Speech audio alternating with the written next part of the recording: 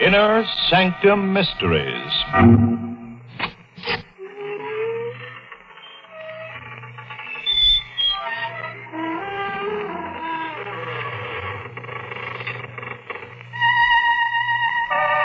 Good evening, friends of the creaking door. This is your host to welcome you once again into the Inner Sanctum. Come in. Don't hesitate. Come right in. Once you get accustomed to our surroundings, you'll never leave. Nobody ever does. Once you're in, you're out.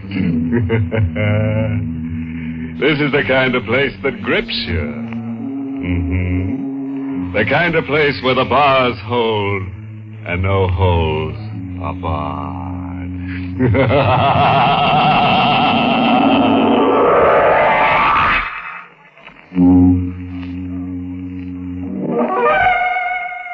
Ever wish you were somebody else?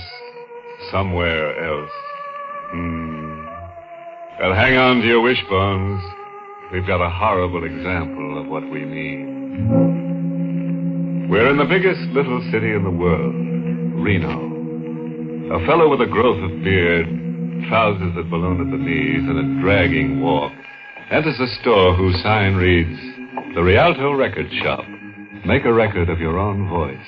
A recording of your voice? Yeah. How much can I get on a record? Well, there's a special long playing record. How long? Almost 20 minutes. That's it. Where do I go? This booth.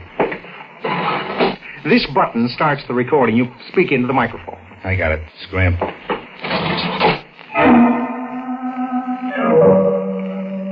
To the Chief of Police, greetings. This is Happy Dolan, age 26, citizen at large, USA, occupation, drifter. I rode into your merry little burg on the wrong end of a locomotive. That was yesterday. I came here to change my luck, and I did. My luck was bad. I changed it to terrible. I almost got knocked off twice for nothing, and I got a complaint. The weighing machine at the Stork drugstore ought to be declared out of bounds because that's where crazy things began happening to me. I put my last copper penny in the machine just to see what not eating did to the human figure. Besides my weight, the machine stamped out a card for my penny.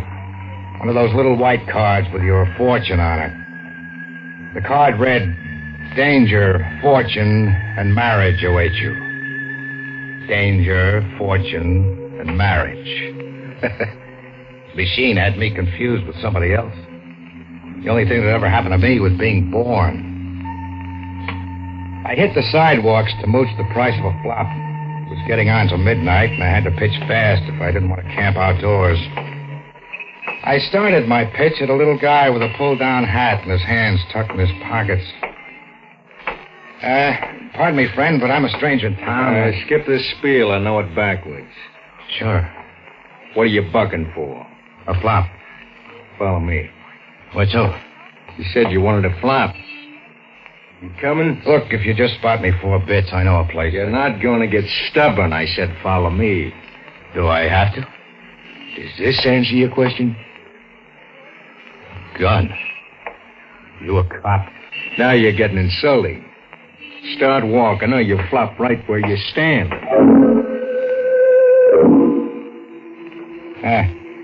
The town sure had the welcome mat out. A little guy with a cannon was parading me through the countrified back streets toward a river. Turn up that road. Now, look, friend. Turn up. Sure. Okay, this is far enough. River's kind of deep at this end. Can you swim? No. That's too bad. Maybe you should have learned how. Turn around. You're going to shoot me? I won't have to. I just treat you to a bath and a flop. Why? Why do I rate it? I'm kind to strangers. Here you go into dreamland.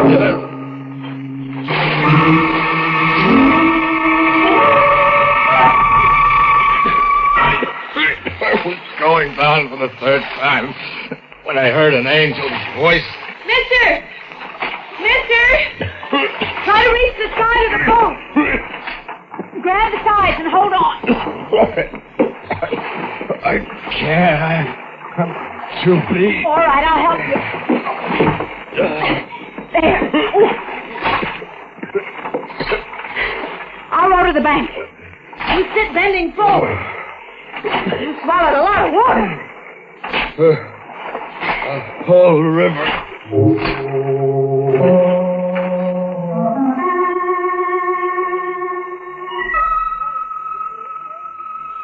We sat on the bank, me and my guardian angel, till I came around.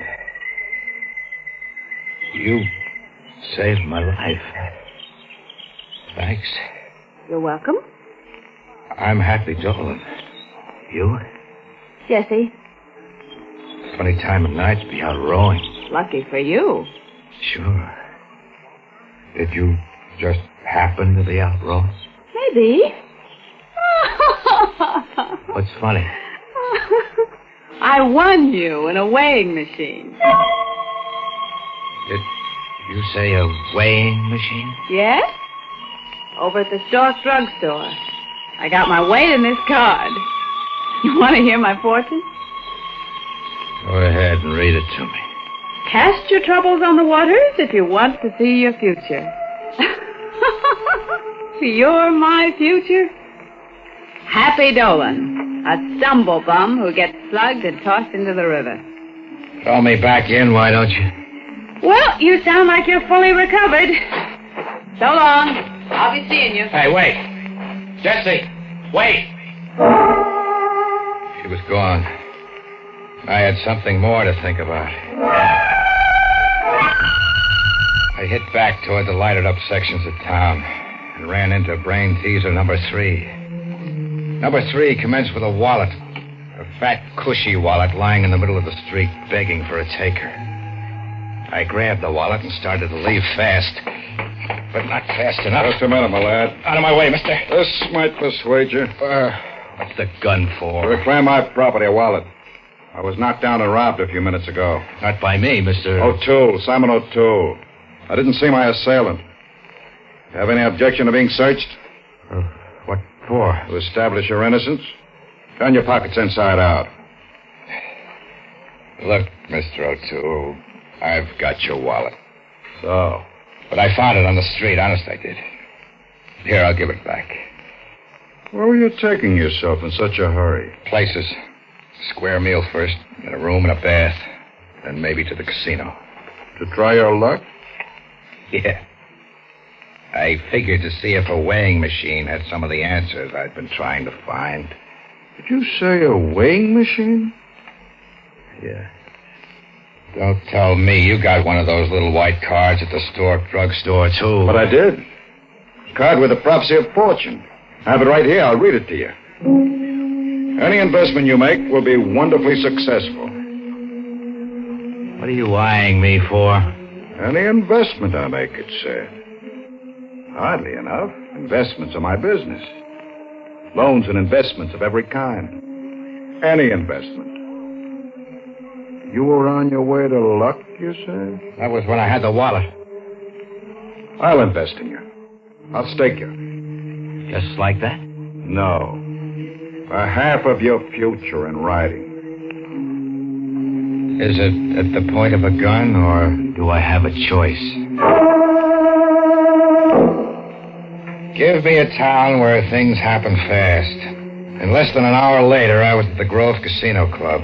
I had $2,000 in my pocket, and a guy named O'Toole had a signed claim check on half my future. Win, lose, or draw. Give me a town where you meet the same doll every which way you turn. There was Jessie, dressed to kill, lapping up the nightlife, heading my way like a homing pigeon. Hello, Happy. Hello, yourself. You picked the wrong place. The management here is awfully hard on panhandlers. You drift over just to needle me? No, I came over because Because what?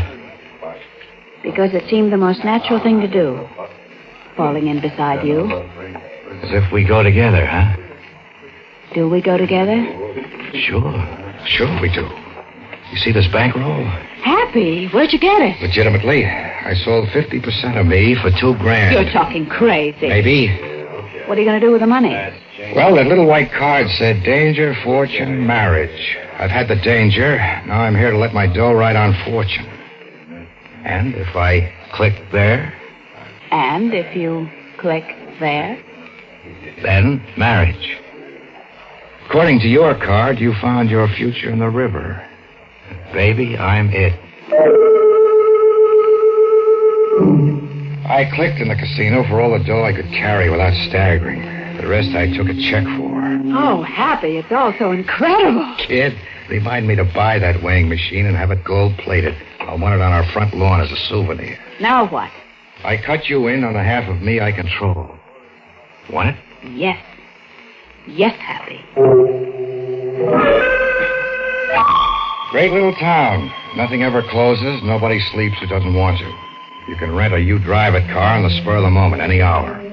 Even the Justice of the Peace has his neon sign on until all hours to catch the marrying trade that won't wait until the sun comes up. And, you happy, Doran? Take this woman to be your awfully wedded wife? Cut it short, huh? I do. And I'll pronounce you man and wife. That'll be $20. See ya. Let's go, Mrs. Dolan.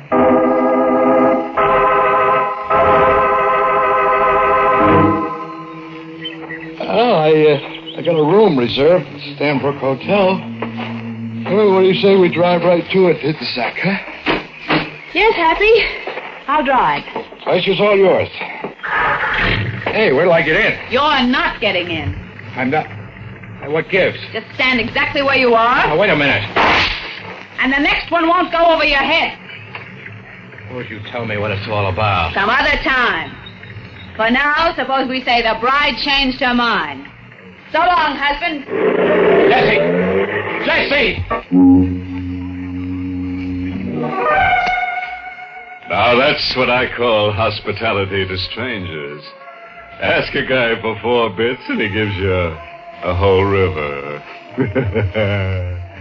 You know, Dolan's getting more action in less time than a census taker in a hornet's nest. Danger, fortune, marriage, and the night isn't half finished yet. Nor is Dolan. Now, let's cut the rest of that record with him, shall we? I hiked back to town to look for Jessie, the bride who changed her mind. I hit every joint that was still lit up. I checked hotel registers but couldn't find hide or hair on her. And then, on a back street winding toward the river... Hello, Happy. O'Toole, don't you ever sleep? I've got to watch my investments. We're in partnership. Where? I'm buying your half back right now. You made a killing tonight. Yeah, and this check endorsed over to you adds up to an even half. Check seems in order. I'll keep it. Now, give me back that paper I signed and let's say goodbye for keeps. But you're forgetting something, Happy. What? I bought half of your future. Your whole future, not just the proceeds of one night's good fortune. Look, O'Toole, either you're crazy or you're a fox. What give? What have you really got up your sleeve? A mechanical object. Eh? What's there about me that brings out the gun in people? Will you take a partner's advice, Happy? You're not asking, you're telling. You leave town at once. There's a train out at 6 a.m. You'll go to Chicago to the address on this card. 1275 Rutgers Drive. What'll I do at 1275 Rutgers Drive, Chicago? You'll be out of danger there. My investment in you will be secure. Why? Am I in danger here? Aren't you? But I wasn't going to Chicago. I was just ducking O'Toole's gun. When the train was half a mile out, I went to the rear platform. One pull on the emergency cord, and the train would make an unscheduled stop just for Happy Dolan. Get away from that emergency cord, Dolan. Yeah, hello. I didn't get your name last night. Smith. Why do you keep tailing me? For exercise? You're a hard man to kill. Then why don't you give up? You had 2 tries. One more try.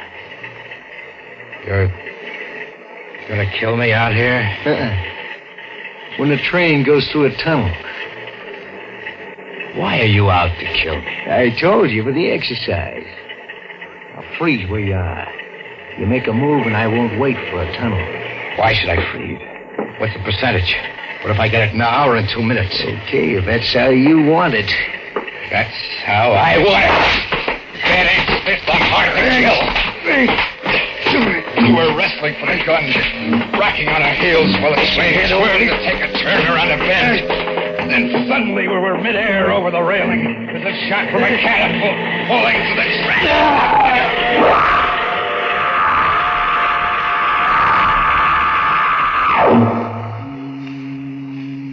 I came to on the tracks, 6 feet from an unconscious little guy who called himself Smith. I couldn't feel my back or legs. I was bleeding badly. Smith looked twice as bad as I felt. I watched his hand feel around blindly for the gun laying a foot away. He was half dead, but still concentrating on business. I started crawling. I got to the gun first. I'm in charge now, Smith. You're gonna knock me off? If you don't answer some questions fast. What question? Why have you been trying to kill me? What's behind it? That's a lot of questions. I got 2 more. Who's Simon O'Toole? And why did a blonde named Jessie marry me and then take a powder? You figure I've got the answers? I know all 3 of you got the answers. You clam up and you're a dead man, Smith. Then I'm a dead man. You're not gonna talk? I stood over a lot of guys in my time. Like you're standing over me now. Not one of them opened up. Ever. Go ahead and shoot. I've got to kill you, Smith. It's either you or me. You got the gun. Yeah. I've got the gun.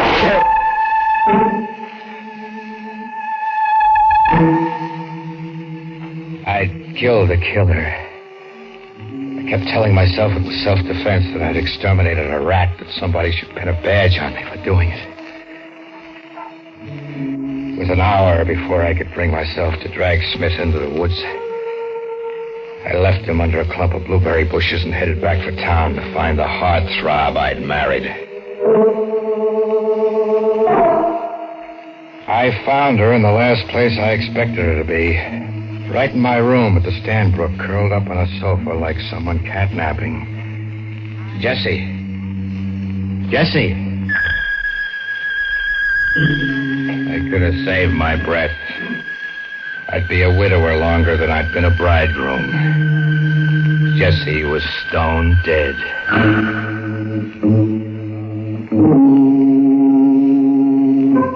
Haven't you been traveling in the wrong direction, Happy? O'Toole, how did you get in here? I came to persuade the young lady to annul our marriage to you. Quit alibying. You killed her. No.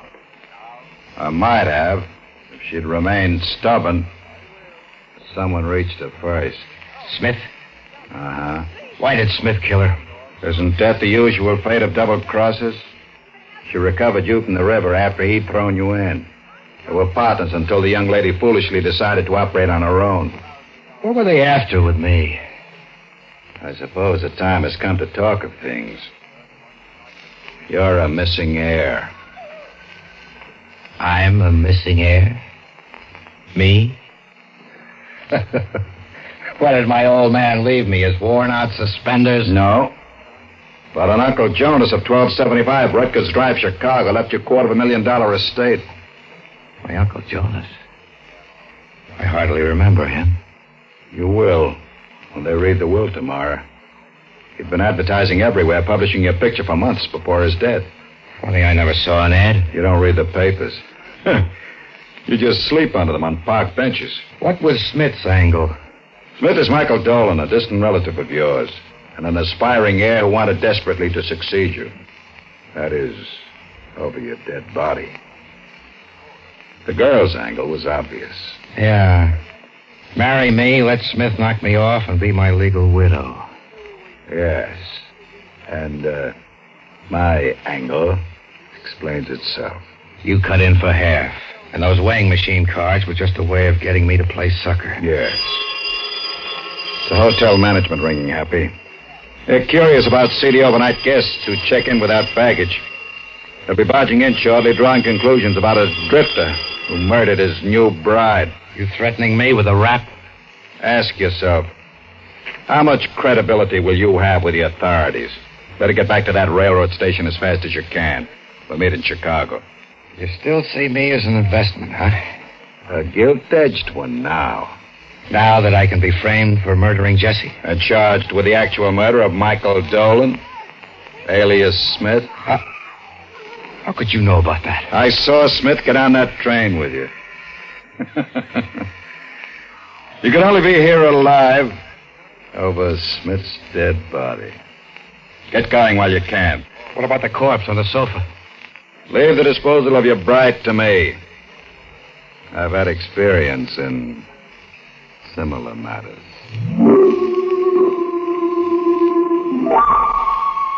I got going. As far as this booth here in the Rialto record shop. It's all here on the record, and thanks for a lovely time, everybody. You've a great little town here, all right. Hey, you. You completed your recording? Yeah. Why don't you do me a little favor? Yes. Wrap it up and mail it to the chief of police with my compliments. Wouldn't it be better, sir, if we delivered it personally? We? I should hate to be compelled to shoot a customer. A gun? This is where I came in. You listened all the time I was making that record.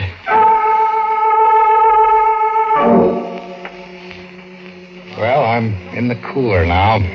O'Toole's in the cell right next door to me.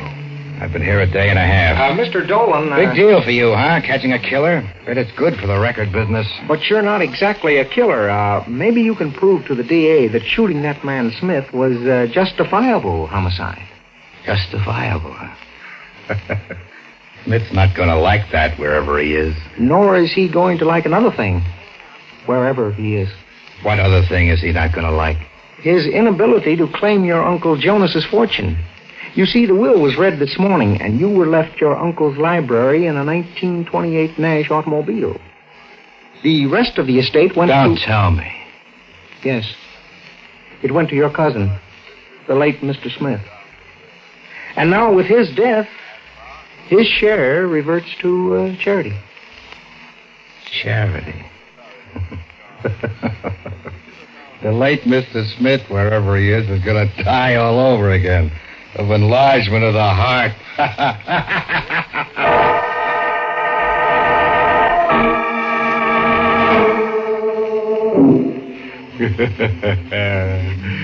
Looks like Smith was his own worst enemy. He kept buzzing the wrong cousin. They tell me that when Happy Dolan turned loose in that 1928 Nash automobile Uncle Jonas left him, there's one certain town he's going to cross right off his road map. The going's too rugged there. Too much happens in record time.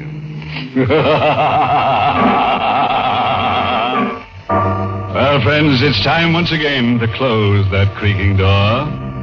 Until next week at this same time, when we'll be back with a little hunk of horror. You'll be sure to listen, won't you? Until next week, then, good night. Pleasant dreams.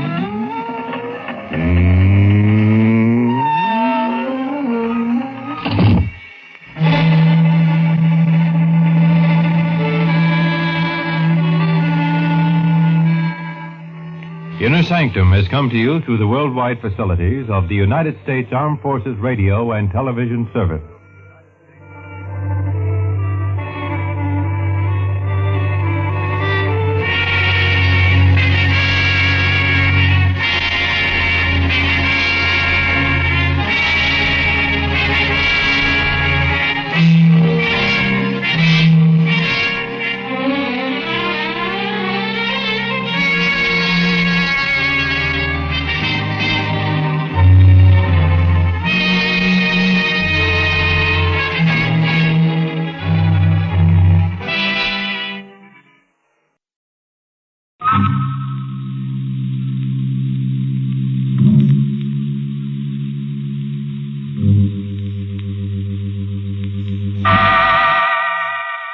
Inner Sanctum Mysteries.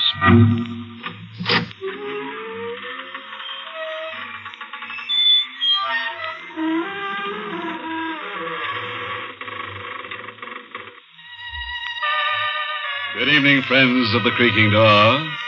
This is your host to welcome you again into the inner sanctum. Come in. Huh? Kind of dead, did you say? Well, yes, but we have our grisly little amusements. For example, our museum has the only authentic copy of the Moaning Lisa. In music, we're very fond of Mendel Groen's Overture to a Midsummer Night's Scream. As for the movies, what really rattled our bones was The Razor's Edge.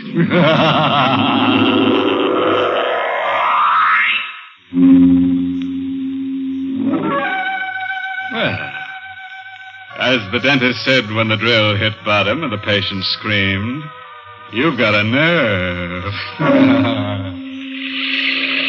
It begins at night, outside a railroad station. It's raining. And Anne Winslow has just missed the last train that would take her to the house she lives in a couple of miles outside the city. Taxi! Taxi! Taxi! Kind of hard getting a taxi in the rain, miss. I know, but I've got to get one. I've missed my train. Taxi! All taken. Want me to check your bag? No, Porter, I've got to get home. Hey, there's one with his flag up. Stop at the light. If you run, maybe... Oh, yes, thank you.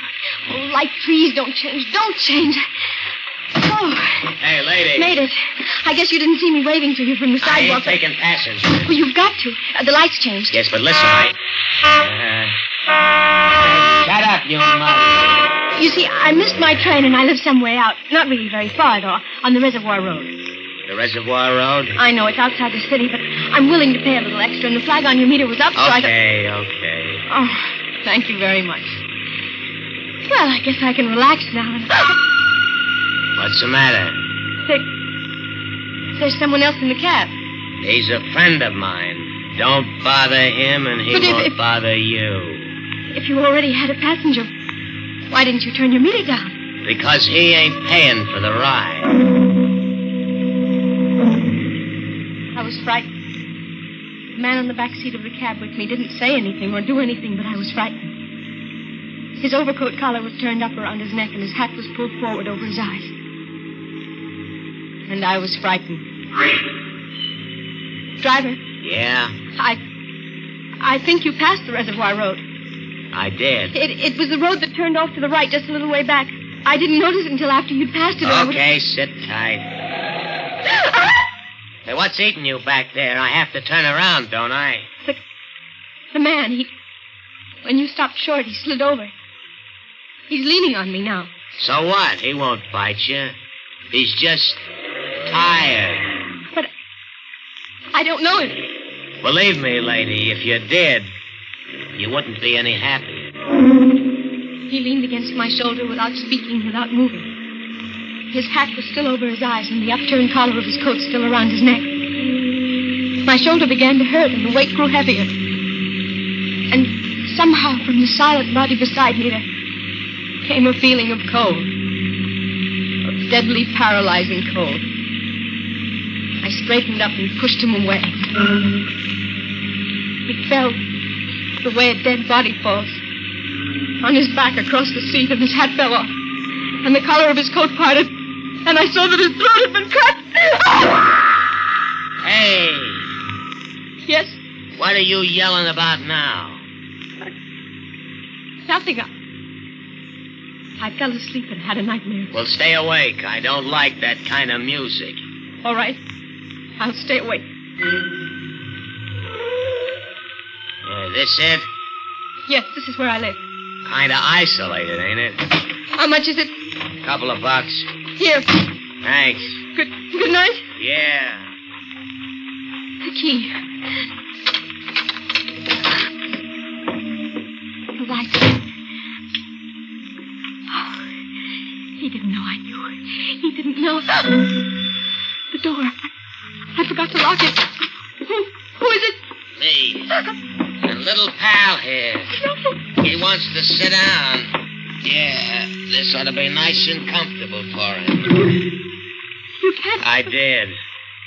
You see, lady, he got kind of fond of you. on the long ride together. He don't want to go back to the city with me. He wants to stay here with you. No. Yeah. He's a very headstrong fella. I wouldn't care to argue with him. You can't leave him here. Hey, I better hurry. Looks like the rain's coming back. Take him with you. You don't want to go. Besides, you wouldn't send him into the storm, would you? In his condition? Good night, lady. No, come back! Come back!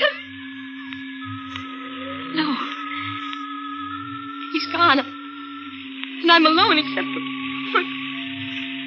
No, the phone. The phone. Of course. I'll phone the police and they'll take him away. Hello? Hello? But...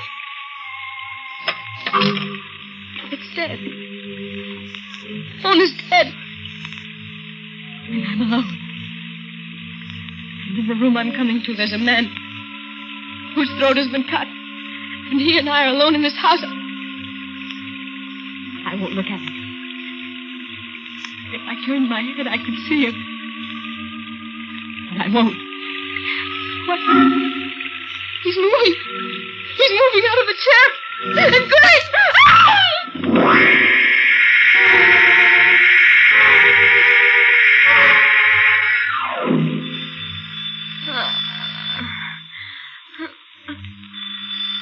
What? Oh. Doorbell. I'd better get up. I was on the floor. And the man who strode up. The door. Good morning. It's morning. Yes, I would have come earlier, but... Morning, then I must have been unconscious all night. I beg your pardon? Who are you? Manson, detective, 2nd grade, county police. From the police? Yes. Oh, but I couldn't reach you. Last night the phone was dead. I tried... The lines were out all through this area. That's why Mrs. Blaine didn't get through to us till this morning. Mrs. Blaine, the old paralyzed woman down the road. Yeah, that's right. As soon as the telephone lines were working again, she phoned us. She was worried about what she'd heard during the night. She heard something during the night? A woman screaming, miss. From this house. That was me. Well, you seem to be all right. Why did you scream? The dead man in the living room moved. The dead man in the living room? I see. Suppose we go take a look at him, huh?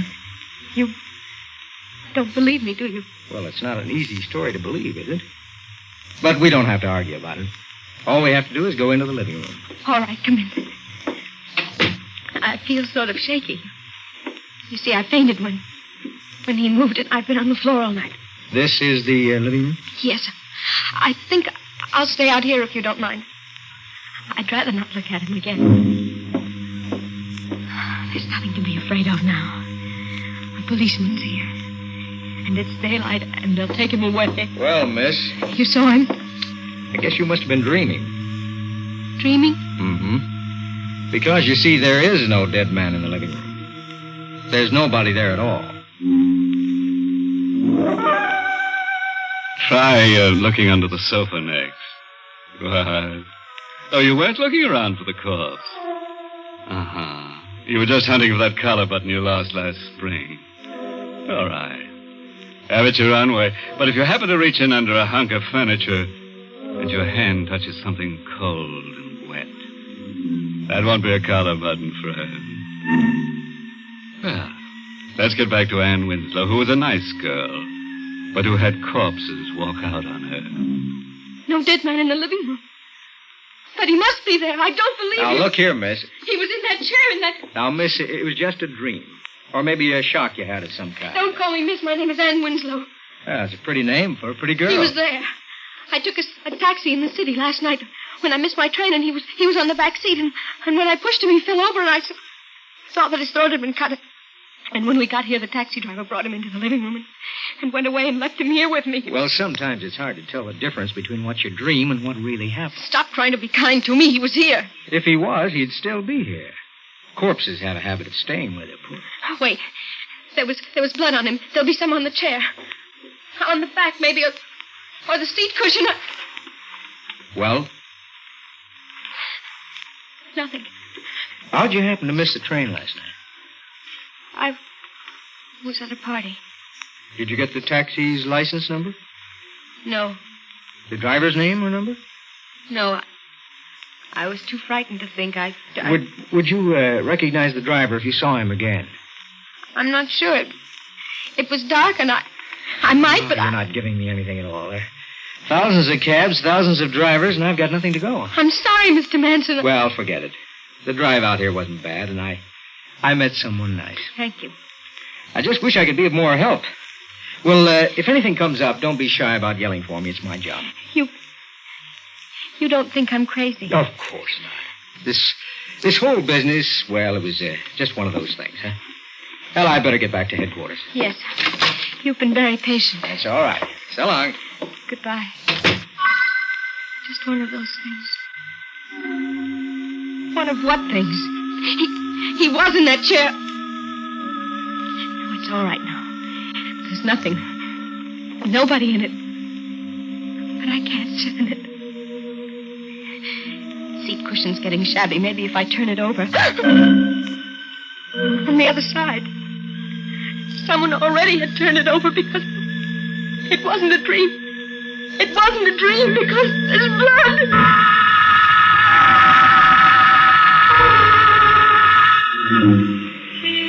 Can I help you, miss? I noticed you've been standing out here in front of the terminal for quite a while. Oh, no, thanks, Porter. There's nothing you can do. You're the young lady who missed her train last night, aren't you? Yes, that... Of course, you're the porter who helped me. Plenty of taxis around now. I know, but I'm trying to find the one I had last night. You are? Yes, you see, I left something in the cab. I thought if I could find the taxi again... Well, that's not easy. Well, but taxis usually work in the same neighborhood all the time, don't they? I mean, they have their special stand and Well, that's true, miss, but you didn't get your cab last night at a stand. It was cruising. Oh. You didn't happen to notice the license number, did you? No, miss, I didn't. Or recognize the driver? I didn't even see him. I'm beginning to wonder if I saw him. I beg your pardon? Nothing. I guess I'd better go. I don't want to miss my train again tonight. Goodbye.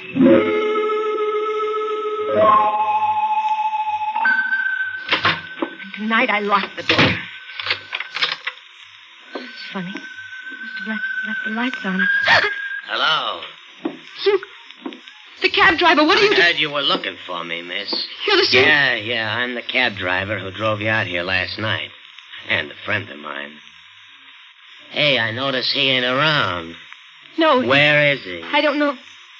I was awful fond of him.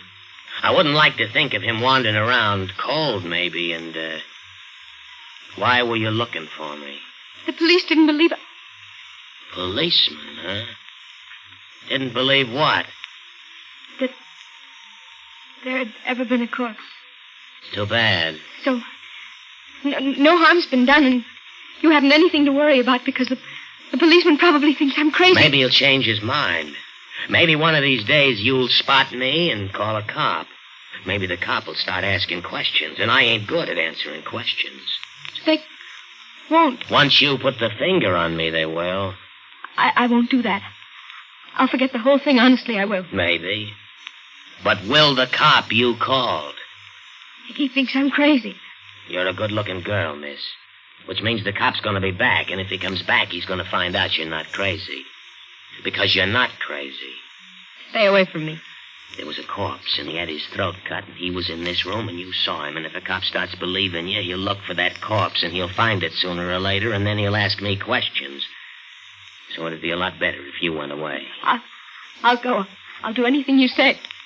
Don't touch me. You'll go. But further than you think. Your hand! You're choking me! The idea. In a couple of seconds, you won't have to. No. Hey. Let me go. That was the doorbell. Maybe you better go bye-bye for a while till I can get rid of the guy at the door. That'll keep you for a while. Okay. Yeah. Oh, you. For a minute, I thought maybe it was a cop. Hey, what's the matter? I don't like the way you're looking at me. Listen, maybe things were loused up a little bit last night, but I'm cleaning it up. Hey, what's that in your hand now? Now get away from me. Hey. do anything.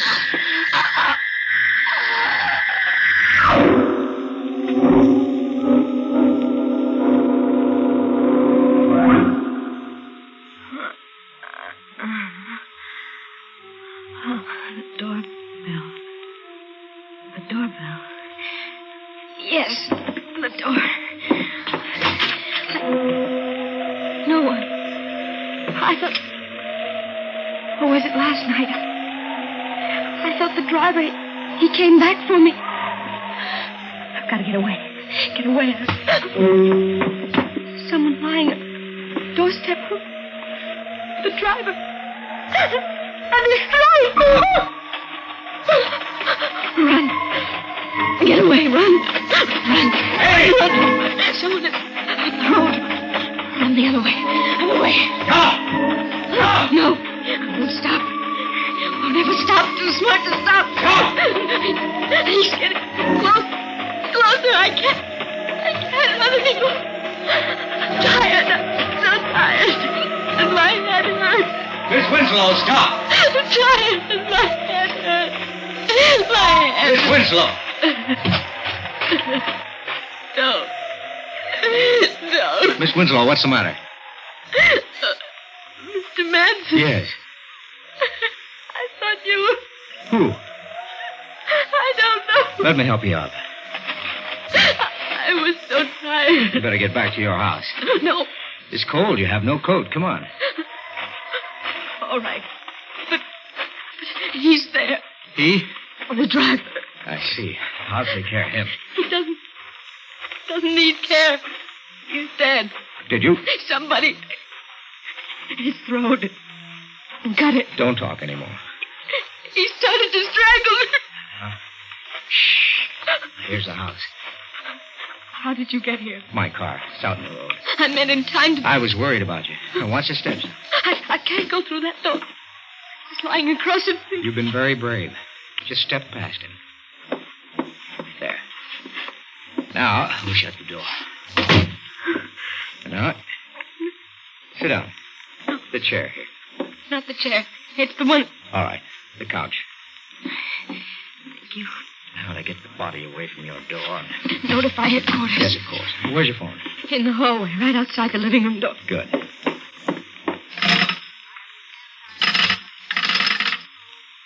The phone's dead. The lines? They're all right. But the wire on this phone must have been cut. By the driver, maybe. I gotta get word to town now. Yes. Can you drive? No. That's too bad. Otherwise, you could hop into my car and... Look, I'll be gone only a little while. No, don't. Our man was murdered. And his murderer must be found. We can't waste time. You're right, but please... When I leave, you lock the door of this room behind me, see? Nobody can get at those windows, so with the door locked, you'll be perfectly safe. All right? All right. Now lock it. And don't open it for anyone but me. Yes. Then I'll be seeing you.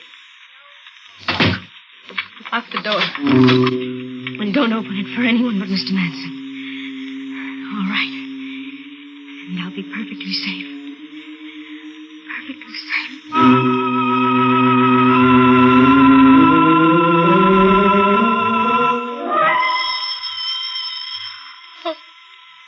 Oh. I dropped off. The phone. It was locked. Oh, I remember. Wait, he told me not to open it for anyone but himself. Still, this isn't anyone. This is the phone. No, I'll let it ring. I won't leave this room. Let it ring. He said the phone was dead. Not the line, but only my phone. Mr. Manson said the wire had been cut, but if it really had been cut, it couldn't ring. And it is ringing. It's ringing. That means he was lying. And if he was lying, he wanted me locked in this room so I wouldn't tell anyone. It stopped. Hello? Hello? It stopped, but I can call the police. I'll call. Calling somebody? Put the receiver back. I said put it back. But that gun. Well, that's better. Living room, please. How come you tried the phone? It rang. Too bad I didn't rip the wire out as I should have. Careless of me, but too bad for you. What do you mean? I haven't much choice, have I? The driver's buried alongside of the corpse you met last night. Back in the woods. That's where I went. You're not a policeman. I'm a murderer. The corpse you saw last night was an old friend of mine who had ideas about sharing my profits in a little racket I run. I cut his throat and fixed things with that cab driver to take the body out into the country and bury him. You hopped his cab, and the goon didn't have brains to get rid of you before you spotted the corpse. He got panicky and left it with you, and told me about it. I rushed out here to sell you a bill of goods. You bought all right, except the cab driver got scared when he spotted you watching for him at the railroad terminal. He decided to shut you up. I trailed him, and realizing how easily he lost his head, I took care of him. And now I'll have to take care of you. You can't go around killing... I've done all right so far. What's that? The door. You did call somebody before I got back. No. The door. I forgot to lock the door. I gotta get out. It's a state trooper. He won't get... Oh. Anybody else? Hey, you. Is he dead? Yeah. There's a doornail. He was a murderer. He was. That's why he started shooting without waiting to find out. All I wanted was to tell him to move that car of his. It was blocking the road.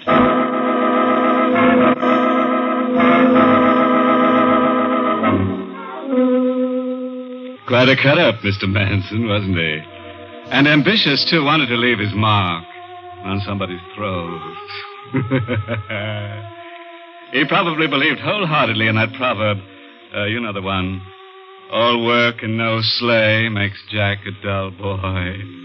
Oh, that reminds me. I'd better hurry out and turn the motor off on that taxi. Oh, yes, it'll be still going. You can rely on that because nothing's sure but death and taxis.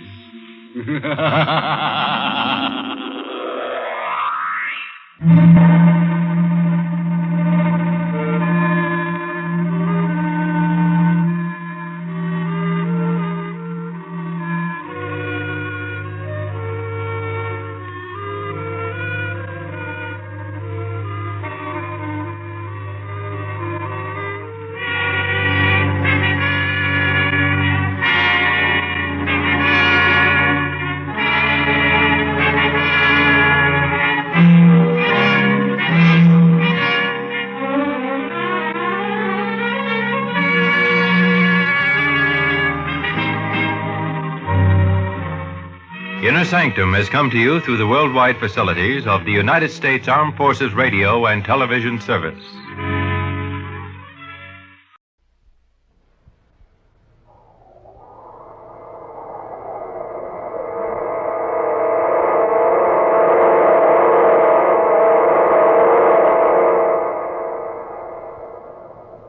Dark fantasy.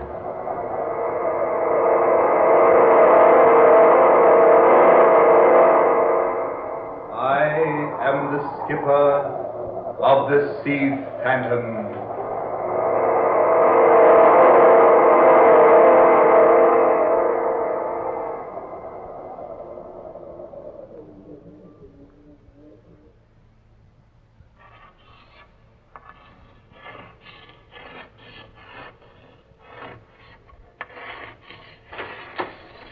I say, sir, and what be you doing in the captain's cabin?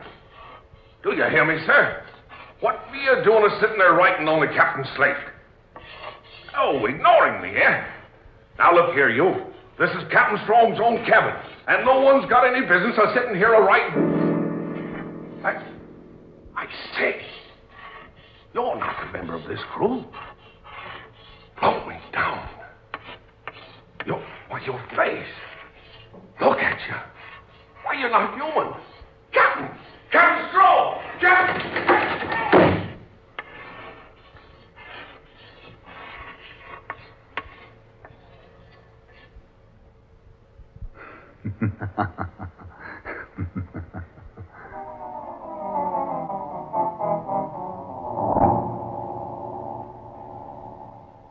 Captain Strong! I say, Captain Strong! Captain Captain Strong, sir. Yes, Isaac. What is it, man?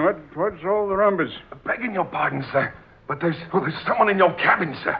Well, who is it? What's that, Isaac? There's someone in the captain's cabin, sir. Who is it? I don't rightly know, sir. Well, didn't you see who it was? Yes, Mr. Wilson, that I did, sir. But the captain always locks his cabin. Don't you, Captain Strong? I do, but I could have forgot. Well, it wasn't locked just now, Captain. You say you got a look at the man? Aye, sir. And full in the face, Captain. If you can rightly call it a face. What's that? What do you mean, Isaac? Yes, man. Speak up. What are you trying to tell us? I mean, sir, the man ain't human. He's nothing but a skeleton. What? Nonsense, Isaac. Oh, no, sir, and that is not. I seen him, sir. Looked plumb into his face, I did. And there's nothing there but bones. White, bleached bones, sir. Oh, that's ridiculous. With empty eye sockets and a gaping mouth, and he was writing on your slate, sir. Writing on my slate? Aye, Captain.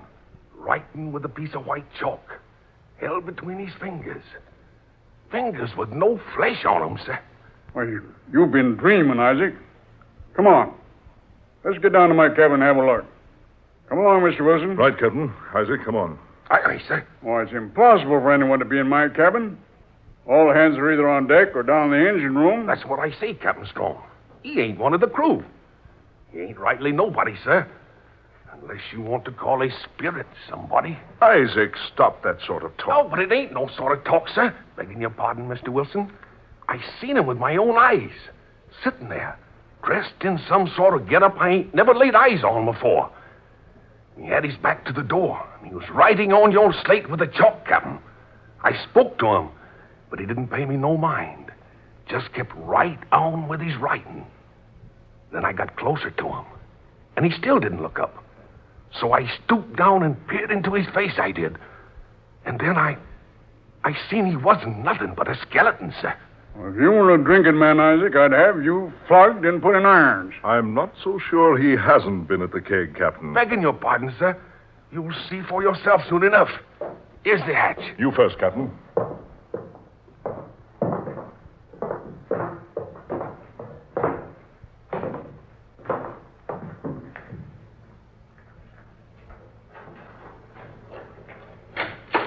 Just as I thought. Nobody here. Ah, cabin's empty. But I locked this door, Captain, so whoever it was couldn't get out. Well, you must have done that all right. I certainly unlocked it just now. You can see for yourself, Isaac, there's no one in here. No, nobody. And no way out except through that door. I say, Captain, have a look. Yes, Mr. Wilson, what is it? Your slate. There is writing on it. Eh? What's that? Well, here, let me see. Here. There, Captain Strong. You see, sir? That's not your writing, is it? No. No, it isn't my writing. Then one of the men must have been in here and wrote that. No, I don't think so. Because this writing is a style and a type that was used more than 200 years ago. What? Well, let's see. I say. That is strange writing. It's English, all right. Such a peculiar spelling and phrasing. Blimey, I can't read it at all. Isaac. Aye, Captain. Now, seeing this, I can't help but believe that you saw somebody sitting here in my cabin writing on my slate. But I won't be convinced that it was a skeleton. But I tell you, sir, It was your imagination, Isaac. Oh, no, sir, it wasn't no imagination. I said it was your imagination. You understand? Aye, sir. Now, I don't want you to open your mouth about this to the crew. You hear me? There's some explanation. I'm not going to have you stirring up the crew with this. They're all superstitious enough without that. Aye, sir. Those are orders, Isaac. I'll have you in irons if you breathe a word of this to the men. Aye, sir. That's all, Isaac. Aye, sir. Well, Captain Strong? What do you make of it, Wilson? Most extraordinary. I'm positive Isaac did see someone in this cabin. But surely not a fleshless creature. I don't know. Isaac is a sober, steady sort of person. But confound it, man. He hasn't much imagination. Well, who ever heard of a skeleton aboard a ship, much less one that could write on a slate? Stranger things than that have happened at sea. You know that. Yeah, that I do. But I can't convince myself that what Isaac saw was really some fleshless creature without a brain or heart or eyes. Can you make out the writing on the slate? Yeah, I think so. Says, it is not correct, the information you have about the sea phantom. Change your course 6 degrees north, northeast, to location 26 degrees, 7 minutes longitude, 18 degrees, 9 minutes latitude. Jonathan Strange. Jonathan Strange? No, it can't be. He was the famous captain of the Spanish galleon, the Sea Phantom. The one we're hoping to locate. Yeah, he was. Jonathan Strange. Dead for 224 years. Lost in a gale in 1718. Yes. But not in the position this message on the slate directs us to. No, indeed. The Sea Phantom was supposed to have foundered at 20 degrees longitude. The message says 26 degrees and 7 minutes. Yes. Could this be a trick? A trick, Captain? Someone else who's heard of the immense treasure that went down with the Sea Phantom. Someone who's trying to steer us off our course. Get to the treasure themselves. I doubt that. What do you say you doubt it, Mr. Wilson? Well, sir, we've kept the entire expedition completely secret. Not even the crew know what we're up to. We've tried to keep the entire expedition a secret. I'm positive I haven't mentioned to anyone. Nor have I, Captain Strong. When I stumbled upon the information about the Sea Phantom, I knew there was an excellent opportunity to recover almost $1 million worth of gold. And naturally, I needed a boat. You were the first one I thought of. Neither of us would have had a reason for disclosing our knowledge about the treasure. That's just it. That's why I'm so inclined to believe Isaac was telling us the truth. About the thing without flesh, right in this message? Precisely.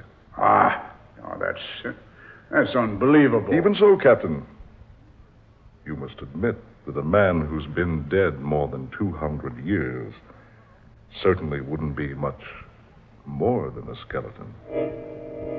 Isn't that right? You mean... good heavens. You mean this message was actually written by Jonathan Strange himself? I mean exactly that. I wonder. What about it, Captain? Do we change the course? I don't know. What's your advice? Normally, I'm not superstitious. But, well, what can we do? I've never believed in ghosts or spirits up to now. But that message on that slate certainly is convincing. Then you're in favor of following the instructions. Well, Mr. Wilson? Yes. Let's change the course and go to the spot the message mentions. If you're willing to take a chance, I certainly am.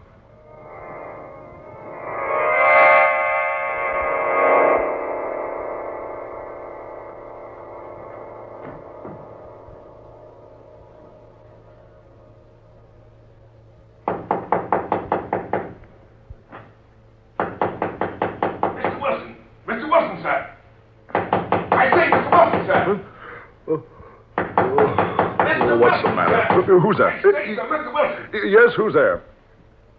Me, sir, Isaac Newton, sir. Well, come in and stop that noise. Oh, what in thunder's gotten into you, waking me up in the middle of the night? What time is it anyway? 8 bells, sir. Midnight. Midnight. A big day ahead tomorrow. Oh, confounded man, what do you want? Well, I'm standing watch alone tonight, sir. Maybe I should have told this to the captain, but I come to you first. Well? I've just sighted a boat to the port side, sir. Well, have you identified her? Oh, no, sir. You see, she ain't carrying no lights, sir. No lights? Oh, no, sir. And she's not like any ship I've ever seen, sir. To the port side, you say? Aye, sir. She's riding with full sail. What? Aye, sir. She looks to me like one of those old-time boats you see in pictures. Hand me my boots there, Isaac. I'll come up on deck and have a look.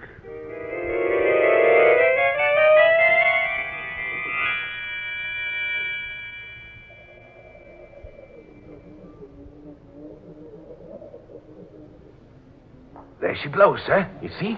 Not a sign of life aboard her, sir. And the moon's full tonight. Look, man. Look. What, Mr. Wilson? That name on the bow. I can't see that far, sir. My eyes are... That name. The Sea Phantom. Sea Phantom, sir? Yes. No wonder she's carrying no lights. No wonder there's no one aboard. What do you mean, sir? Isaac, if you've never seen a ghost ship, take a look at that boat out there. Ghost ship? Yes. The Sea Phantom went down in these waters more than 200 years ago. Blow me down, sir. Are you having a joke with me, Mr. Wilson? No. No, this is no joke. That's a ghost ship, right enough. You watch. She'll be gone in a minute or two. I'm begging your pardon, sir. But that boat's real. Ghost ships always look real, Isaac. But look you, sir. She's close enough to see. She's within throwing distance, I do believe. Here. This belaying pin here, Mr. Wilson.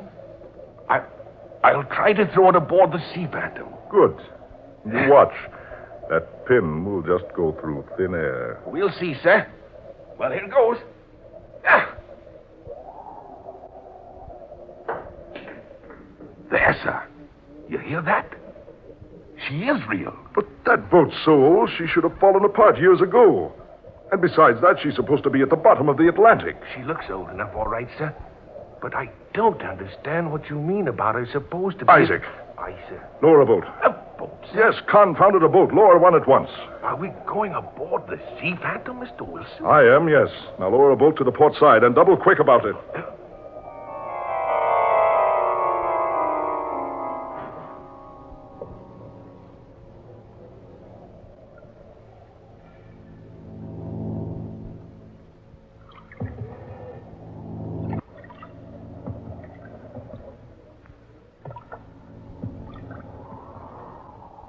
Stop rowing now, Isaac.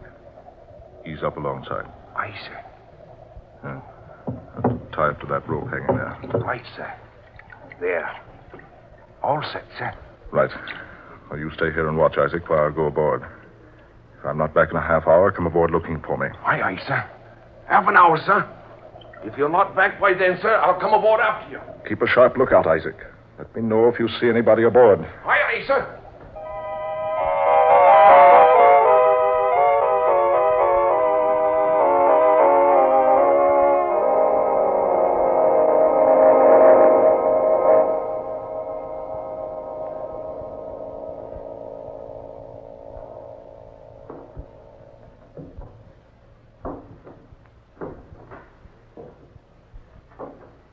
So quiet aboard.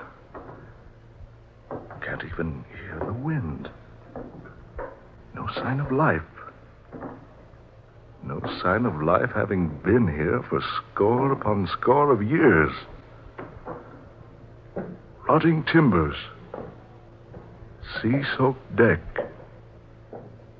Twisted, tangled ropes. Empty kegs with rusted hoops and warped staves. Strips of time-worn sails and canvas swaying on the masts. Everything so quiet. Quiet as though in reverence for the dead.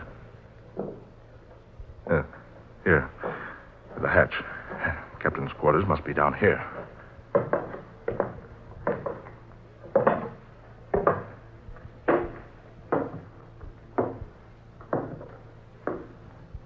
Yes.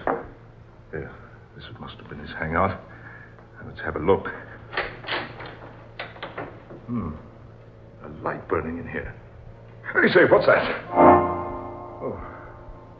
Bones. An entire human skeleton slumped here in the corner of the cabin, as though a man had propped himself up there and died. Exactly, my friend. Who's that? Did someone speak? Certainly, me. But where are you? Over here. But I don't see you. There's no one in this room but myself. Yourself and that gentleman slumped there in the corner. Who are you? My name is Jonathan Strange. Jonathan Strange? Why, you're the skipper of the Sea Phantom. That I am. Jonathan Strange, captain of the Sea Phantom, sailing with a cargo of gold for the Spanish ruler. But, why, your boat went down in a gale 200 years ago. So history says, yes. But men do not know everything. I don't understand. The Sea Phantom was no victim of a storm at sea. Oh, no, my friend. She was the victim of a cruel and vicious man. I still don't understand. Look here. You see the rusted iron ring there on the floor by your feet? Yes. Take hold of it and pull. The trap door to my cabin. That's it. It may be difficult. Use your strength on it. A little more force now. Ah, that's it. Fine. There. You see? Gold.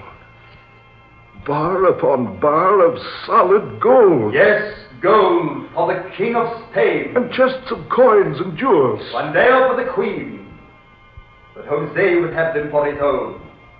He intends to mutiny the crew and steal the treasures that have been entrusted to us. Who's this Jose? Jose Menel, a wicked and cold-hearted fiend. Even now, the crew is waiting for me to leave this cabin. They know they'll never enter here while life is in my body. But surely there's some escape. No, none. They think I remain here to starve to death. They're fools.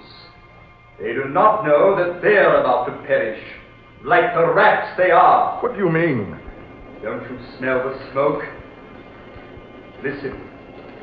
You can hear the flames. Yes. Yes, I do. They cannot escape in the boats, because I foresaw this mutiny and put the lifeboats out of commission. But can't you escape? No, of course not. For you to escape, you must make haste, my friend. How? The same way you entered here, of course. Hurry now, my friend, and take this with you. What is it? What are you giving me? You'll see. Hurry now. There's no time to waste. Soon the ship will be one mass of roaring flames, and none of us will be left alive. Can't I take you with me? Can't you make yourself apparent so I can see you and take you along? No, it doesn't matter. But let me warn you. With my life, I protected the treasures of the king and queen. Throughout all eternity, I'll guard those treasures. It will not be wise for any man to attempt to obtain them for his own. Yes, Jonathan Strange. I believe I understand exactly what you mean. That's why you brought me here. To show me. Exactly. I must hurry. Mr. Wilson, sir. Are you in there, Mr. Wilson? Isaac, is that you? Aye, sir. Blowing down, Mr. Wilson. This beastly bolts of fire. If we don't get over here in a jiffy, we'll be paying a visit to Davy Jones' locker before we know it, sir.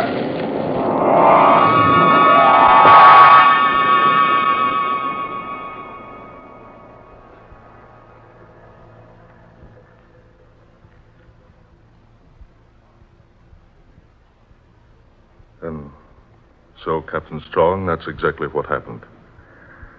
And I repeat, it was no nightmare. Isaac here can vouch for that. It's the very truth, Captain Strong. Word for word. So help me heaven. And that was fair warning.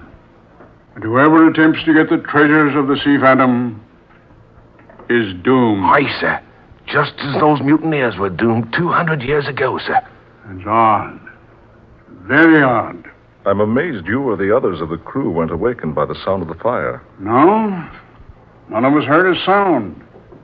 The men don't even know about it now. I wouldn't have known about it myself if you two hadn't told me your story. If I hadn't seen those bits of charred wood floating on the surface this morning. It was a huge treasure, Captain. I saw it in its hiding place, beneath the skipper's cabin. And you got none of it? Not a single bit. Oh, wait. I almost forgot.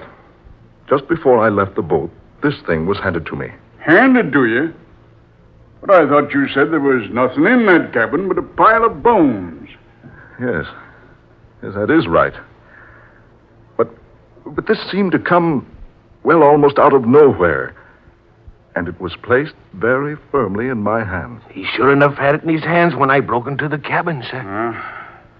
Let's have a look. Why, this was the ship's log. The log? Yes. The complete log of the Sea Phantom's voyage. From the date of sailing, right on up through the mutiny. Look. This writing. It's the same hand. The writing on my slate and the writing on this paper are the very same. Curve for curve, angle for angle. Here, let me see. Oh, I say, Captain. Yes, Mr. Wilson. Look here. On this last page. It reads, "Now that it has become my solemn duty to protect the treasures which have been entrusted to me, I will send the Sea Phantom to her ocean grave together with the treasure. This is my course as I see it. God assist me. Jonathan Strange, May 29th, 1718.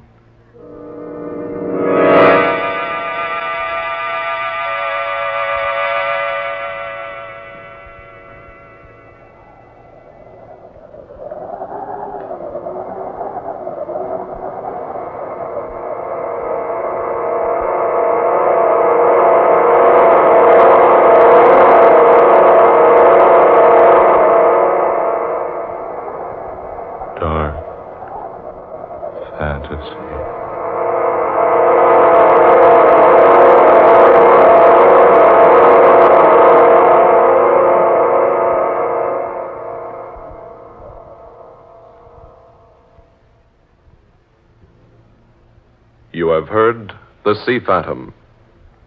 Tonight's tale of dark fantasy by Scott Bishop. Ben Morris was heard tonight as Mr. Wilson. Fred Wayne played Captain Strong. Muir Height was Isaac, and Garland Moss was Captain Jonathan Strange, skipper of the Sea Phantom.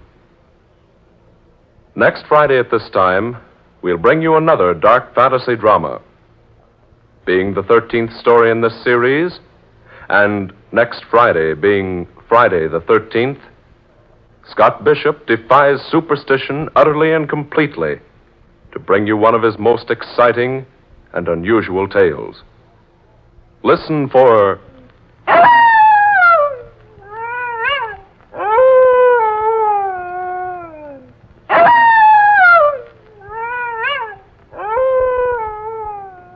W is for werewolf. A weird adventure laid upon a sunny tropical island where all seems peaceful and serene, but where a grim and vicious destiny festers slowly into breathtaking, unbelievable reality. Dark Fantasy originates each Friday night in the WKY studios, Oklahoma City. Tom Paxton speaking. This is the National Broadcasting Company.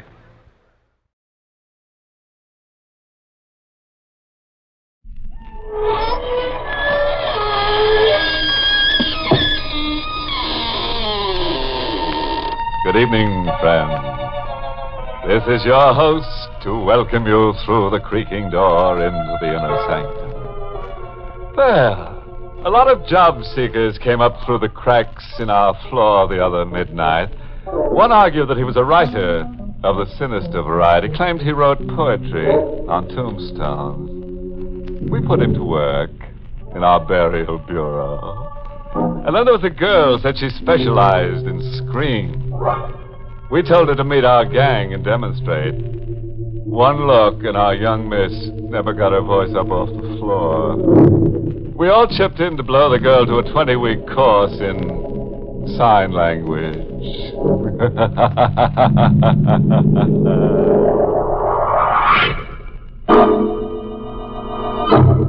Tonight's Inner Sanctum Mystery, Appointment with Death, was written by John Robert and stars Charlotte Holland in the role of Janet, with Carl Swenson as Richard. Tonight's story is custom tailored for the timid. We guarantee a fit. Manhattan's East River Harbor. Cold gray granite, an architectural eyesore imported from the old world. A high wall and iron fence hide its secrets from the city's teeming millions. Inside the high wall, a woman in black walks slowly toward a man. The man is silhouetted under the moon, bending over a lilac bush. Richard! Oh, I'm sorry I startled you, ma'am. I am trespassing, I know, but I couldn't resist your garden. I'll go. No, wait. You are not Richard. You're staring as if you don't see. My eyes are old. Turn your face to the moon so I can see you. All right. I've forgotten. So many faces have been Richard's. So many, many faces everywhere. Everywhere?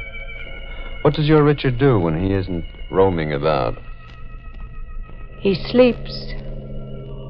Right where you stand, there is a grave. And in it, Richard sleeps. How did you get in here? I walked in through that open gate, the rear of the garden. The Florentine gate. You found it unlocked. Yes. You're trembling. There's something wrong? The open gate means the last Lowell is about to die. I am the last Lowell. I am about to die. There were 5 of us. My brother Tom, my sister Melanie, and me. We lived silently and sullenly in this house, which Father had bought in Italy, and then had shipped, stone by stone, to be restored here. It was as if a dark plague hidden in the ancient granite had infected us all. As if we were born to destroy each other. Mother was first. She roamed the great halls and hid. We never knew where she slept or how she managed food. All we knew of her was a laugh. It was the only way she spoke to us. One day she just disappeared, never to be heard or seen again. Father was next. He was sick and grew worse, but refused to allow a doctor to enter the house. On his last night, we were gathered around his bedside, Tom, Melanie, and me. Water. Melanie brought a tumbler of water, but Tom struck it from her hand. No tenderness, Melanie. It doesn't become you. He's calling for water. He'll get all the water he wants soon. His casket will be brimming over. Father passed on during the night. A shrunken figure, just skin and bone. We buried him in a simple, mocking ceremony during a rainstorm. You see, my sisters, it rains water for Father. Father was gone, but he lived on in Tom. With the same dark, brooding obsessions we had known in Father, Melanie, and I were there in Tom. We'll go on rotting away exactly as we have. Nothing's changed. Tom, we don't have to go on like this. Don't we, Melanie? No, with Father's death, we're free. And this new freedom, Melanie, what would you do with it? I asked, what would you do with it? Just live, Tom. I see. And you, Janet? Are you full of new purpose? We have a right to womanhood, Tom. Nice word, womanhood. I give you another word. Manhood. I turned the word over in my mind 1,000 times before I gave it up. Womanhood. Give it up. It's an impossible word. Your whole life's against it. An impossible word. Womanhood. I tried to forget my whole life was against its realization. When Richard came. I met Richard here in the garden. I was in mourner's clothes, listening to the foghorns and staring out into the river one night. Hello. Oh, did I frighten you? Yes. I'm sorry. I'm Richard Dunn. I'm a lawyer. Oh, you're here to read Father's will? Yes, but that isn't until 10 o'clock. Shall we stroll a bit? You mean pace from wall to wall? Well, a drive, then, if the garden's too confining. We can leave through that rear gate. The Florentine gate, no. What, did I say something wrong? That gate must never be unlocked. Hey. Oh, I'm sorry. Are you kind of in the dumps over your father's death, huh? Richard. He had come into my life like a gust of clean wind. Shut away here in a granite tomb like a dead woman. Come alive, Janet. How, Richard, how? Just get up and leave. There's nothing here to hold you. But there is. What? Well, Father, Mother, the past. That's imaginary rot. You've all cast a spell over yourselves. Why, forget the past. Think of the future. Can there be a future for me? Give me half a chance and I'll show you. Show me, Richard. Show me. But Richard never got that half a chance. My life was against it, and my fears, and Tom, my brother. One night, Tom saw to it that Richard or I would never get that half a chance.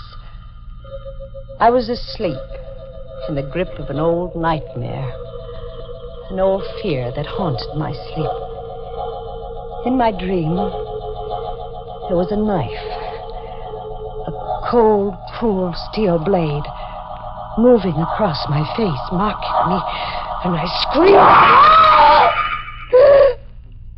I awoke with my face aflame, and Tom standing over me in the pale morning light.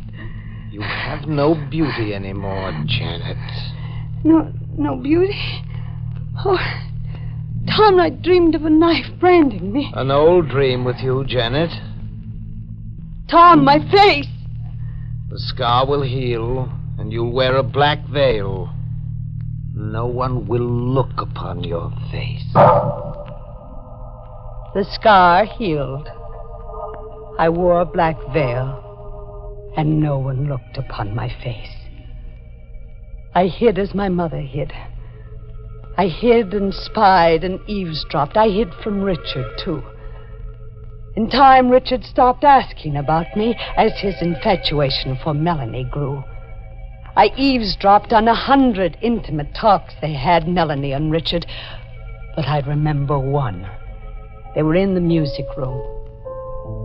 Melanie, come away with me. You're just speaking to Janet through me. No, I've forgotten Janet. She's disappeared. She's gone. It's you that I want. Why, Richard? Why do you want Janet or me? I don't know. Sometimes I feel compelled, as if somehow I was fated to come here. I feel that I must pull one of you from this contamination. Melanie, say yes. Well, at least I need time to think. But I'm going away. Well, when you come back, if you come back. I'll come back. You write to me? Yes. Yes, Richard, I will write to you. Melanie and Richard. I had lost him. And I was lost. I had lost him, but Melanie would too. Melanie must lose him too. I stole Melanie's letters to Richard before the postman could pick them up. Finally, I intercepted a letter from Richard to Melanie, steamed the envelope open, and substituted a typewritten letter I had written. And then I watched Melanie tear the envelope open. It's a letter at last from Richard. I watched her read it eagerly, then silently. I could hear the words I'd put into Richard's mouth whisper in my brain. Melanie, if you can ever forgive me. But here, out in the world, it's as if I'd never known you. I see men at play and I hear women laugh, and I remember that these are the things that are really me. If you can ever forgive me. Oh, no. Bad news, Melanie? What? Bad news? Oh, no, it's good news. The best for Richard. He's escaped.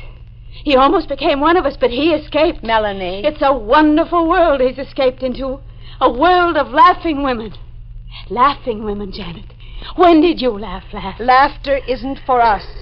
Nor marriage, Melanie. Nor escape? Nor escape. Oh, but you're wrong, Janet. There is escape for both of us. Your escape is the Florentine Gate. The gate opens and you escape now, into death. Melanie, stop. Your heart cannot stand the strain. Oh, but that's my escape, my heart. My poor, wonderful, unpredictable heart. We worried about it as children, you remember? You used to put your hand on it and count. Well, Janet, put your hand on it. Now. Melanie, now. You're deliberately provoking an attack. Put your hand on my heart, Janet. Just one last time. Melanie, now stop it, please. The storm in my heart dies, and the lights go out. Goodbye, Janet. Melanie! She had fallen, as if she had willed her own death. Poor Melanie. It was all too much for her. Tom, she dropped dead right before me. Melanie dropped dead. If you feel more comfortable thinking of it that way. What do you mean? That Melanie's collapse was a bow to your talent for writing letters. Or to put it crudely, that you murdered her.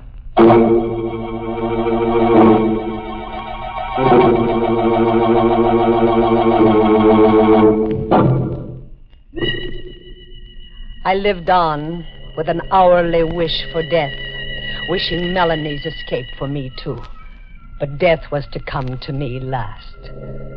First, Richard was to come back, re-enter our lives, as if the touch of us had contaminated him. I was in the garden here, lost in the foghorns and the noises of the river. Hello, Janet. Richard. I've come back. To you, Janet. To me? No, Richard, not to me. Yes, to you. I've come to know that it's always been you. And only you. But you gave your pledge to Melanie. I heard you. That was only compassion. It wasn't love. It's not the feeling that I have for you. No, Richard, you mustn't. No, you can't hide from me anymore, Janet. You can't veil your face or your heart. If I were to raise my veil, if you were to see my face. See your face? Yes, Richard. Look. What do you see? A mark running the length of your cheek to your eye. A brand, Richard. But how? Tom? Never mind how or who. Your love cools. Oh, does it? Did you really think that beauty was just something outside? Come. We'll tell Melanie about us. Tell Melanie. Telling Melanie is something to do. Well, why can't we tell Melanie? Openly and honestly. For a simple reason, Richard. Melanie's dead. Richard wanted me, only me. And I wanted him, if only for a moment. It was an impossible wish, but I turned my thinking aside. I packed to elope. You're forgetting, Janet, that your whole life is against it. Now, Tom, don't try to stop me. Don't pull me deeper into your insanity. Third finger, left hand. When he slips the wedding band on, how will you keep him from seeing the blood? Tom, please. And the uninvited witness standing between you. How will you stare Melanie down when you say, I do? Now, Tom, stop. Stop playing on my feelings. And how will Richard take the dowry you bring him, Janet? A dowry of murder, blood, and guilt? Tom went straight to Richard. And it was another Richard who came to me. His face was grim, the gentlemanness gone. His eyes were bright and hard. Change your dress, Janet. Change it, Richard? Yes. You will be married in the blackest black. We have an obligation to the dead.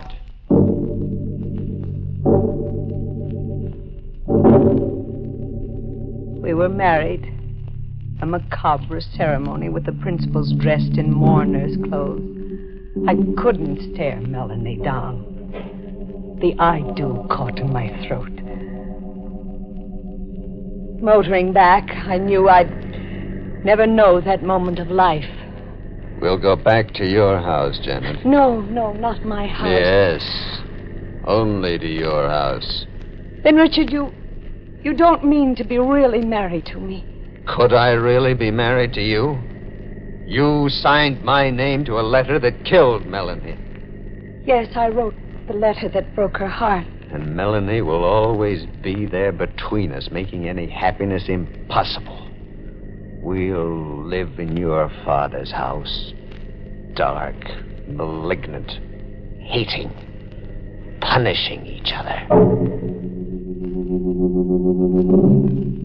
Marriage was a new nightmare. I watched Richard brood, watched his sensitive mind slowly slip into darkness, and I wished him dead. For his sake and mine. The ghost of Melanie sits beside me. You see her, Janet? Richard, go away. If there's a shred of reason left, please go away. Come. Here, sit on the bench with Melanie between us. I insist that you sit! My arm. Oh, I clawed your arm. Another brand scars your lovely white flesh. Richard, you can't stay here anymore. You can't live in this house anymore. I don't want to. But I must. He grew worse steadily. I dreamed of escaping him, being rid of him somehow. It was a nightly dream. Every night in my sleep, an old dream mixed with the new. The knife. The same knife that had lived in my nightmares for so many years. But this time the knife was in my hand. This time I was hovering over a victim. This time I was the attacker. Janet! You won't torture me anymore. No, Richard. Janet, no! I won't live with your eyes on me anymore. No, don't! I'm dissolving our marriage. No, Janet!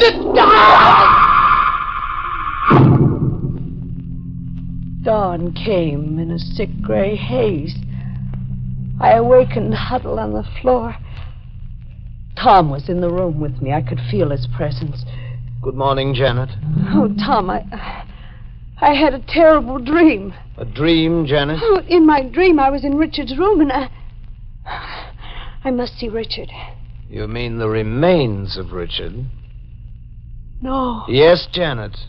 You murdered Richard quite thoroughly. No, it's a lie. I couldn't do murder. Is it a lie, Janet? I don't know. I don't know. Come. We'll bury Richard in the garden. You used to meet in the garden. Coming, Janet? No, I can't. Very well. If I must play solitary gravedigger. My dream hadn't been a dream, Tom said. I stayed in my room until Tom came back. The stains of digging were on his hands and clothes. You know, I'm wondering, Janet, since you're averse to burying your victims, who'll bury me? Will you be my victim, Tom? Yes. One day when my strength is at its lowest, you'll kill me. Why must I kill you, Tom? Why? Because we were born to destroy each other. The years crept by. Years and ghosts. In time, Tom's strength failed. He took to bed a shrunken figure, like father before him. It's come, Janet. My turn has come. Yes, Tom, you're dying. But that's not the way it's to be. I must die by your hand. You must kill me. No. You're insanely obsessed, and you've tied me to your insanity. But you can't push me into murdering you. Janet, kill me, please. If only for hate. I'm too tired to hate, Tom. Then if only to settle your score with me. I turned Richard against you. Because of me, you were married in black to a bridegroom of death. Because of me, your honeymoon was a crimson knife. Remember, Janet. I'm dead to memory. And if I could hate, this is your punishment. This is a payment of my score with you. You'll die by just dying. Janet, kill me. You must. Janet, come back. I turned away and never came back. Tom died, but not by my hand. But Tom was right about our dark family destiny. How was Tom right, Janet? The Florentine gate is open, you say? Yes? Then Tom and Father were right. The gate opened of itself, as they said it would. And now it's my turn to die. Richard sleeps under the lilacs. Soon I'll sleep beside him. Maybe, Janet. And maybe not. Did you say maybe not? What if your dream of murdering Richard were only a dream? What if Richard merely came to his senses and went away that morning long ago? If? But Tom buried him right where you're standing. Yes, but what if Tom deceived you into thinking so? What if it were a trick to keep you imprisoned here forever? What if this grave is empty? Tom deceived me about Richard's death. Yes, a ruse to make you insane and as hopeless as he was. I'm more confused. Janet, look at me again. This time, really open your eyes. You're not... Yes, I am Richard. A bit older, but much, much wiser. Shall we stroll a bit?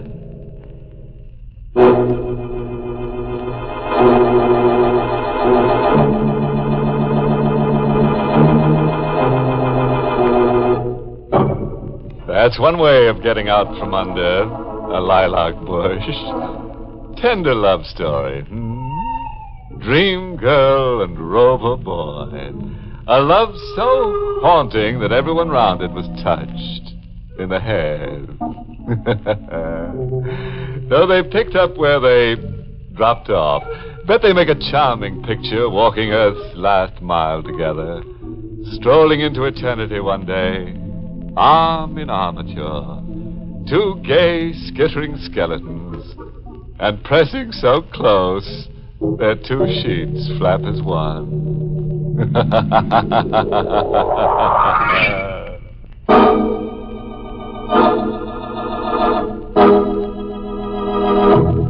Good night.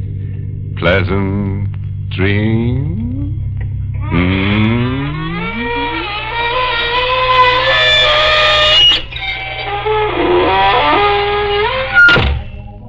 Inner Sanctum was heard in the United States over CBS, the Columbia Broadcasting System, and has been rebroadcast for servicemen and women overseas through the facilities of the United States Armed Forces Radio Service, the voice of information and education.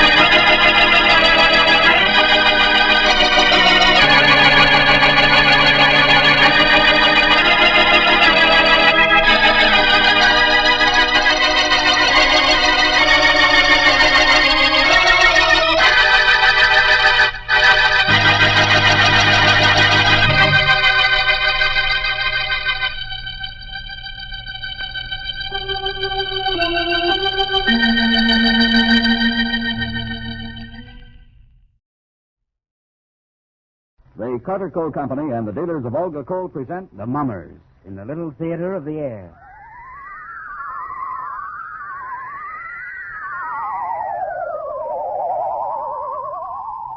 Good evening, ladies and gentlemen. Well, these past few months, in talking about Olga Coal, I've put a lot of emphasis on what your friend, the Olga dealer, is doing for you. Now I'd like to say a word about what you're doing for him and for us. When you realize what he's up against, I know you give him credit for a fine job under terrific wartime handicaps. But without your help, he could get nowhere. I want to thank you, the Olga customer, for your cooperation under wartime difficulties.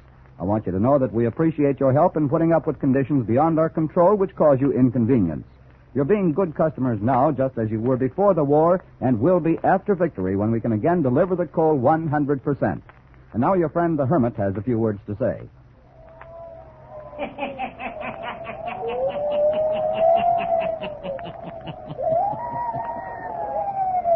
Oh, stories.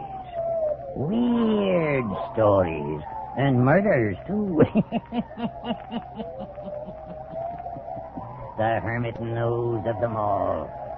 Turn out your lights. Turn them out. Son, have you heard the story of Plantation Mystery? Then listen while the Hermit tells you the story.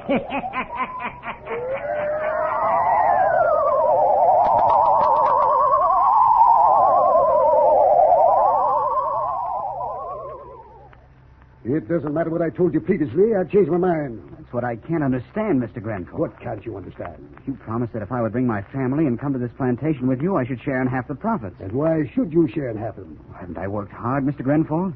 Haven't I done, well, at least my share of the work? And haven't you been paid your regular wages? My regular wages have been pretty small, Mr. Grenfell.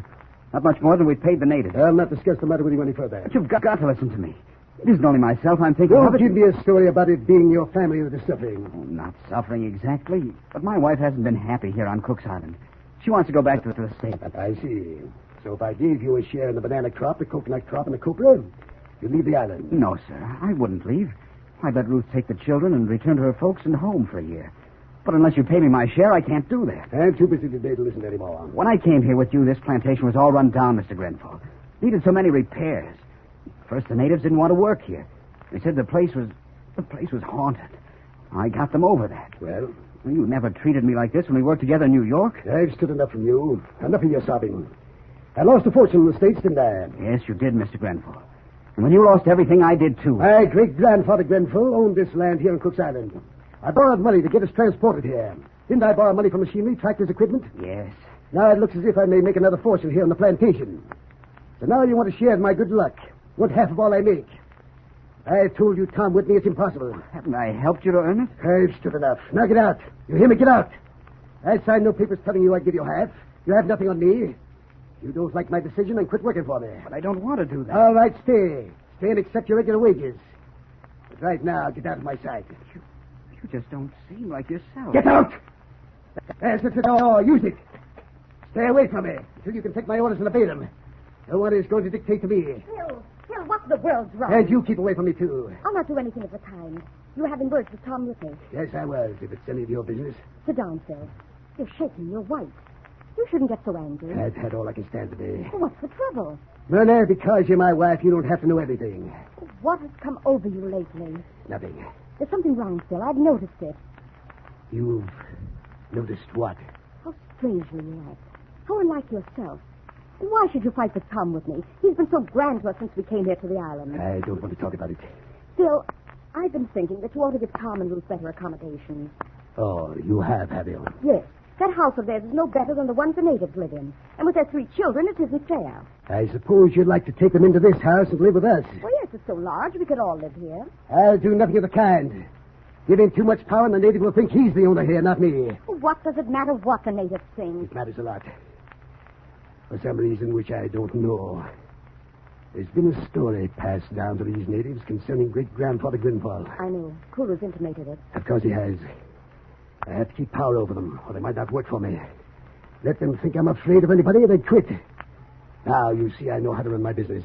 I think the natives, just as Tom Whitney and I, will appreciate kindness. We haven't been receiving it lately from you. Phil, you've changed. I've heard enough of that, too. Somehow today, you don't even look like yourself. I'm going into my office. Don't talk about my affairs to me again, please. All right, Phil. Wait. What's that? Who just walked past this room? I don't know. I didn't see anyone. You heard them, didn't you? I thought I heard someone walk past, yes. So did I. Someone has been eavesdropping on our conversation. Kulu! Kulu! I sent Kulu on an errand, Phil. He's not in the house. Stay still. What is it? Be quiet. Listen. You hear someone walking? Oh, yes. Yes, I do. It sounds as if they were walking down those 3 steps right ahead of us. The ones that lead to my office. Yes, it does, but if they were, we could see them. If you sent Kulu on an errand, and I sent Poto over to the packing sheds for me, who can it be? Let's go in your office and see if there is someone there. All right. Wait a minute. Stand still. Phil, what is it? Be still. Don't move. Someone walking right near us. They walk a few steps and stop. A few more, and then stop. I heard it yesterday, the day before. Someone seems to be following me wherever I go. Let's go to your office. Yes.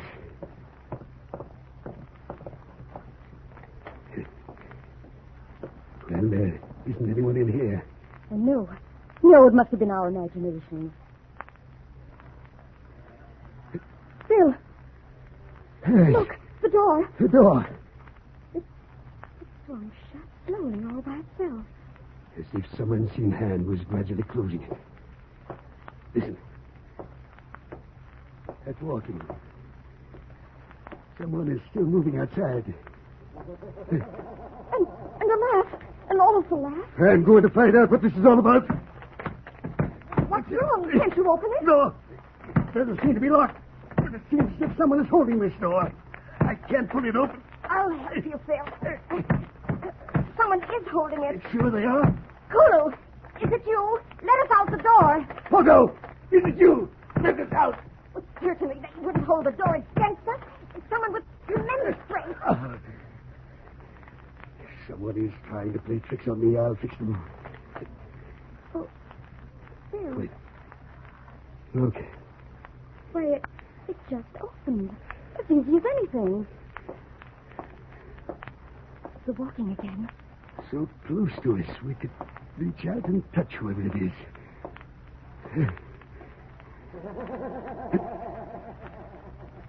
The laugh again. Those natives are playing tricks on me. 3 days, 3 nights I've heard this sound of walking and weird laugh. Now you hear it. I tell you, if I don't find out what it is, it'll drive me mad. Come back in and sit down. We'll question Toto and Kulu. They may be able to give us an explanation. I'm going to have this house guarded day and night. I'll find out what it is. Sit down, Phil. You're going to make yourself ill. Who could have been holding that door? And who could be walking near me all the time? And yet be so invisible that I can't see them? There's only one answer. Someone is trying to play a trick on me. Attempting to frighten me. Get me out of this house. Look. Was the door to your strong box open when we came in here before? No. It is now. It's empty. What did you have in it? Money. Money. Every cent of money that I made on a banana transaction. It's gone. But how did anyone get in here? We just stepped out for a minute. Gone. Every bit of money gone. I can't understand. Someone came in here, took it. But how did they get in without us seeing them? I see it all now. Through this window, this open window. That's how they got in. While we were trying the door? Yes. And I know who it was. I know who it is trying to devil me. Who is it, Phil? Getting the natives lined up against me, I know now. But who? I'll have him jailed for this, the thief. Stealing my money, trying to drive me mad so he can own this plantation. I know who it is. It's Tom Whitney. He is going to jail for this.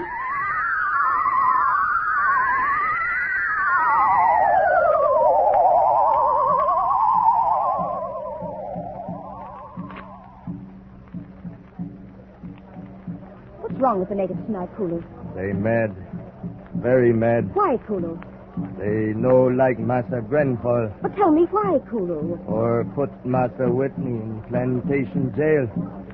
They no like. Can't you explain to them that he stole Mr. Grenfell's money? They say he no take it. Then, do they know who took it? They say Plantation haunted. Strange man, dead man. He take money. Oh, nonsense. You know better than that.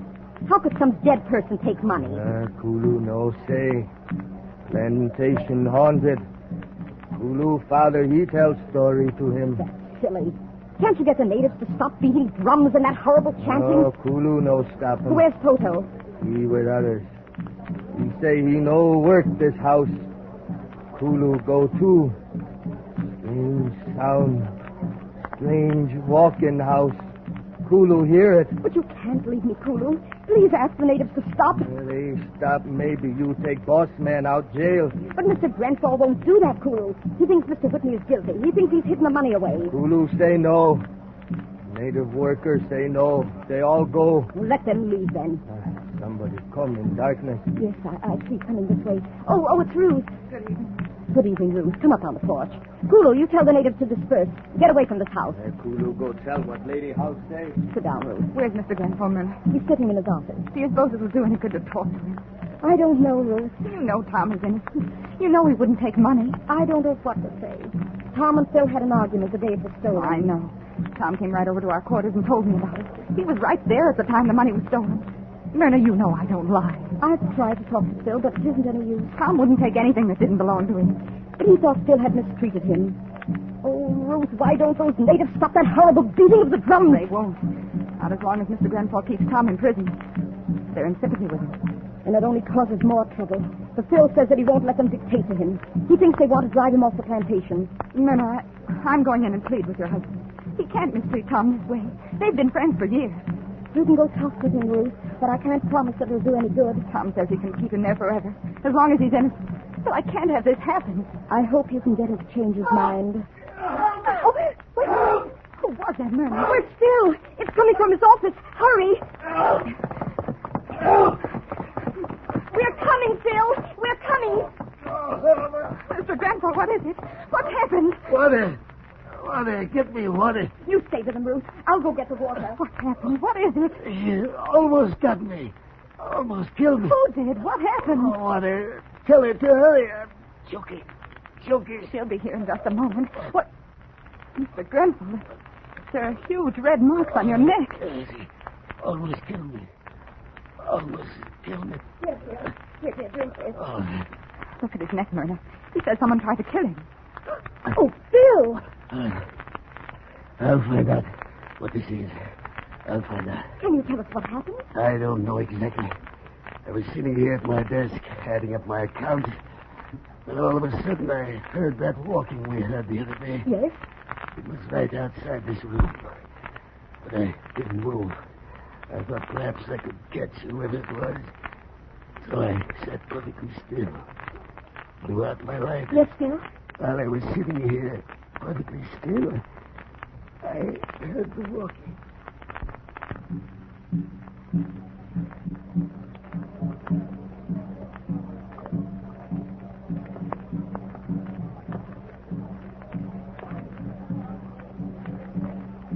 Who is it? Who's there? Is it you, Kulu? Hold on. What do you want? Get away from me! Get away! Help! I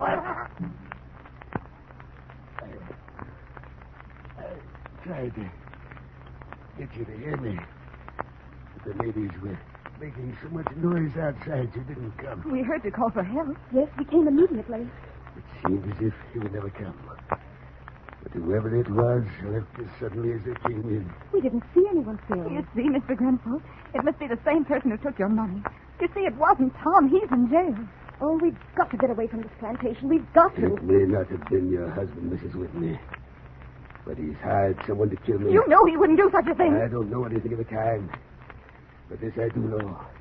No one will drive me away from this plantation, never.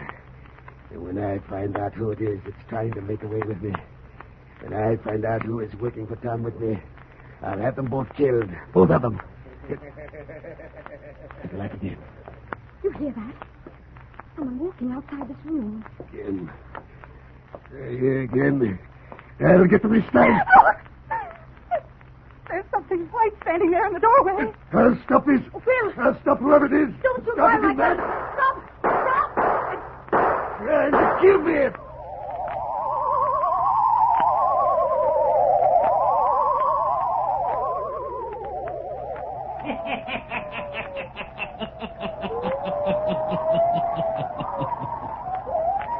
And Phil shot at the figure that stood in the doorway, at the hideous laugh, and the strange walking. Who is it? Huh? The hermit will tell you before the night is done. I have a thought to fire at you in connection with that good Olga coal. When you think of war as we know it today, there are no non-combatants. Everybody gets hit in some way or other by the gasoline shortage, the food shortage, the paper shortage, or the fuel shortage. The way to win the war fast is to give war needs a number one priority. That puts us ordinary civilians way down on the list. It pinches us on a lot of things, and when we're pinched, we howl. Well, that's as it should be. We're lucky enough to live in a country where we're free to howl to our heart's content. But we're also free to know that the things we do without are helping us to keep our freedom. So if and when your friend, the Olga dealer, hasn't any of that good coal or can't deliver the size or quantity you'd like, remember, it's the war. I often think our dealers wish they were in the service or on some other job that's nice and quiet compared to keeping customers supplied with coal. And I'll even go so far as to guess that when they can't sleep nights, instead of counting sheep, they spell OLGACOAL over and over again to themselves until they drop off out of this troubled world and get a bit of rest until the next morning when the alarm clock reminds them that they'll have to face the telephone again. But I'll not be able to face the hermit if I take any more of his time, so come on in, hermit.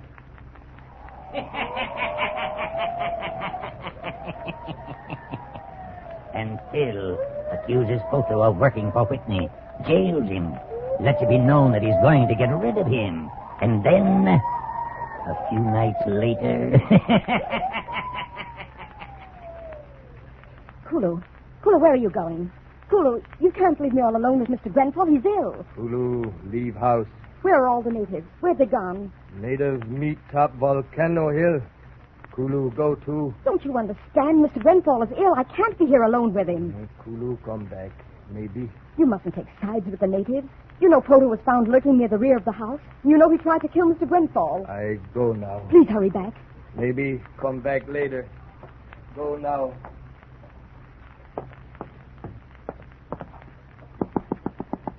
Come in. Phil, Kulu just left to join the others. Let it go. Where did he say the natives had gone? They're meeting on top of Volcano Hill. Just what I thought. They're planning to take Whitney and Poto out of the jailhouse. But they won't do it. I've got help coming from the town. They should be here in an hour or so. I think we should get away from here. It's been terrible these last few days. I'll never leave. What's more, I think you should give Whitney his freedom. Don't talk to me. Give him his freedom and let him get the whole native force to work for him. Let him make my plantation go to ruin unless I give him part share in the crops. Well, don't you think you ought to give him his share and stop all this? I never will. They'll have Poto strung up for trying to take my life. Poto claims he didn't. You're ill, and you seem to be turning anywhere for revenge. That's it, is it? You want someone to kill me, do you? Oh, no. Maybe you're at the bottom of all this, along with Whitney and the natives. Phil. They're going to make a fortune here, just as my great-grandfather before me. You can all leave me if you want to. But your great-grandfather died of fever on this island, didn't he?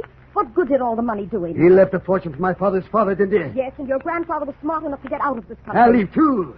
As soon as I make money. As soon as I get rid of Whitney and subdue these natives, I'll make it. Don't get so excited. It's not good for you. Now, you see, you're shaking again. You better let me take you to your room.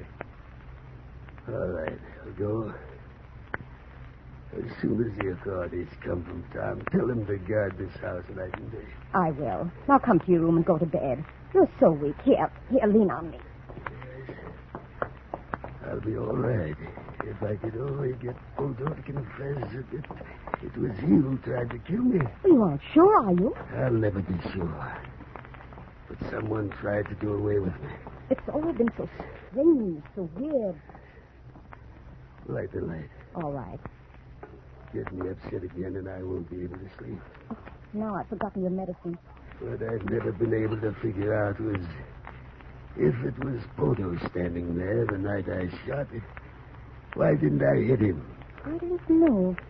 Only I guess he had vanished in the house before you shot. Yes, that's it. And that's why he was found at the rear of the house. He had run out into the garden. When I chased him, he yelled to me that it was he, so I wouldn't shoot. Yes. Now, don't think about it tonight. I'll go downstairs and get your sleeping powder, and you get ready for bed. No one will drive me away from this plantation. I'll be right back, Bill. Oh. Who closed that door? Who closed it? There's someone in this room? I can't see them. What is it? Oh, no, help! Get away from me!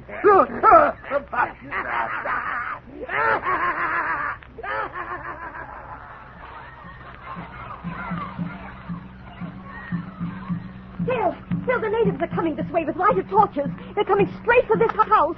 Look out the window, you see? Here they come. Bill, what is it? What's happened? Oh, great heavens. Look at his neck. All red, huge marks. Bill, can't you speak to me?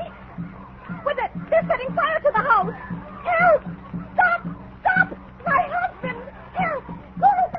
Here! Hey, Mr. Grenfell, do you hear me? The house is all afire! Help! We'll burn to death. Help! Bill is unconscious. I can't move him out of here. Someone save us. We've got to get out of here. Tom, look. It's Bill. He's dead or dying. I'll carry him.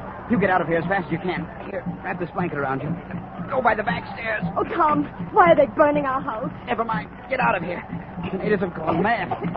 Can you make it? Which way? To the left, down the back stairs. Hurry. It's getting a good start. This wall may cave in. Keep running. Far away from the house. Oh, you're safe, Tom. What's happened to Mr. Grenfell? Put him here on the ground, Tom.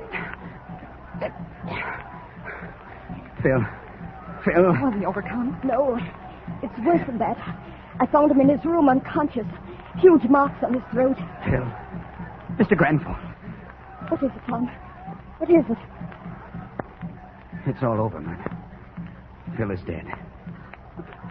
Oh, then whoever it was returned and killed him.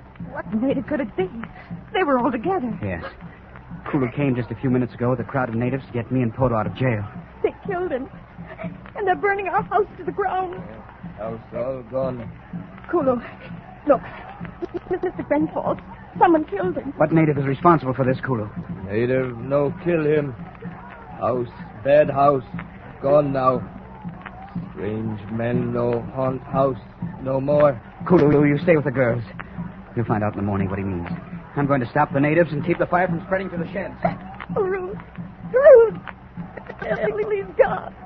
He's dead.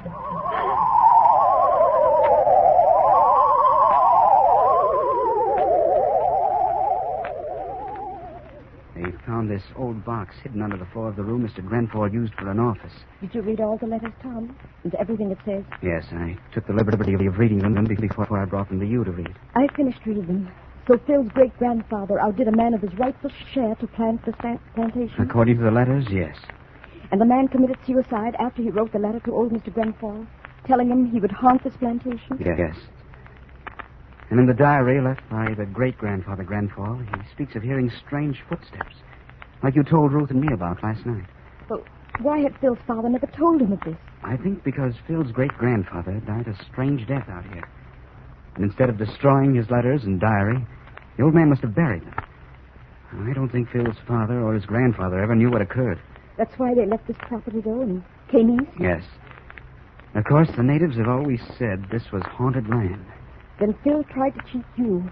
And the soul of the man who had been cheated came back and had his revenge. It's hard to believe, isn't it? Phil changed out here. He must have taken on the characteristics of his dead ancestor. It's like transmigration from one soul to another. And with it, the return of a tortured, mistreated man to bring about justice.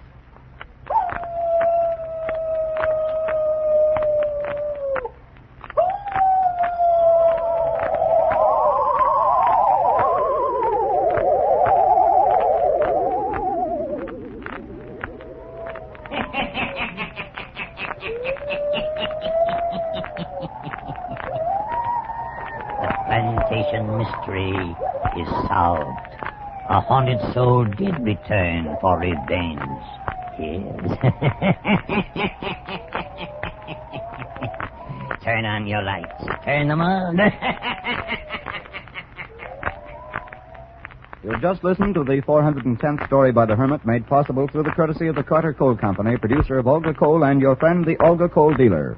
That word friend is full of meaning for you these days. The dictionary defines it as one who entertains for another such sentiments of esteem, respect, and affection that he seeks his society and welfare. Now, isn't that just about a perfect definition of the man who looks after your coal needs? I don't really have to tell you that you can trust your Olga dealer to look out for your interests. You know he appreciates your patronage and wants to keep you on his side. Sure, I know nowadays he can't always give you as much coal as you'd like as promptly as you'd like it, and he can't always even give you the kind of coal you'd like or the size you'd prefer. But you can count on him to do his best. In these war days, that's all anyone can do. So don't shop around for coal. And above all, don't get panicky about deliveries. After all, these shortages are never as bad as you think they'll be. You're still eating and wearing shoes and clothing, aren't you, in spite of what you've heard? Well, the chances are you'll not freeze either. And remember the reason for all the shortages. What you don't get is going to help those boys of yours and ours at the fighting fronts. By saving every bit of coal you can, you're doing your part on the home front. And remember, when you do order coal, ask for Olga Coal, spelled O-L-G-A by name. Olga Coal is a good buy because of its smokeless, dustless, economical qualities, so keep on asking for it. And keep on buying war stamps and bonds till it hurts the enemy so badly, he'll throw up his hands and surrender. Buying war stamps and bonds is one way that everyone can help win the war regardless of age, health, means, or occupation. Every penny you citizens of the United States and Canada put into war stamps and bonds weighs the balance that much further in our favor against the Japs and Nazis. Buy war stamps and bonds, and don't stop until the enemy gives up.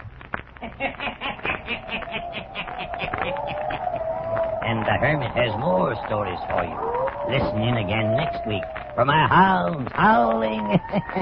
I'll tell you the story of the Haunted Theater. I'll be back. Pleasant dreams. Jack Lellman speaking.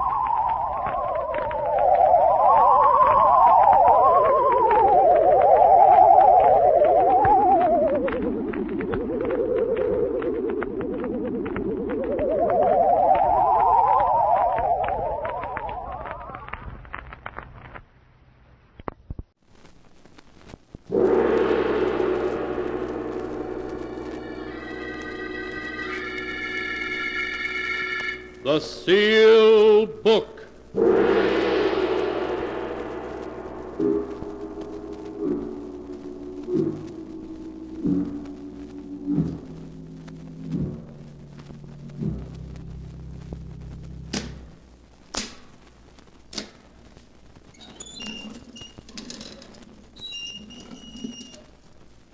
Once again, the keeper of the book has opened the ponderous door to the secret vault, wherein is kept the great sealed book, in which is recorded all the secrets and mysteries of mankind through the ages.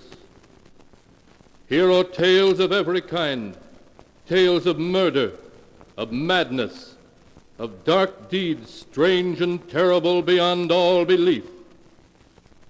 Keeper of the book, I would know what tale we tell this time. Open the great book and let us read. Slowly, the great book opens.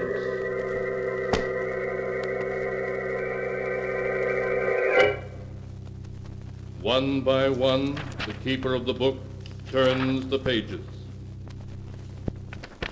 and stops.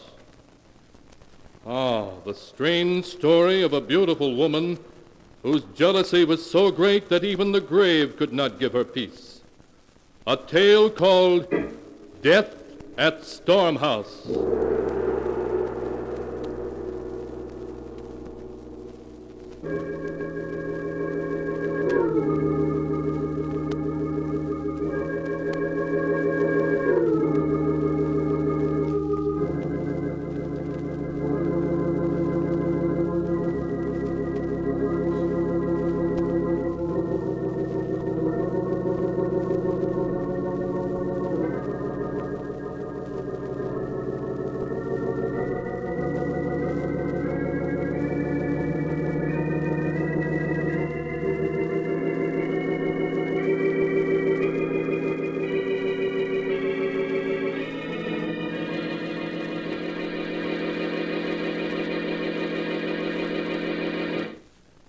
Here is a tale, Death at Storm House, as it is written in the pages of the sealed book. It takes place in the old New England mansion known as Storm House, perched high on the cliffs above the crashing waves of the Atlantic Ocean.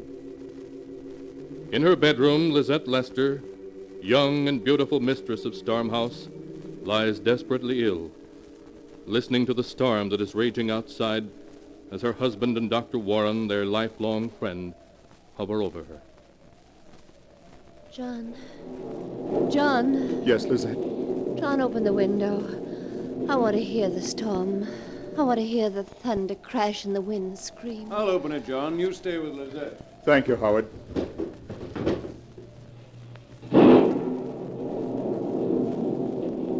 Oh, it's a wonderful storm. I've known it was coming for 3 days. I've always known when a storm was coming, haven't I, John? Yes. Yes, Lizette. You've always known. And I've been waiting for this one. I've been waiting for it so I could die as I was born. On a night when there's a storm filling the sky and death riding the wind to take me as it took my mother that night. Lizette, don't say that. You mustn't excite yourself, Lizette. It weakens you. I'm dying, Doctor. You know it as well as I do. It's only the storm that's keeping me alive now. Oh, Lizette. Lizette. John, darling, Yes, Lizette. in my will there's a bequest to old Andrew for his faithful service. Everything else is left to you, including the house. On condition that you live here at least 6 months out of every year for the rest of your life. Lizette, I can't bear to talk about it. We must, darling. You don't mind the condition that you live here half of every year, do you? Of course not, my dearest. I couldn't bear to think of you as ever very far from me, in life or in death. I'll always be with you, my darling. And you won't marry again, will you, John? Never, Lizette. I swear it. You've sworn it, John. You mustn't break your vow. If you do, I'll be angry. Very angry. And when I'm angry, I do terrible things. You know that. I know, darling. You have my promise. I'll never break it. It's such a beautiful night. All my life, I've never been able to sleep on a night like this. I wonder if now when the storm sweeps in from the sea, I'll know it and wake up. Oh. Lizette. Lizette. John. She's gone.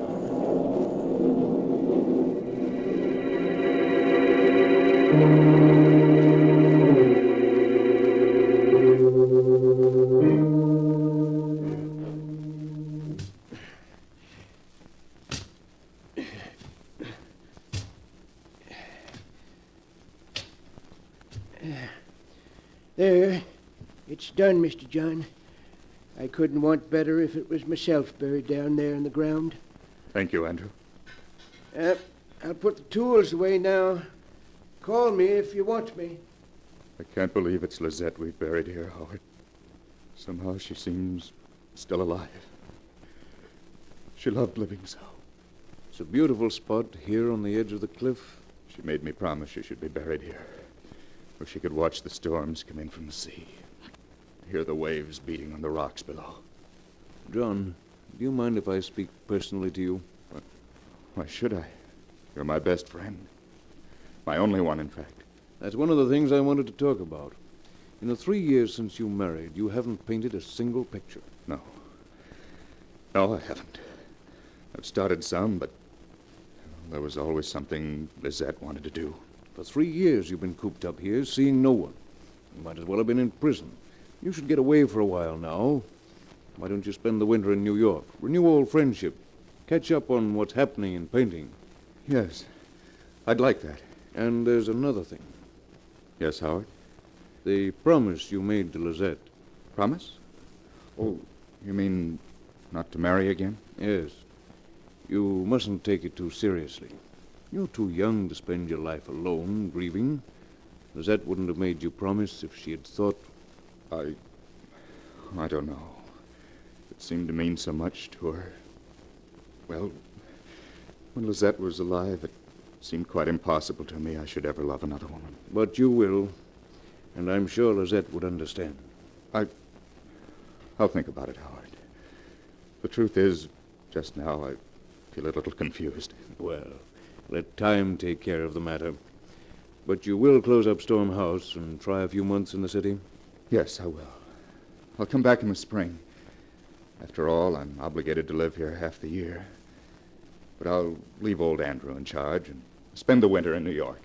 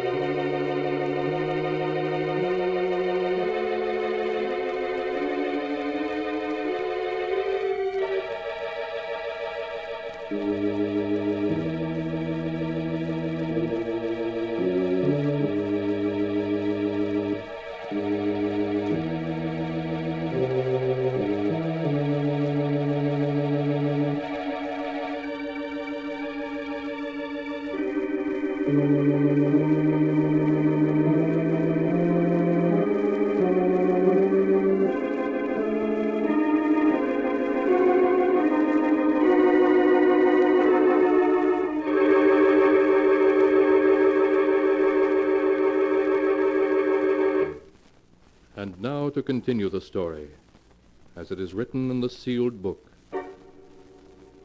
Once away from the somber atmosphere of Storm House, John Lester seemed to waken as if from a dream. He began to paint again, to live as he had before his marriage to Lizette. Then at a party he met Nora Maynard, young, gay, lovely. And one day in the spring he brought her back to Storm House as his bride. He introduced her to old Andrew, the caretaker, showed her through the house, then took her out to see the magnificent view from the top of the cliffs. Oh, John, it's a wonderful old place. The house, the cliffs, the sea. I'm going to love every minute here. I was afraid it might seem rather wild and gloomy to you, Nora. Oh, no.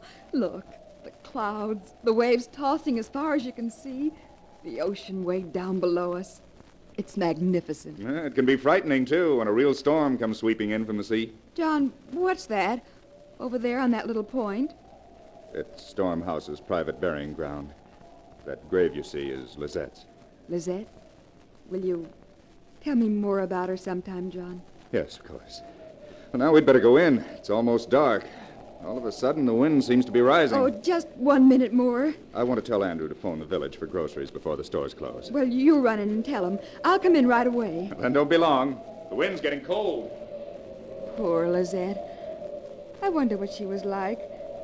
I wonder if she used to stand here and watch the darkness sweep over the sea and... John? Is that you? John, it's so dark I can't see you. John, don't I'll fall! Nora, what is it? Oh. Did you call me, Nora? Oh, John, you frightened me. I thought you really were trying to push me over. Push you over? I know you were just joking, but I almost lost my balance. I almost went over the cliff. Nora, I didn't push you. I was halfway up the path when you called. You were halfway up the path. I wouldn't play a joke like that. You must have become dizzy.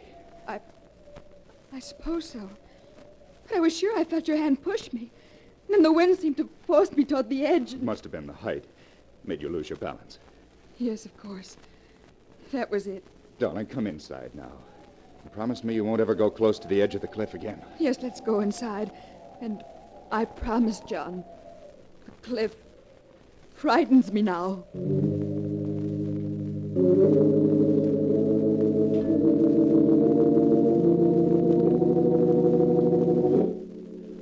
During those first weeks after John Lester returned to Storm House with his new bride, the wind never ceased to howl about the great old house. Several times when Nora was walking near the cliffs, strong gusts sprang up that would have pushed her over to her death if she had been walking closer to the edge. Then one afternoon, Nora discovered old Andrew piling flat, large rocks on top of Lizette's grave. There. Andrew, what in the world are you doing? What are those rocks on Lizette's grave for? It's the wind, Miss Nora. Blowing night and day like it has, it's been blowing the dirt right from off Miss Lizette's grave. How strange. Yes, sirree. Give it a couple more weeks and it'd have scooped up all the earth and had the coffin clear uncovered. But the rocks will stop that. Yeah, I guess that's enough. Andrew. Yes, ma'am. Did Lizette love John so very much? Love Mr. Lester? Why, yes, I expect she did, ma'am, in her way.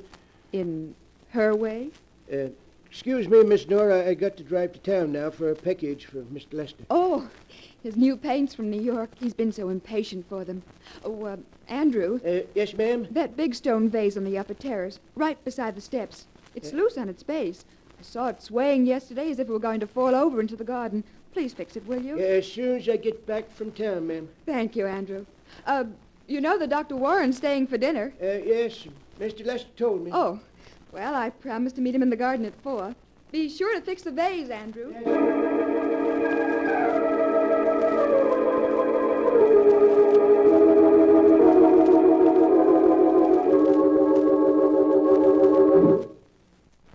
Hello, Dr. Warren. Have I kept you waiting long? Well, there you are, Nora. I was just beginning to be afraid you'd gone too close to the cliff and become dizzy again. Oh, no. After almost falling over twice, I don't take any chances now. That's the spirit. Where's John? Painting on the upper terrace. There he is now. Oh. John! Oh, hello, you two. What are you plotting down there? A tour of the caves down by the beach. Knock off for the day and come along. Please do, John. Well, maybe I will. Light's fading. John, don't lean on the stone vase. It's loose and... Oh! Nora, look out! Nora, you hurt? I'm coming down. Good grief, that was close. Fell right where you were standing. You pulled me back just in time. Nora, you all right? Yes. Yes, thanks to Dr. Warren. He saved me. I couldn't move. I can't understand it. I'd hardly touched it when I went over. You must have leaned against it harder than you realized. No, I didn't. I just touched it. It gave way all of a sudden. Oh, thank heaven you were here, Howard. It must have been the wind. And the vase was loose. I was just telling Andrew to fix it. If you'd been hurt, Nora. Oh, a miss is as good as a mile, darling. Come on. Let's forget the caves and go in and have tea instead. The wind has turned awfully cold all of a sudden.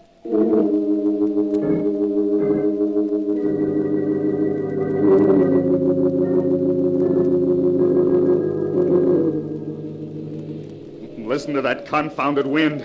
I can't even read anymore. It makes such a racket. Would you like me to read to you, darling? No. I'm just jumpy, I guess. It isn't something special, is it? You're not regretting that you married me? Oh, don't be silly, Nora. It's just the wind. For the last 2 months, it hasn't let up night or day. Listen to it now. Oh, it is upsetting, darling. Sometimes it sounds just like a voice saying something you can almost make out, but not quite. I haven't painted a stroke in 2 months. Every day I get my canvas and my paints ready, and then the wind rises and distracts me. You're not sleeping well, are you, John? No, I haven't slept for weeks. Nora, I can't stand it any longer. I can't stand it. If that wind doesn't stop blowing, I think I'll go mad. Oh, my darling, my darling. John, listen to me. Listen to me, dear. We must go away from Storm House, away from the wind. We must, John. But the will. The will doesn't matter. Oh, John, please say yes. We can't ever be happy here. There's something about the place that will forever prevent us. Leave Storm House. Never come back. And never come back. Yes. Yes, Nora, you're right. We'll do it. We'll leave tomorrow. Oh, John! Oh, we're going to have another storm. Yes. It certainly has come up quickly. Sunset, there wasn't a sign of a storm. It's as if Stormhouse knows we're leaving and wants to live up to its reputation on our last night.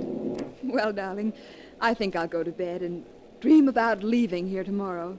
Coming? No, I'll finish my pipe and tell Andrew our plans. All right, darling. I'll bring my diary up to date while I wait. Don't be long now.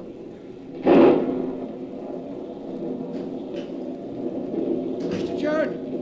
Mr. John! What is it, Andrew? Land sakes, Mr. John. A real granddaddy of a lightning bolt hit the cliff just now, right beside the burying ground.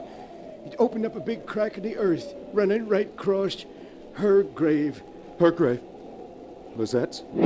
I could look right down and see the top of the coffin. Oh, well, you can fix it in the morning. We're going to be leaving, Andrew, but we'll settle the details tomorrow.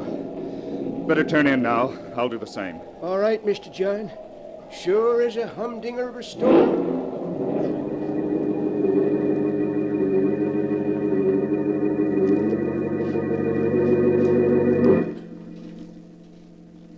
And tomorrow we leave here forever. I do so hope it's going to make a difference. John has seemed so depressed lately. I wonder if it's my fault. If he regrets marrying me. No, I won't think that. Not even this storm tonight can frighten me now. I know John loves me and... Who turned out the light? Who came in then? John, is that you? John, where are you? Don't tease me like this. You're frightening me. John! Ah!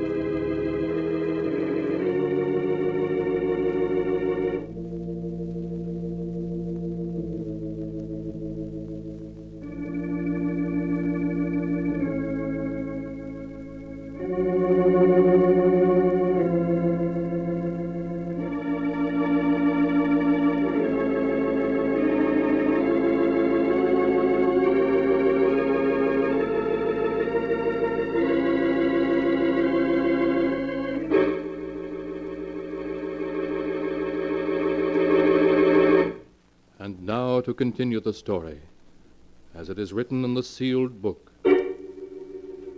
After the great storm had opened up Lizette's grave so that her coffin was plainly visible, Nora had a midnight visitor. There was a scream, and a body crumpled to the floor. The next morning, the sheriff came to talk to John. That's all of it, Sheriff. That's all I know. Nora screamed. When I got to her, she was lying there on the floor. Dead. Murdered. But the weapon, Mr. Lester. We know it was that antique ivory paper knife of yours, because the point broke off in the wound. But where is it? I don't know. I tell you, I didn't see it. I see. Well, I think you better come with me for the time being, Mr. Lester.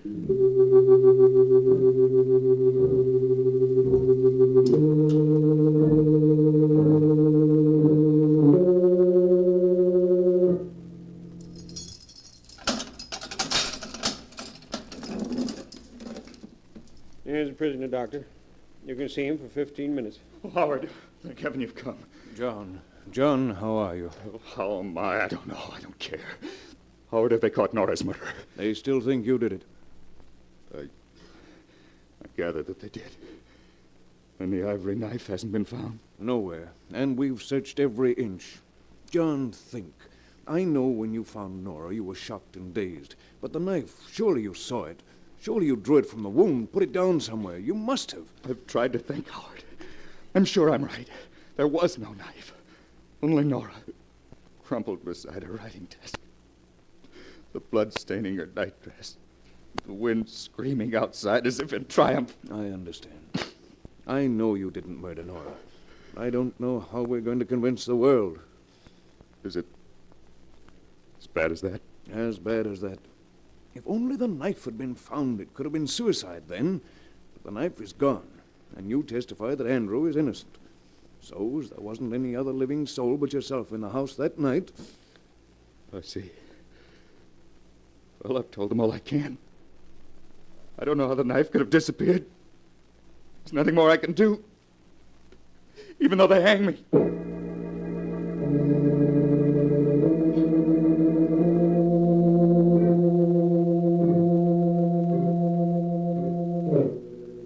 And hang John Lester they did, after a due and lawful trial. For in the jury's eyes, the fact of the missing ivory knife that had killed Nora Lester was damning evidence. After the execution, John's old friend, Dr. Warren, conveyed the body homeward to Stormhouse, where he and faithful old John buried it in the tiny burying ground. Andrew dug the grave close between the graves of Nora and Lizette. So close, in fact, that while digging, his pick struck a coffin. Doctor, look. Corner of a coffin. Lizette's coffin, it must be. Yes. That night the lightning struck the cliff. Must have moved her coffin round somehow. I remember the grave looked a little queer next morning when I fixed things up. I guess we'll have to dig it up so we can put it back in its proper place. Yeah, guess we better, Doctor. Well, won't take long.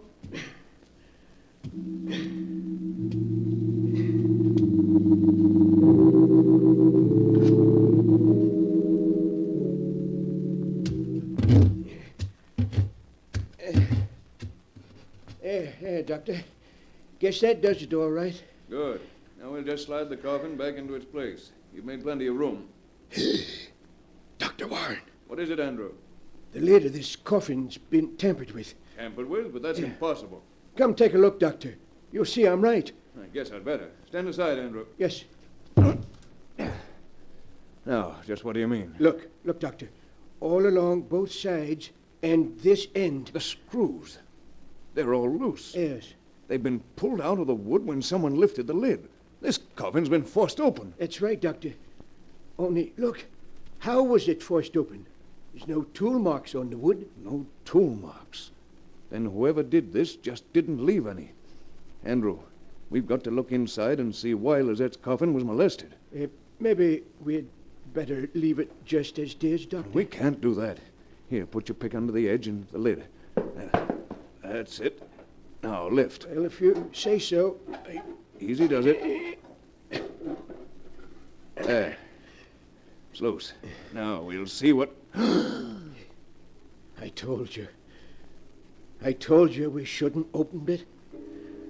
A bloody knife. The ivory knife that killed Nora. Here, in Lizette's coffin. They hung Mr. John because they couldn't find the knife. And it's been here all along, held tight in Lizette's hand.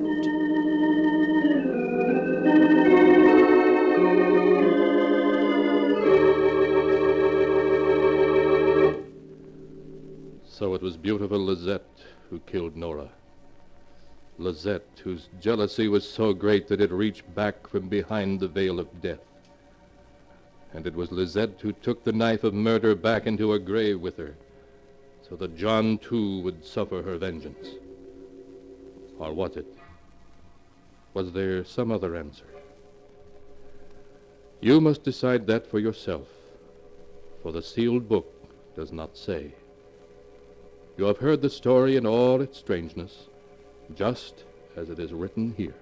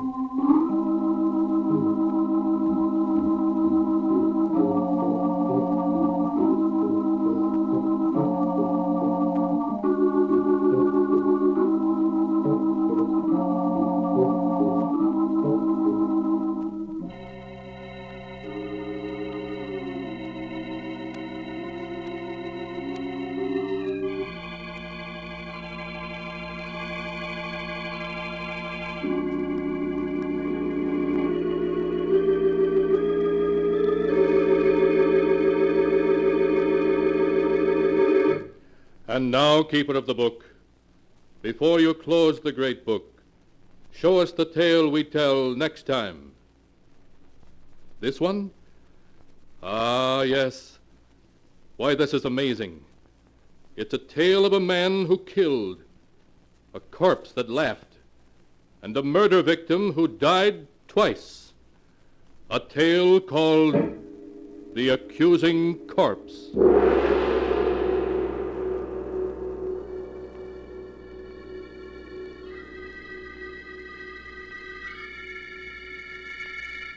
Be sure to be with us again next time, when the sound of the great gong heralds another strange and exciting tale from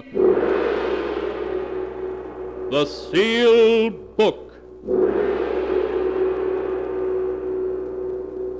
The Sealed Book, written by Bob Arthur and David Cogan, is produced and directed by Jock McGregor.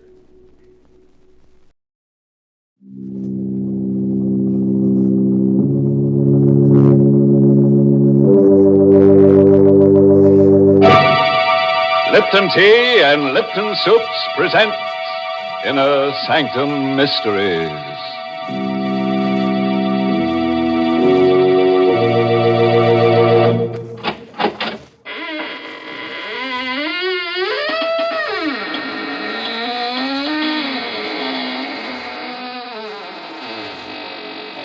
Good evening, friends of the Inner Sanctum. When you heard the sound of the squeaking door, it was exactly 30 seconds past the hour for murder. But don't worry. We won't keep you waiting much longer. Even as I talk to you now, our hero and his victim are standing beside me, wishing I'd dispense with formalities so they can get to more enjoyable pursuits, like murder. Now, isn't it funny, Mr. Host? I feel the same way in hot weather. You mean the heat makes you feel murderous?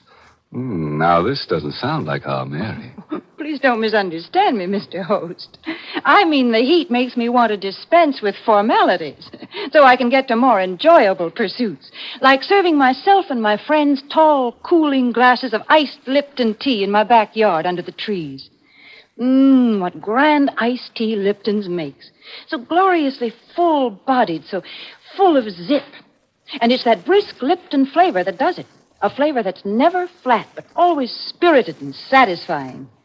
You see, brisk is the word the tea experts themselves use to describe the livelier freshness of Lipton's. And those same tea experts agree that in iced teas, brisk flavor is extra important. That's why, for the best iced tea you ever tasted, you should always insist on Lipton tea. It's good iced because it's brisk in flavor. So keep a frosty pitcher of iced Lipton tea always on hand. Thank you for those cooling thoughts, Mary. Now into our sizzling thriller, 8 Steps to Murder, written especially for Inner Sanctum by Emil Tepperman. This is the chronicle of a carefully calculated crime. A crime so twisted and subtle that it had to be blueprinted in advance. As Barry Kroger, in the role of Mark Durfee, the newspaper columnist, tells his story, We shall watch this crime develop, step by step. 8 steps to murder. When I decided to kill Basil Archer, I went about it like an architect, laying out the plans for a complicated building project. Only a fool leaves the details of such an undertaking to chance. I calculated every risk. I weighed every possibility of failure. I blueprinted each of the 8 necessary steps I had to take. My first step was to get a suitable weapon. I went on Monday morning to the office of a pawnbroker I knew on 48th Street. Good morning, my friend. How are you, Mr. Krug? Come in, Mr. Duffy. Thank you. You know what I want? Indeed, yes. I have it here, exactly what you need. It's fully loaded. You can spin the barrel and see for yourself. Mm-hmm. It's a nice revolver. Looks a little awkward. Well, you said you wanted it with a silencer attached. Yes. How much for this, Mr. Krug? $250. What? That is the price, Mr. Duffy. You know, it's against the law to sell these. Well, yes, but $250. You will pay it, Mr. Duffy. Well, all right. You know what I want this gun for. But naturally. You know I'm planning to kill someone with it. But naturally. Otherwise, would you want a silencer on it? You wouldn't be above a little honest blackmail, would you, Mr. Krug? Please, do not point that gun at me. It is loaded. I know that. What are you going to do? I regret this, Mr. Krug. I'm going to have to kill you. No, I swear to you. Save it. You'll be sorry for this. You will make a mistake. You will make a slip. There'll be no mistake. There will. You cannot think of everything. I have thought of everything. This is the first thing.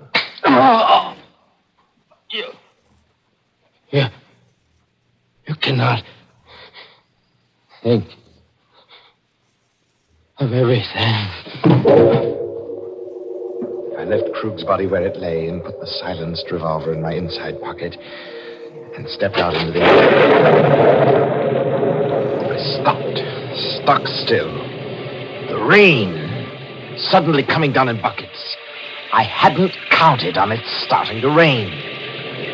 My alibi for Krug's killing was carefully planned. Everybody at my hotel thought I was still in my room, sleeping off a binge. But carefully staged a drinking spree last night. But if my clothes were wet, they'd know I'd been out this morning. You cannot think of everything. You cannot think of everything. I hurried back to my hotel, walking in the rain. It was too dangerous to take a cab. I sneaked in the service entrance, the way I'd come out, and walked up the one flight of stairs. As soon as I got in my room, I took off my clothes, dropped them all in the bathtub, and started the shower going. And then I went to bed.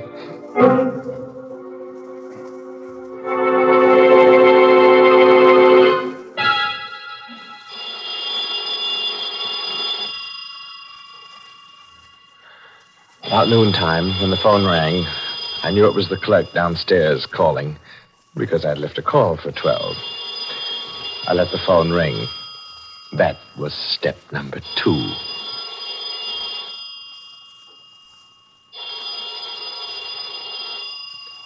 A few minutes later, just as I expected, Ryan, the house detective, let himself into the room with his pass key.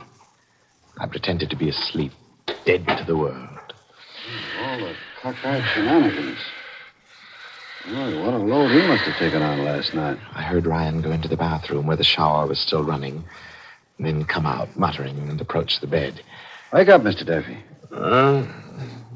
What? Oh, my head. Oh, you must have been as high as a kite last night. Oh. You undressed in the shower. Left all your clothes in the bathtub. They're soaking wet. I was safe. My tracks were completely covered. This was Monday afternoon. According to my schedule, Basil Archer was to die on Friday evening at 10 o'clock sharp. I was now free to take step 3 in my blueprint for murder. For this purpose, I went to Basil Archer's office. He was a theatrical producer, you see. His office was upstairs over the famous old Fantasy Theater, where Archer's new play was to open on Friday evening. As I opened the door of Basil Archer's office, I was quite cool. I'd rehearsed myself well. Basil was seated at his desk talking to Gregory Sutherland, the young and handsome author of the new play. Hello there, Mark. Glad to see you. Hi, Basil. Just dropped in to get a line on the new play. You know Greg Sutherland, the author? Sure. Greg, this is Mark Durfee. We've met. I tell you, Mark, Storm Over the Highlands is going to be the biggest hit of the season. Greg's written a fine play. I'm glad to hear that, Basil. Ought to go over big, especially with your wife doing the lead. Nina's a great actress. Confidentially, that's one of the reasons why I'm doing Storm Over the Highlands. It's just suited for Nina. Nina will be wonderful. Oh, I guess she likes working with you, Mr. Sutherland. It's always a good idea for the author and the star of a play to work together. Oh? Have you and Nina been working together, Greg? Well, yes, Mr. Archer. We sort of thought if we could exchange ideas. I never saw two people put their heart and soul into a job like Nina and Sutherland here. They spend every minute they can together. Now, look here, Durfee, I don't like the way you said that. Oh, I'm sorry, Sutherland. You know I didn't mean anything. It's only what people are saying, seeing you both together so much. What's this all about, Mark? This is the first I've heard of anything. Oh, forget it, Basil. Oh, by the way, here's a package. I want to give it to Nina on opening night. I wonder if you put it in your safe for me till Friday. Why, sure, if you want me to. I'll put it here, on the bottom shelf, next to the payroll money.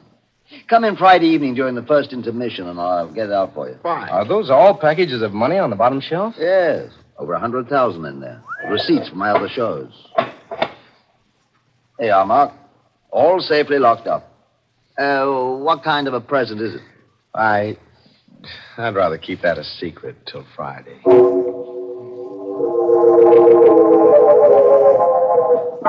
From Archer's office, I went straight to his apartment. I knew Nina would be home, and it was important that I talk to her now. Hello, Mark.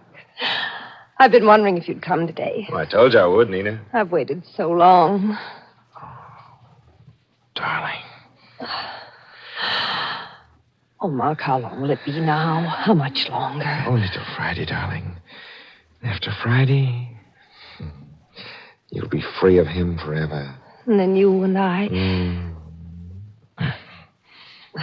There's work to do first. This is only the fourth step. There are 4 more to go. Everything's working according to schedule. The next step is up to you. What must I do, Mark? Oh, I've started the ball rolling. Basil's beginning to worry about you and Sutherland. He's got to be encouraged to suspect as much as possible. You've got to be seen around with Sutherland as frequently as you can. Oh, that'll be easy. Sutherland's hardly more than a kid. He worships the ground I walk on. But I'd rather be with you, darling.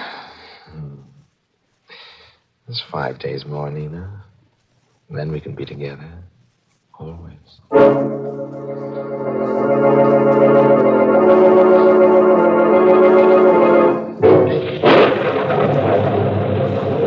Outside Nina's house, I stopped for a moment with a queer sensation in the pit of my stomach. It was raining again. It reminded me of Mr. Krug. You can't think of everything. You can't think of everything. I seemed to hear Krug's voice drumming in my ears. You'll make a mistake, Mark Durfee. You'll make a mistake. I won't, you old fool. I won't. You'll make a mistake.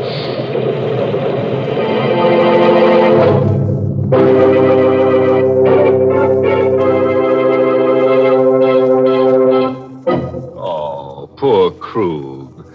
You know, a pawnbroker's life is not an easy one, and Krug took such an interest in his business. And he never suspected Mark Durfee. In fact, he probably liked him for his redeeming qualities. Though, come to think of it, Krug was pretty lucky at that. Mark didn't steal anything from the store but the gun, so Krug lost practically nothing but his life. You know, Mark's story gives me an idea. I'd like to draw up a blueprint myself. Yes, Mary, another blueprint for murder. Oh, now, Mr. Host. I'd call mine a blueprint for summer refreshment. And I'd like to do it in sound.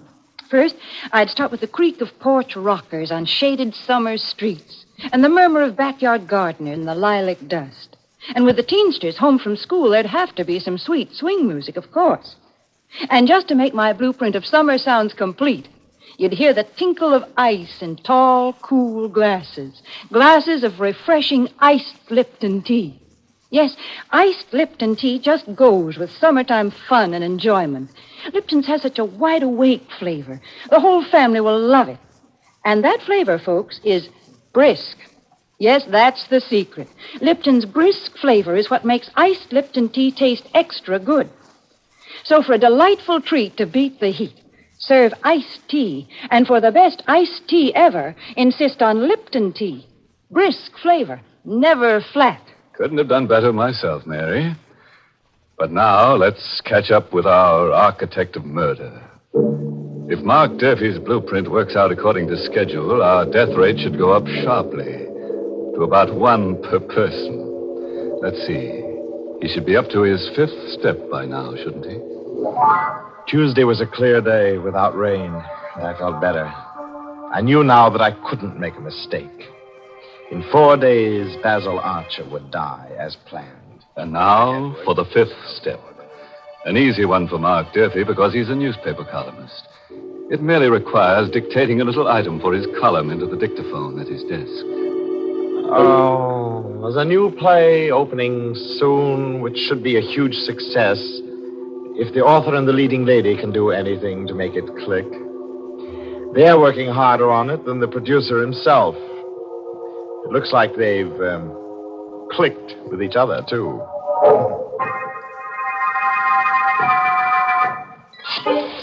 And now, the 6th step. 8 steps to murder, and this is number 6. Just a couple of telephone calls to set the 6th step in motion. Hello? Hello, Nina. Did you see the paper this morning? Mark, darling, it was perfect. I've had a half-dozen phone calls. Everybody knows you met Sutherland and me. Oh, good. Basil saw it, too, at breakfast this morning. You did? How did he like it? Oh, he just looked glum. I don't think he believes it. Well, all right. Now, here's what I want you to do. Get hold of Sutherland and make him take you out tonight. Uh-huh. There's a fast little nightclub out on the island, the Pirate's Hold. I know the place. Kind of disreputable, isn't it? Yeah, right. But now, look, you get Sutherland to take you there. You think you can manage that? Oh, he'll take me anywhere I want to go. Good.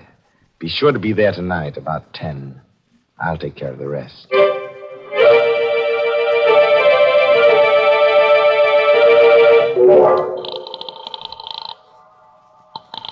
Basil Archer speaking. Oh, hello, Basil. How are you? Mark Durfee. Now, look here, Now, Mark. look, wait. Take it easy, Basil. I know you want to bore me out about that piece in the column. I thought you were a friend of mine. Oh, look, Basil, that's why I printed that piece. I don't like what's going on. Just what do you mean?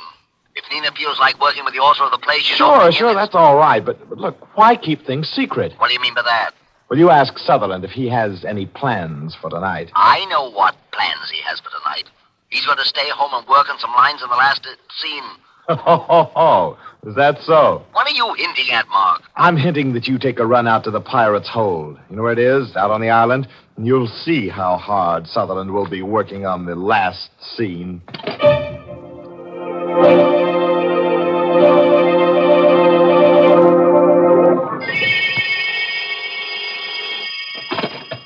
Hello?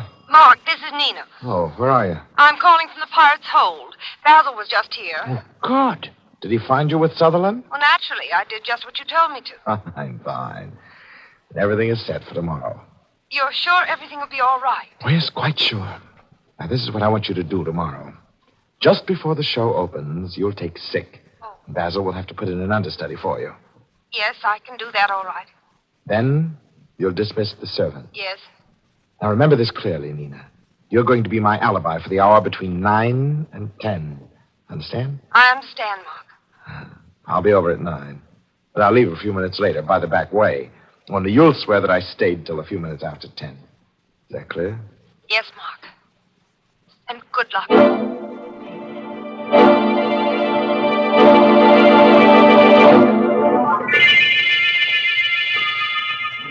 When I rang the doorbell of Nina's apartment Friday night, I knew that every step I'd taken thus far had been right.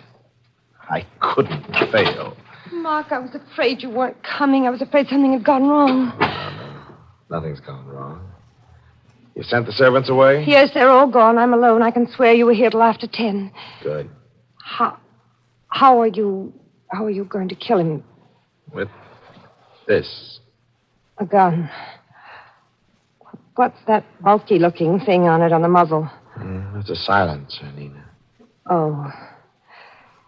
Well, you better hurry, darling. You haven't much time. There's one thing more that I've got to do here before I go. Why are you pointing the gun at me? Because I'm going to kill you, Nina, dear. Oh, now, Mark, I don't like that kind of joke. It isn't a joke, my darling. Mark, are you crazy? You little fool.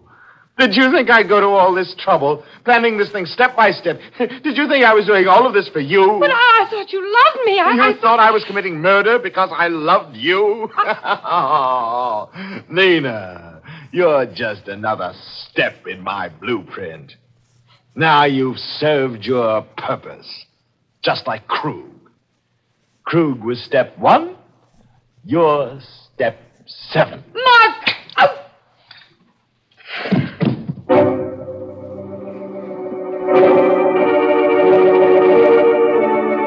I made sure Nina was dead, and then I hurried out and went to Basil Archer's office. I had to be sure my timing was right. This was the 8th and the final step. I knew Basil would be in his office during the first intermission, so... Hello, Basil. Oh, it's you, Mark. Come in. I want to talk to you. What about, Basil? Mark, what's going on between Sutherland and Nina? Oh, no, Basil, you're not a fool. I can't believe it. Well, look, if you want proof, suppose you get that package out of the safe, the one I left with you. The package? What's that got Well, you get it, and I'll show you. Well, all right.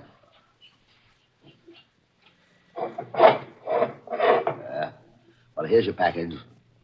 Now, what do you want to show me? Still got all that cash in the safe, huh? You know, I always have it here. Yes, I know. Say, what are you doing with that revolver? Look, Basil. Look into the muzzle. What the That's just right. Oh! I opened the package Basil had given me. It was only an empty box, nothing in it, but there was something here I could put into it now. I stepped across Basil's body, knelt before the open safe, and took out the neatly tied bundles of money and put them into the empty box. $100,000. It was well worth the months of planning and the careful blueprinting. I was a rich man. Now I was ready for the finale. The last bit of routine business, which would finish the whole thing off properly. Picked up the phone and dialed police headquarters. It wouldn't be too difficult to imitate Basil Archer's voice over the telephone. I'd rehearsed that, too. Yes, headquarters. Hello. This is Basil Archer speaking. I've just killed my wife. What's that? My wife and Sutherland, they were planning to run away together. They stole all the money from my safe, and were going away. So I killed her. And now I'm going to kill myself, too. Now, wait, Mr. Archer. Now, wait a minute. Don't do anything I rash. softly replaced Just stay there till we send a radio. Now, everything was set. Carefully, I placed the revolver in Basil's cold hand. I'd left no prints on it, because I was wearing gloves. I picked up the package and walked out into the hall. But in the hall, I stopped short. Someone had just come into the building downstairs. I peered down and I saw Gregory Sutherland coming up. Mr. Archer, are you up there? You better hurry. The second act has started. Sutherland was coming up the stairs. I couldn't get out, but I wasn't trapped. Oh, no. There was a porter's closet down the hall. I tiptoed over to it and slipped inside just as Sutherland got to the landing. Mr. Archer, are you in there? Sutherland was in Basil's office now. He'd be finding the body. This was my chance to sneak out. I opened the closet door. Come on, Kitty. Archer's office is one place up. If we can make it in time. The guy said he was going to kill himself. The police had come in answer to my telephone call. Now I couldn't get out. There'd be a crowd outside and I'd be seen leaving. I had to stay in the building. But still, I wasn't trapped. I knew just what to do. Instead of leaving the building, I would walk out of the closet and into Basil's office right after the police. They'd think I'd just arrived. I stepped out of the porter's closet. I started for the door of Basil's office. Then, suddenly, I got a sick, weak feeling in the pit of my stomach. I stopped stock still. I'd almost walked into my death. It was raining outside. Suppose I walked in there with my clothes all dry, claiming that I'd just come in from the street. They'd know that I'd been hiding in the building all the time. The rain, that rain, it almost tricked me again. You can't think of everything. You'll make a mistake. You can't think of everything. I can, you old fool. I'll show you. I hurried back into the porter's closet. I knew how to beat this, too. I turned on the faucet in the sink. Splashed and drenched myself from head to foot.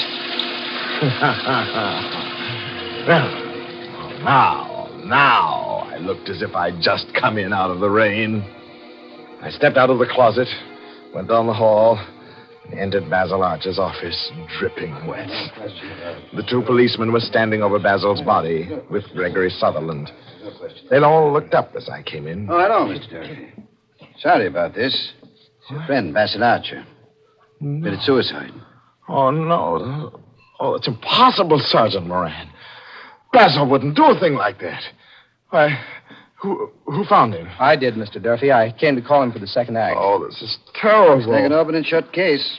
Killed his wife, then came here and knocked himself off. Oh. And what's more, Mr. Sutherland? Yes? Before he knocked himself off, he phoned headquarters and said you'd stolen money from his safe. Well, that's a lie. Wait a minute. Sergeant. Mr. Durfee. Yes, Sutherland. How did you get yourself all wet like that? Oh, well, you try not getting wet in that rain. Rain? What's rain, Mr. Durfee? Suddenly I went clammy all over. I saw that none of them was wet. Their clothes were all dry. But how could that be? They'd just come in out of the rain. What rain, Mr. Durfee? Well, you can hear it, can't you? It's pouring rain. Just listen to that thunder. Thunder? Rain? Good heavens, that's the funniest thing I've ever heard. Don't you see, Sergeant, he's been in the building all the time, trying to make us think he just came in and he got himself all wet for nothing. Sergeant, I bet you $1 he murdered Archer. You're crazy. Well, it's pouring outside. You can hear it yourself. But just listen to that rain beating down. The thunder. You poor sap. That isn't rain you hear. It's my play next door. Storm over the Highlands. Remember? And those are the sound effects in the second act.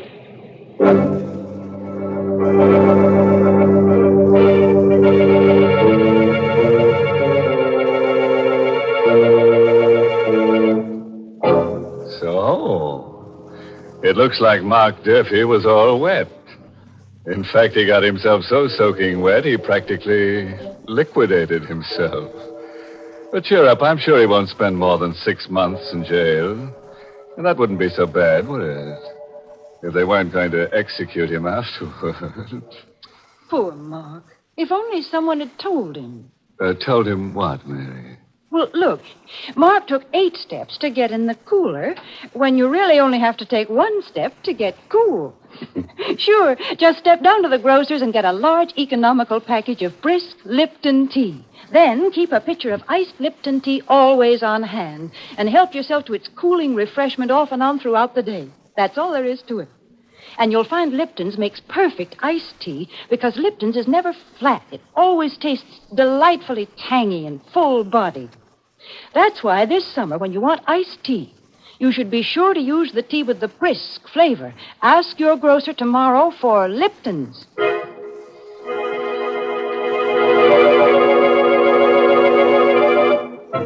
And so ends our little essay on the modern methods of murder. Of course, our little essays on murder are only for the select few. As a matter of fact, only 1 person in every 10,000 is capable of murder. Mm-hmm. And speaking of statistics, Due to our high birth rate, the population of this country is increasing faster than inner sanctum can kill 'em. Very discouraging. Very discouraging indeed. Oh, by the way, this month's Inner Sanctum mystery novel is The Panic Stricken by Mitchell Wilson. And next week, the makers of Lipton Tea and Lipton Soups will bring you another Inner Sanctum story directed by Hyman Brown and called Bury Me Not. Now, there's a plot for you. A plot right in the graveyard. Trouble is, the rains come and uncover it. What becomes of the body? Well, now, that's anybody's guess. But come around next week. We'll be right at the graveside, and we'd like to have you drop in. Until then, good night. Pleasant dreams.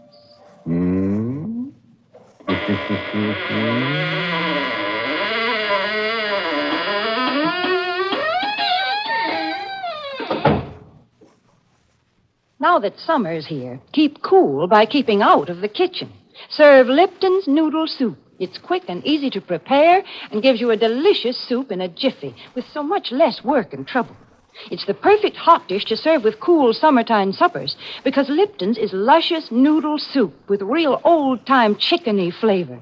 Besides, Lipton's Noodle Soup mix costs less and makes lots more than the usual canned soup.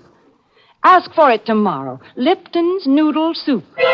And tune in next week for another Inner Sanctum Mystery. This is CBS, the Columbia Broadcasting System.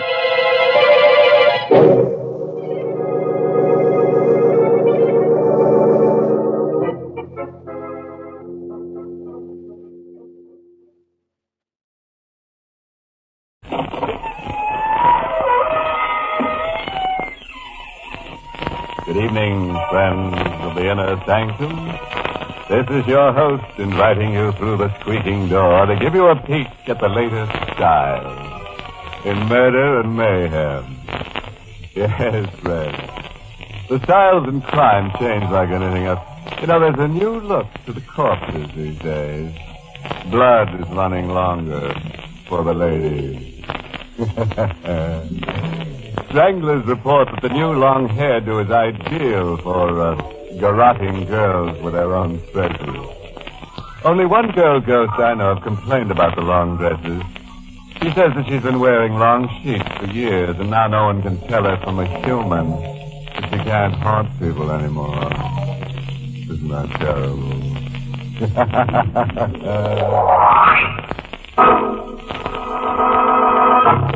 Tonight's Inner Sanctum Mystery, The Doomed, was written by Milton Lewis and stars Carl Swenson, the role of Garth, with Mercedes McCambridge as Claudia.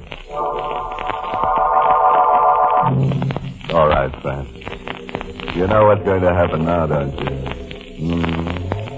That's right. You're going to scream your little heads off and laugh. Ready? Then gather close to the fire and listen to Garth Walden tell us his strange story. I'm not sure if I icy sweat my whole being. Oh, presence is death. And I rushed to the window as if to escape and opened it wide. And with the breath of the cool night air on my face, my eyes cleared and I looked at Nina's bed. And I knew that she wasn't sleeping. I called, Nina! Nina, wake up! And she didn't stir. Nina! I was terrified. I knew that the slightest sound usually woke her. And I shook her. Nina! Nina, talk to me. It's me, Garth. Nina! And then I saw it. The bruises on her neck. I knew I'd murdered her. Frantically dialed her number. The ghost there.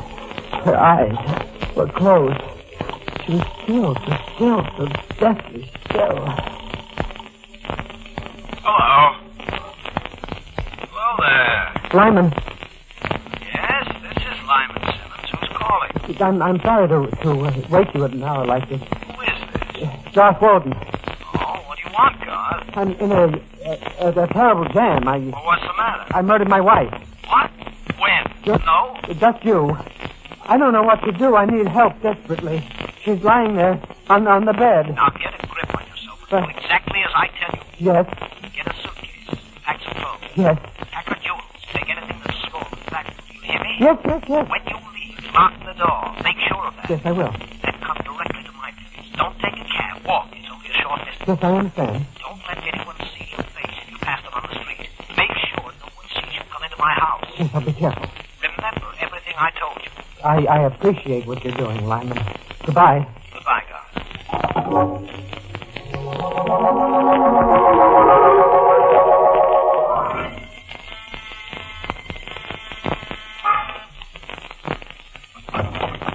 Come in, Doc. Did anyone see you? No. All right, sit here while I draw the blind. This is the ground floor apartment. Lyman, just a moment, Doc. Did you get the bureau? Yes, here. I took the jewelry box. Put it on the desk. Here. Now, what happened? Well, you know that I've been ill. Yes. Well, Nina wanted me to go to a sanitarium. I guess that's why I hated her. I guess that's why I killed her. She wanted me locked away so that she could get at my money. She never loved me, and I'm not sorry that I killed her. Shut up! Someone may hear you. I don't care. I'm glad I killed her.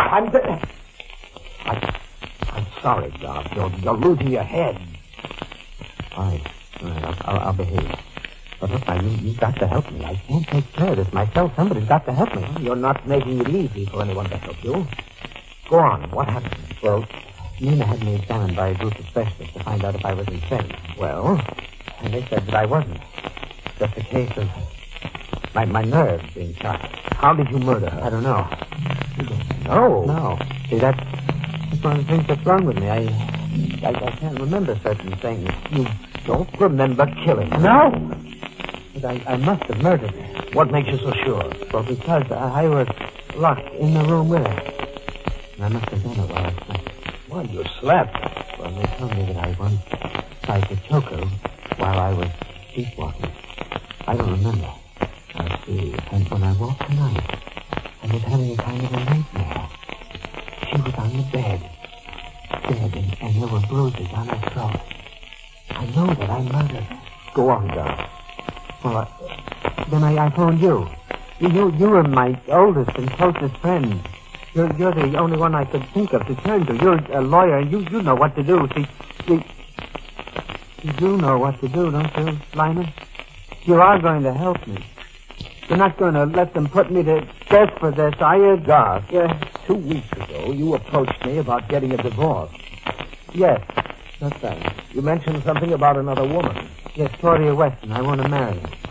Why? Can the police find out about that? I suppose so. There are letters and things. Is that important? Very. It gives you a motive for murder. When did the group of doctors examine you? 2 days ago. Why? Why? A plea of insanity is about the only thing that can save you. And now with their findings that you're sane, that's out. Well, what am I going to do? Doc, aiding and abetting a criminal is a serious offense. I can go to prison for helping you. Are you backing out? I don't know. No, you can't. You're my friend. You realize you're asking me to commit a crime. For heaven's sake, Lyman, what are you trying to do? Drive me out of my mind? I've gone through enough. Seeing her there on the bed like that, and now you're going to let them take me? No, Doc. Here, I've got them for you. Here, take this. There's a gun. It's loaded. The serial number has been filed off. I took this away from a rather stupid client of mine. Well, what's the idea? You're a fugitive now. You might need it. Did you lock up the apartment as I told you to? Yes. The banks will be open in 4 hours. I want you to go to your bank and draw out all your ready cash and bring it here. Why? I'll need it to help you get out of the country. Is that what I've got to do? That's exactly what you've got to do. All right. Now, when you leave here, check in at some hotel. Turn your collar up. Don't let anyone get a good look at your face. I understand. You won't be in any danger until after they've discovered Nina's body. Will anyone call at the apartment this morning? No, there won't be anyone there all day. I don't think. Nina's discharged from me yesterday. That's all to your advantage. As soon as you've got the money out of the bank, come here. Try not to be seen. It won't be so easy at that hour, but we'll have to risk it. I truth is, don't imagine I'm unaware of the risks that you're taking. You saved my life for me. But I would have done it even if I didn't owe you that favor. All right. You better leave now. There wasn't a soul in the hall or the street outside.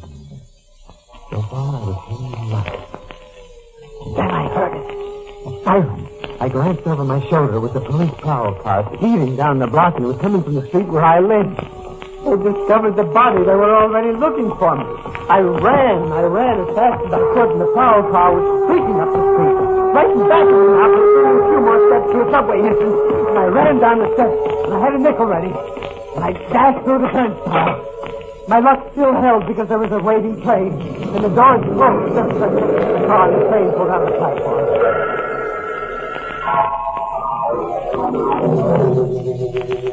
And then you came here, Doc. Yes, that's right, Claudia. I was afraid to go to a hotel. The police might be looking there already. They could get me when I tried to register. This is a hotel. I know, Claudia. But I knew I could come right up to your room without going to the registration desk. Oh, God. I know. I couldn't have done it. You know what it's like. They might be behind you any minute. I was so miserable I had to see you, Claudia. I can't stand much more of it. There, please. Calm down. You'll be all right. Oh, Claudia. No one will find you, please. Oh, I'm so tired. Terribly tired. I'm very tired. Doc, have you told me everything? Just as it happened? Mm-hmm. Doc, there's no reason to suppose the police were after me. But I saw the car. But in the state you're in, you could imagine anything. Hello, operator. Would you get me village 69970, please? And call me back when you complete the call. That's my home. What are you doing, Claudia? If the police are there, they'll answer. But if nobody has discovered the body, it'll just ring. Another thing, Doc. I think you made a mistake about Lyman. Mistake? Yes. Well, you don't know Lyman. He'd do anything for me. He's taking a big risk trying to help me. Maybe he's trying to get your money. How can you say that? Stop, darling, don't you see? He wants you to bring him everything you have. Well, what's to prevent him from keeping it? You'll never be able to do anything to him without risking capture. Claudia, if I can't believe in Lyman, Listen to me. I know a way you can test him. But... Just a minute. Yes. Oh, thank you. There was no answer at your place, Doc. Then the police don't know. No, but Lyman does. Doc, you've got to find out about him. How can I test him? Listen.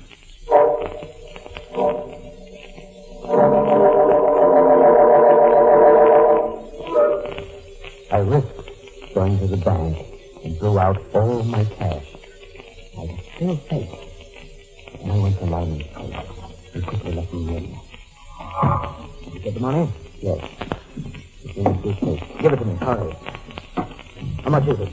$10,000. I've already seen a man about the jewelry. He gave me $8,000 for them. Now, did you find a place to stay? Yes. The Hotel Gainsborough, room 690. All right. Wait there until you hear from me. If anyone tries to force their way in, you better use the gun I gave you. The gun? You haven't got a chance otherwise. You'd shoot your way out or be killed. Lyman, you better leave now. Here, take some of this money. What are you going to do with the rest of it? Save your skin, Doc. Goodbye. Goodbye. I couldn't believe what Claudia had told me, yet there was something in his manner that made me follow her advice. In leaving, I slipped the lock on the door, so it was easy for me to sneak back into the pocket. I quietly opened and closed the door. I heard Lyman on the telephone.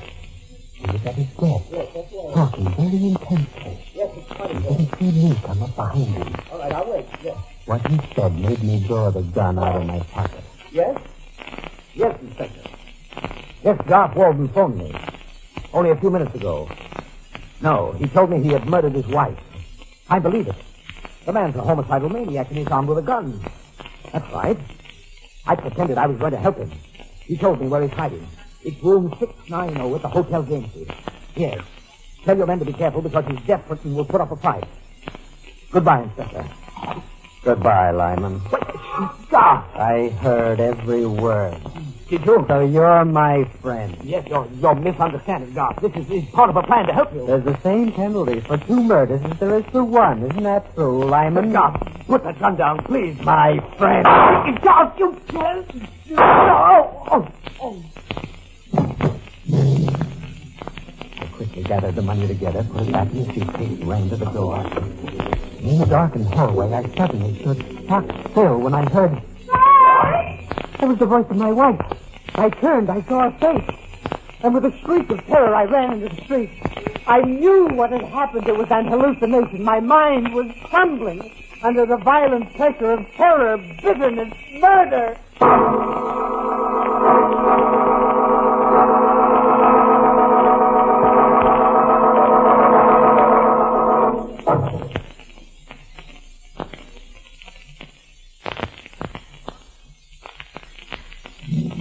Garth Walden has just told us about 2 murders and his insanity. You know, that's the trouble with committing murder. It leads to lunacy, and lunacy leads to psychiatrists, and psychiatrists are so expensive. Well, let's hear Garth finish the story in his own words. A cab was waiting outside the house, and I jumped into it. I had the driver take me to Claudia's hotel. I went to her room. Told her everything that had happened. You murdered him. Yes. You were right about him. Perhaps we shouldn't have come directly to the hotel. I don't care anymore. Well, you didn't tell Lyman that you were with me. No, I lied to him. I said I was at the hotel gamesman. It was just hallucination, Claudia. I've never had that before. I knew it in my mind. Arthur, you mustn't think about it. You've got to calm down. Right. No. Here, I've got something for you. What is it? Take it, go on. All right. What is it? It will make you sleep. Take it. All right.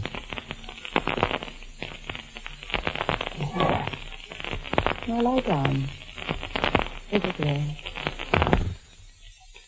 Now, poor God. Claudia, you can't imagine what I've been through. Don't think about it. What's going to happen to me? Nothing, God. Nothing. But the murder. No, I'll help you. You'll get out of the country. Be able to start all over again someday. I really believe that. It can be done. I'll help you. You better not. I told you what Lyman said about necessity. I think that makes any difference to me. You go to jail. I wouldn't mind. It would help you. After me, we both may be killed. Yes. Yes, we may. Doesn't that mean anything to you? No. If you die, do you think I'd care if I was killed? Claudia. Close your eyes. You do love me, Claudia. I'll never forget this. Never. You've done more than any man would like to ask. Close your eyes. I closed my eyes. I could still feel my jangled nerves torturing my body. Sleep? I don't know if I slept. But I saw this. Was it in a dream, nightmare? I saw Claudia open my suitcase, take out the money, wrap it in a neat package, address it. A little later, there was a knock on the door. The bad boy was in the middle of this corner. He can cover the posters. You keep the change. Why'd you do that? It was a dream. Had to be a dream. You should have took a telephone. Hello, operator? I want you to call the police at once. Yes, there's a man coming up to my room, and he's armed with a gun. He's a homicidal maniac. A nightmare. It was me. Couldn't believe it. No, Claudia. They were coming towards me. She had a gun in her hand. Her lovely face was expressionless, expressionless as a mask. Maybe it had to be. So I raised the gun, put it close to my head, and I looked through my half-closed eyes. I saw her throw the safety catch, get a trigger finger taut, to shoot. And then I aligned. Let go of my hand! Let go! Give me that gun! Oh, no! I give it to me! My arm! There! I got the gun. gun now. Oh, you hurt my Oh, arm. did I? What are you going to do? You sent for the police, didn't you? You heard that? Yes. It wasn't a dream. What do you say? Nothing that'll make any difference to you now, Now, look, Claudia. listen, Garth, you mustn't do anything foolish. Such as murdering you, Claudia? No, Garth. And why not? Don't. What difference can another murder possibly make now? Garth. What did you do with that money? I mailed it to the downtown post office, general delivery, under the name of Carol Crane. So that's why you were so helpless. To get my money. No. It was just a plan to help you. The gun next to my head. That was a plan to help me, too. Garth? You'd go to jail for me, wouldn't you? You'd die for me, wouldn't you? You're worse than Lyman. Put down that gun. It was for you that I was going to divorce Nina. Garth!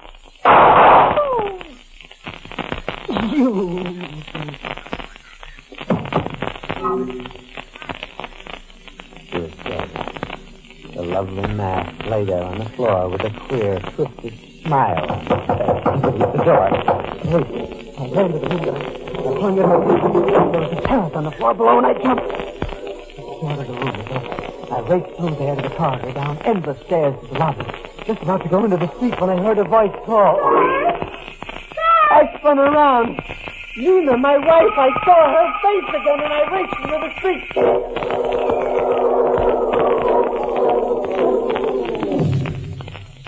When I took town down enough, I remembered a sort of little rooming house downtown. Nina and I had lived after we were married and had to count every penny. I was lucky enough to get a room. And that night I heard a knock on the door. Who is it? Nina. Hello, Garth. Nina. Don't, come down. Garth, I come to help you. You're dead. No. No. Garth, listen to me. I know what happened. I didn't kill you? No, darling. You were dead. I saw you. I was close to death. You saved my life. Huh? Remember, it was cold in the fireplace of the bedroom and we didn't open any window? I was unconscious from cold gas. Unconscious? You managed to wake up, I guess, and open the window. I saved you. But the bruises on your neck. Don't you remember? What? Earlier that night, you got up to your feet. You had one of those fits of violence. Oh. Good boy. Oh, Nina, do you know what I've done? Yes, darling, I know what you've done. I tried to find you. I went to Lyman. I even went to Claudia. Why'd you come here? To help you. Help me? You're not yourself, Garth. You haven't been for some time. I know you need help more than you've ever needed it. Oh, Nina. I thought of this place. You didn't expect to find. Darling, I have a little money. I borrowed it from my mother. Perhaps we can go from here. Nina. Just let me go. Who is it? The police, Walton. Just come out quietly. We know you're in there. Police. Don't try anything, Walton. You haven't a chance. Oh, you betrayed me, too. No, Garth, I didn't. Listen to me. I'll help you now. How? I haven't got a chance. I'll go to the sheriff for those two I murders. have a gun. I've got the car outside.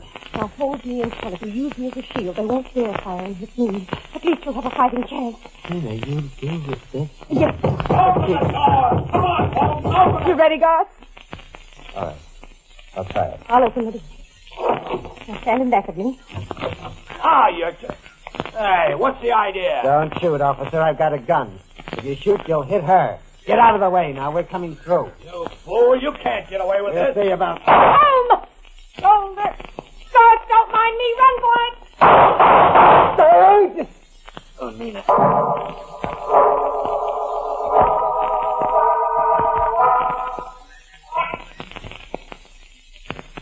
Neither of the wounds were serious. Mine's healing now. Nina's well enough to visit me here in the hospital. In 2 days, I'll have to appear in court to answer a charge of murder. The two people I killed were two people I loved and trusted. And they both betrayed me when they thought I was a murderer. The only person who loved me enough to risk her life for me was my wife, Nina.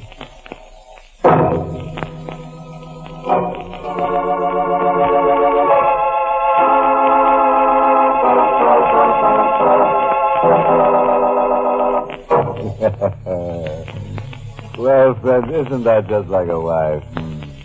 To come out of the grave and be sweet to you just before you go to the electric chair. Poor God. Well, he would have known better if he'd only read the inscription on the tomb of Slice 'em Alive, the Arabian Bluebeard, which says, "Never murder a wife who won't stay dead." And here's a little thought to take to sleep with you. Never commit a murder to become wealthy, because being rich is so expensive these days.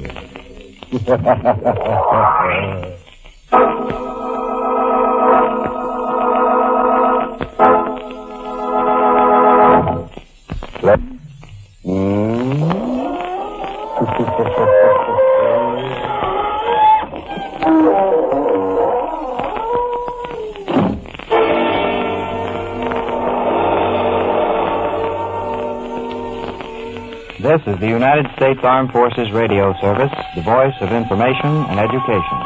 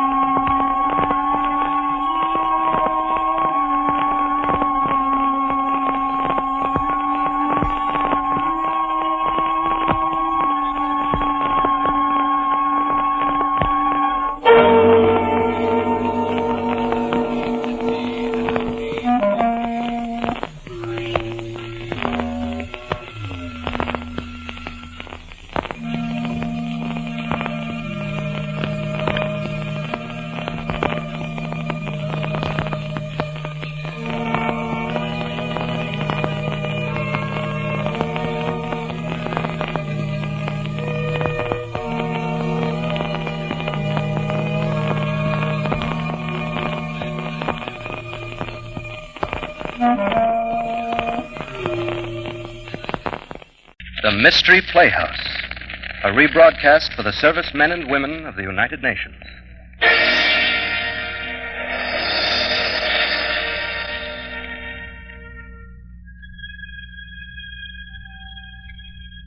Good evening. This is Peter Loring. If you like mystery and suspense, if your tastes run to the macabre or the supernatural, if sweetness and light bores you, then, my friends, you've come to the right place. I promise you, there is nothing sweet and very little light here in a mystery playhouse.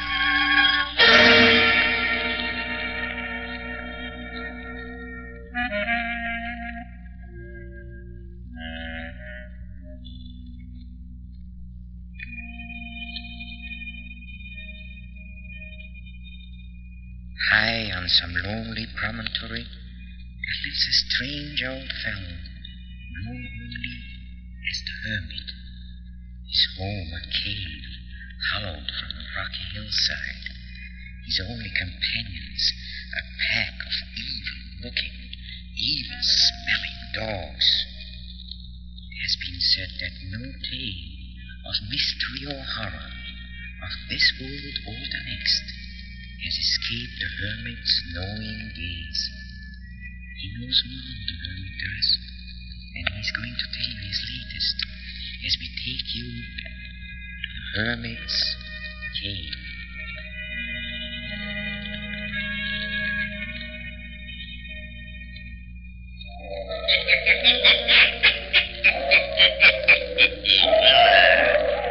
Had you heard the story? Mr. Randall's discovery, eh? And listen, while the hermit tells you the story. But before starting, you'll have to turn out your lights. Turn them out.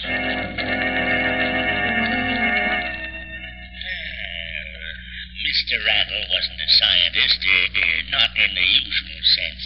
He was just an ordinary man, vice president of a small-town bank. He experimented in his basement just as a hobby, and quite by accident he stumbled upon a secret so amazing, so terrifying that, listen.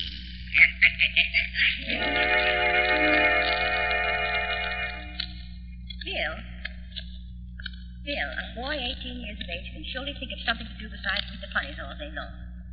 Where's your father? Dinner's ready. Oh, he's down in the basement. Good heavens. Didn't you tell him to come up? Yeah, half an hour ago. He said... Sure, he'll be right up. Well, you tell him if he doesn't come up, he won't get any dinner. Yeah, serve him right. That man. The only time he can be here when his family's all here, he hides downstairs in that awful old basement. Hey, Pop! Dinner! Bill, the neighbors. Pop! Last one of the table's gargantua's uncle. Oh, where's man? Edgar! Edgar, dinner is ready. Coming. And the dinner getting all cold. Honestly, sometimes I feel like going down there and throwing all that paraphernalia of your father's into the trash can. It'd take more than one trash can to hold all that junk. Well, what does he do down there? Will anyone tell me? Oh, he just potters around with chemistry and electricity. What does he accomplish? Smokes up the house with those horrid-smelling chemicals, burns out fuses. Yeah, but maybe he'll invent something someday that'll make us all rich. For 3 weeks now, I've been trying to get him to fix that towel rack in the bathroom. But he always has... You don't expect a great scientist like Dad to bother with a towel rack, do you? Bill, get your hands out of the olives. Wait till your father gets here. Suppose I'll have to attend to it myself, like everything else around here. You're referring to the broken screen in the bedroom window, Catherine. I was planning to get at it right after dinner. I was referring, Edgar, to the towel rack in the bathroom. Oh? What about it? Every morning for 2 weeks I've mentioned the towel rack at breakfast, and every time you've said I'll fix it tonight. I said I'll fix it, and I'll fix it. My, everything looks good. Pass your plate, Kathy. Edgar, you haven't washed your hands. Why, they're clean. You've been fooling around down in that old dirty basement with heaven knows what. I'm not going to eat out of any dirty plates you've touched with those hands. Honestly, Edgar, you're worse than William was when he was... No, I've just been adjusting some electrical equipment. I haven't been working with hydrochloric acid or typhoid germs.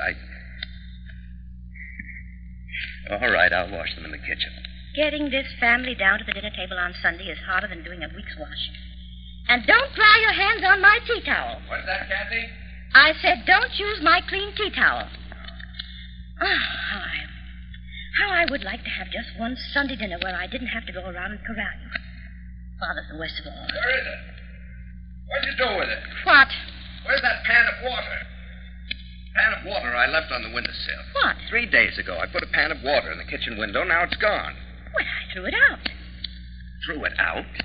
I was saving it for an experiment. Well, it was just a pan of water, so I poured it down the sink. Catherine, I told you to save that. It was full of organisms I was saving for an experiment. It was perfectly empty, except for the water. Microscopic organisms. Amoeba, spirogyra, and things. Can't see them without a microscope. Now I'll have to get some more stagnant water. Never mind your stagnant water. Sit down and eat. That makes me sore. Man can't have anything around here. No use crying over a spilt spirogyra, Pop. I was talking to your mother. I'm sorry. Now, let's not have any arguments, especially over anything so silly. Silly. That's all the credit a man gets for trying to advance science. All right, Edgar, dear. Let's postpone advancing science until after dinner. Man works all week, comes home, tries to relax with a nice, quiet hobby down in the basement where he won't bother anybody. His family throws the specimens. Edgar, I don't see why you don't take up a hobby that'll at least get you out in the open air. You're cooped up in that old bank all week, and then down you go into the basement, breathing heavens knows what kind of poison gas. Kathy, are you going to start that again? I'm not going to work with poison gas. I'm not going to blow up the house. Now, let's eat our dinner.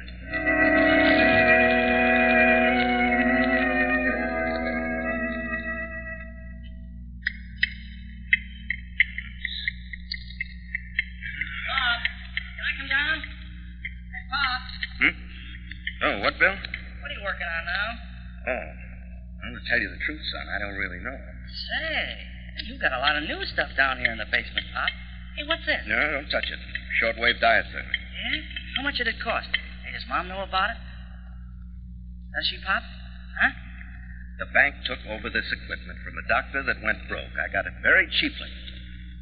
I don't mind if you watch, Bill, but please don't talk. All right. Hey, whatever became of that substitute for rubber you were working on? Well, that was the darndest thing. Turned out to be a sort of butterscotch fudge. Pretty good, too. I'll be darned. Have you still got the formula? I didn't write any of it down. I just mixed things together. Well, the funny thing, Dot was trying to make fudge the other night for Sydney, and she got a substitute for rubber. 8 milligrams. Hey, what's in this big barrel, Pop? CCH. Toothpaste. Toothpaste? A whole barrel full of toothpaste? Oh, it's not quite full. I thought I could save us some money by making our own toothpaste. So you made 20 years' supply. Oh, it tastes pretty awful.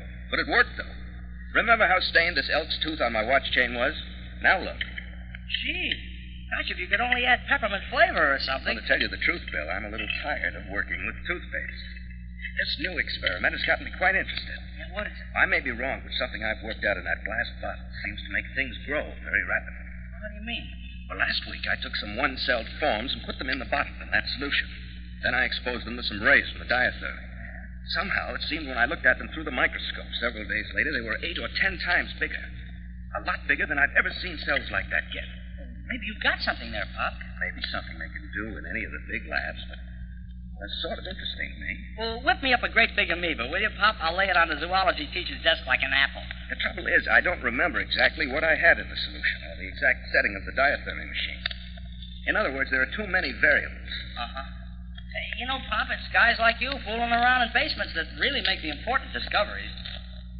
You try the impossible and accidentally make it work. Oh, really? Yeah. Pop, can I take the car? Well, all right.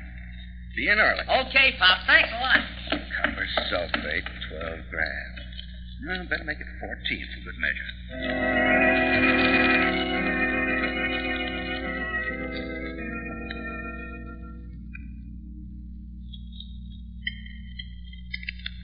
Oh, hiya, Pop. Oh, I thought you were going to a show at Mom. Bill, take a look at this here in the tube.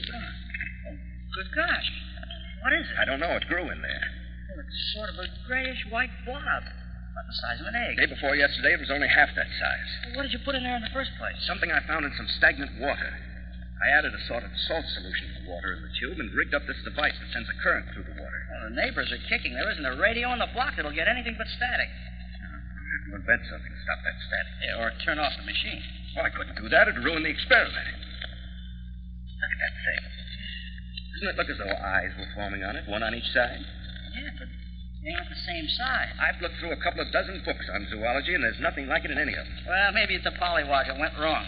Well, you're not going to a movie then, huh? Huh, Pop? Movie? Oh, no, I'm a little tired. Here, you take your money. Oh, well, I got a date. Well, I'll see you and your pal in the test tube later.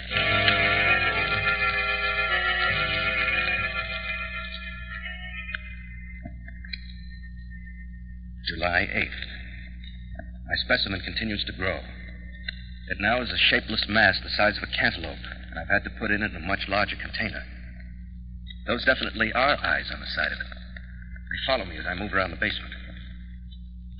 I've taken to locking the door. The thing might alarm Kathy if she should come down here.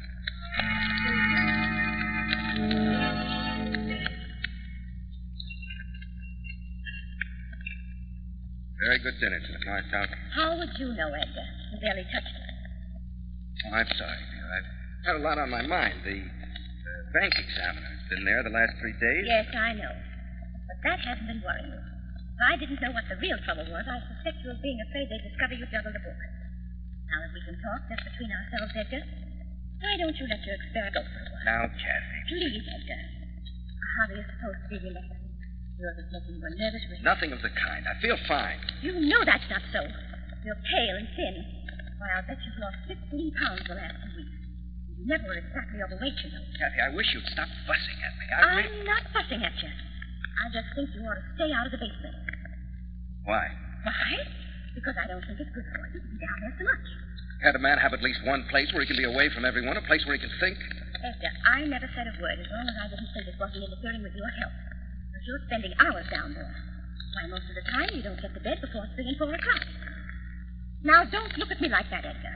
It's for your own good. Stop talking to me as though I were a child. Just see how nervous and unstrung you are, Edgar. What is it you're working on? What are you doing down there, Edgar? Nothing. I'm building infernal machines. Now will you let me alone? Just let me alone. That's all I ask. Let me alone.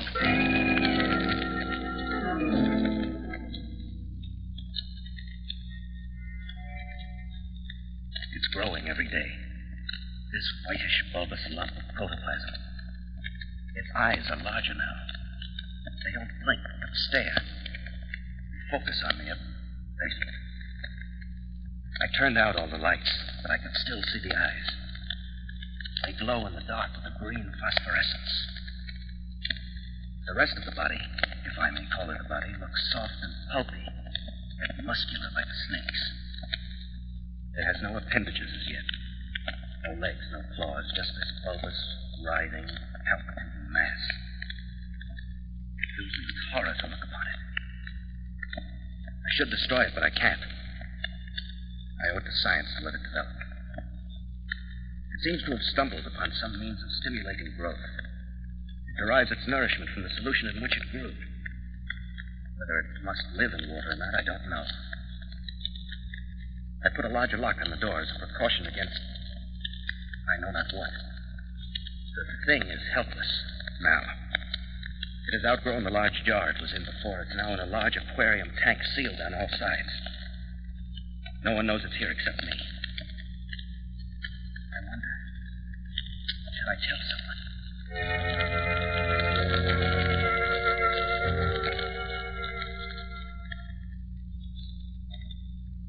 Bill, I'm worried about your father. About Pop? How come? He didn't go to the bank this morning. No, where is he, Beth? I wish he would. He's down in the basement. Said he's not going to work today. That's on next term. Bill, do you have any idea what he's doing now? No, he won't tell me a thing about it. He's sure changed a lot lately. He used to like to talk about his experiments, only then none of us would listen, or else we'd make fun of him. Sometimes, Bill, I shouldn't say this, But what, Mom? sometimes I think your father's mind is affected. Him? Oh, no. He just got interested in something. Everybody that has a hobby does it sooner or later. Well, I bet in 2 weeks he'll give the whole thing up and never touch any of that equipment again. He's heading for a nervous breakdown.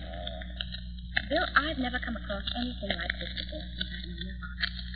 He's been hard-working, yes, but he's always had time for me and for you children. He's never been cross or cranky before. I'm worried about his job. Vice president, ain't he? Yes, but even vice presidents get fired. And it's not going to work. Well, I'm going to see if I can find out what's the matter. You run along to school. Okay, Mom. I gotta get my book.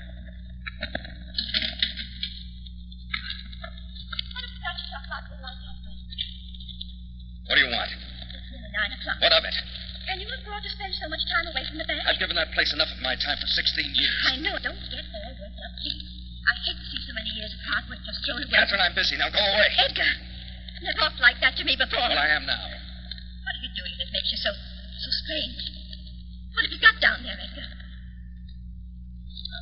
There's something down there that you don't want me to see, isn't there? You've got the entire house to do with as you please. Haven't I the right to do as I please with the basement? There's something down there that's destroying your health and the happiness of our children. I've got a right to see it. Catherine, don't go down there. I shall. Catherine, you're not going to set foot inside this basement. Reason why? Because I said no. That's no reason. I warn you, Catherine, stop pushing. Let me jump down. Edgar, let me jump down. I warn you, Catherine, stop it, or you'll be sorry. You made me do this. I didn't want to do it. You made me.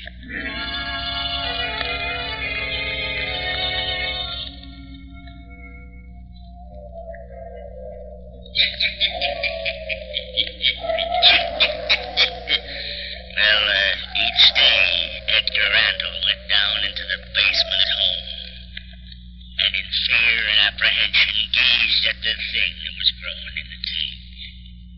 Then, locking the door to which only he had a key, he went to the bank. And for days and days, since the morning he struck her, he and his wife have not spoken. A dark shadow hangs over the once happy Randall home. Yes, Edgar Randall is still obsessed with the evil thing locked in his basement laboratory.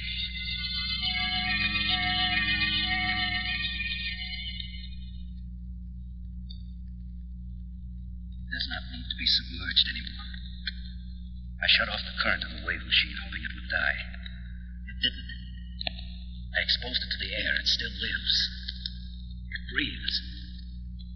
It's now in a large tub with a heavy iron grating across it. It fills the tub and is still growing. I haven't fed it anything yet. I wonder what it lives on. It keeps staring up at me from the tub, rolling its two oily-looking eyes. One as big as the mouth of a cup, the other the size of a cow's eye. That grayish-white body is now tinged with a revolting pale green. The flesh, if it is flesh, is shot through with tiny purple veins. The entire shapeless mass writhes in the tub, wheezing in a most sickening manner.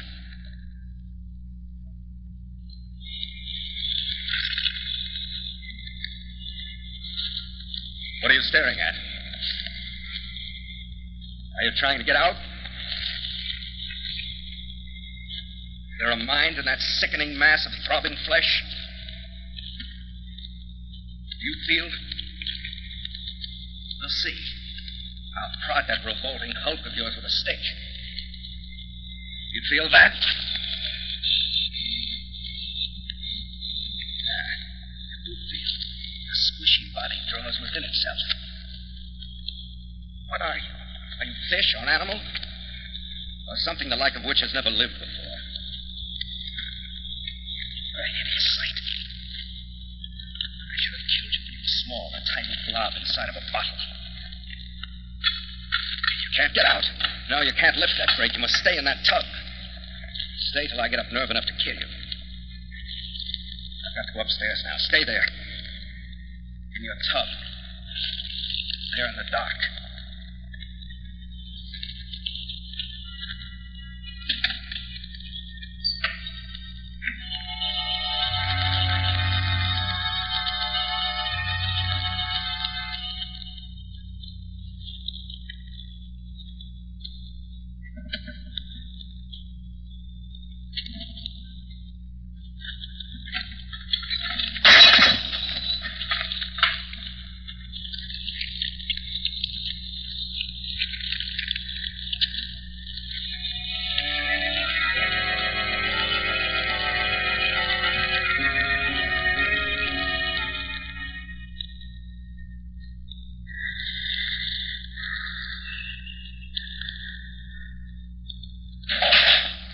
Edgar.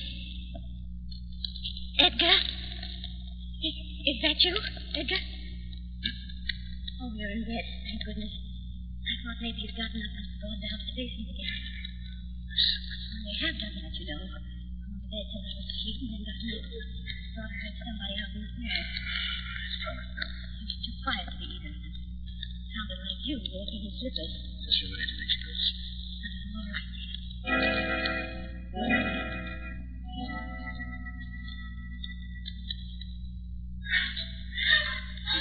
Edgar! Edgar, wake up. Huh? It's Bill. I heard him scream. Oh, you were dreaming. Something is the matter. I'm going Kathy, come back to bed. Edgar, let me go. Something's happening to Bill. He's just had a nightmare, that's all. He's all right. If you don't let go of me, I've got to see that the child's all right. He's all right. You don't hear him now, do you? Well, I never heard him scream like that before. I wish you... Always getting excited. Always jumping to conclusions. Kathy, come back. Come back.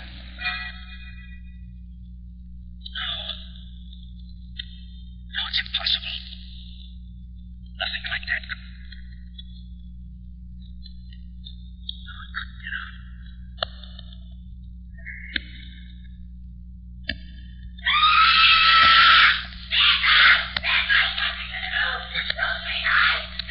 Good Lord. I'm coming, Kathy. I'm coming, Kathy.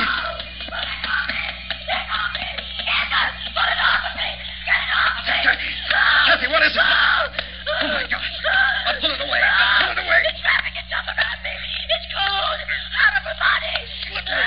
Like a jellyfish. I can't get hold of it. No, don't let it get up to my throat. Pull it loose, please.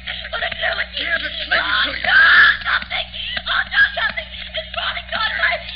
Do something. Let go. Wrapping itself around her head, smothering her. Let go. Let go.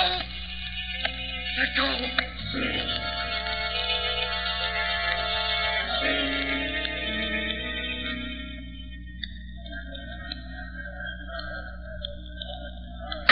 Order in the door.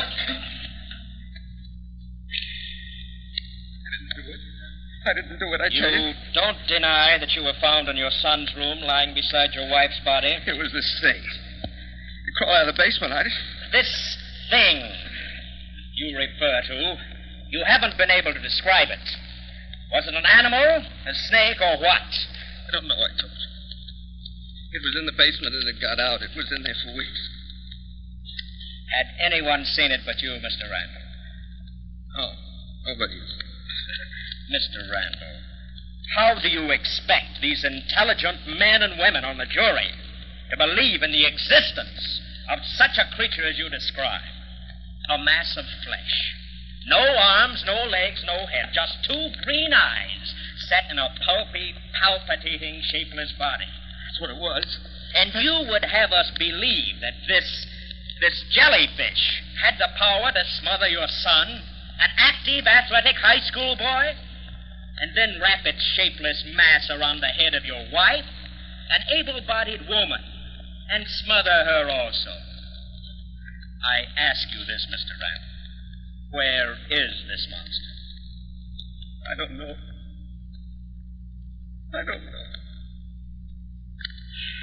I waste my time and the time of this jury in this court.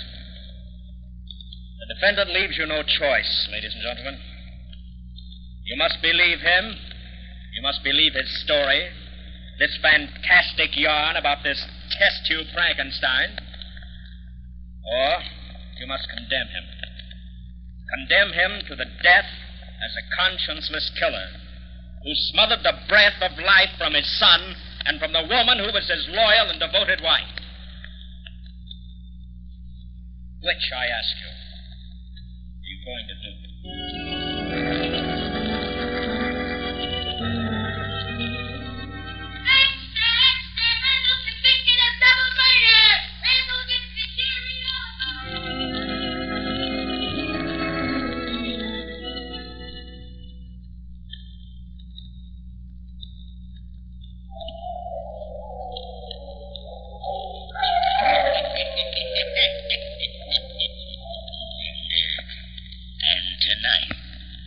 Tonight, along a dark street in the neighborhood in which you live.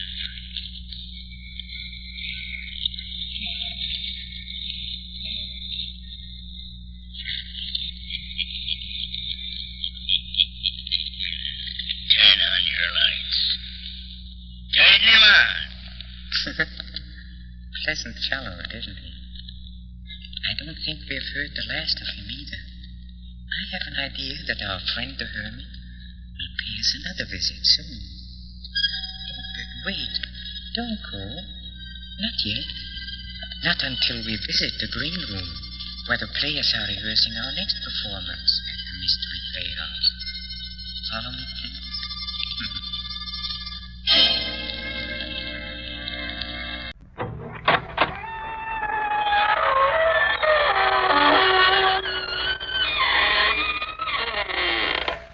Good evening, friends. This is your host to welcome you through the creaking door into the inner sanctum. Come in. Tonight we're inaugurating a quiz. It's a cutthroat session called Take It or Drop Dead. To qualify, just tear off the top of your neighborhood mortician and send it to us by hair mail.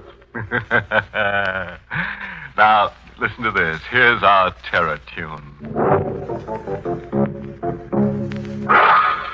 If you could guess the correct title of our morbid mazurka in one scream or less, here are the prizes you'll win.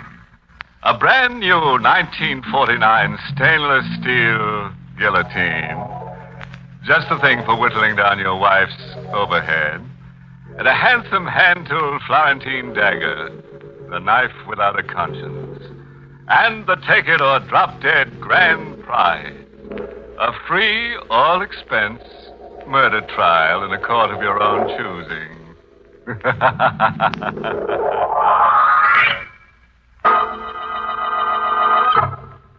Tonight's Inner Sanctum Mystery, The Deadly Dummy, was written by Ed Adamson and Robert Sloan, and stars Mason Adams in the role of Steve with Elspeth Eric as Claire.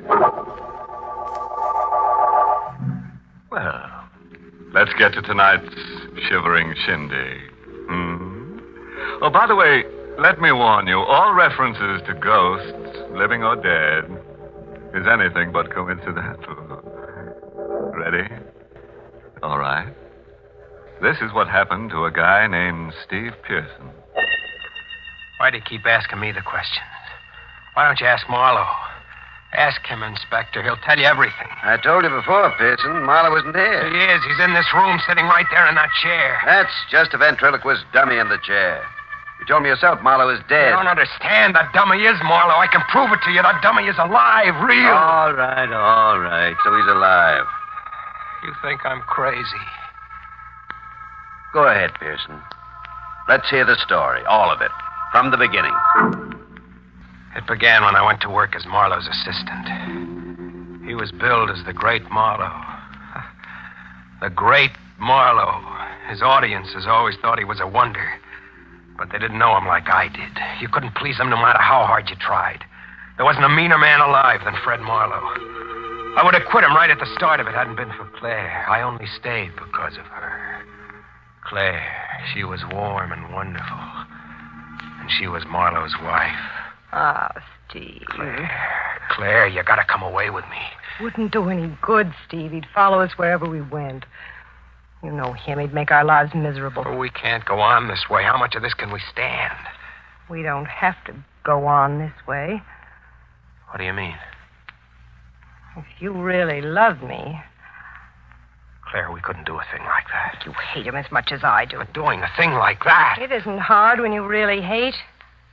When you really love. Somebody will find out. They always find out. Not the way I've planned it.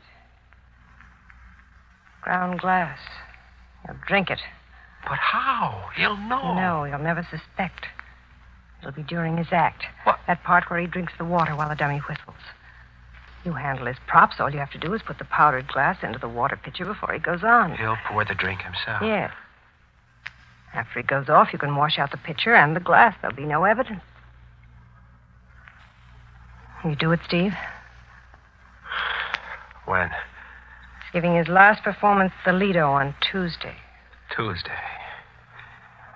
It'll be Marlowe's last performance anywhere.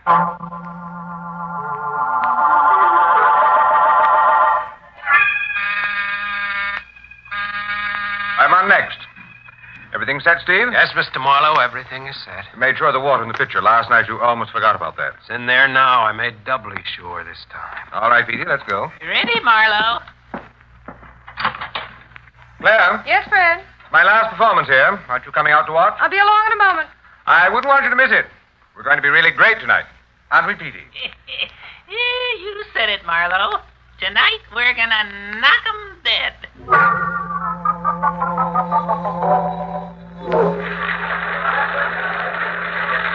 Claire and I stood in the wings while Marlowe went through his act.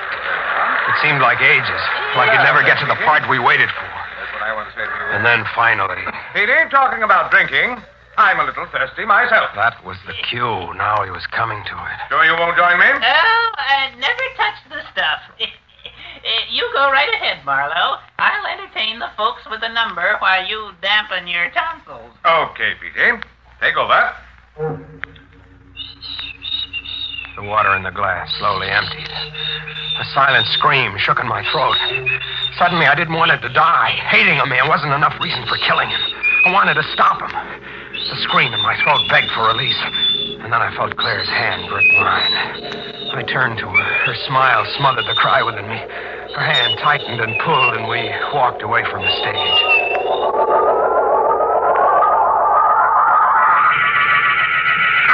Pearson, the doctor. I sent your wife for one, Marlowe. The pain, it feels like there's a fire inside me. It won't bother you for long. Fire burning, cutting into me. Pearson, I'm dying. Yes, Marlowe, you're dying. Pearson, help me. Nothing can help you now. I won't die. The doctor will save me. He won't let me. There won't be any doctor. What? Claire didn't go for one. Claire, she wants me to die. She hates me. You and Claire, you both hate me. You did this to me. When you drank that water back at the Lido tonight, there was ground glass in it. No. Ground glass so finely powdered you couldn't see or feel it. Peachy. A dummy can't help you, Marlowe. Peachy, I'm dying. Help me. What? Oh, Marlowe, you're just a ham at heart. What? A real ham. Don't you think so, Steve? What is this? Oh, that deathbed scene of Marlowe's. Right off the cob. I thought it was quite good, Petey. Oh, strictly amateur night. Strictly. Marlowe, you're all right. You see, Petey? I had Pearson believing. But it can't be. You drank that water. I saw you. Yes, I drank that water. But you're all right. It's not possible. Marlowe, you're killing our friend Steve with suspense. Come on, give him a break. Of course. Here you are, Pearson. Here's your ground glass. Marlowe had known we were up to something. Somehow he had switched the container of ground glass I had bought. He let me leave his hotel room without another word. I didn't know what to do, what to expect. I waited. 3 days went by. Then he sent for me. Sit down, Pearson. I'll be with you in a minute. Marlowe was busy packing a trunk. I sat there waiting. The dummy, Petey, was propped up on the table, his perpetual grin mocking my fear. Our friend looks kind of uncomfortable, Marlowe. Really, Petey? Why did you send for me, Marlowe? Clara and I are sailing for South America tonight. I suppose you're curious as to what I'm going to do about you. All right. What are you going to do? Nothing. Absolutely nothing. I just wanted to tell you about Claire, Steve. She's poison.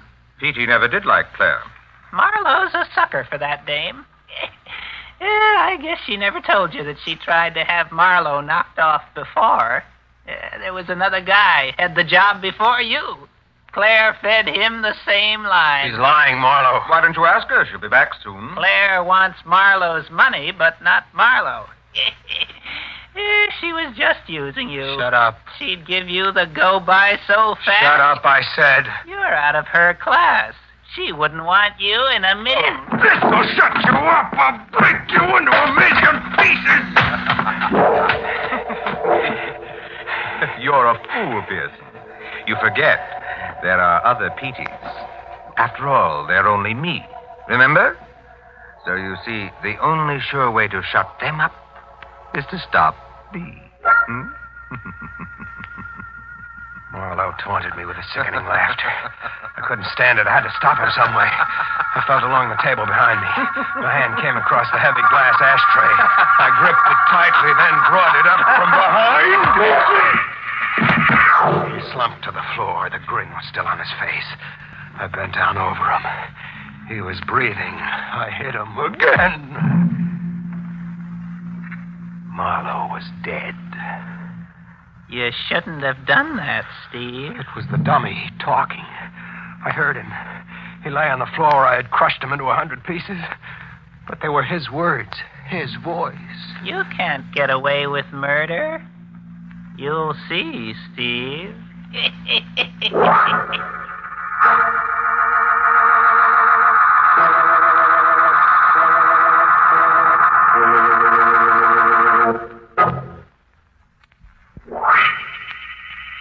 Claire, I tell you, that dummy did talk. Steve, it couldn't be. But I heard him. He talked to me, Claire. He talked Steve, to get me. hold of yourself. It was just in your mind, that's all. You shouldn't have done it. If you'd only waited, we would have found a safe way. Someone's at the door. We can't open it. Got to.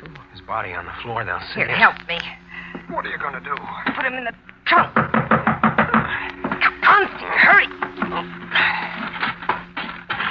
All right. Now close the top and lock it. You stay here. I'll go to the door. Marlowe's room? Yes? I come for the trunk, lady. Oh, there must be some mistake. Well, that's a trunk, ain't it? That's what I come for. Mrs. Marlowe said you're mistaken. Look, mister, I got an order here. See? One trunk, number 3468. That's the number on the tag of this here trunk. Now, listen. The order says this trunk goes to stateroom 3D on the Trigania. That's what it says. Trigania sails tonight. Now, do I take this here trunk or don't I? Yes. I'm sorry. That was our mistake. But, Claire. Please, take the trunk. Okay, lady. Hey. What do you got in this here trunk anyway? A dead body? What do you mean by that? Forget it, mister. It's just a keg.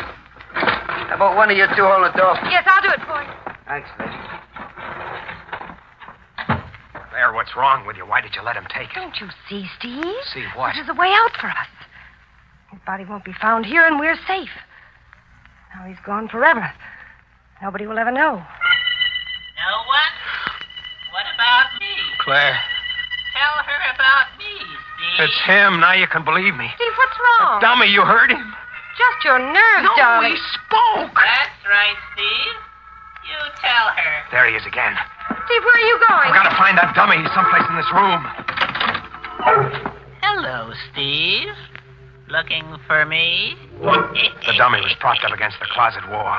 He looked at me with the same evil grin as the one I had crushed to pieces. Steve, please stop staring that way. I'll burn him, every rotten fiber of him. I'll burn him to an ash. Then they'll never talk again. Steve, believe me, he didn't talk. It's just your imagination. I'm not crazy. I heard him. So did you, only you're too afraid to admit it. He couldn't talk without Marlowe. Marlowe would have to be alive for that dummy to speak. What'd you say? Marlowe would have to be alive. You know that. Yes, that's right. What's the matter with me? Yes, he would have to be alive. You see, it was just your Then imagination. Marlowe isn't dead. Oh, now, Steve, please. He wasn't dead when we put him into the trunk. He just wanted us to think he Steve. was. I didn't kill him. He wasn't dead. That's why the dummy talked. Marlowe can do tricks like that. Come on, Claire. We've got to hurry. No, wait. We've got to get there fast. Where, Steve? What are you talking about? Marlowe's stateroom on the boat. He'll be there in the trunk. I've got to make sure he's dead.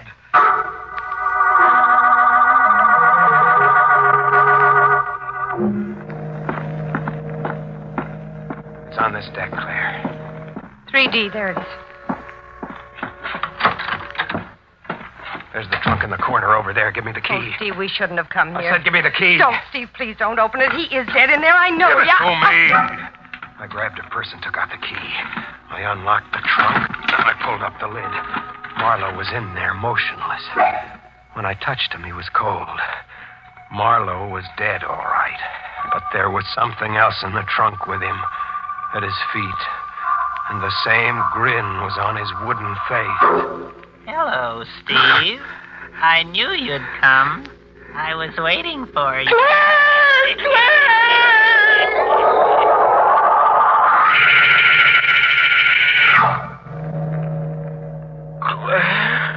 Here, Steve, drink this. I don't know what happened to me. Everything went black. You fainted.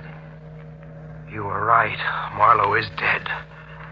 But that dummy, I heard him speak. No, Steve, it's just as I told you. You only heard it in your mind. He didn't really talk. Oh, Claire. Well, those things happen, and now it's over, and you'll never hear it again. Can you get out? Yeah, I'm all right now. We've got to get off this boat before somebody sees us. I ruined everything. No, we're still safe. Nobody knows we came here. You go first. That'll be the best way. I'll follow in a moment. Yes, I'll meet you on the pier. All right. How do you do, ma'am? Oh, sorry to give you such a jolt. My name is Higginsman. I'm your steward. Just stopped by so we'd know each other. Time was against us. We were too late in getting out of that stateroom. That steward would remember Claire. Steve, what are we going to do? There was only one chance. With Marlowe's body in that trunk, there was only one thing we could do. I had Claire ring for the steward. Yes, ma'am? Mr. Marlowe and I have decided to cancel our trip. But, Would you please have the porters come for our trunk and take it to the pier? Well, I'm sorry, Mrs. Marlowe, but that won't be possible. What? What? Well, in the excitement, ma'am, you probably didn't notice. Notice? What are you talking about? Our departure. We sailed 20 minutes ago.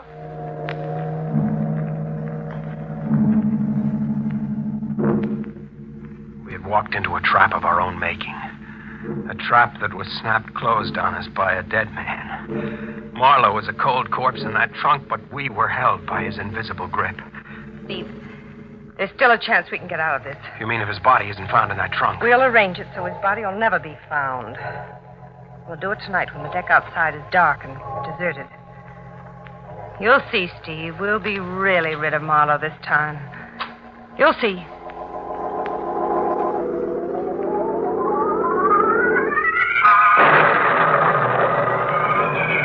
We got our first break. Early in the evening, a storm came up and grew worse with the passing hours. About 11 o'clock, I made a careful check of the promenade deck outside the stateroom. It was completely deserted. We supported Marlowe's body between us and carried it toward the darkened space at the end of the deck. In the morning, I'll report. My husband is missing. They'll ask a lot of questions. I'll have all the answers, just the way we planned them. I'll tell him how he often gets up at night to go for a walk. And the dizzy spells. Yes. Another of his dizzy spells. That's how it must have happened. Another terrible dizzy spell, and he fell overboard. Meantime, Steve, you'll have to hide. I found a place in one of the lifeboats. We'll meet every night. Wait. What is it? I thought I saw somebody down that way. I don't see anyone. It was probably just a shadow. Come on, let's get this over with. You can help me lift him to the rail. All right. Now push.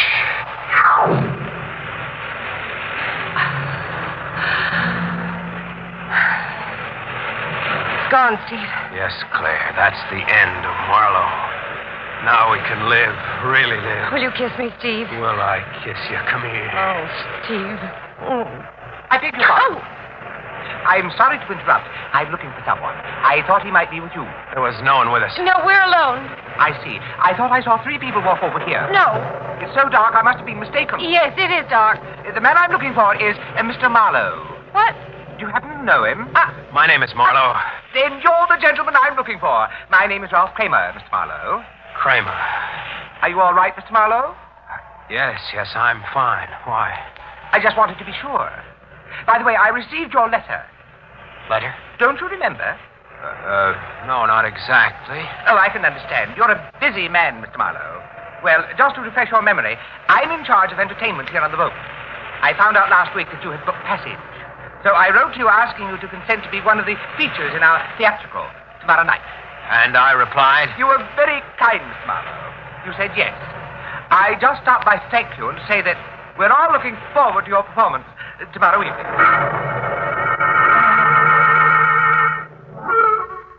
Steve, you've got to keep trying. There isn't much time left. It won't work, Claire. It will. You know Marlowe's act. You've understudied him. You went on for him in Cleveland, remember? I know, but I can't do it now. I can't get it. It'll come to you, darling. Now just keep trying. Go on, Steve, please. Try again. All right. Tell me, Petey, don't you and your girlfriend Phoebe ever have a difference of opinion? Sure, Marlowe. But I wouldn't dare tell her about it. Oh, you see, Claire, it's no good. Hey, you're doing fine. Don't tell me. I know it's rotten. Tell him I'm not going on. Steve, it means our lives. You've got to go through with this. Sure. You can do it, Steve. I'll see you through. Claire. What's wrong? What is it? The dummy just talked, and I didn't do it.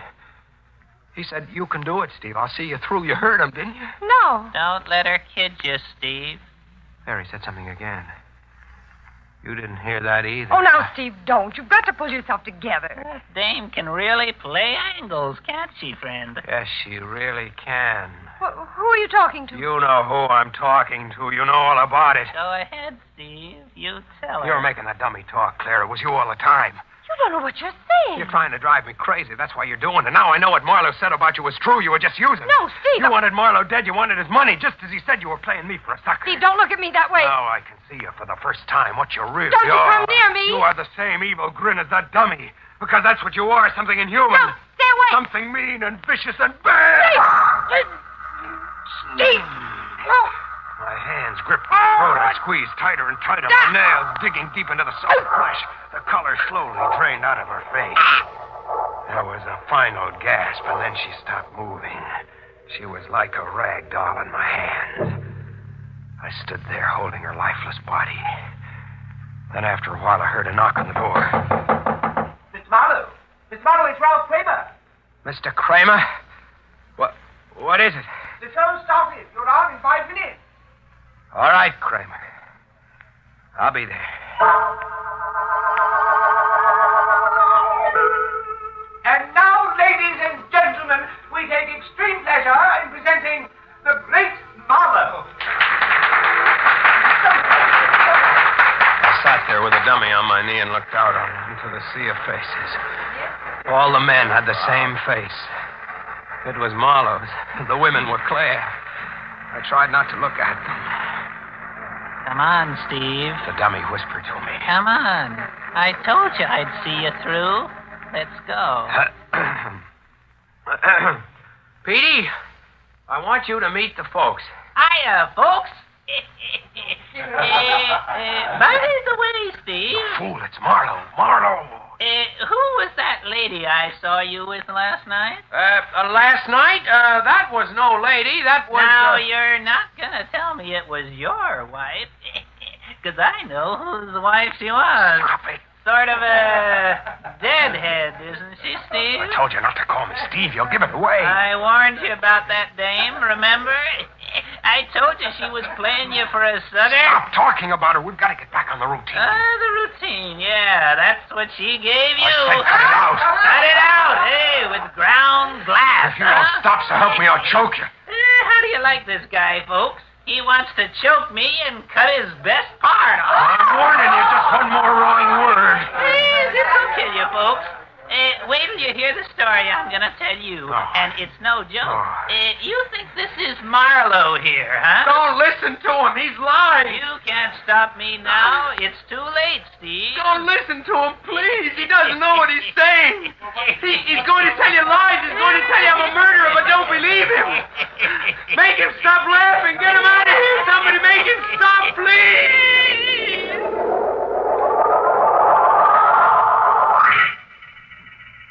That's it, Inspector. That's the whole story of what happened. It was all because of the dummy on that chair there. You give us a lawyer's name and we'll call I him. don't think a lawyer would do me much good now. That's up to you, Pearson. I'll think it over. Okay, Roberts, take him downstairs. I don't suppose you'll need me any longer, Inspector? Just one question, Kramer. What is that? What did you hear the dummy say that night when Pearson tried to go through with Marlowe's act? Oh, the dummy didn't say a word. Pearson was up there on the stage talking to himself.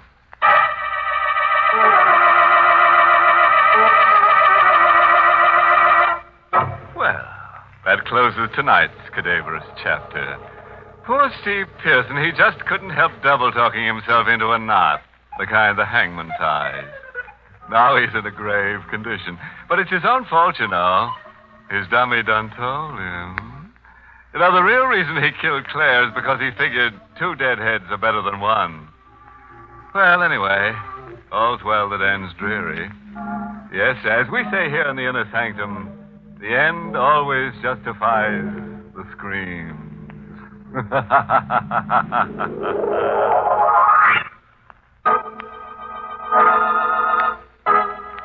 Inner Sanctum is heard each week in the United States over CBS, the Columbia Broadcasting System, and has been rebroadcast for servicemen and women overseas through the facilities of the United States Armed Forces Radio Service, the voice of information and education.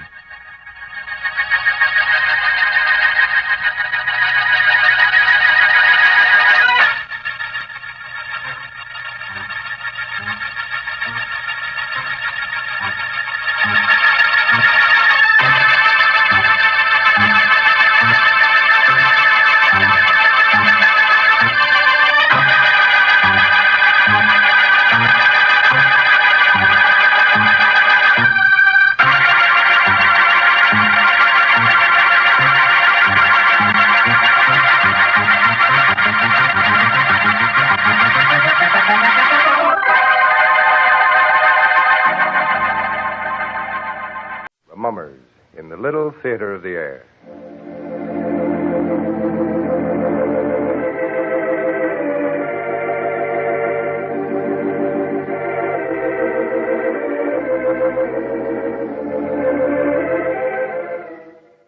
Now, The Hermit.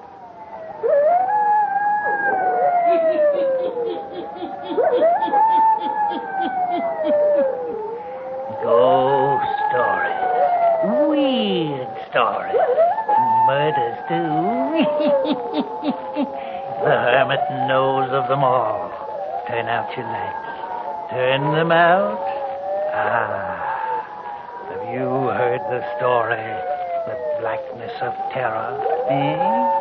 Then listen while the hermit tells you the story.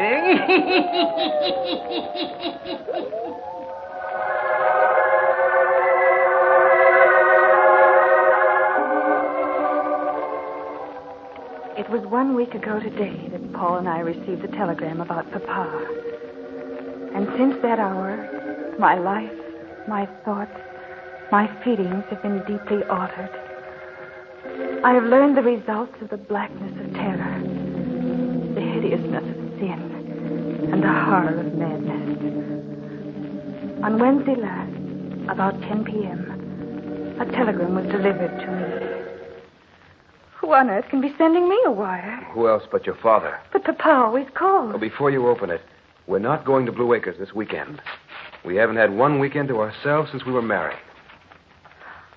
Oh, Paul, it is Papa. I knew it. No, you don't understand. Here. Your father's seriously ill. Suggest you come at once. Dr. Laurie. Papa. Oh, now take it easy, Marlene. He's never been ill a day in his life. Your father's getting along in years, darling. You can't expect him not to have some bad days. But Dr. Laurie says seriously ill. And he's usually terribly conservative. We must start at once.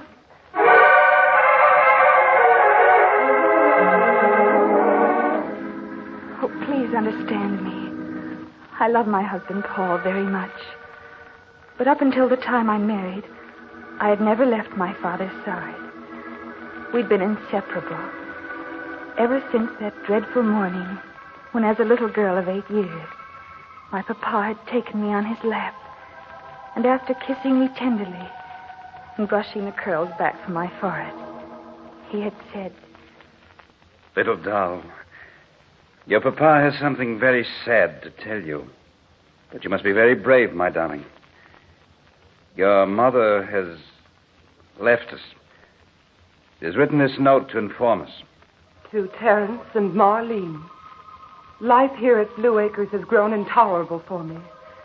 You're a little child, Marlene, and therefore I cannot explain some things to you. But Terence will know why I'm leaving. My little girl, try to think kindly of your mother. I would take you with me if I could, but that is impossible just now. Your father is a wealthy man, and he can give you fine things.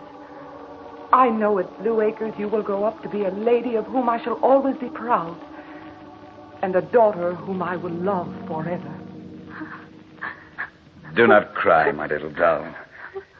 Had your mother loved you, she would never have left you. From this day forward, there'll be no mention of her name in this house. To us, she is dead. It was some years later that I learned that my beautiful mother had left Papa and me and had run away with Philip Court, a chap the townspeople said was a worthless dauber in paint. Nothing was ever heard of my mother or him after they left Blue Acres. Nor did my father, Terence Lane, ever mention her name. He devoted his life to me. I had private tutors that came to Blue Acres to instruct me, the very best. Papa imported a master of the piano to teach me. We remained aloof from the world. The only woman in the household beside myself was Mrs. Eden. Father always did the cleaning of the house, for Blue Acres is filled with priceless treasures. And when I would laugh at him dusting, he would always remark, "Can't let her clumsy fingers touch this vase. It's worth $1,000 if it's worth a penny." The years moved on, and I lived in a world of my father's creating, until this last summer when I was 21 years old. One glorious summer night when the moon made golden patterns on the terraced lawns of Blue Acres, and the waters of the colored fountains centered in the ground shot a million rainbow lights into the night, when the French doors of the music room were opened wide to let the cool night air enter in. I sat at the piano, playing the works of one of my favorite composers, Debussy.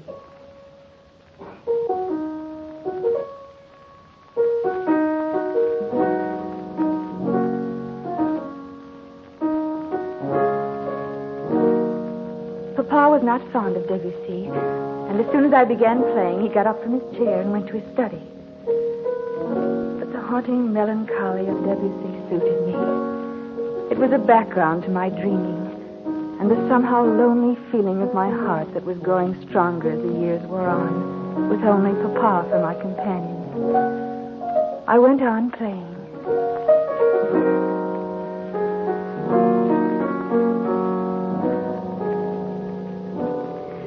And then suddenly I was aware of the presence of another in the room. I felt it strongly even before I turned around.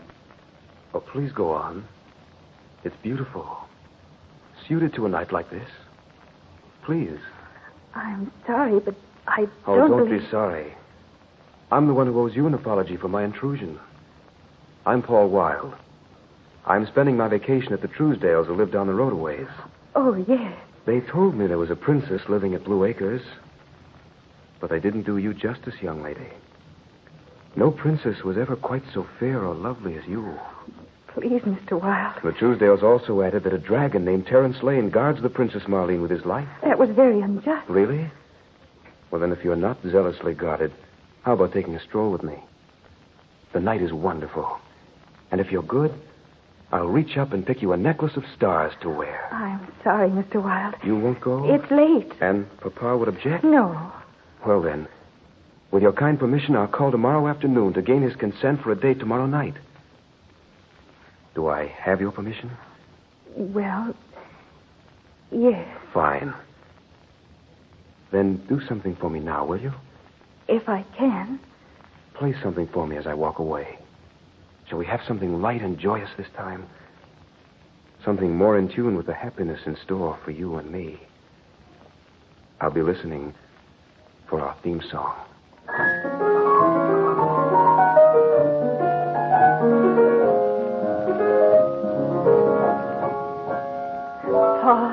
Paul Wilde. Only those deeply in love can understand what I mean when I say it was adoration on sight. I knew that from that second until eternity, there would be none other for me than Paul. And true to his word, he was at Blue Acres the next afternoon, asking Father's consent for an evening with me. I didn't hear their conversation, but I did hear from Papa later. My dear, I'm an old man, wise in the ways of the world. I've spent my entire life protecting you from the vulgar of this world, the worthless. Had I protected your mother more carefully, there never would have been the scandal in this house caused by her treacherous act. But Papa... I have already called into the city. This Paul Wilde is nothing but a simple clerk with poor wages. Is there never to be anyone for me? Of course, when the time comes. But this is not the time. I had never disobeyed my father, but I did so that night. I sent Paul a note, and we met at midnight in the gardens of Blue Acres.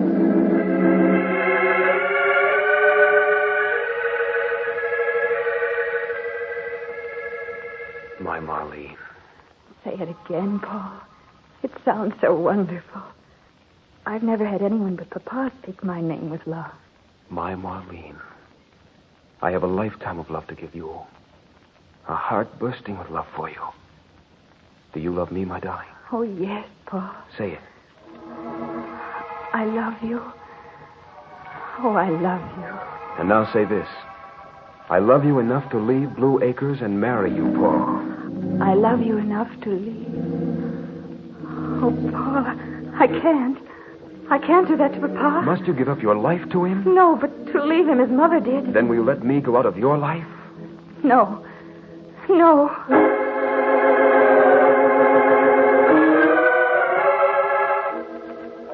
There were other surreptitious meetings.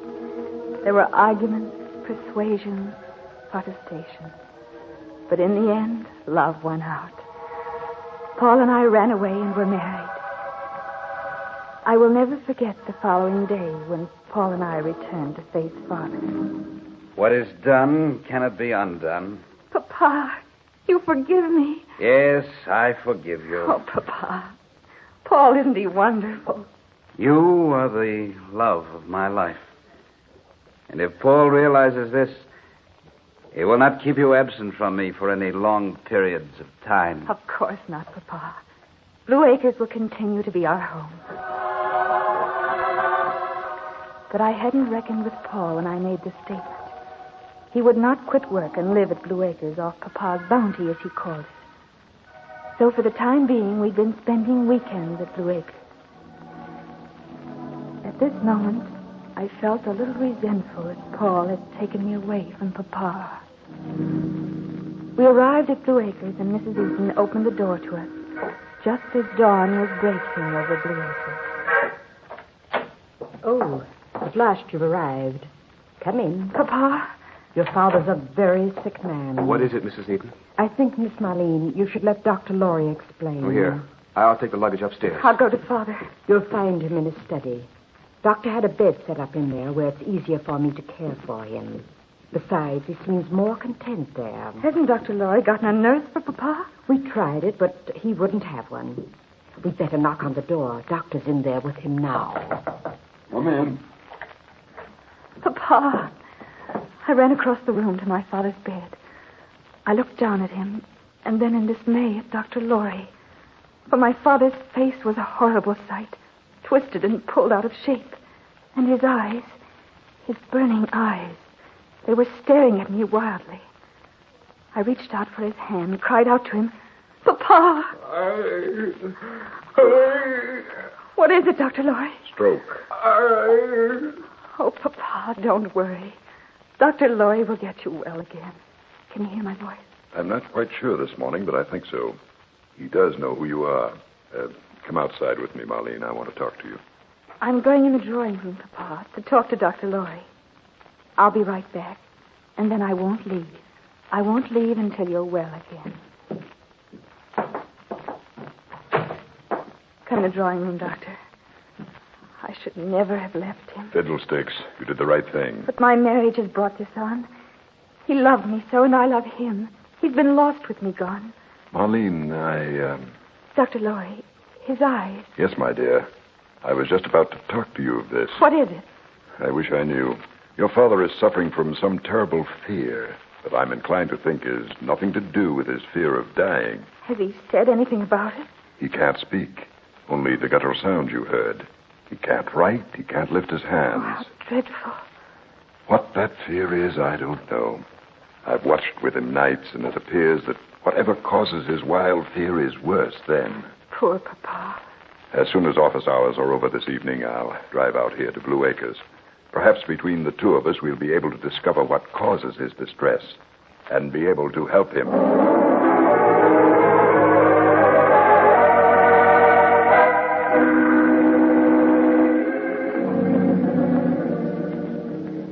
It filled my heart with sorrow to see my father suffering such pain and discomfort. And the look in his eyes, the mad, wild look, was almost more than I could bear. At last night came. I rejoiced when I heard Mrs. Eaton usher Dr. Lorry in. He and I sat by Father's bed while the heavy minutes ticked past.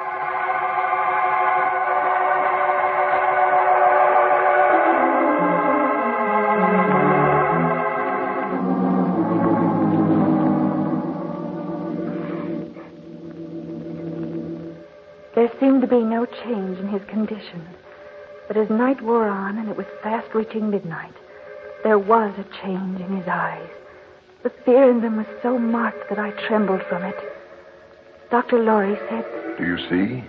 His eyes. Yes, It's as if he sees something we don't see. yes. It was so. His eyes seemed to be riveted on the door to his study. And it was then that I thought I heard a low moan. What was that? I don't know. It didn't come from Father. No. But look at him now. Now Father's eyes were trained in closer to his bed. He was struggling, attempting to lift his hand. It was very plain to me, and I cried out, Doctor, there's some unseen thing standing over Papa's bed. That is the way I diagnose it. There is. Something unseen to us, but clearly seen by your father. And look, the bedclothes are moving, but he's not touching them. What is it? Dr. Lorry, what is it?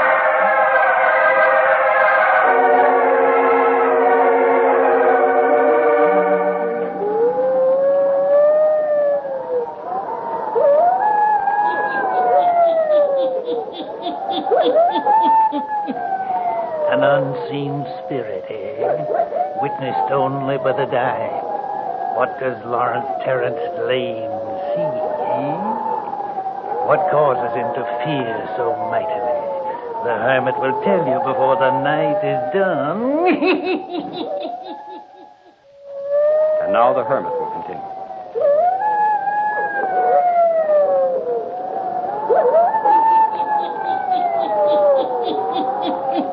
Only a few minutes have passed. But Marlene, in her anxiety to aid her father in his terrible fear, only makes matters more difficult. Now it appears that the dying man wishes his beloved daughter out of the room, too.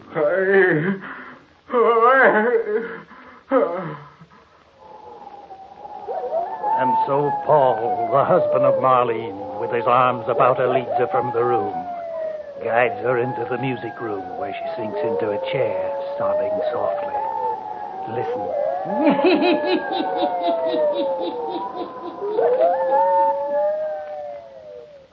Darling, if you get overwrought, ill, you won't be able to help your father. Oh, Paul, it's so dreadful. I tell you, Papa sees things there in his room. Some vision that frightens him. I saw the bedclothes move and Papa wasn't touching them. Please, dear, try to control your nerves. Shall I have Mrs. Eaton make you some tea? It'll help soothe you. I'll be right back, darling. Only take a second.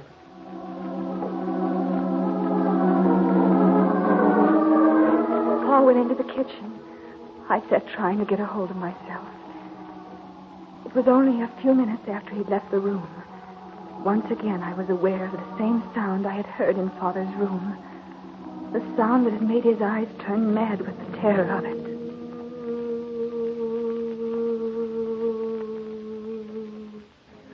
Was I, too, losing my mind? What was the answer to this strange phenomenon? A sound that to my ears was exactly like that of a woman moaning. At first it was close to me in the music room, and then it grew fainter, but still distinct. And though it's difficult to believe, there was a second when I felt as if something had brushed past my chair, had touched my shoulder. I cried out for Paul. Paul! Paul! What is it? I'm right here. Paul, listen. Do you hear a strange sound? What sort of a sound? A sound like a woman moaning. No. I heard it distinctly. You listen. Hey, you drink this tea and forget about such things. Please, Paul, quiet. Now, do you hear? By George. You do hear it? Some unusual sound. Where is it coming from? I don't know. There it is again. Yeah. So it seems to be coming from these walls of the music room. That's it. Or from out on the terrace. Oh, it's nearer than that. Here, in this wall behind the piano. Yes. Why are you feeling the walls? This panel here. Look. Why, it's a panel that opens. I've lived here all my life, and I never knew of it before. An inner room in here. And you can hear the moaning from here much closer. Marlene, get the candle from the piano. I'm going to look around in here. Yes. Here, Paul. Yeah, this passage in here must lead to another room in the house. I'm coming with you. And the moaning we heard was from someone in the adjoining room from here. Paul, wait. Here, look. What is it? This enormous chest. Listen. Quick, there's someone inside this chest. I believe you're right. Hurry, they'll smother to death. Now it's locked. Locked? Someone's been pushed into this chest, and it's been locked against them. Hurry, can't you break it open? I'm going to try. There, the lock is giving now.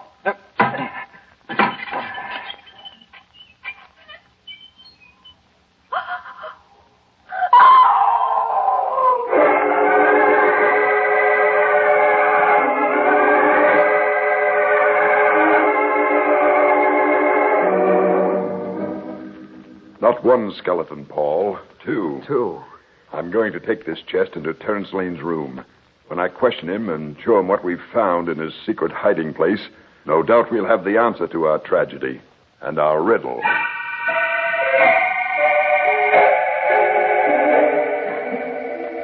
When confronted with the chest and the skeletons of human beings found in it, when asked questions by Dr. Lorry that Papa could answer by a nod of his head, we found the solution to the mystery of Blue Acres. Yes, the skeletons were those of Philip Court and my mother. My father had killed them before they ever got away from the house the night Mother intended to leave him. Dr. Lorry filled in many blank spaces in the life of my mother and father. Your father was an insanely jealous man, Marlene. He would allow her no friends. He even went to the city alone and bought her gowns for her.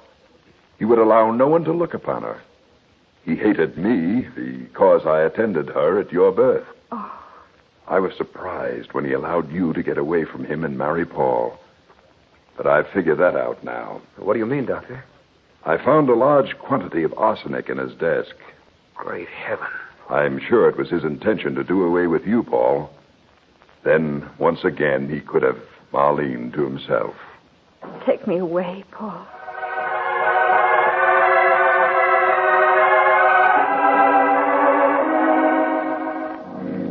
Paul and I left Blue Acres next morning. Terence Lane, my father, is still living. Mrs. Eaton cares for him. I haven't been out since that horrible night when the moaning of my mother's spirit led me to her grave. But we will go out this weekend if he's still living. Paul says I can never be happy unless I forgive him. Besides, the eyes of my father show madness in the evening after darkness gathers. And so we know he is tortured enough. Each night he must see the spirit of my mother standing over his bed, accusing him of his crime of double murder.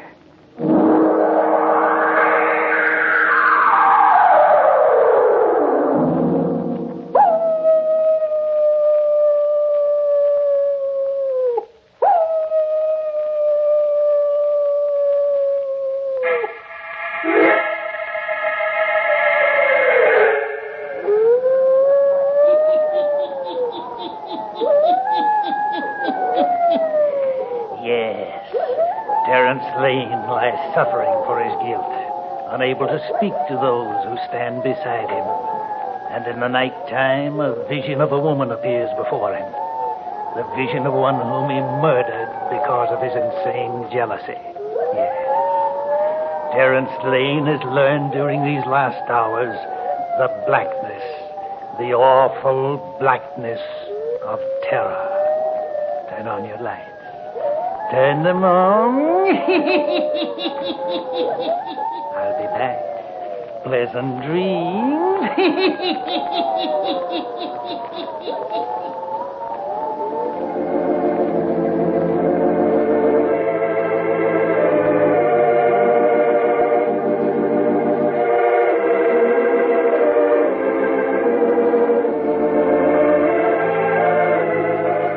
Characters, places, and occurrences mentioned in the Hermit's Cave are fictitious, and similarity to persons, places, or occurrences is purely accidental.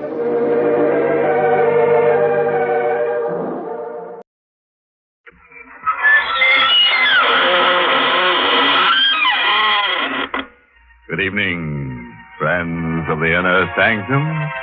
This is your host to welcome you through the squeaking door. Say, do you ever find that you can't get a certain face out of your mind? Until you do, go out of your mind. Like me and a guy named Joe, for instance. I ran into Joe accidentally the other day over at the city morgue. And Joe's been haunting me ever since. I can't get over the smug way he deadpanned me and then gave me the old cold shoulder routine. I don't want to cry, baby, but I dug down plenty time and again to keep Joe from going under. But no gratitude at all from Joe. Mister, I'm finished with Joe for keeps.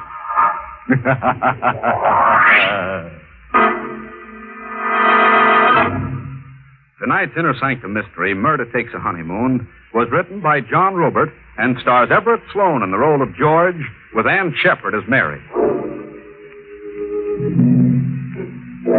And now for tonight's free lesson in how to improve your scream. Ever get that folksy, woodsy feeling until you're in an absolute frenzy to get away from it all and go native? Well, our honeymooning couple tonight got the urge until they found that living in the country was simply murder. To rhyme it, our twosome found it positively gruesome. Stand by and we'll demonstrate. We're on a milk train somewhere in the east, puffing through the rock and rubble of desolated whistle-stop country. The yellow train lights blink eerily. The hour is sometime between night and morning. One car holds just a young couple. They huddle closely, half asleep, as the train groans into another of its interminable stops. Ravenwood! Entering Ravenwood! At South Lewiston! Ravenwood! George, I heard him say Lewiston, too. No. Ravenwood. Lewiston's next. Oh, there must be a million of these one-horse towns. What's eating you, Mary? Oh, you look like you've just been declared an orphan. I feel like an orphan, George. It's cold. I'm hungry. I'm far from home. We're heading home, kid. At the next stop, there's a farm. More land than you can cover in a day, and it's all yours. Wedding gift from me to you. I'm sorry, but the country's not for me. I'm a big city girl. Ah, give it a try, huh? Come on, smile. George, I'm frightened. Of me? I don't know. You've suddenly changed. Buying a farm, packing up without warning, and leaving New York. And all in such a hurry. I'm impulsive, kid. That's how I married you, remember? I dated you blind, waltzed you around once, and boom, on an impulse, I hustled you to City Hall. I bought the farm the same way. The way it happened, it's as if you were running away from something. Running to something, kid. I'm tired of the creeps and the phonies and the crumbs. I'm tired of stale beer, cheap movies, and crowds. Okay, skip it. I'm thirsty. You want me to fetch you a drink? No, thanks. All right, I'll be back in a minute. Oh, George! George! Hey, what kids? George! You got the jitters. There was a hand out there in the darkness, reaching toward me through the window. Oh, kid, your imagination's gone crazy. You're overtired. George, look. What's that? An envelope. Someone dropped it on my lap. Fell to the floor. Give it to me. What does it say? A crank note. Some country idiot's playing black hand. Let me read it. We don't like strangers in Lewiston, especially New Yorkers. Better be smart and read the train schedule back. There's a return train schedule attached to it. Oh, you look as if you're already on that train back. You scare easy, huh? How did anyone know we were coming? Well, that's easy. The real estate man who sold me Raintree Farms no doubt stuck the item in the local papers. Ah, come on. Shrug it off as a crackpot practical joke. A joke? You really want me to believe that someone drove 10 miles in the middle of the night to warn us off? Just to be funny? I'm laughing.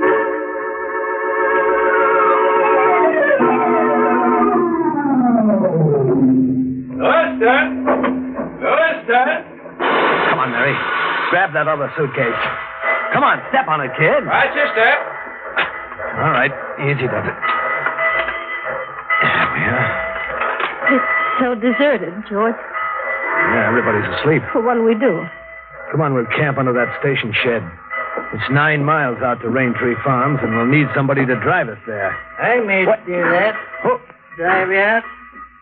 Been waiting half the night for you. Who are you? Ben Myers. There's his parked to the side of that chair. You said you've been waiting for me? I did. I'm your neighbor. My shack's just around the bend from Raintree Farms. Thought you and the lady'd be glad not to spend the night in the weather.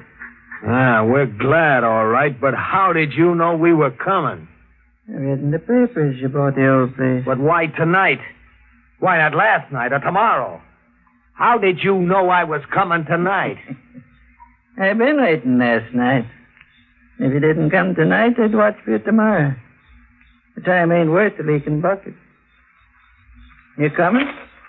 Yeah, sure. Come on, Mary. Here's the lizzie, son. Try to light my pipe and we'll be going. Bring your face to the light, son. I've seen you before, ain't I? I don't think so. You never been around Raintree Farms? No, I've never seen the place. Funny, you should buy it, then.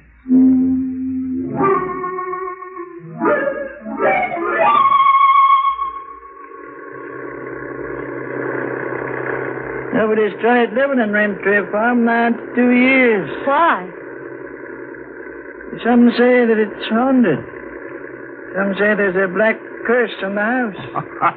You keep asking questions, kid. He'll have you seeing ghosts coming out of the chimney. Not ghosts, son, but corpses. Corpses? The last couple that tried living in Raintree Corners lay dead in the parlor floor. I seen them with my own eyes. Dead. Nobody ever found out what killed them. Now, the mile to Raintree Farms, folks. Go on, kid. Grab yourself 40 winks.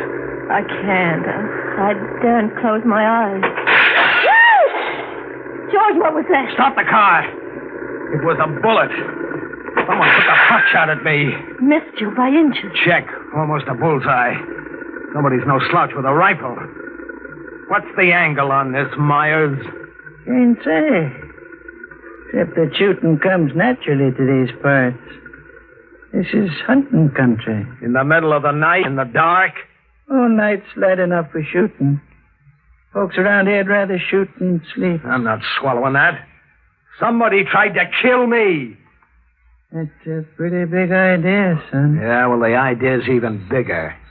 I figure maybe someone waited along that road in ambush and you fingered me. Maybe that's why you waited around all hours at the depot. You were to drive me to my murder.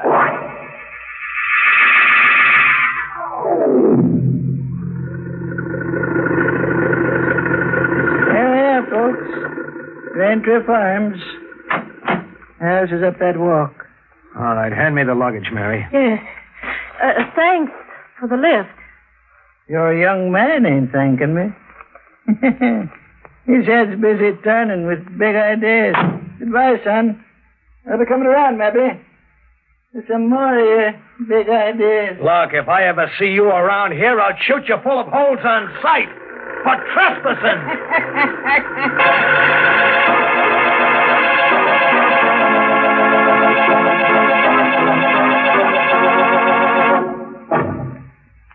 George. Yeah? About that shot on the road coming here, why would anyone want to murder you? You're a stranger. To keep me away from Raintree Farms, I guess. So why, if you own it? Why is a big letter, kid. George, you're concealing something. Who are you? George Stretch, your husband. A stranger to me until 10 days ago. Who are you, really? Oh, look, kid, you're letting some local crackpot give you the willies. Mary, a guy said something about for better or for worse just before I slipped a ring on your finger. Was it all a lot of idle talk? No, George. I meant it deep down. I'm sorry. That's more like it. What do you say we forget the spook stuff and hit the sack, huh? Coming? Mm-hmm. Boy, this joint sure needs a loving touch. And a coat of paint. Well, now to find the key. Wrong key. The real estate office mailed me 5 different keys. George. Now what? Somebody's inside. I see a moving light.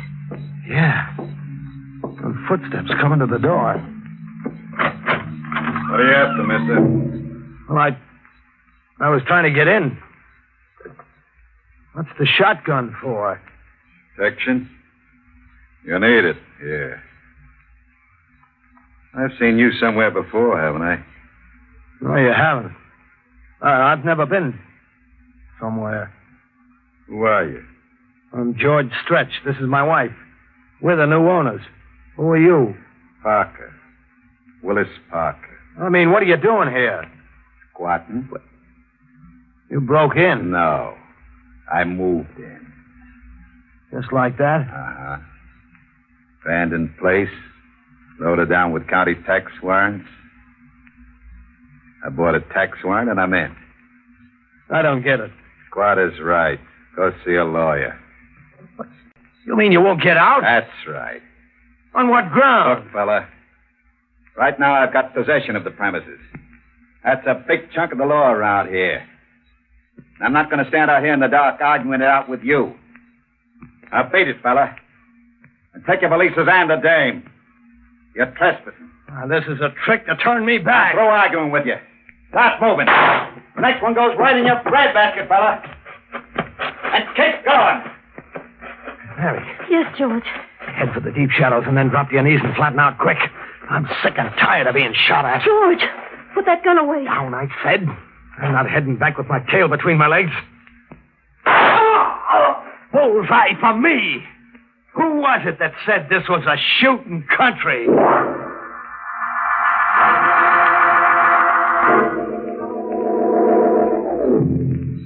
He's dead.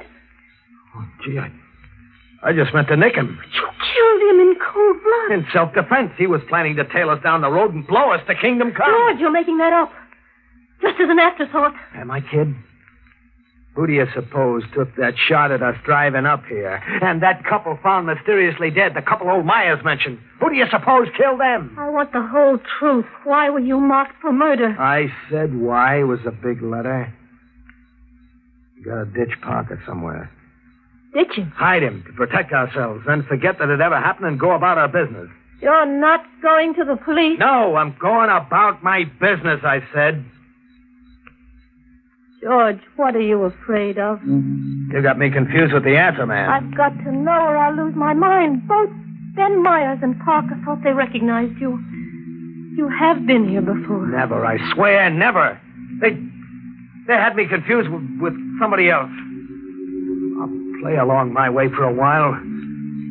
My way is the only way, Mary. Any other way is no good. I'll get that kerosene lamp and follow along. I'm giving Parker's squatters' rights to the first big ditch I find.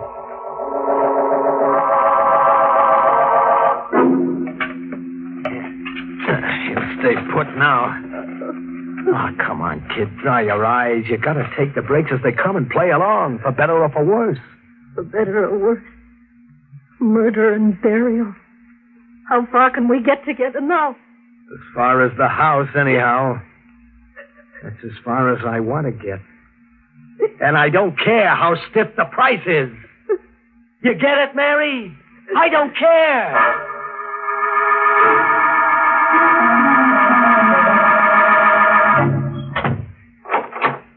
All right, now set the lamp on that table, Mary. And stop staring at me as if I were some kind of a man-eating monster. You're getting on my nerves. I'm sorry, George. All right, that's better. Look around you. What do you see?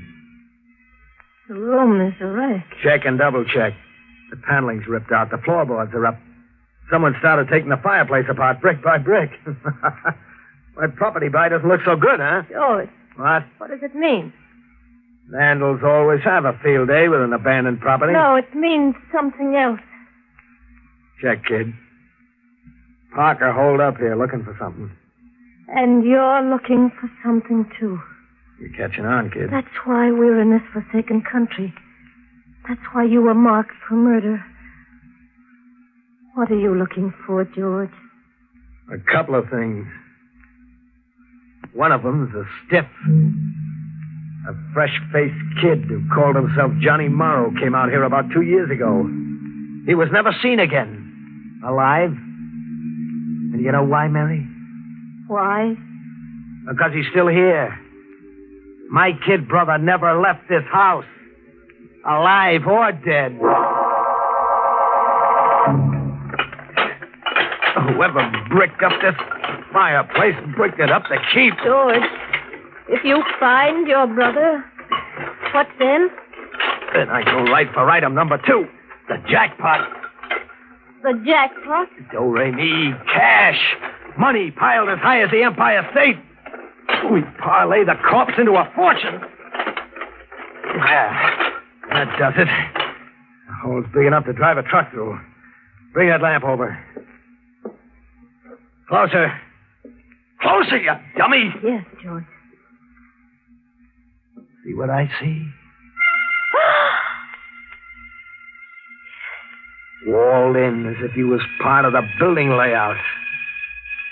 Meet your brother-in-law, Mary. All right. Help me drag him out. Yes, George. Set him down over here. When he was a kid, he always came running to me when he got into a jam. There was a year's difference, but we were lookalikes. That's why the old man and Parker thought they'd seen you before. Check. They'd seen Johnny. Who killed your brother? His partner, a hoodlum named Wiley. Johnny and Wiley had pulled a payroll stick-up, a $50,000 job. Wiley tried to double-cross Johnny. Johnny holed up here with the payroll money. Wiley trailed Johnny out here, tortured him for weeks, and then killed him. Why did Wiley torture Johnny? To find out where Johnny had stashed the money. But Johnny never told him. Johnny knew his goose was cooked anyway. How did you find out these things? Johnny smuggled a letter out addressed to me through old Ben Myers. The letter said nothing, but said a lot. Small talk, everyday brother stuff, wrapped around 2 key words. The words were search me. As kids, we used to play treasure hunt with maps we made up and sewed in the lining of our clothes. $1 gets you 1,000 that Johnny has a map sewn in his clothes. Now you don't have to ask why anymore, kid. But what? Who was Parker, the man we found here? A crook who hung around with Wiley. And all the time that's elapsed, why didn't you come here sooner? I was busy looking for Wiley for 2 years, across the country and back again, in South America, Mexico. Wiley was always one jump ahead of me. I caught up with him a month ago in Tampico. You caught up with him? Well, what did you do? I gave him a dose of what he gave Johnny. And then I killed him.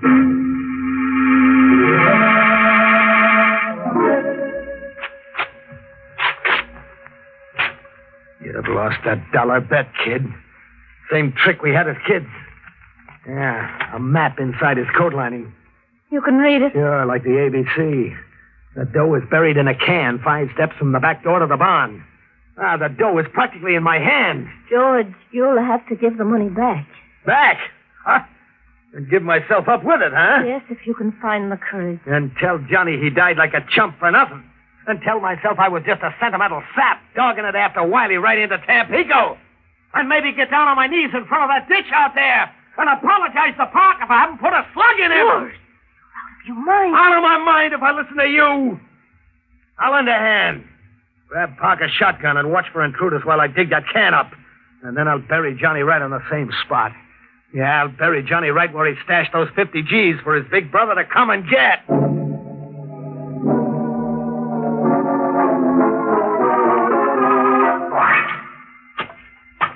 That clink is the jackpot. Like music, eh, Mary? Listen to it. Now, look. You see the money, Mary? Green as grass, just as I dreamed of it for 2 years. Just as Johnny and I dreamed of it as kids. Green money, green as grass. And nothing under 100. You ever see a bankroll with nothing under 100 before, Mary? Did you? No. Just as I can recollect, I neither, son. What? I seen small change. $5 bill once. I never seen 100 before. What are you doing here, Ben? Rejoicing with you, son. I've been waiting and watching a long time for one of you to find that money. But I knew it was hid somewhere around here. And I'm an old man. Very much time for me to enjoy my share. How much is your share? I was calculating on a quarter, maybe. And I saw you put Parker away. Right now I'm calculating on, say, half. What are you calculating on doing with half? I don't know, for sure. Treat myself to something good. Maybe buy myself some more land. What do you say, son? You made yourself a deal, Pop. I'm going to give you all the land you need. You're aiming to kill me. George, no! I got to, Mary. I'm not killing you, old man. When you came visiting just now, you committed suicide. Get up against that tree and turn around. Maybe if I go back to calculating the quarter? I said you committed suicide. I'll bury you with a $100 bill in your hand so you can treat yourself to something good where you're going. Ready? I said you was a winner, son. Guess I'm a loser. So long, sucker. Oh. Mary, you fool, you shot me. I had to do it, George. I had to save you from yourself. You silly fool. I was going to make you a queen. No, George. It wouldn't have been that way. After then, you would have had to kill me. You see, no power on earth would make me go your way. And no power on earth would make you go mine. You saved my life, Mom. How can an old idiot ever thank you? By going to the police. My husband has a confession to make.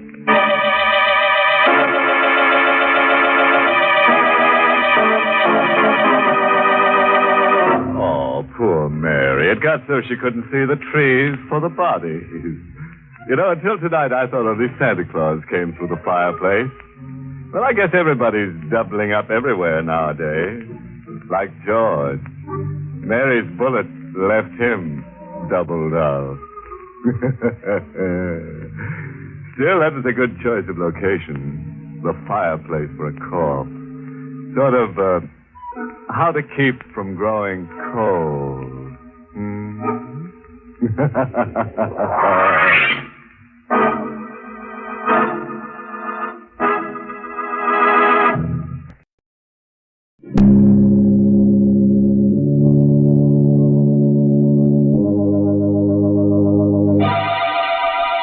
Lipton Tea and Lipton Soups present Inner Sanctum Mysteries.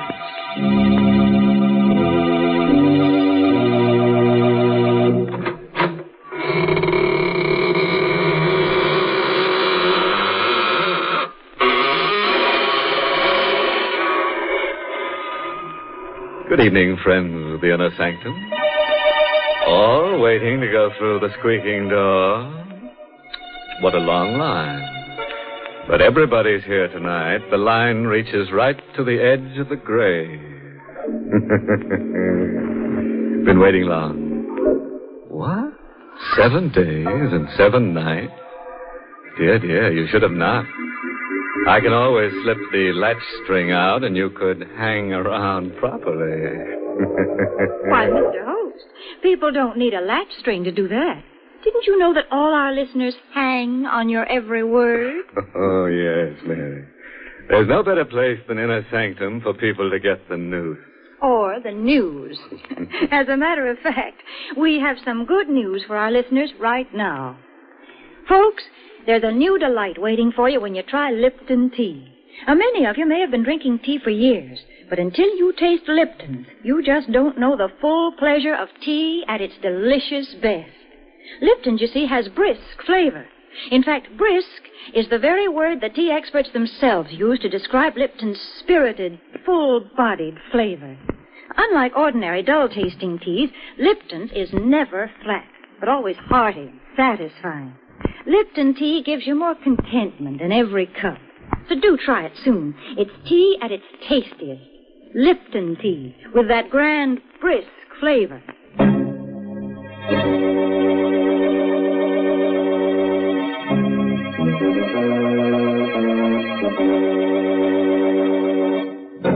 And now for tonight's story.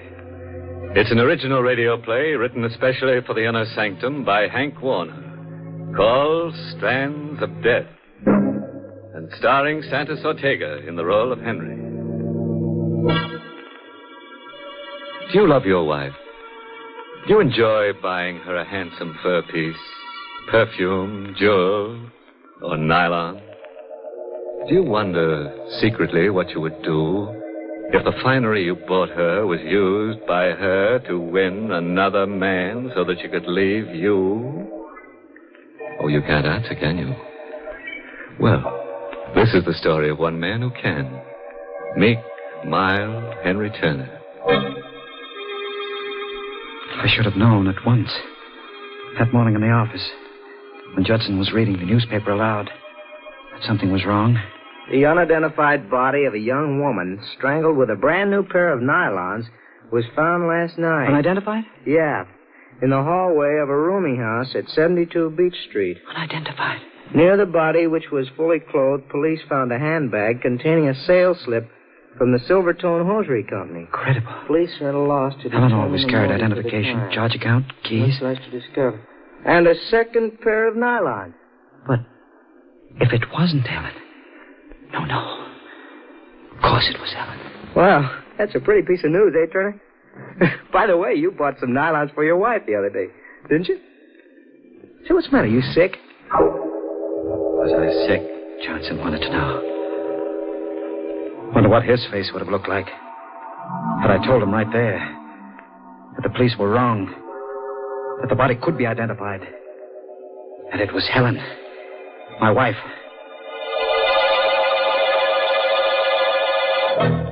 I went to the police. The body was at the morgue. This way, sir. Here it is. Steady. No. It's not Mrs. Turner. It's not Helen. I know how you feel. The shock of relief. But it wasn't relief. I walked from the morgue to our apartment. My brain was pounding with a question I hated to face. If it isn't your wife, who is it? If you didn't kill your wife, who did you kill? I didn't know.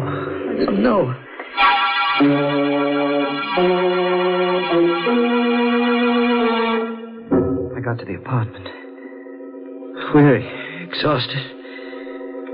Questions unanswered. My foot kicked a telegram that had been slipped under the door. I tore it open. It was from my wife. From Helen. The telegram was like a hand tearing the black curtain from my mind's eye. Could at last recall what had happened. What I had done. Why I had killed a strange woman, thinking it was Helen. It swirled across my brain like a crazy picture. The night I came home after a hard day. Hello, baby. Hello. Gosh, I'm tired. Anything special for dinner? I could stand a good meal right now. What do you expect me to do? Slave over a hot stove for you? Helen, please. I'm sorry. I'll enjoy whatever you've got. Maybe you will. But I'm sick of potato salad and cold cuts. Oh, well. That's all you ever say. Oh, well. Look, darling, I'm tired. Let's not argue. Please. After all, things could be worse. You get your permanents, new dresses all the time, shoes, hats. Why, you're the best dressed woman in the crowd. I suppose you'd like me to wear rags. Ah, that's where you're wrong, baby. You're a good looker and you need pretty clothes. And you can have all my money can buy. Happy? Let's have a kiss, huh? Oh, I guess you're good to me, Henry. Let's eat. What I was really upset about, I suppose, is that I haven't got a single pair of nylons to wear with the new dress I got today. New dress? Lovely, you like it. Black. I planned on wearing it tonight. Would look lovely with real sheer nylons. Tonight? Oh, I didn't tell you. Girls are having a bridge over at Margie's. I won't stay long. Do you mind, Henry? I'm not very hungry. I'll slip into the dress if you don't mind. Go right ahead. Potato salad's very good tonight. My compliments, Mr. Schmidt, darling. Say, that is stunning. Like it? And how? Yeah, you certainly should be wearing nylons with that dress. Yes, sirree. Oh, well. Oh, would you mind, darling? I bought a carton of cigarettes in my briefcase in the hall, please. Oh, yeah, I better take a pack with me. Henry! Nylons! Oh, you beast, teasing me like this. Oh, they're lovely. Think nothing of it. Anytime you want nylons, just call on me. When? Where? Did you have much trouble? Ma'am, did you say trouble? Nothing at all. I just stood in line for 3 hours at the Silvertone shop. Of course, it rained for about 2 hours. But after all, nylon. Henry, you're wonderful. Oh, I'm crazy about them. I'll put them right on. Oh, Marge and the girls will eat their hearts out. If you'll permit my saying so, ma'am. You sure have a pretty pair of legs. Don't be late, will you? Darling, I'll be back as soon Bye.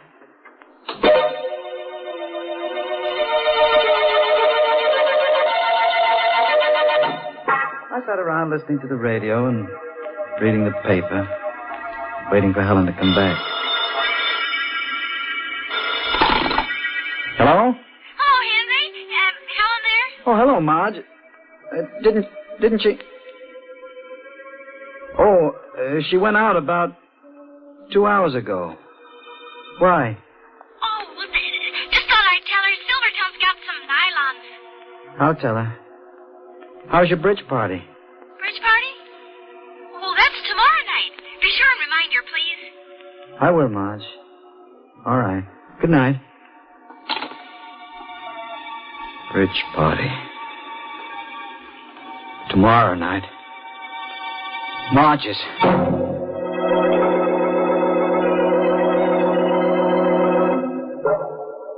I tried to sleep. I couldn't. I rolled around from side to side, thinking, wondering. It was no use. I got out of bed. I paced the floor. I didn't dare call Dottie's. Oh. Hello, darling. Helen, where are you? Lake Placid. It's bright. Billy chartered a plane, just like that. Took Dottie and her husband and me. When do you expect to get home? Oh, in a couple of days. Billy wants to take in some skiing. Oh? Oh, Henry? Henry, don't you hear me? Must have hung up on me, Billy.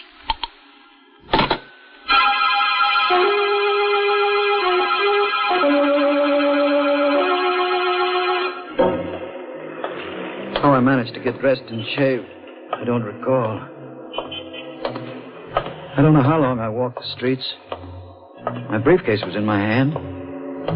Must have parted from one account to another because my sales book shows that I took orders for some of my firm's new carpeting that day.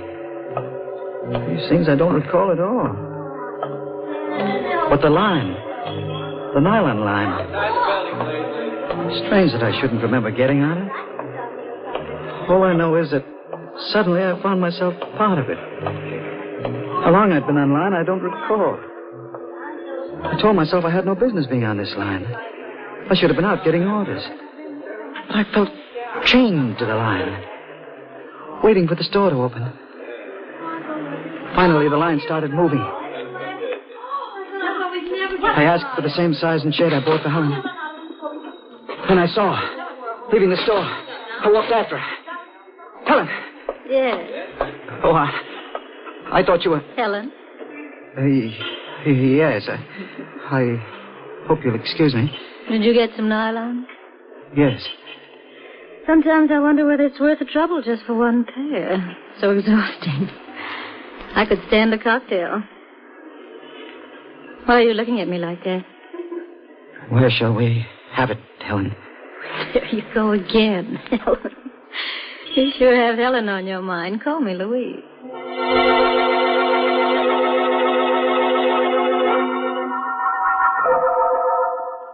We had the cocktails. And then dinner. And I walked her home. In the hallway. This hall light seems to be out all the time. Well, it's been a lovely evening. You really need those nylons? I reached over to kiss her. She turned her head, swung her back to me. I put my arms around her waist, kissed her neck. What's Helen got that I haven't got? I got them for you, Helen. What shade? Rosy dawn. How smooth and soft they are. They look lovely against your pretty white skin. Tickling my neck. What are you... Look lovely around your pretty white throat. I got them for you, Helen. Just for you.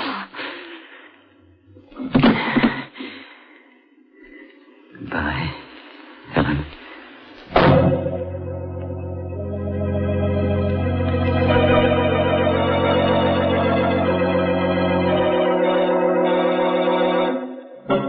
Well, that's what happens in a dark hallway when a girl embarks on, shall we say, sheer folly.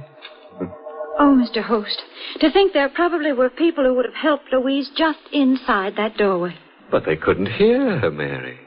Nylon stockings aren't like chains. They don't rattle when they're wrapped round someone's throat. Well, at that hour of the night, folks aren't expecting murders on their doorsteps. The family was probably out in the kitchen having a last-minute snack before bedtime. Perhaps the radio was on, and they were all listening to the latest news headlines. Meanwhile, Mother would be fixing up a plate of sandwiches and brewing up a pot of Lipton tea. For Lipton tea would surely be part of the picture.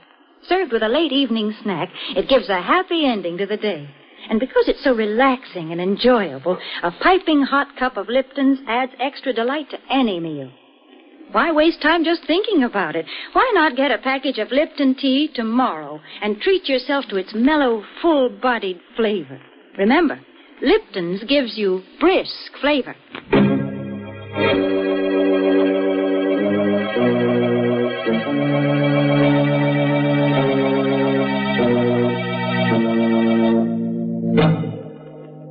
Wonder whether Henry's realized his sheer recklessness. Pretty thin, isn't it? Poor fellow has just strangled Louise. A nylon collie baby, if ever there was one. Under the impression he was killing his wife, Helen. Let's see what else he has to say about the telegram he just got from his dear, dear wife. The telegram I held in my shaking hands convinced me of the horrible truth. It wasn't Helen I had murdered. The telegram was dated the very night on which I had strangled the unidentified woman. Please don't be too angry with me. It is for the best. I've decided to marry Billy as soon as we can get divorced. I'll be home in a couple of days to pick up my clothes. Please don't be too unhappy.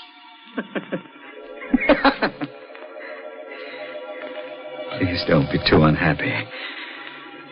I wasn't. I was beyond that. I would never be unhappy again. Or happy. I felt only one desire. Kill Helen.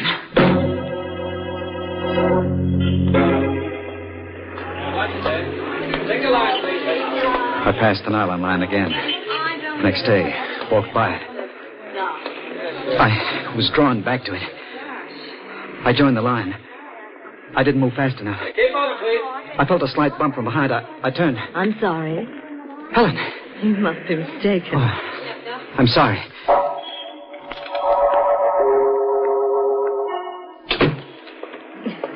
We got in just in time. They're closing. Sold out. Wish my husband would stand in line. Oh, dear, it's starting to rain. Can I drop you off? My car's around the corner.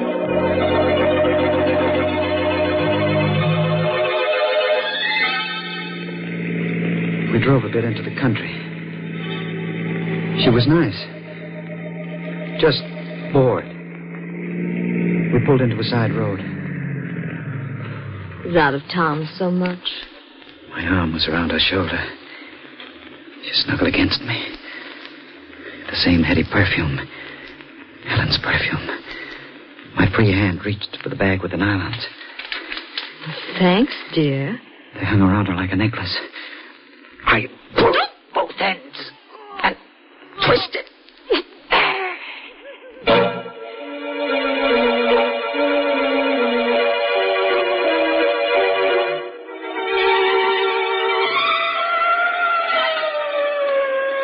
I knew sooner or later they'd get me, but I couldn't help it.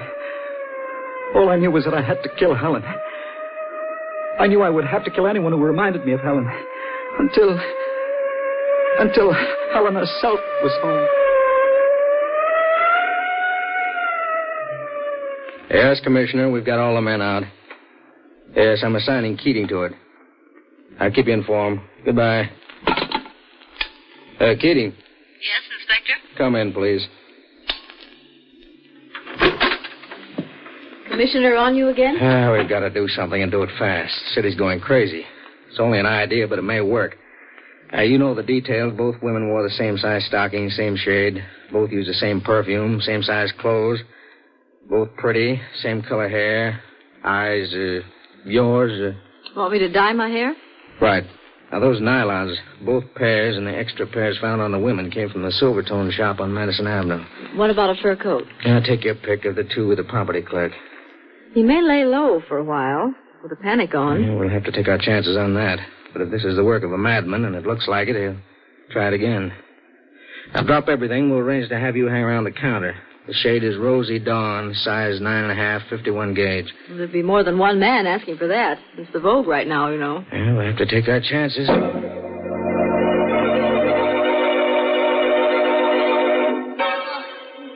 Yes, mister, what's yours? Make up your mind, mister. There's lots of people waiting. Oh, I beg your pardon. I was just looking over there. I thought I recognized someone. Size and shade, please. Rosy Dawn, 9.5, 51 gauge. They're down there. I'll get 'em. Rosy Dawn, 9.5. Rosy Dawn, 9.5, 51 gauge, Lieutenant Keating. Thank you. Would you mind stepping up this way, ma'am? This is the last box. That gentleman wants a pair, too. No, not at all. Oh, I beg your pardon. Helen. Oh, you must be mistaken. Oh, I'm sorry. You look so much like... How much, please? $1.65. I'm sorry to keep staring at you. You still think I'm Helen? Could be. Well? Care for a lift? I'm taking a cab to 51st and 3rd Avenue. I don't mind. I live down near 2nd.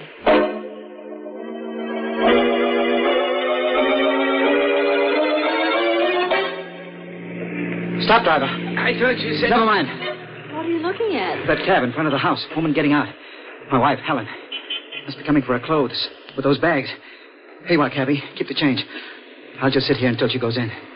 So, hubby wanted to play while wifey was away. What's that? Oh, I'm sorry. I need these nylons now for my wife. Oh, driver, take the lady down to 2nd Avenue. Then come back to me in about 15 minutes. What's the address, lady? I'll be getting out here, too, as soon as he goes into the building.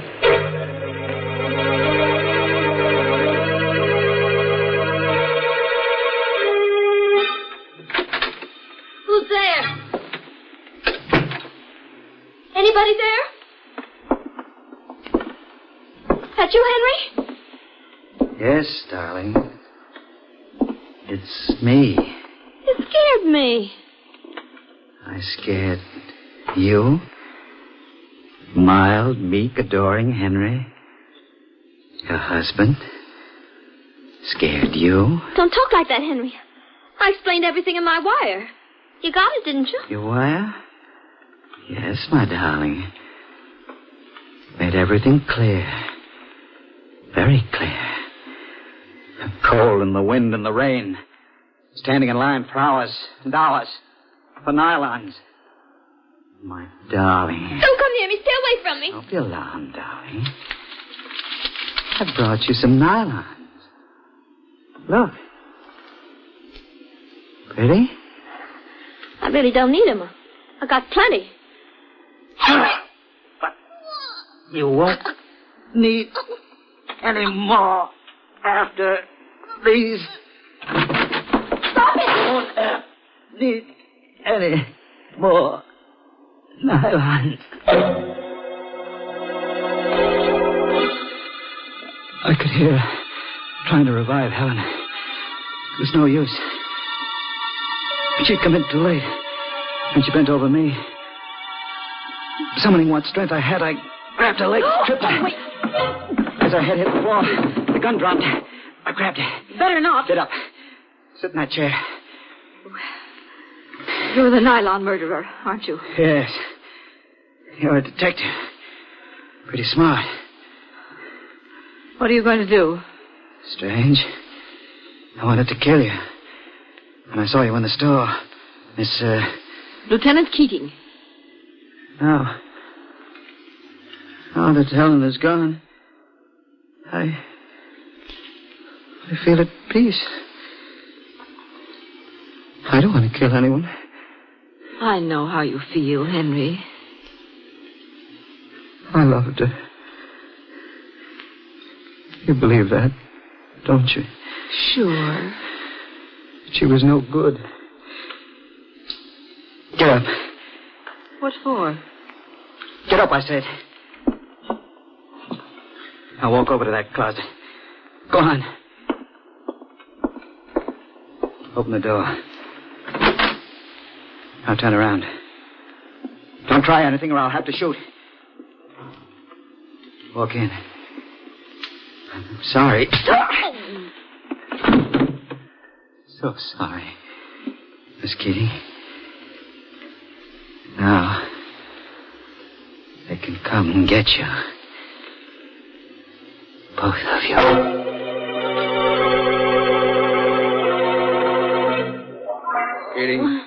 Keating, you all right? Nasty bump, Inspector. Did he get away? He was bleeding pretty badly. Now, the blood leads into the bedroom. What? That crazy fool. He's hanged himself. With nylons. Crazy?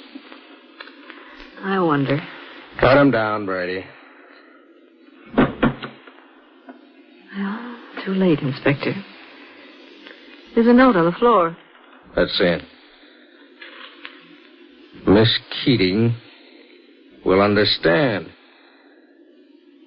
Do you, Lieutenant? Yes, Inspector. I do.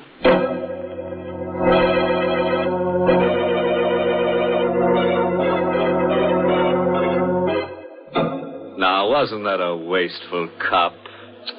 Imagine cutting poor Henry down. Ruined a perfectly good pair of nylon. He should have untied the knot. Well, one way or another, it goes to prove that when you've got a case of nylons, you've got your hands full. As for poor Henry, one way or another, he faces a long stretch. Well, there's one good thing about it, Mr. Host. With Henry dead, ladies can stand in nylon lines once again without being afraid. Yes, Mary, tomorrow is another and a happier day for the ladies. Oh, but it needn't be just for the ladies, Mr. Host. Tomorrow can be a red-letter day for their families, too. That is, if they remember to put Lipton tea on tomorrow's grocery order tonight. How about that, friend? Jot it down right now so you'll surely remember. It'll be doing yourself and your family a good turn. Because you'll all love grand Lipton tea. Everybody does. Because Lipton's has such delightful, brisk flavor. Because it's so satisfying and zestful. Don't let another day go by without trying it, will you? Tomorrow, be sure it's Lipton tea you ask for and Lipton's you get. Because Lipton tea has that wonderful, brisk flavor.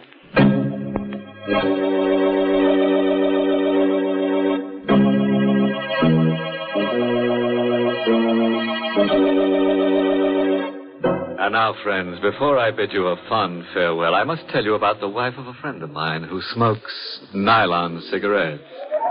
Yes, it burns her up. She has to roll her own, but she sure gets a run for her money. Oh, by the way, this month's Inner Sanctum mystery novel is The Lying Lady by Robert Finnegan. And next week, the makers of Lipton Tea and Lipton Soups bring you another Inner Sanctum story directed by Hyman Brown, starring Victor Moore, the famous Hollywood and Broadway star. It's called Murders in the Morgue. A scalp-raising, toe-tingling story about a little man and a big knife and girl. Lots of girls. But most of them will be no good to anybody because they end up dead. Until next week, then, and our special star, Victor Moore, good night. Pleasant dreams.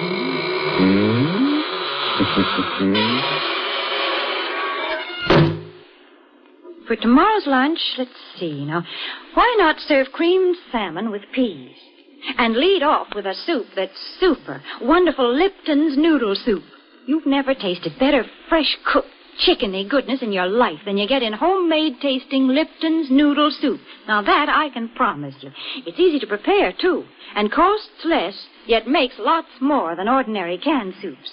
So why not get a supply tomorrow of Lipton's Noodle Soup? And tune in next week for another Inner Sanctum Mystery. This is CBS, the Columbia Broadcasting System.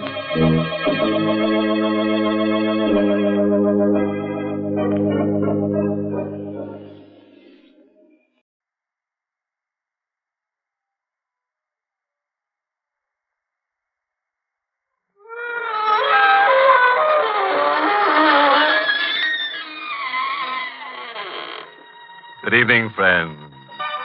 This is your host to welcome you through the creaking door into the inner sanctum. Come in, please do come in. Our little place may not be a mansion, but it has its advantages. For one thing, it's thoroughly scare condition. The scream pipes are always in good working order, and we're very proud of our hot and cold running slaughter. And the rent's quite reasonable, too. We get a cut rate. As the trunk murderer caught by the police and asked for the whereabouts of his latest victim murmured, it's in the bag.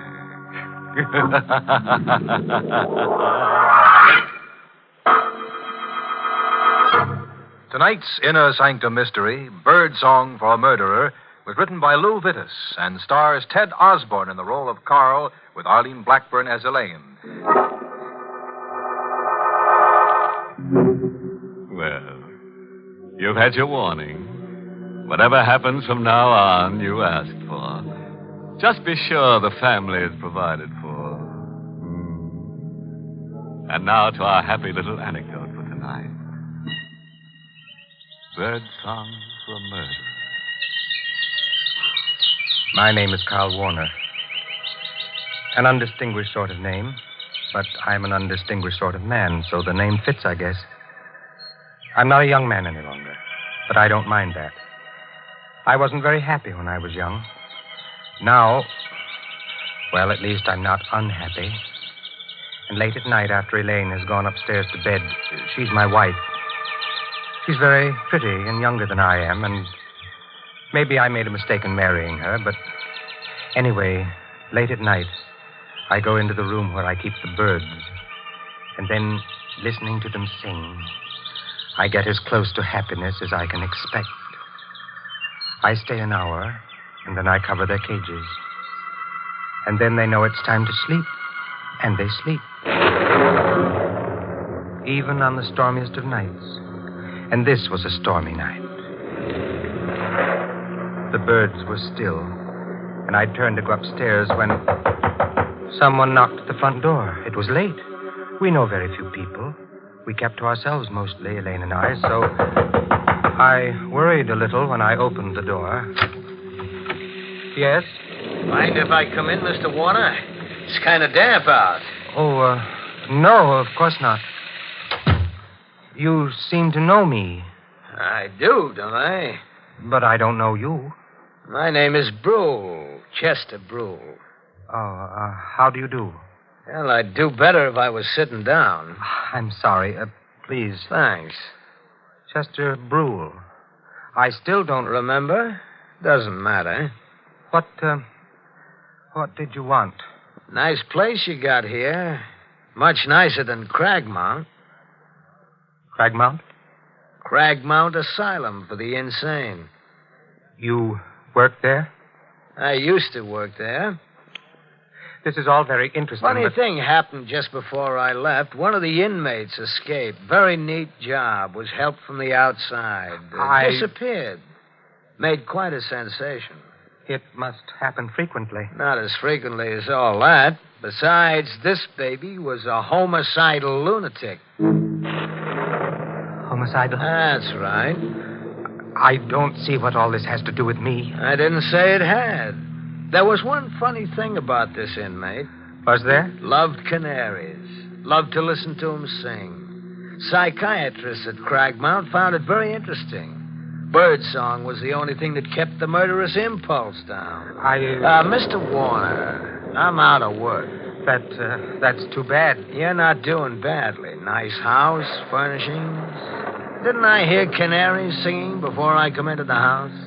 Maybe you did. So, 5,000 in the morning? No. I think yes. Otherwise, Cragmount will be happy to hear from me. 11 Crescent Place, room 2B, in the morning. You can show me to the door now. Of course. Good night, Mr. Warner. Till we meet again. I watched him go into the blackness, and the blackness swallow him. And then I went back into the house. I stopped at the foot of the stairs leading to the bedrooms. And then I turned and went into the aviary. The birds were quiet. I thought for a moment of taking the covers off the cages and letting the birds sing. And then I thought that night it might be better if I didn't let the birds sing.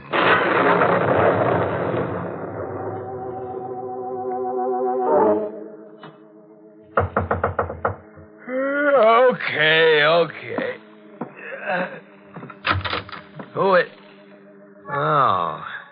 Couldn't wait till morning, huh? I didn't expect... Wait. That knife. No! Oh, I shouldn't have let you... Surprise. Oh.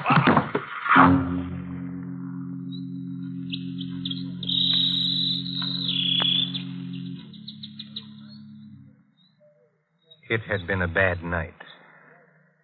I couldn't have slept more than 2 or 3 hours. Fortunately, Elaine and I had separate rooms, and at breakfast the next morning, she was fresh and young and beautiful. Carl, Hmm? why are you staring at me in that funny way? Nothing. You really shouldn't read it, Niels. Oh, it's only the paper. So many exciting things happen. I can't wait till I get to them. Still... Oh, isn't that terrible? What is? A man was murdered last night. Not very far from here. Crescent Place. Crescent Place? It's an odd name. Chester Brule. Carl, your coffee cup. I'm sorry, but I wish you wouldn't read the paper. It says that his canary, he had a canary, Carl, was singing when the landlady found the body. Oh, that's pathetic. Elaine, I told you not to read that paper. Darling. Give it to me.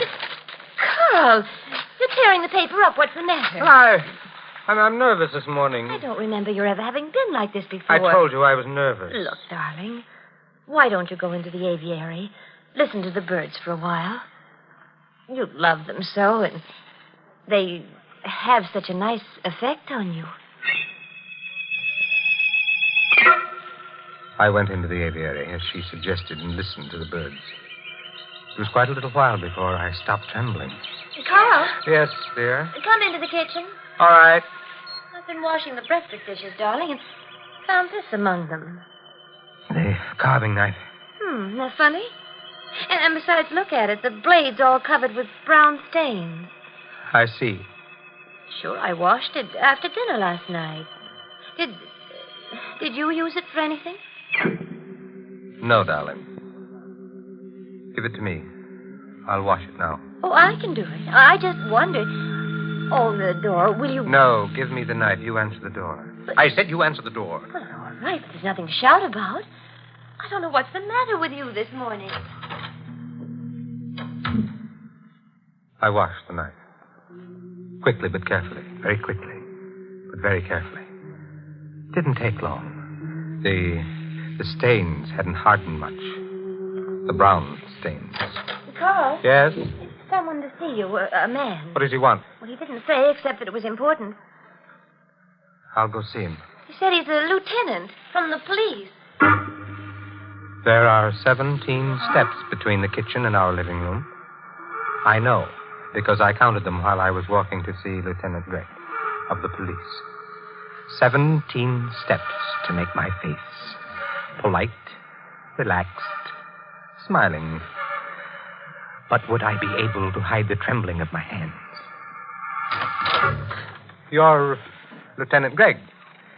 My wife said you wanted to see me. That's right. Have I been parking in the wrong place again? I'm afraid this isn't so simple.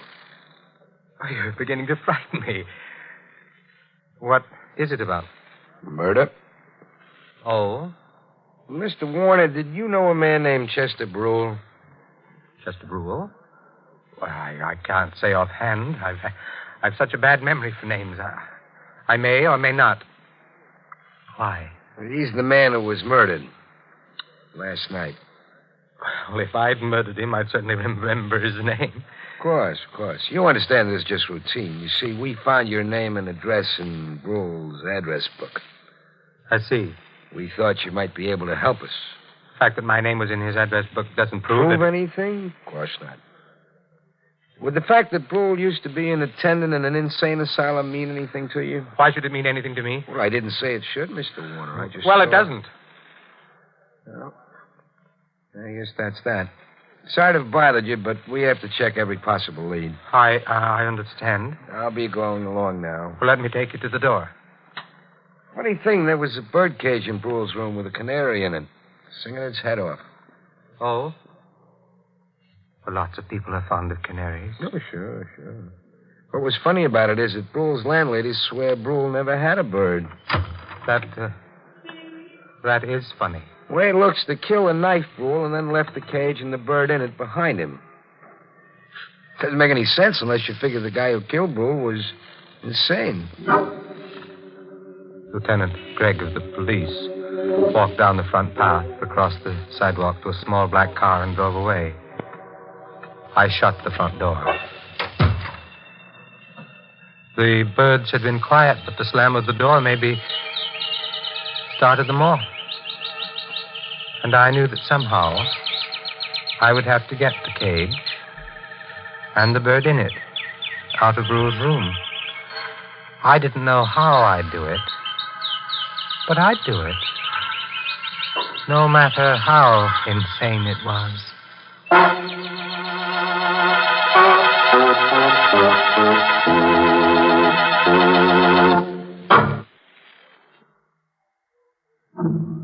It was dark when I got to Crescent Place. Dark on a lonely street. There was no one in front of the house. Nothing to show that a man had died inside, horribly, the night before. Blood welling from his throat. The door was open. There was a dim light in the vestibule, leaving the stairs beyond in darkness. I went up them to the second floor. There was no one in the corridor. The door of 2B opened, and I went in. There was no light. The moon cast a pale glimmer over the room, and someone in a chair near the window. For a moment, I thought it was Brule, but there was no blood. And then I realized it was a policeman in uniform asleep. The cage was near the sleeping man. Would his sleep be sound enough? I reached out, lifted the cage,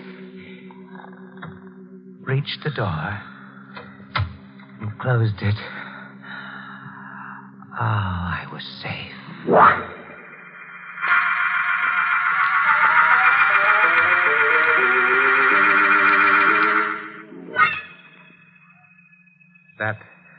That would be a problem. I should have killed it instead. I left it at a pet shop where I'd gone and done business once, and then went home. Carl? Yes? Oh, I'm so glad you're home, dear. That Lieutenant Gregg is here again. He's in the bird room, dear. The bird room? Yes. I was in there with him for a while, but then I couldn't stand all the noise.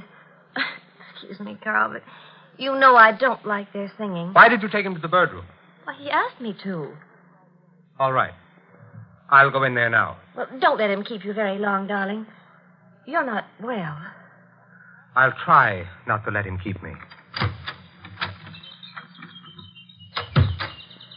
Lieutenant Gregg. Hello, Mr. Warner. Quite a collection of canaries you got here. Yes, I have. Like them, huh?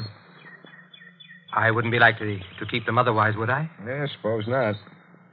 Were you home all last night? Of course. That is still about Chester Brule's murder? Uh-huh. Your wife and you sleep in the same room, huh? That's none of your... No. More convenient that way. Only trouble is she couldn't swear to your being around all night. Why should she have to? No reason at all, just the way a policeman's mind works. Funny thing happened a little while ago. Somebody walked into Brule's room and walked right out again. With that bird cage. Weren't the police guarding the room? Supposed to be, but we slipped up. Say, remember my mentioning I thought the man who'd killed Brule and left the bird cage behind him must be insane? You did say something of the sort? Yep. And then there's the fact that Brule used to work with insane people. Begins to mesh, huh? I know very little about police work. Well, I hope I'm not boring you. Anyway, it occurs to me maybe I'd better take a trip up to Cragmount. I suppose going to asylums or any place else is a part of your job. Sure. Oh, did I mention Cragmount was an asylum? Why, you must have. Yeah. That is Yeah. I'll run up there, and I wouldn't be surprised if I get all the answers. What do you think? I think I'm going to... Carl, What is it, Elaine? Well, it's so late. I thought... I can take a hint, Mrs. Warner. Don't bother showing me the door. Nice. He seems like a very nice man. Carl, stop it. What? That stare. If I didn't know you so well, I'd say you were going mad. Go to bed, Elaine.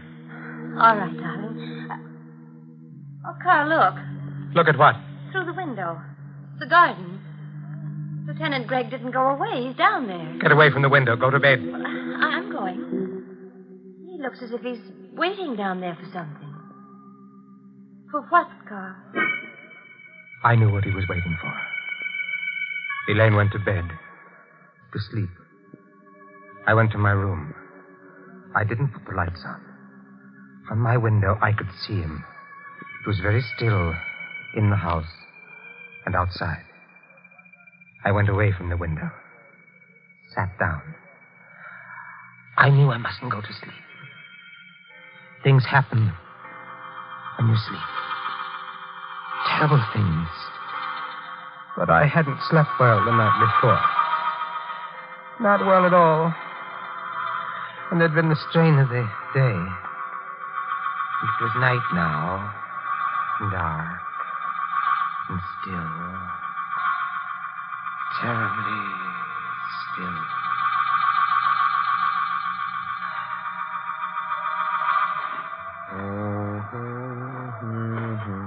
Gargan? Gargan?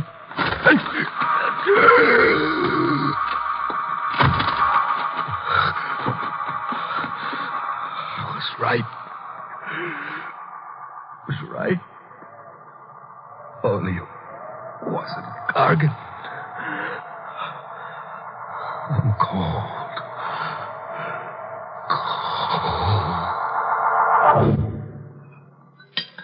Oh, it's such a lovely morning, Carl. Lovely. I looked for Lieutenant Gregg as soon as I got up. He wasn't in the garden anymore. He must have got tired, gone home, or back to headquarters, wherever policemen go. Oh, dear, that's the Swenson's dog. And he got into our garden again. I'll have to get him out. Elaine, don't. Darling, he'll dig up all the flowers looking for bones. I'd better go. Elaine! Maybe he won't be there. Maybe somehow the truth isn't the truth, and I'm not... Elaine! Where are you? Oh, under the tree. Here. What? Look. Lieutenant Gregg. His throat. Come inside. All right. The kitchen. Oh, Carl, where are you going? The kitchen. What are you doing? The drawer, silverware. Yes, it's here. The carving knife. That's right. Well, I thought you washed it last night. I guess you didn't. You'd be wrong. I did wash it last night. The stains are still there. The brown stains. These are fresh ones. Elaine, get out of my way. I've got to go to the bird room. Oh, Carl, please don't go away from me. Carl! I was holding the carving knife in my hand. I started to put it down. And then I held onto it anyway. It would make taking the covers off the cages awkward, but I held on to it anyway. The birds were still. They'd remain still unless I took the covers off. Elaine, Carl, you must tell me. What's wrong? don't come any closer. But Elaine, please. Not any closer. you've got that knife in your hand. Yes. The one with the brown stains. Oh, Carl. Don't say anything. Carl, the night before last. Elaine, don't ask questions. That's dangerous. You were out of the house. No. Last night, when Lieutenant Gregg was killed. I was asleep. You have the knife, Carl. Yes. Give it to me. No. Please, Carl. No. Stay where you are. All right. You may keep the knife. Because... Look, Carl. A revolver. Yes. Lieutenant Gregg's revolver. I looked at her. There was a flush on her cheek. She was fresh and young and very beautiful and quite insane. Elaine, give that to me. Oh, no. No, I took it from Lieutenant Gregg last night. After he stopped crying. He always cry when you... Elaine. I didn't like the way you'd been looking at me, Carl. You were thinking bad things about me. You were thinking that maybe you'd have to send me back to Cragmount. I wasn't. You were, Carl. I knew you were. After Chester Brule died. Elaine. Stop where you are. All right, Keep but... your hand away from the birdcage. Don't pull the covers off. Don't! Carl, I've hurt you. Never mind. But I didn't want to. Oh, Carl. Are you going to cry? Like the others? I'll try not to. Because I wouldn't like that.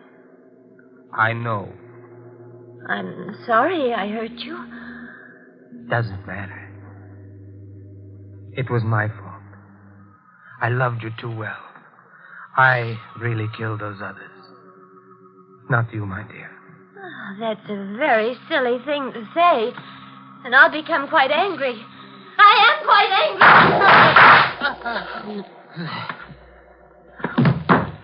Carl. Carl, you silly. You pulled the covers off the cage. Carl. Oh, Carl, I'm speaking to you. Those birds, I don't like them. Carl? Oh. Oh, poor Carl. He's dead. I loved him. Now he's dead. But anyway, he didn't cry. He didn't cry.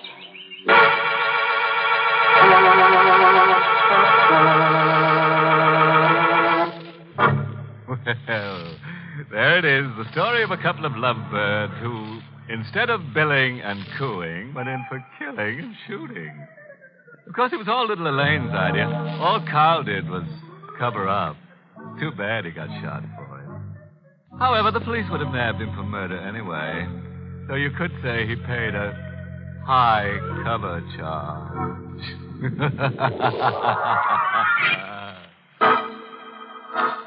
Be with us again next week at this same time for another Inner Sanctum Mystery.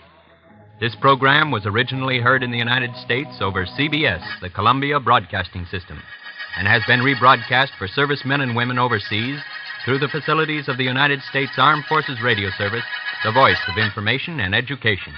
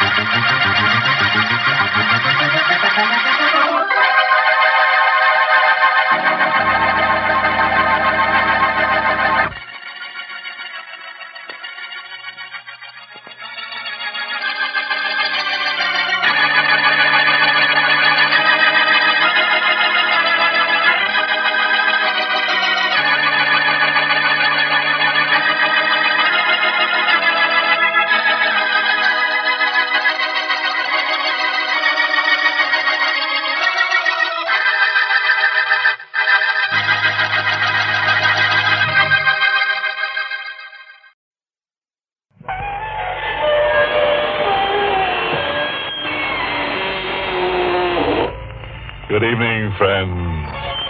This is your host to welcome you through the creaking door into the inner sanctum.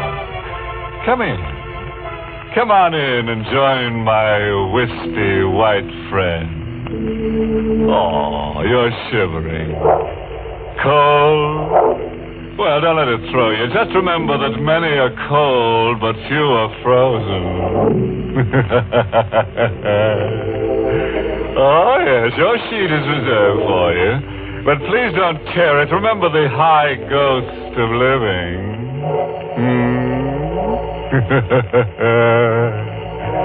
Now, if you've got some time to kill, let's kill it.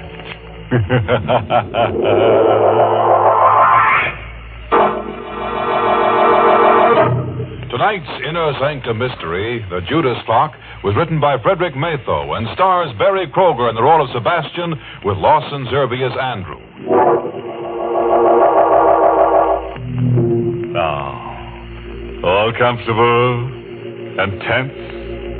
Good. Now, I want to warn you, if you feel a pair of thin, cold hands passing over your face, don't be frightened. The hands belong to a clock. A monster called Cleopatra's clock.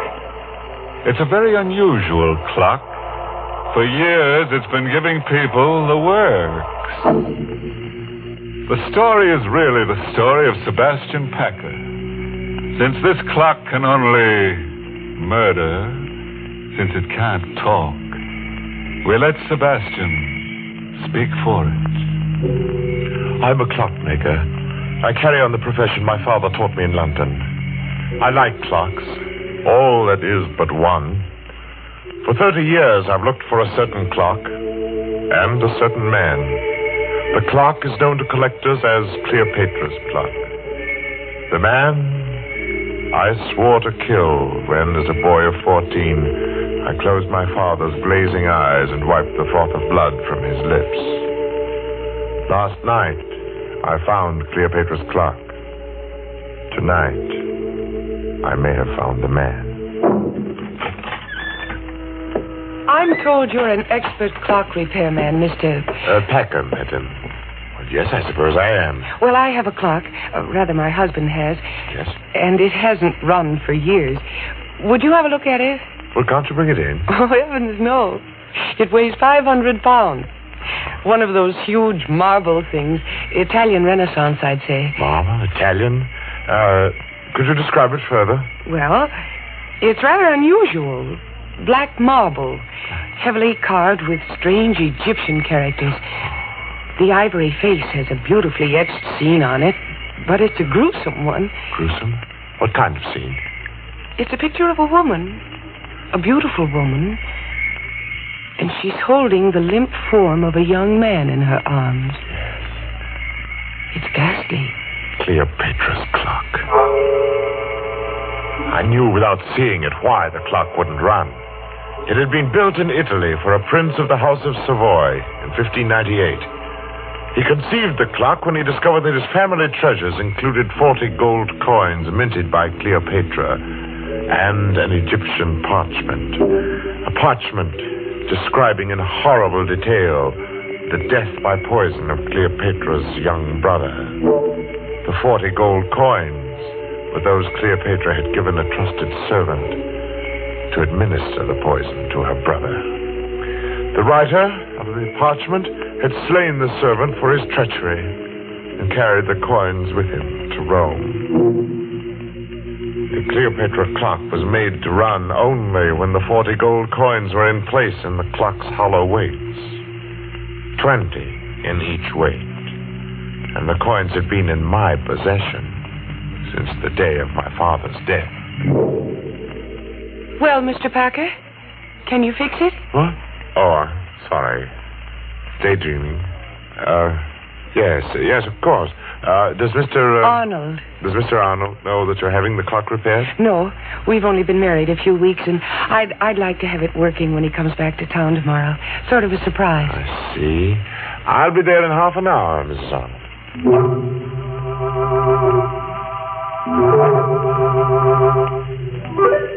So last night I went to the Arnold house, and I found Cleopatra's clock again. It's 6 feet of black marble, glistening. Its pendulum, motionless. Its hollow weights, empty. And waiting. I started to work. Foghorns from the East River sounded much as I remembered they did in London. And suddenly I was back there on a fateful day about a fortnight after the clock had first been uncrated by my father. I was in the shop when the man from Scotland Yard stepped in. He walked straight to the clock and stared at it. Good afternoon, sir. Does the clock interest you? Very much. When did you acquire it? A cousin bought it at auction in Italy, and I'm displaying it for sale on consignment. My name's Pettibone, Scotland Yard. I've been looking for this clock for a month. It was stolen in Italy. Stolen? Yes, Mr. Packer, and worse. Murder was done. You know, I'm afraid you've involved yourself in a bit of something here. Murder? I'm taking possession of the clock in the name of the Crown. I shall never forget the look of horror on the detective's face as he laid his hand on the clock's carved column.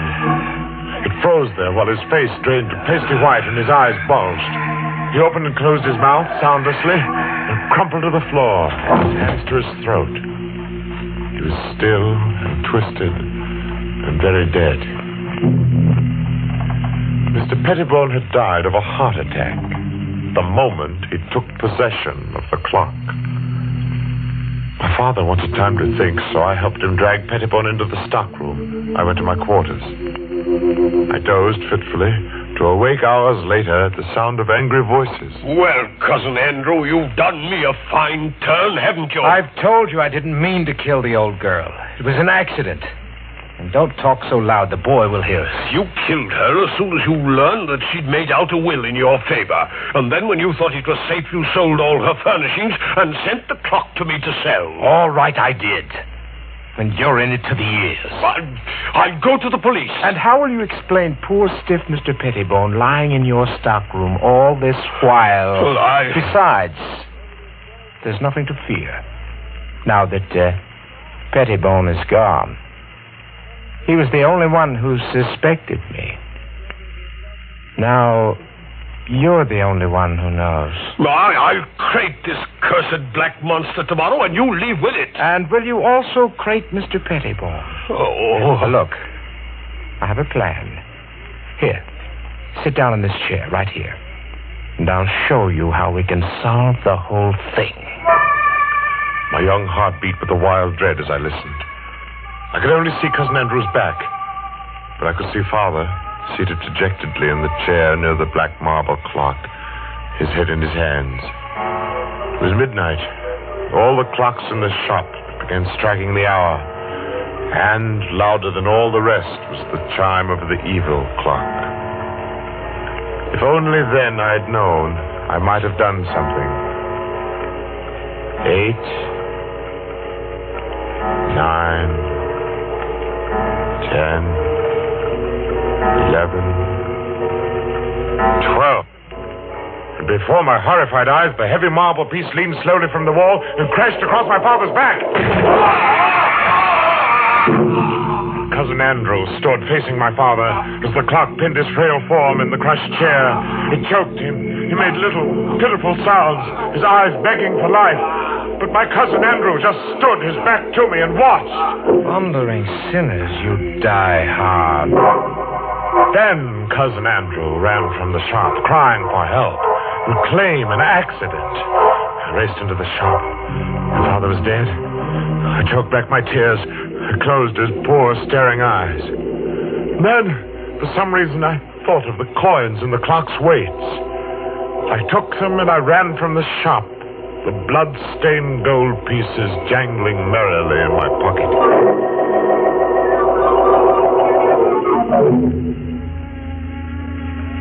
Armed with the notion that the coins were of value and the definite notion that I must eat, I approached one of the many dingy little curio shops in the Limehouse district. I stepped through the fog toward a shop where a dim light burned in the rear. Every inch of wall and ceiling was hung with curios, old armor, swords, shields. I would have run out, but a wizened, apish man barked at me from the rear. Well, what do you want? I have something to sell. What have you got? I have 40 gold pieces, sir. They're supposed to have been the coins Cleopatra paid a servant to poison her brother. I twist the scrawny neck off of you. You're pulling my leg, eh? Oh, no, sir, I'm not pulling your leg, sir. Here they are. Blimey. Gold, right enough. Where did you cop them? I didn't steal them. They belonged to my father. Oh, it's a likely tale. Will you buy them, sir? Buy 'em, he says. Buy 'em. You get out of here before I cause a bobber, you scamp. Go on, now get out. Give me back my coins. Get out or I'll come about and fetch you a sound one. The ugly brute came toward me. He held my coins clutched in a tight, hairy fist. Before I could move, he'd struck me the wall with a clatter. And then it happened. As I hit the wall, my eye caught a metallic gleam above me. I leaped back instinctively. As the hairy arm thrust at me again, a heavy metallic object dropped from the ceiling. It struck across the forearm of the clenched fist. I stared first at the man's gaping mouth, then at the great bleeding gash in the arm he clutched with his other hand, at the blood that dripped on the object that had struck him. It was an ancient headsman's axe. The gaping mouth opened and closed, making no sound. And then, with a moan of horror, the pawnbroker crumpled to the floor. I clamped my mouth upon a cry of panic. I stooped to gather all the coins that had fallen from the man's hand. Blood made them slippery. Nestling them into my pocket, I stumbled, whimpering in fright, through the shop and into the night. And the fog of London never swallowed a more frightened and a more lonely boy.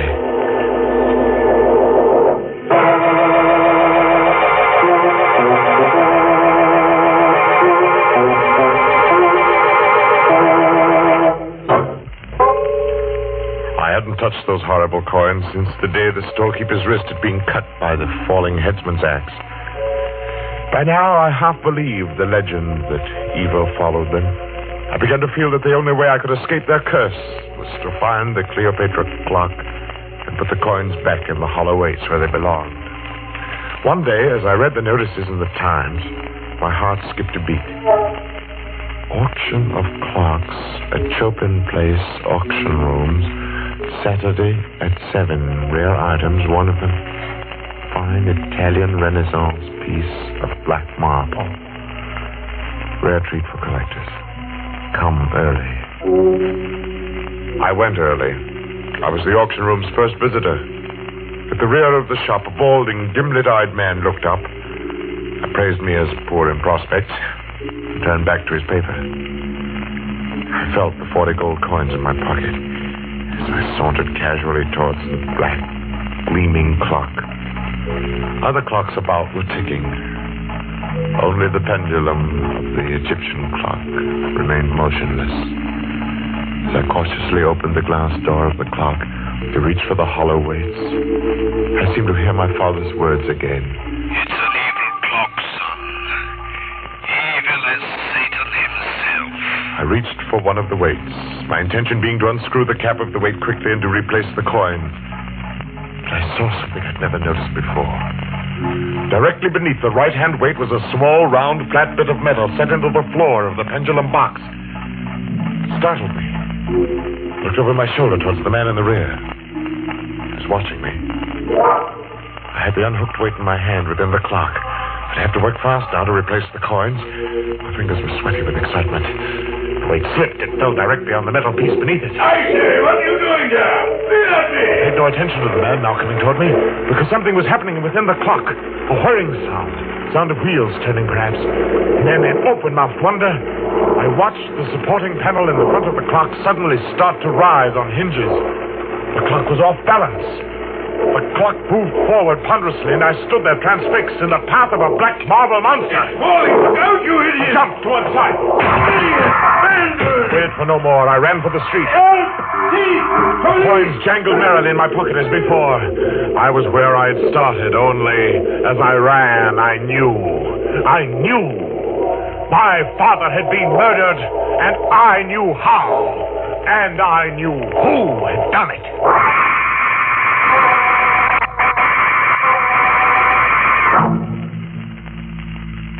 I walked for miles, trying to pull myself together. I wandered aimlessly, or so I thought.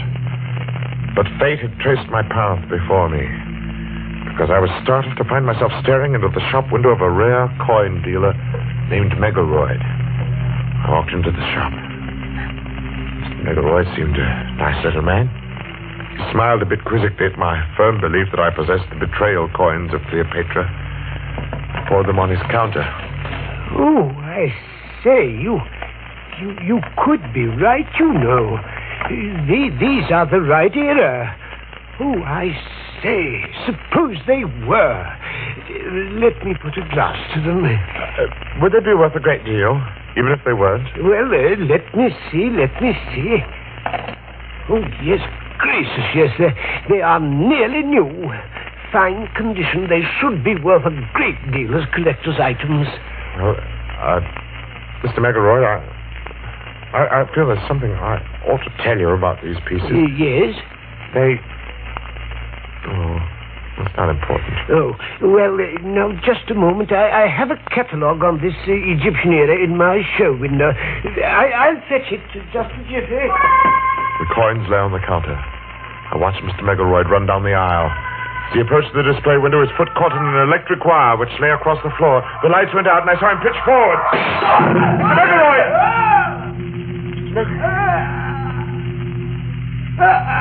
The street light peered through the broken plate glass. It made across a grotesquely sprawled form in the shop window. I needed no more light than there was to see what had happened. The upper half of the heavy plate glass had broken and dropped flat against the solid lower half. Mr. Megaroyd lay as the pawn shopkeeper had, holding with one hand the bleeding forearm he had pushed through his plate glass window as he tripped. The gold coins were on the floor, covered with blood once again.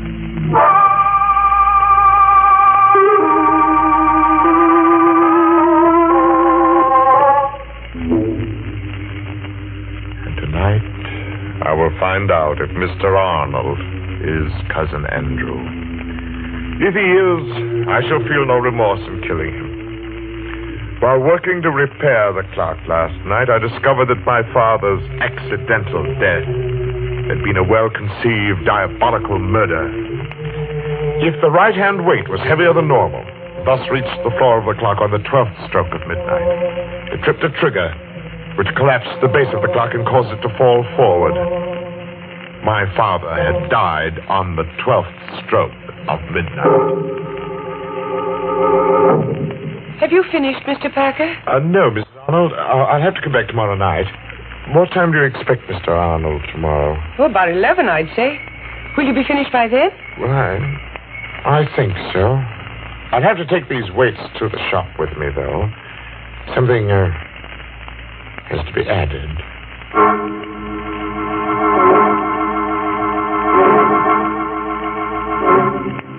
I put the coins in their place within the weights. Not 20 in each weight, but 20 in one and 10 in the other.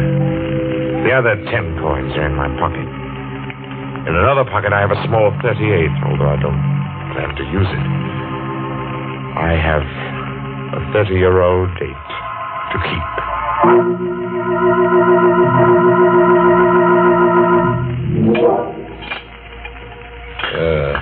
think you'll have it fixed in time to strike midnight? Oh, yes, Mr. Arnold. It will strike at midnight.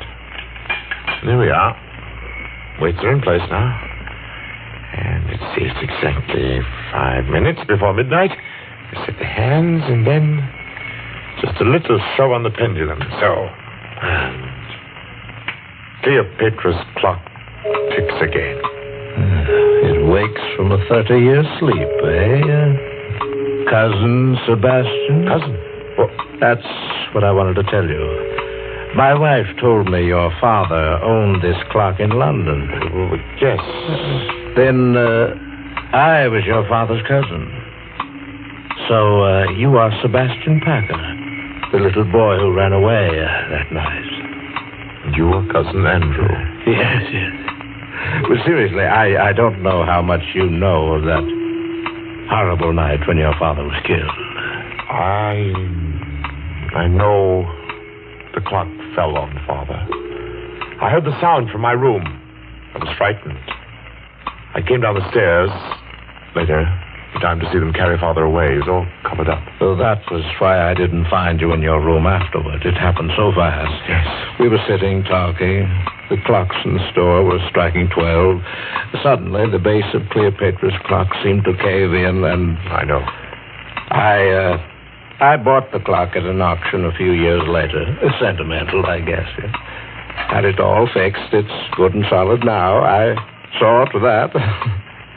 Yes. Well, I think I'd better run along now, Cousin Andrew. Oh, nonsense, nonsense. Let's make up for lost time and get acquainted. Well... Come now. I have some fine old port from England here. Sit down a while. No, not that chair. This one's a lot more comfortable. Oh, very well. It's a funny thing when you work with clocks as long as I have. You get to be quite philosophical about time. Oh, is that so? How? Well, here I sit by the big clock, just as my father said 30 years ago. Do you know how many seconds ago that was, Cousin Andrew? No, do you? Well, there are 350,360,000 seconds in 10 years. That would be 946,080,000 seconds in 30 years. You've got quite a mechanical mind, Sebastian. Here, try this port here. Okay. Here's for Father.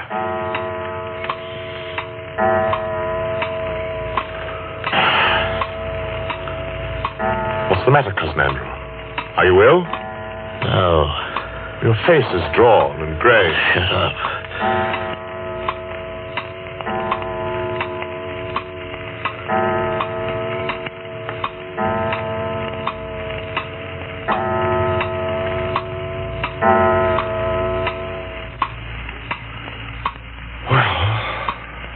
Andrew, it's late. It's after midnight.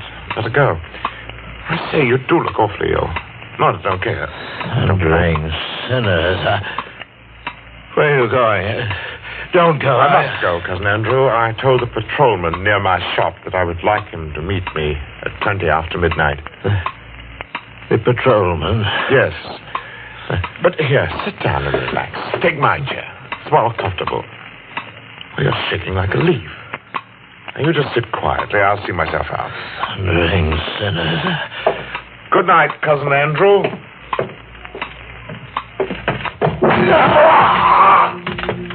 Sebastian! Get it out! Get the clock off me! You die hard, too, don't you? It was just a matter of timing. I set the hand a minute fast, and the weight didn't touch your clever little spring device till just now, because it's lighter by 10 pieces of blood-stained gold from the coffers of another murderer, Cleopatra.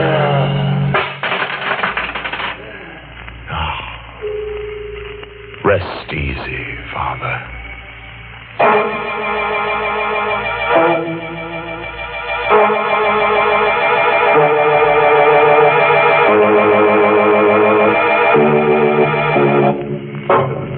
And a fine time was had by all. Gonna leave you now, folks, with a timely moral.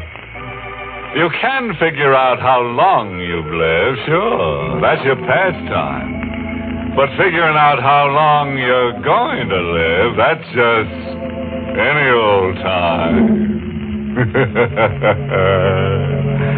Oh, yes, by the way, this story should teach you another lesson. Never complain when you have to work late. Remember that overtime is certainly better than undertime.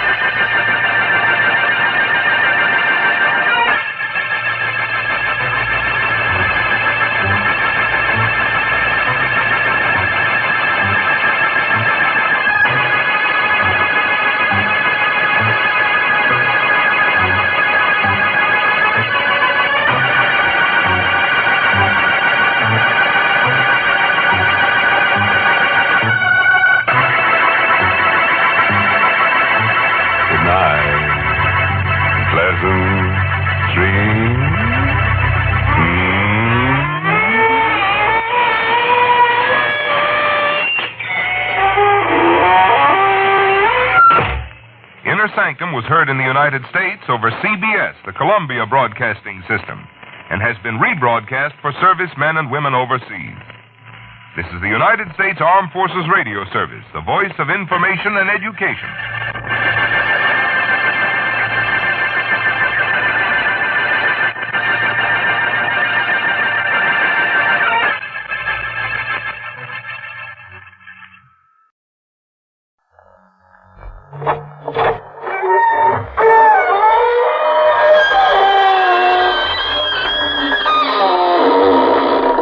Good evening, friends. This is your host to welcome you through the creaking door into the inner sanctum. Come in. We would like at this point to deny certain rumors that have been spread around to the effect that we of the inner sanctum lack culture. Why, we have our own shelf of the world's great classics. In our case, a 6-foot shelf, naturally. We subscribe regularly to such magazines as the Saturday Evening Ghost. We're all members of the Spook of the Month Club. There's nothing we like more than curling up in a fire with a copy of Shakespeare's immortal Midsummer Night's Scream. In short, we are people definitely interested in the spirits. And I can safely say that all of us here have received their degree. Usually the third.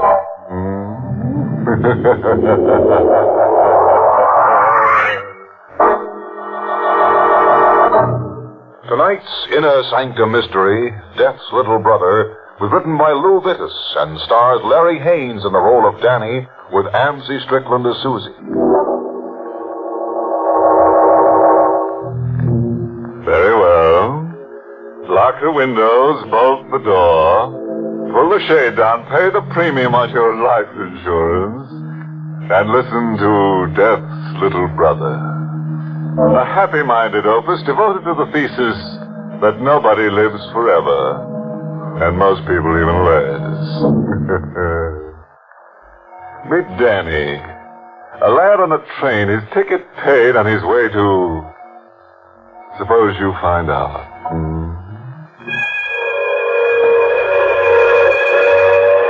The big idea about trains is that they go someplace. Someplace where people want to get to. I wasn't going anyplace. I was only getting out of town. The cops wanted to talk to me about a coffee pot that got itself held up. After the conversation, I would have wound up in front of a jury, and the judge would have made a speech about crime, and I'd have spent a year or maybe 2 in state prison. So I got on a train. Any train. I wasn't particular. But the rest of the people, they picked this train. It was going to places they knew about. Places they wanted to be. I looked at them and hated every one of them, including the guy who flopped into the seat next to mine. He was around my age, around my size. To somebody in a hurry, he could have been my brother. Quite a train, huh? Quite a train. Say, would you know how long it'll be before we get to Dorchester? No, I wouldn't know. That's where I'm headed for. I guessed that. Yeah. You think they got a smoker on this train? I wouldn't be surprised. I think I'll go find it. Second train I've been on tonight. The guy was overdoing it. Not only one train, 2 trains. A guy who was very anxious to get someplace. So anxious, he hadn't noticed his wallet dropping out of his pocket. I had. A couple of tens, a handful of ones. They went into my pocket fast. Driver's license, which said the guy's name was Clark Davis. Odds and ends of junk. A letter. A letter which smelled of perfume, nice perfume. I read it. Clark Davis had a sister named Susie. She wrote the letter. Her mother and father had died 20 years ago in a car crash. An uncle named Davis had brought up the guy. The girl had gone to another uncle named Carter. Out in Africa, Uncle Carter had died and left his dough, lots of it, to his niece Susie and to his nephew Clark. Clark and Susie hadn't seen each other for 20 years. I put the dough back into the wallet. Susie was in the old family shack in Dorchester. That was where Clark was going. That was where I was going. Say, did you happen to notice... This? Yeah, my wallet. You dropped it. Thanks. For a while, I was afraid it was gone. It's come back. Thanks again. He went to sleep sitting in the seat next to me. I didn't go to sleep. Susie and Clark hadn't seen each other for 20 years. I wasn't going anyplace in particular. Dorchester might be just as good a place to get off at as any. Maybe even better.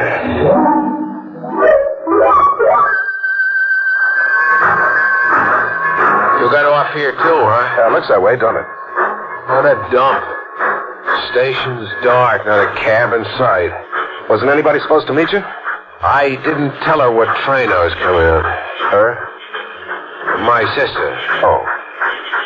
Live in town? Nope. I'm out on Lakeshore Drive, wherever that is. I know where it is.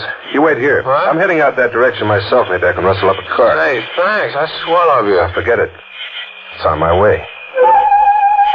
I'd spotted a sign down the street. A cheap hotel battling the termites. I went in.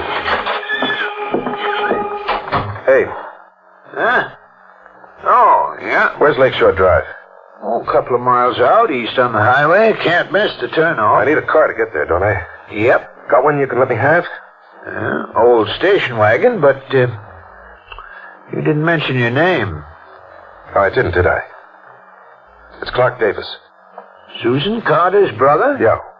Well, we've been hearing a lot about you and Tom. How about that station wagon? Why, sure, seeing as who you are. Won't have any need of it tonight. Here you are. Glad to be of service. Runs fine, only you got to be careful of the brake. Don't worry, I'll be careful. So long. The station wagon was there, and so was Clark. Came along after you. That station wagon. Hop in. Okay. I was pretty sure nobody had seen Clark get into the car. And pretty sure it would have to be good enough.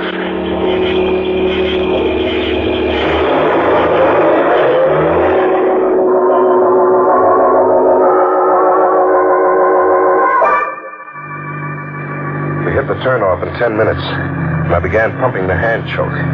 Clark had his eyes closed. Hey, what happened? Motor. I'll have to take a look at it.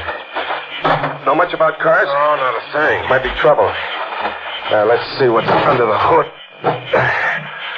Oh, yeah. Carburetor's flooded. Is that bad? Not serious. Take a while to drain off. In the meantime, there's a lake over there. Like to take a look at it? Yeah, sure. The bank's kind of steep. Oh, there's no hurry. The water looks good. I'm 3/4 asleep. Now, why don't you get some water on your face? Might wake you up. Yeah, it's not a bad idea. Oh, boy, it's cold. Cold and deep. Davis. Huh? How's your sister going to know it's you when you show up? I'll tell her. Didn't you send her any pictures of yourself? No, I haven't got any pictures. Come on down here. The water's fine. Yeah, sure. Say, it just occurred to me. How come you know about Susie and me? Hotel clerk, town gossip. Oh. Better be careful with the rocks. I'll be careful. And I was. There were lots of rocks around. I didn't grab just any rock. I picked one that was heavy enough, but not too heavy to handle easy. And I went down. Well, I certainly feel a lot better. Hey, what do you got that rock for? The rock? You weren't thinking of trying to skip that across the water, were you? Skip it? What you need is a flat rock, one a whole lot smaller. What I need is this rock. He went down, sprawling over the rocks at the edge of the lake. He wasn't dead, but after a while, he was dead. I went through his pockets. Wallet, identification letter from Susan Carter, the works. They went into my pockets. It wasn't robbery, though. I gave him my wallet. And I gave him some rocks, too. Loaded his pockets with them. So when I dumped him in the lake, he went down. He'd stay down, too, for a while.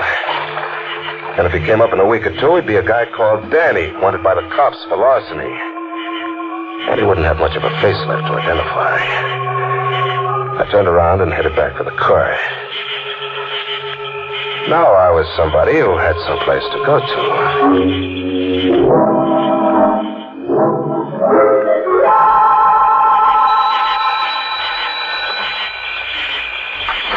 Yes? Hello, Susie. Hello. Oh, you must Haven't be... you got a kiss for your big brother? Clark. Oh. I didn't wire. I thought I'd surprise you. Oh, it's a wonderful surprise, Clark.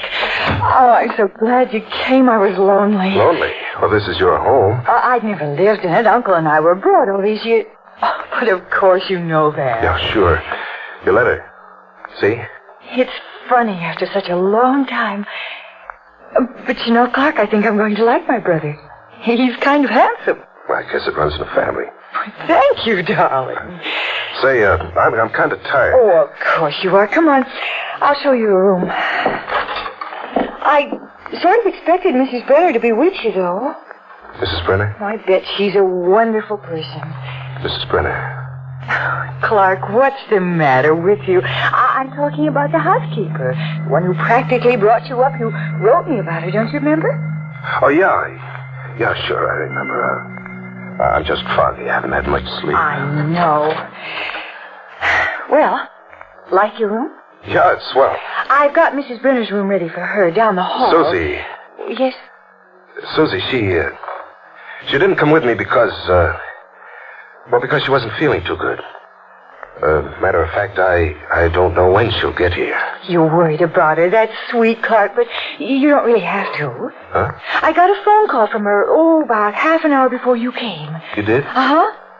She said she'll be here first thing in the morning. Good night, Clark.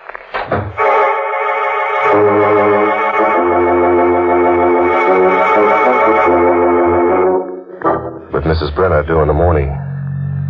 Mrs. Brenner, who knew Clark Davis, I had things to think about. One of them was finding out when the train came in.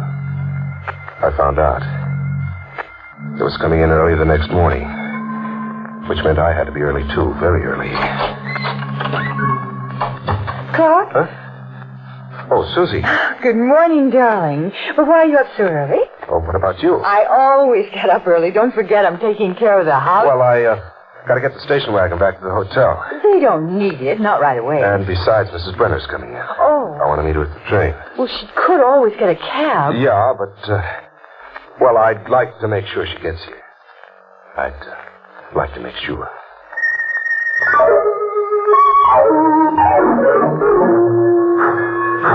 But she didn't come in. Not on that train. Hi, Mr. Davis. Huh? Oh, the clerk. Yep. Seeing somebody off? No. Expecting somebody? No.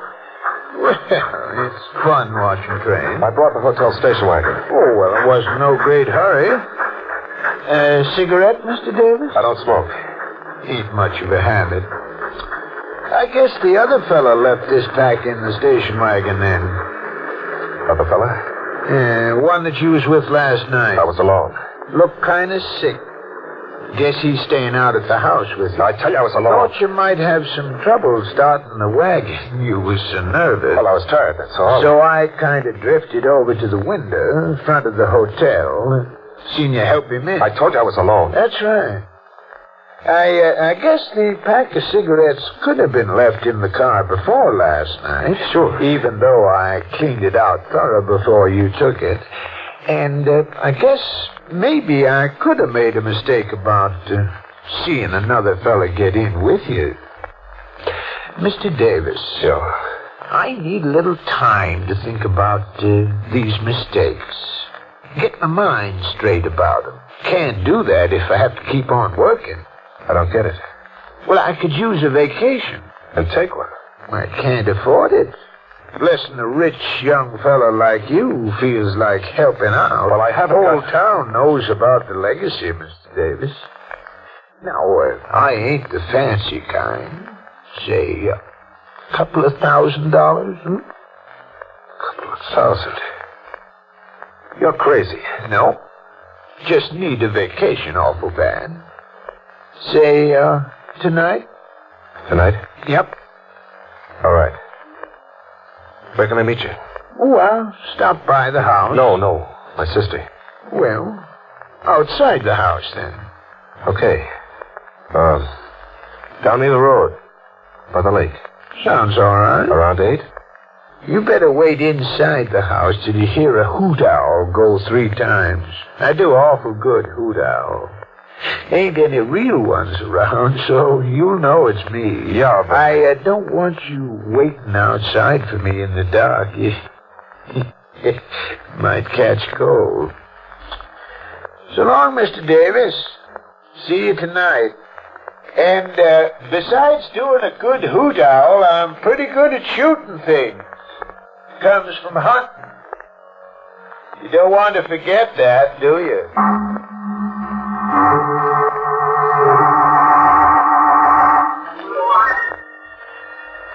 Clark? Yeah?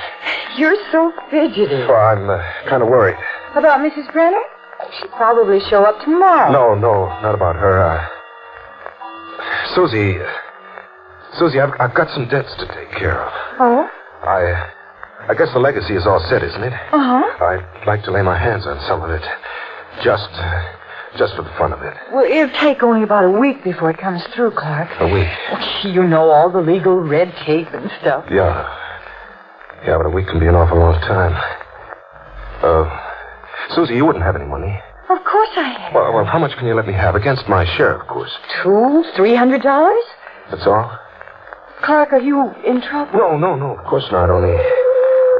Well, do you think the lawyer in charge of the estate might advance some dough? I don't think so. Why not? Well, most of Uncle's money is tied up abroad. Yeah, well, that settles that. Settles what? I'll just have to wait, Susie. That's all. I might have paid the clerk off if I had the money. Might have. But this way it was going to be cheaper and safer. He was waiting for me down by the lake. And he had a gun. He told me that. I'd have to come to him facing him, he thought. But he forgot the lake. I'd had all day to find a boat. I found one. There was no moon, so it was dark. There was a wind which made noise. More than noise enough to cover the sound of the boat, even if he'd been listening for it, and he wasn't. He was wearing a white shirt, which made it easy. He was standing a couple of feet from the shore, facing towards the house. I let the boat drift the last few yards, quietly. Besides, I needed an oar for another purpose. It was a heavy oar. I was out of the boat and hit the shallow water. There was a splash, but it didn't register on him until I was close. Hey, he started turning. He was almost all the way around when...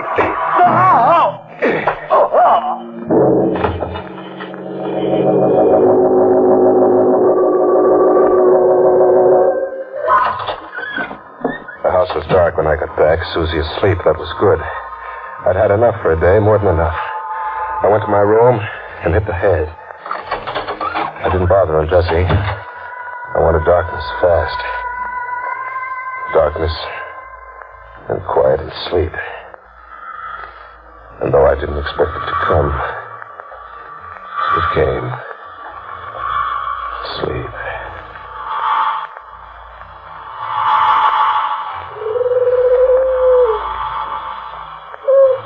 What? A hoot owl. No, there aren't any around here. There aren't any. The sound was coming from the direction of the lake. I was dreaming, sure, but I had to go outside. When I got close to where I put him, there was no more sound. The earth over him hadn't even been touched. He was still under it, deep under it, where I'd put him after I finished with the oar. Even if he'd still been able to hoot like an owl, you couldn't hurt him, not with all that earth on top of him.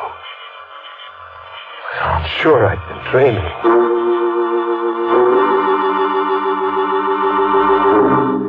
I got back to the house. That's where the hoot owl was yelling from, except that when I got back, the house was the same. My room was the same. Till I put the lights on. I nearly let go then. I nearly turned and ran because sitting in the chair next to my bed was Mr. Davis. Mr. Clark Davis. Dead and in person. The water was dripping from his clothes onto the floor, but there was no blood, nothing more. He was cold when I touched him because I had to touch him. I didn't want to. I wanted to run to get away, to keep running forever. But I went to him, and I touched him. And his body was cold and wet and solid. My hand didn't go through him. That was all I needed. I headed downstairs. Susie had a car, a convertible, back of the house. I was there, all right. I reached in, felt the seats. One of them was wet. I went to the front of the car and touched the hood. It was warm. All the answers except one, and that one I'd get in person. I turned back to the house. I wasn't thinking anymore, just doing what had to be done. But I should have thought because... Both shots had got me. She'd aimed good. Low. Not trying for anything fancy like the head. Both shots were in me. Deep. I hit the ground and stayed put. Played dead. It was easy. A rehearsal. I could taste my own blood in my mouth. Soon it wouldn't be a rehearsal, but the real thing. But before that, she stopped. She was smart. Stopped a few feet away from me and waited. I didn't breathe. She wouldn't want to waste bullets, risk more noise. After a while, she came a little closer. She'd seen the blood I was lying in. She came a little closer.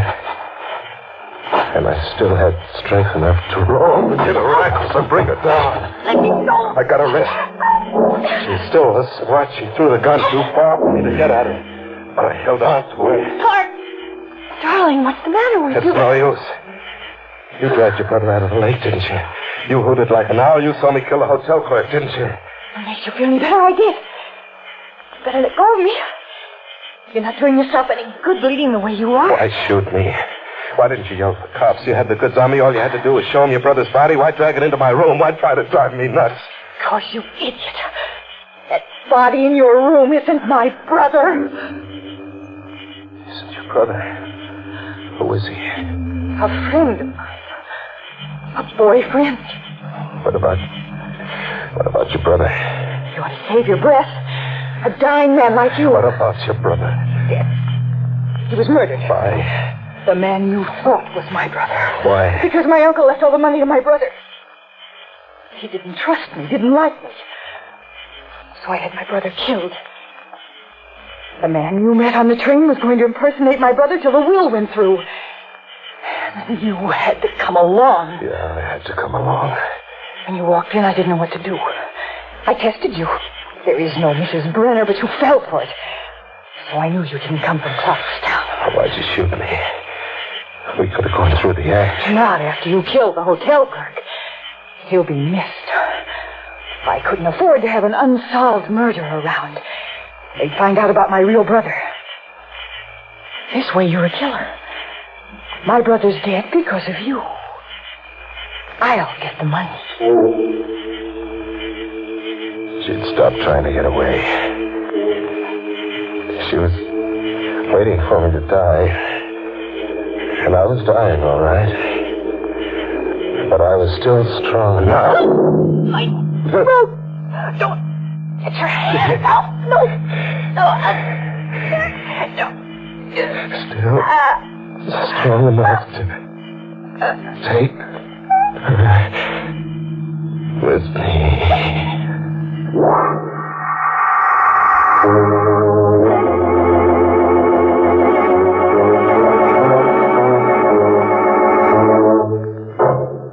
That, I think, pretty much winds up the sad story of Danny.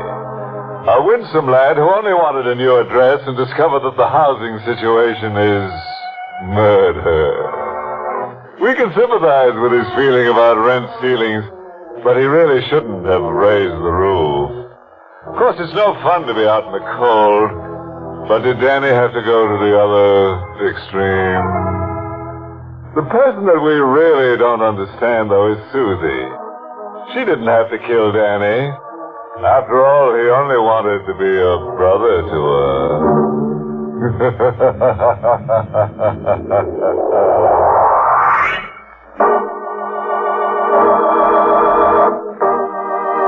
My pleasant dream.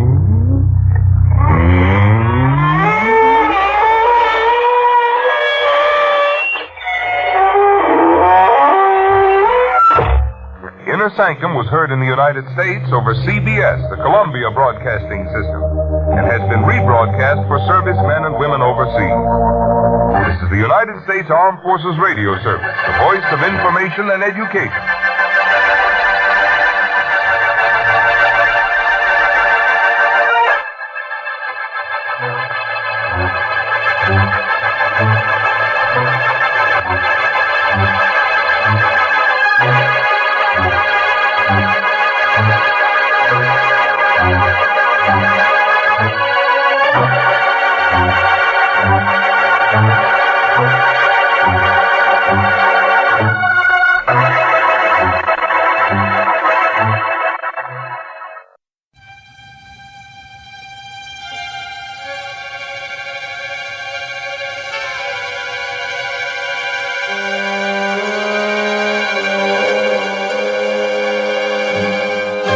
The Price of Fear.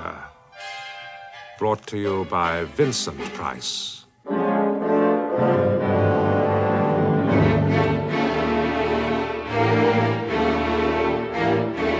Hello. I'm so happy you're with us again. This story I've called William and Mary. I suppose that most of us have, at some time or another, lain awake in the early hours of the morning and thought about death and the afterlife. I know I have. Or rather, I used to, until a few years ago, when I had an experience which caused me to... but let me explain. At that time, I was living in a small university town. Although I was unaware of it, I was actually living only a few hundred yards away from two old friends of mine, William and Mary Pearl. I say old friends, but in fact I had known Mary when we were students together, and had only met William when Mary married him some years later. I had absolutely no idea that they were even in the same town as I, until one morning, to my utter surprise, a letter arrived from their solicitor, informing me of William's death. He had, it seems, left me a small bequest. Before I begin the reading, I should like to extend my deepest sympathy to the widow of my late friend and client, William Pearl. Thank you. Well, ladies and gentlemen, I shall now read the last will and testament of the late William Arthur Pearl. I, William Arthur Pearl, being of sound mind...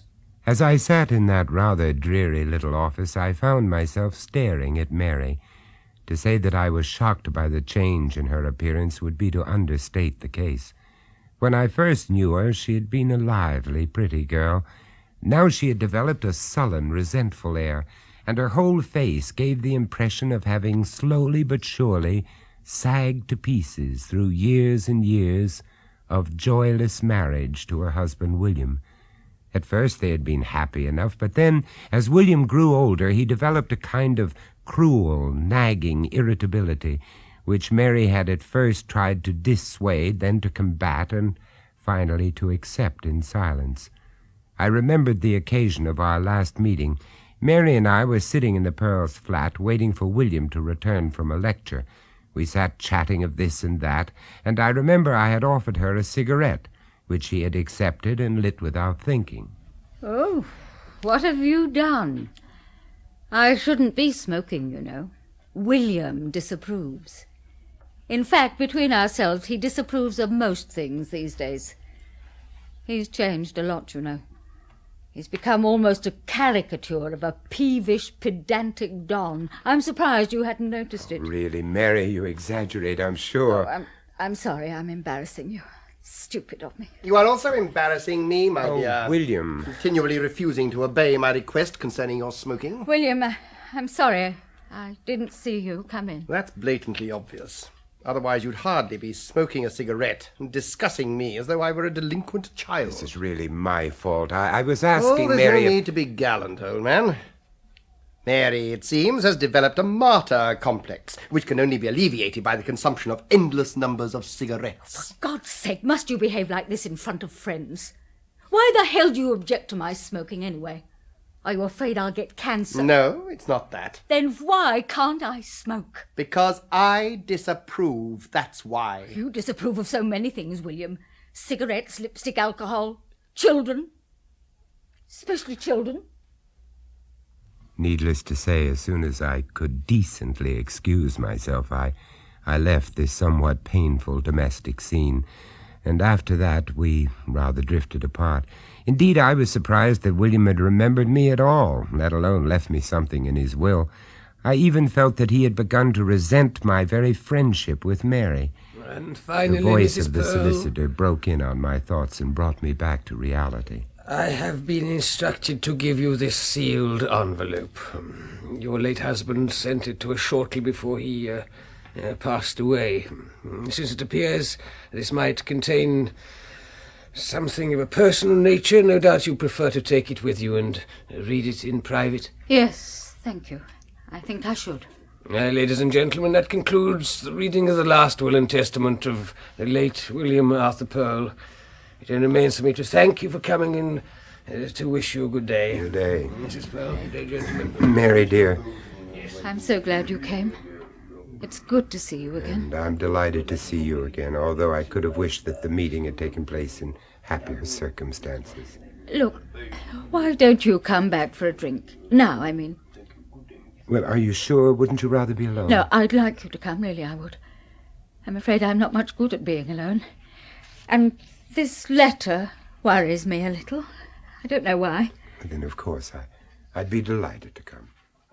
When we arrived at the Pearls' house, Mary led me straight through to the living room. I remember she didn't even stop to remove her coat. As soon as we were settled, she took out the envelope the solicitor had given her and drew out 15 or so closely written sheets. Slowly she reached into her handbag, took out her spectacles and put them on. Then, holding the pages high in front of her, she began to read aloud. This note, my dear Mary, is entirely for you, and will be given to you shortly after I am gone. It is nothing but an attempt on my part to explain exactly what Dr. Landy is going to do to me. Oh, no. I knew it would be something like this. How could he? Mary, what's the matter, man? You've gone quite pale. Who is this Dr. Landy? What did he do to William? I'll be all right. Here, you take the letter and read it to me, please. It will make it easier somehow, hearing all this from a third person. Very well, my dear, if you want me to, but I... Please. Well, of course, yes. Now, let's see, where did we get to? Yes, here we are. The details of the disease that struck me down so suddenly, you know. No need to waste time on them. As I have lain here in hospital, with somewhere between 1 and 6 months to live, I seem to be growing more melancholy every hour. And then, one Tuesday morning, 6 weeks ago, my friend John Landy, the neurosurgeon, burst into my room. William, my boy, this is perfect. You're just the one I want. Hello, John. Well, now, in a few weeks' time, you're going to be dead, correct? Do you believe you'll go to heaven? I doubt it. But what's all this about? Hardly a good bedside manner. In a few weeks, you're going to be dead. Sorry. But look, would you be prepared to consider a proposition? I haven't the faintest idea what you're talking about. I'm serious. Oh, go on. I've very little to lose by listening. On the contrary, you've a great deal to gain, especially after you're dead. This is something I've been working on quietly for some years. A long time ago, I saw a medical film brought over from Russia. It showed a dog's head, severed from the body, but with the normal blood supply being maintained. Sounds gruesome. The thing is that it was alive. The brain was functioning. Now, my idea, which grew out of seeing that film, was to remove the brain from the skull of a human being and to keep it alive, functioning as an independent unit after he is dead. For example, after you are dead. Good God. I've already completed a number of successful trials with animals, and now I'm ready to try it with a human. I don't like Yes, the but idea one don't keep bit. interrupting and let me finish. Think of it, man. Your own brain, in perfect shape. It's crammed, full of a lifetime of learning. Yet soon it's going to have to die along with the rest of your body. It's repulsive. What possible use can there be in keeping my brain alive if I couldn't talk or see or hear or feel? I believe you would be able to communicate with us. But let me explain a bit more. At the very moment of death, I should have to be standing by so that I could step in immediately and try to keep your brain alive. Are you serious about this? Certainly. What would you do? I should immediately open your neck and locate the 4 arteries, the carotid and the vertebrals. I should then stick a large hollow needle in each. These 4 needles would be connected by tubes to the artificial heart. Then, working quickly, I should dissect out the left and right jugular veins and hitch these also to the heart machine to complete the circuit. Now, switch on the machine, which is already primed with the right type of blood, and there you are. The circulation through your brain would be restored. You'd have a dead body and a living brain. But would it function? Oh, my dear William, how should I know? I can't even tell whether it would ever regain consciousness. And if it did? That would be fascinating. Lying there with all your thinking processes working beautifully, and your memory as well. And not being able to see, feel, hear, or smell. Now, wait a minute. I'm going to leave one of your optic nerves intact, as well as the eye itself. I've already constructed a small plastic case to contain the eyeball. And when the brain is in a basin submerged in Ringer solution, the eyeball, in its case, will float on the surface of the liquid. Staring at the ceiling. Hilarious. But how could I communicate with you? By means of a sensitive piece of apparatus known as an encephalograph, which records the brain's electrical and chemical discharges on a graph. But do you honestly believe that when my brain is in that basin, my mind will be able to function? That I shall be able to think and reason as I do now? I don't see why not. It's the same brain. It's undamaged. You'd be living in an extraordinarily pure and detached world. No worries, or fears, or pains, or hunger, or thirst. And for you, William, a doctor of philosophy, it would be a tremendous experience. You'd be able to reflect upon the ways of the world with a detachment and a serenity that no man has ever attained before. Great thoughts and solutions might come to you, great ideas that could revolutionize our way of life. But look here, I'm not asking you to make up your mind immediately. Sleep on it. Perhaps you would give me a ring tomorrow. I'll be at home. Yes, it's all right. I'll think it over and let you know.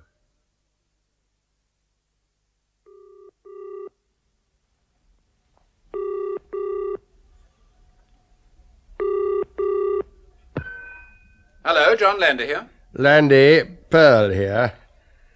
Look, I've been thinking over your proposition and... Yes? What have you decided? Well, my first reaction was one of revulsion, but now, well, I'm not so sure. But one thing bothers me, though. What if it were painful or I became hysterical? There'd be no escape. William, there are always risks connected with any major scientific experiment, but think of the other aspect. Suppose it succeeded. There would be your brain functioning perfectly, producing original and imaginative theories. Man, you'd be immortal. Yes, that's what appeals. My brain continuing its work untrammeled by physical considerations. And though I say it myself, I'm rather proud of my brain. It's a damn good one. Well? Yes, John, I'm going to do it. I've decided to go through with it. Splendid. Now look, I'll be over right away to discuss details. Just one thing, John. Mary, should I tell her? Yes. I suggest you discuss it with her as soon as possible. I'd better, I suppose. Although she's hardly likely to realize the importance of such an experiment. It's going to be difficult. Well, why not write it all down in a letter to be given to her when you're dead? It might be better. Less complicated all round, eh? Yes, I see your point. Well, I'll think about it. Good night for now, John. Goodbye. A letter. Why not? To be opened only after my death. Only after my death. Well, Mary, I will not say goodbye because there's just a chance that if Landy succeeds, I may actually see you again. I've tried several times to prepare you for this news, but you have constantly refused to give me a hearing. Please change your mind now and give Landy a call.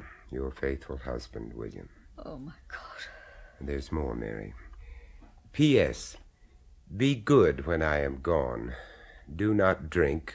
Do not smoke. Do not buy a television set. And incidentally, now that I have no further use for it, I suggest you have the telephone disconnected. Oh, really? Aren't I entitled to some peace after all these years? Oh, the whole thing is just too awful to think about. Awful and beastly. What are you going to do? Oh, what can I do? I must do as William requests, I suppose. I better ring Dr. Landy now, right away.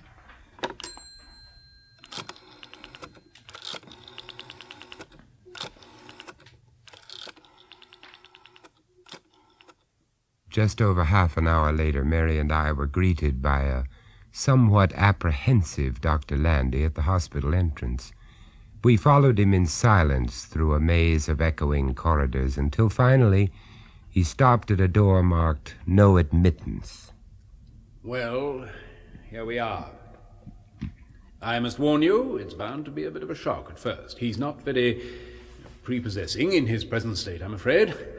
I didn't marry him for his looks, Doctor. Yeah. Yes, well, take your time when you get inside. He won't know you're there until you place your face directly above his eye. Of course, he can't hear anything. We can talk as much as we like.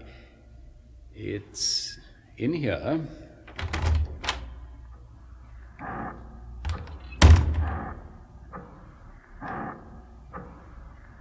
I wouldn't go too close, yes, until you get used to it. The doctor had ushered us into a small, square room. On a high white table in the center of the room was a biggish white enamel bowl, about the size of a wash basin, with half a dozen or so plastic tubes coming out of it. These tubes were connected with a whole lot of glass piping, and I could see the blood flowing from the heart machine. It was this machine which made a soft, rhythmic, pulsing sound.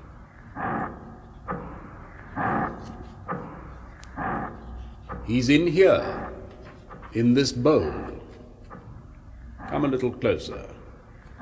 Don't be afraid. That's right. Now, you see this small oval capsule floating on liquid in the bowl? That's the eye in there. Can you see it? Yes. Good.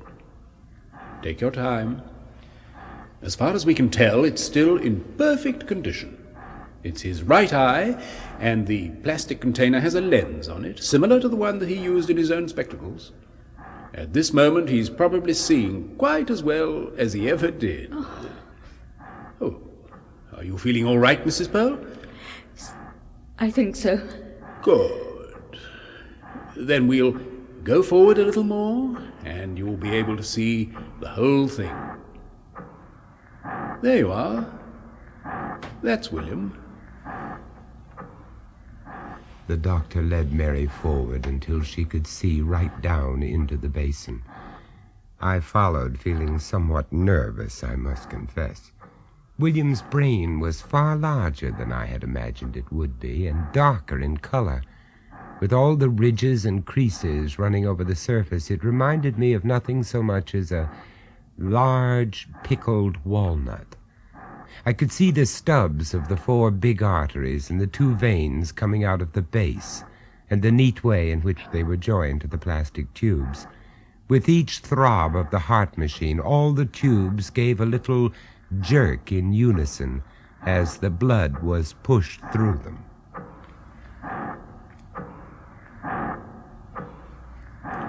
Now, Mrs. Pearl, you will have to lean over and put your face right above the eye.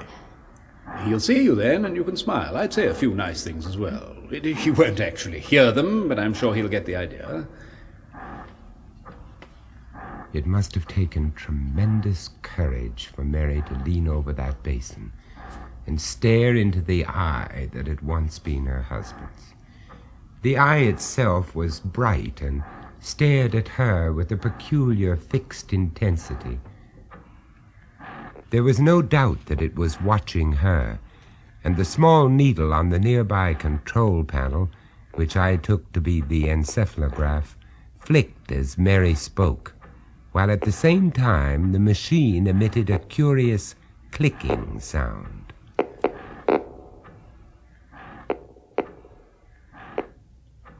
Hello, dear. It's me, Mary. How are you, dear? Are you feeling all right, William? I got your letter, dear, and came at once to see how you were. Dr. Landy says you're doing wonderfully well. They're doing everything possible to take care of you, dear. You seem fine. Really, you do. That's excellent, Mrs. Pearl, excellent. How strange. I've been trying to think what it is that's different about the eye. I see it now. There's a softness about it which William's never had. William's eyes used to glint at you, stabbing into the brain almost. This eye has a softness and a gentleness that's almost cow-like. Are you quite sure he's conscious? Oh, yes, completely. And he can see me? Perfectly. Isn't that marvelous? I expect he's wondering what's happened. Not at all. He knows perfectly well where he is and why he's here. You mean he knows he's in the basin? Of course. And if he only had the power of speech, he would probably be able to carry on a perfectly normal conversation. So far as I can see, there should be absolutely no difference mentally between this William here and the one you used to know at home. Good gracious me. You know, I'm not at all sure that I don't prefer him as he is at present. I believe I could live very comfortably with this kind of William. I could cope with this one. Quiet, isn't he? Naturally, he's quiet.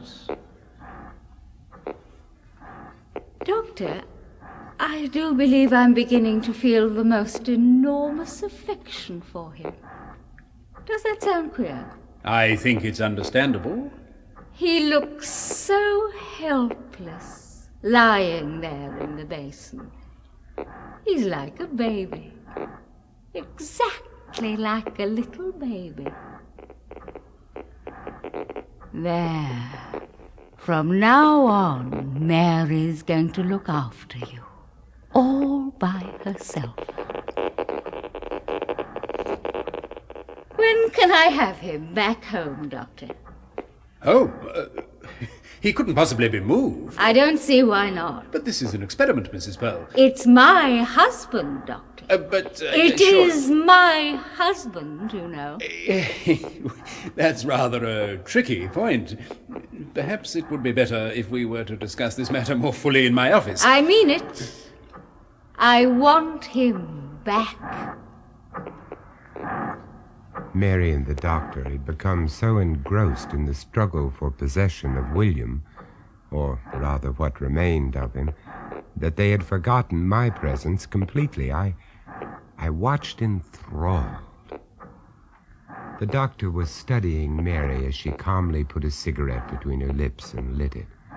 He obviously regarded her as a very queer fish indeed, even allowing for the bizarreness of the situation. Mary walked over to the window, apparently quite calm and relaxed, puffing her cigarette. Then she walked back to the table and looked into the basin once more. Mary's leaving you now, sweetheart. But don't you worry about a single thing. You understand? I'm going to get you home again. Just as soon as I possibly can. And... At this point, Mary paused and put her cigarette to her lips, intending to take a puff. Instantly, the eye flashed, and the pupil contracted into a minute black point of distilled fury. At the same time, the needle on the graph jumped alarmingly. Mary didn't move for a moment. She stood looking down into the basin, holding the cigarette to her mouth and watching the eye. Then, slowly and deliberately, she put the cigarette to her lips, inhaled deeply, held the smoke, then suddenly, whoosh, she released the smoke through her nostrils in two thin jets, which struck the water and billowed out over the surface in a thick blue cloud which completely enveloped the eye. The needle on the graph machine went mad.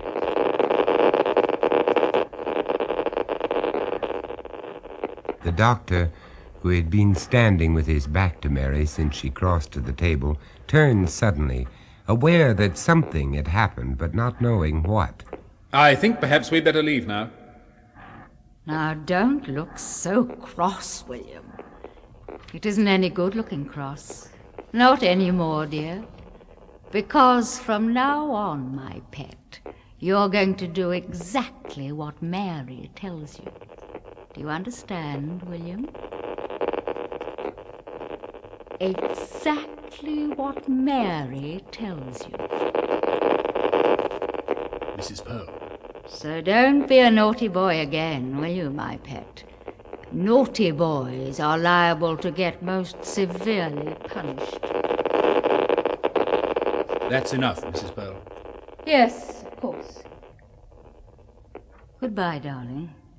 I'll be back soon. Isn't he sweet?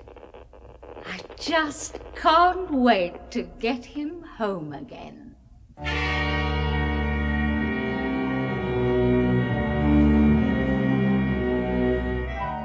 I think it was Bernard Shaw who said, "There are two tragedies in life. One is to lose one's heart's desire. The other is to gain it." Poor William, with his vain dreams of his detached brain solving the world's problems. Is he still alive in his basin, consumed with impotent rage as he views Mary's excesses of tobacco, alcohol, and television? And what of Mary? Can she still be enjoying her protracted revenge for all those years of domestic misery? I think she can, for Mary was taught cruelty by an expert. As for myself, nowadays my sleep is undisturbed by thoughts of death and immortality, although I must confess I have never since been able to wash my hands in an enamel basin without thinking of William and Mary.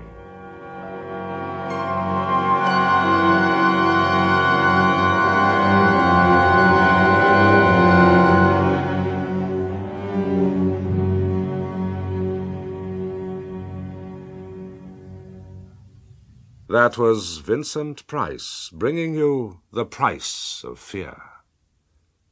Also starring in William and Mary were John Barron, Gerard Green, and Hilda Schroeder, with Terry Scully.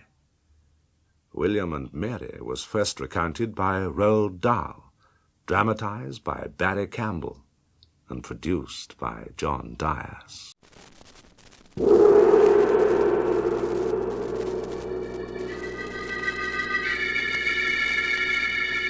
The Sealed Book.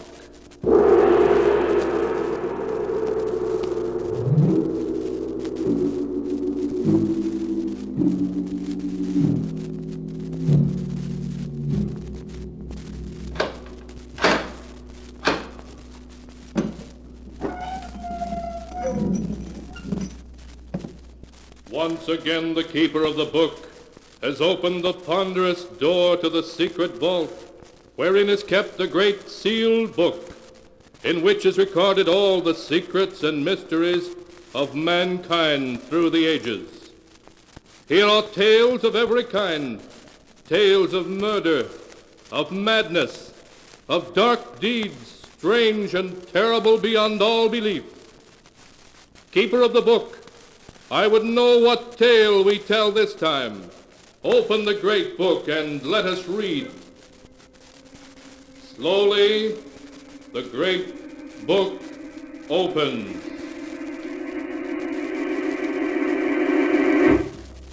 One by one, the keeper of the book turns the pages and stops. Ah, the strange story of three people who ventured into a long-lost cavern, a cavern cursed by the ancient Aztecs. A tale called I'll Die Laughing.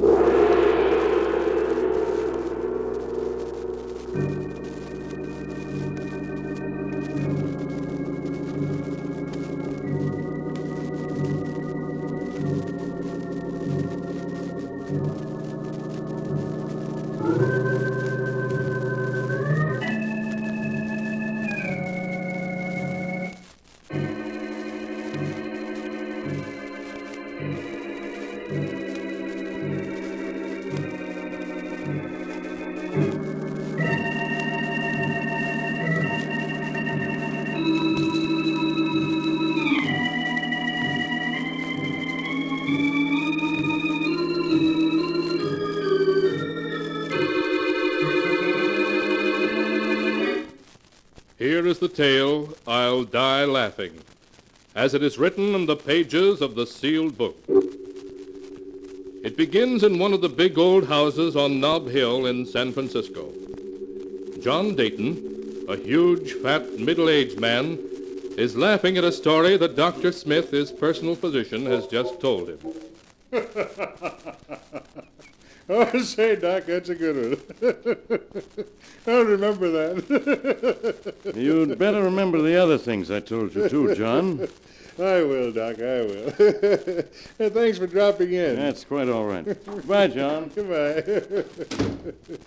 John, was that the doctor? Yes, dear. What did he say? Did he think the dizzy spells you've been having were serious? Oh, of course not. He said I'd live to be 90. He just told me to stop working so hard at the office and learn to take things easy, that's all. You have been spending too much time at the office, John. Well, I'm thinking of taking a vacation. A long vacation. Now, please excuse me, dear. There's someone upstairs in the study waiting to see me. John, who is that horrible-looking old man waiting up there for you? Well, I'll explain that later, dear. Oh, say, when Harvey gets here, send him right up the study, will you? All right, John.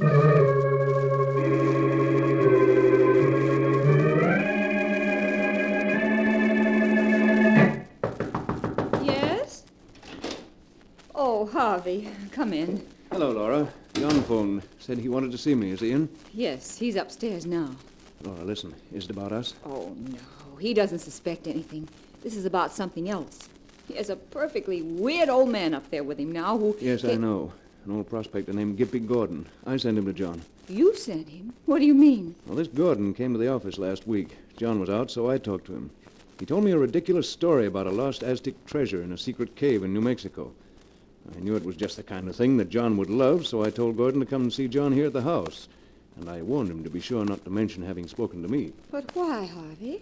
I want John to decide to go looking for that treasure and to take us along. I don't understand. Darling, John is like a boy in many ways, but he isn't a complete fool. If he finds out about us, we'll both be out in the cold. You'd lose this lovely mansion and all the things you enjoy so, and I'd lose my job as lawyer for the John Dayton Enterprises. Oh, I wish we could make a clean breast of it. Tell John we love each other and that... And live in a garret someplace on love and a crust of bread? No, Laura, it wouldn't work. No, I suppose not. Oh, what are we going to do? Suppose something should happen to John. An accident, say. Harvey, you don't mean that... Harvey, is that you? Yes, John, I'm on my way up now. Well, hurry up, old man. I've got something mighty interesting for you. Right away, John.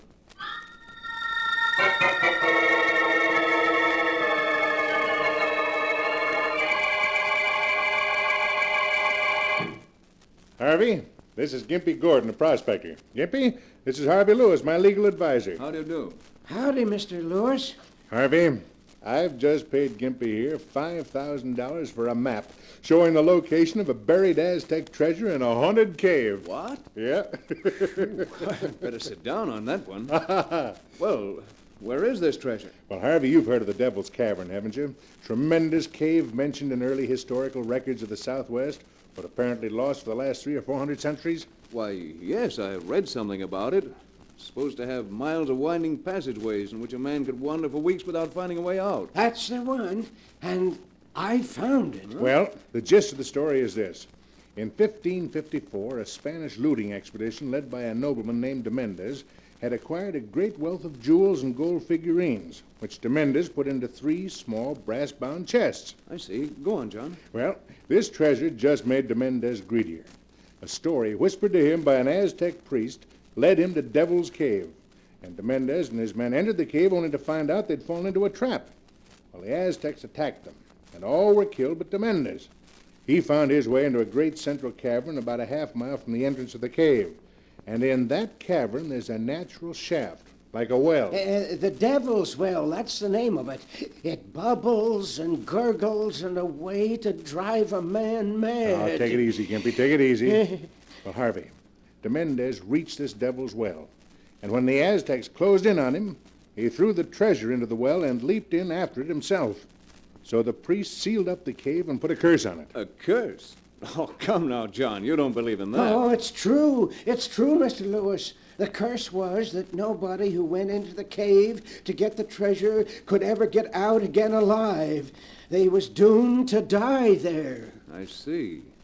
But you say you went into the cave and came out again alive, so it can't be much of a curse. Oh, but it is, Mr. Lewis. It killed Pedro, my Indian, and it's still after me. I wouldn't go back there again if it was worth $1 million. But assuming your story's true, how could anyone find their way into the cave and out again? There's a string marking the route, Mr. Lewis. 2 months ago, me and Pedro found the entrance. We tied the string to a rock and went in, letting it unroll behind us. Took us a week, it did, to find our way to the big room where the Devil's Well is. But we made it. Huh? And then what happened? Well, I had a 100-foot rope and some big hooks. We fished around in the well for the chests, and by, we drew one of them up. You actually fished up one of the treasure chests? Yeah. It was about so long and so wide and 6 inches high. I shook it, and we could hear the jewels rattle inside of it. Where is it now? What happened to it? Well, when Pedro seen the chest, he grabbed for it and tried to push me into the well.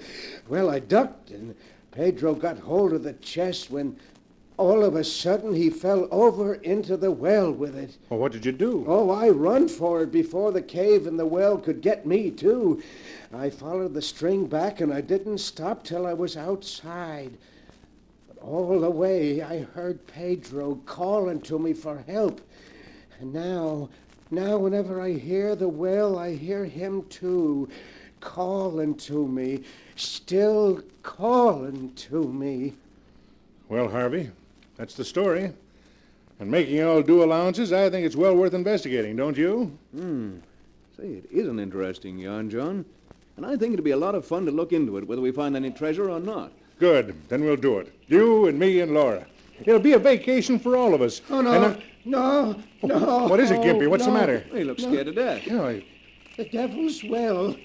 I hear it again. It's calling me. Oh, come now, Gimpy. You're letting your nerves get the better of you. No. I hear it, I tell you. Listen. We don't hear a thing, Gordon. It's just your imagination. No. I hear it. I hear it. Oh. Save me, Gimpy. It's there. In the well. I hear it. And Pedro's calling to me. I hear it. Oh, nonsense. I It's just hear your it. imagination, Gimpy. He looks as if he's going to faint. There he is.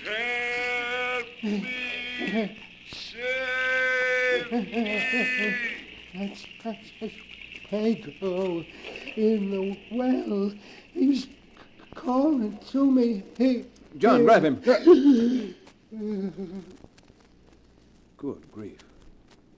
He's dead.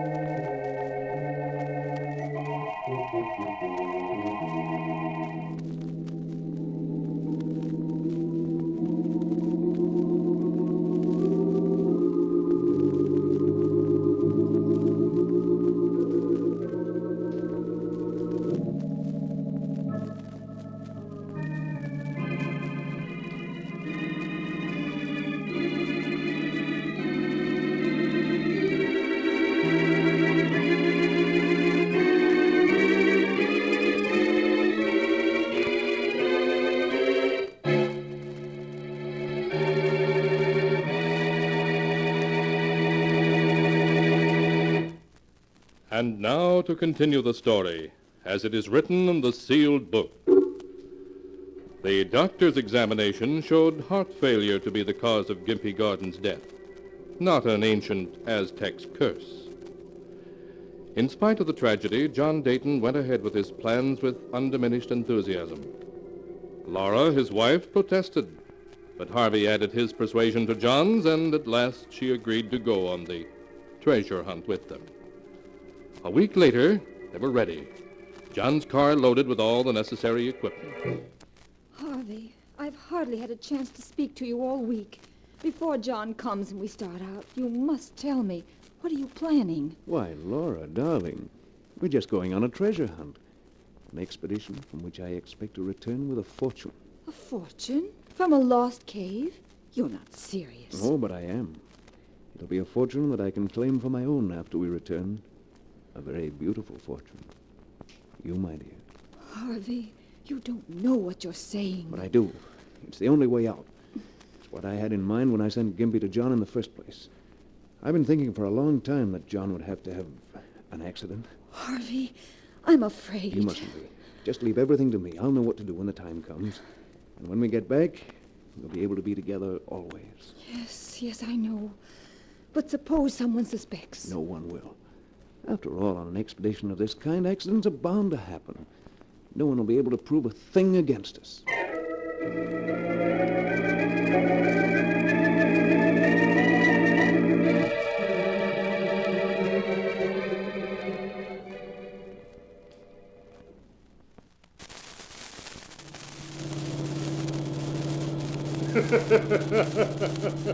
And just imagine how Gus Wilson and Duck Arnold will look when we invite them over and show them a couple of chests full of old Aztec jewelry. Their eyes will pop right out of their heads. John, for heaven's sake, stop laughing. I can't stand it anymore. Oh, what do you mean, stop laughing? Why, Laura, what's wrong with laughing? I like to laugh. And when I die, I hope I'll die laughing. Well, if you don't stop it, John, I'll die.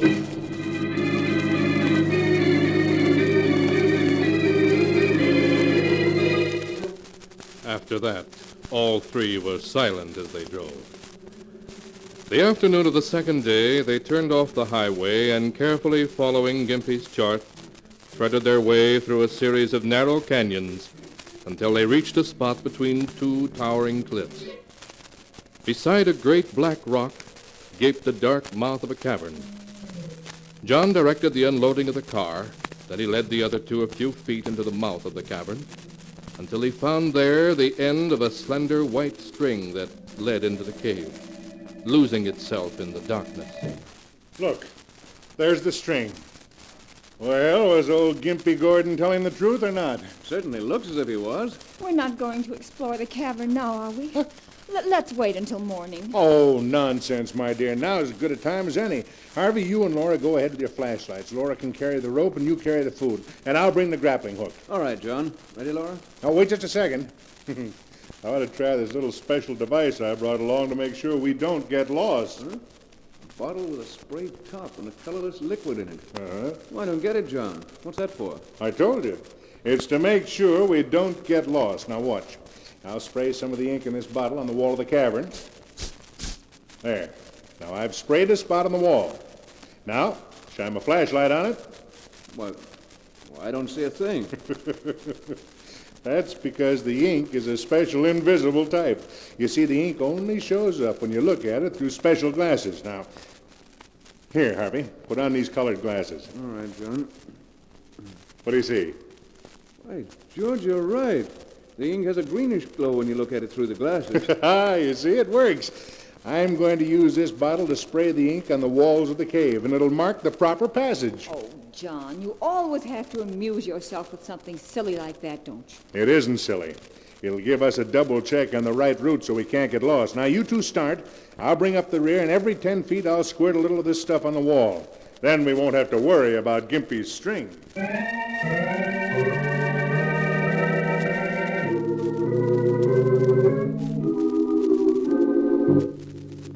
Uncertainly, the little party groped its way forward, through winding passageways that opened constantly into dozens of other passages. They would have been lost in no time but for the slender white string that led them ever deeper in the echoing depths. Half an hour later, they came out into a great chamber far below the surface. Huge stalactites hung from the ceiling, glistening damply in the beams of their flashlights. They advanced a little way into the underground chamber and put down the ropes and other equipment they were carrying. A low gurgling and moaning of water echoed through the cavern. That's the sound Gimpy mentioned, Harvey. It means we've reached the Devil's Well. Look, over here. A round opening in the floor of the cabin. Yes, this is it, all right.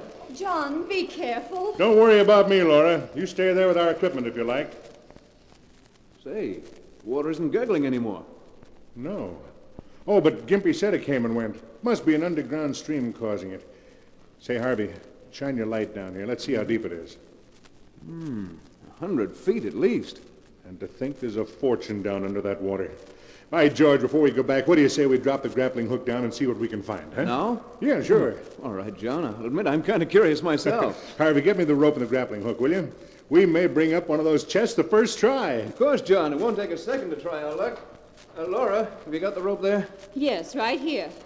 Harvey, you're not going to do it now? Yes, I am. There's no sense in waiting. We'll be out of here in 30 minutes, free to live our own lives just as we wish. Have you got that rope yet, Harvey? It was tangled, John. I'm bringing it now. Just keep your nerve, Laura. It'll be all over in a minute. Right. Here's the rope, John, and the grappling hook, too. Oh, fine. Just give me a hand with it. Harvey, what are you doing? Just giving you the rope, John, but not quite as you expected. Yeah. Now try to move your arms. Well, you've bound my arms to my sides, Harvey. What's the meaning of this? I'll tell you what it means, John. It means that you're about to die. Die? Have you gone crazy? You fool. Why do you think I arranged this silly treasure trip anyway? You arranged it? Why, I arranged it. That's what you think, but you're wrong. Old Gimpy Gordon came to me first with his ridiculous story, and I passed him on to you. I knew to give Laura and me the opportunity we needed to get rid of you. Laura, is this true? Are you in this with Harvey, this murder plot? Harvey, hurry. Please hurry. Oh, so it is true. You two brought me here to kill me. And I thought... What a joke on me. You won't think it's a joke for long. Because in just a minute you're going down in that well, John. The story we'll tell is that you got tangled in the rope, tripped and fell in. And if anyone comes to fish out your body, John, it was an accident. If anyone comes to fish up my body... Oh, that's a joke, Harvey. You don't know how good a joke it is. But you will. You will. Make him stop laughing. Make him stop laughing. Now make him stop. Goodbye, John.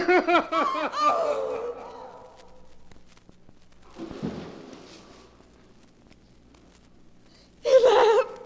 He laughed when you pushed him, Harvey. He always said he'd die laughing, and he did. He did. Laura, pull yourself together. It's all over now, do you hear? It's all over. Yes.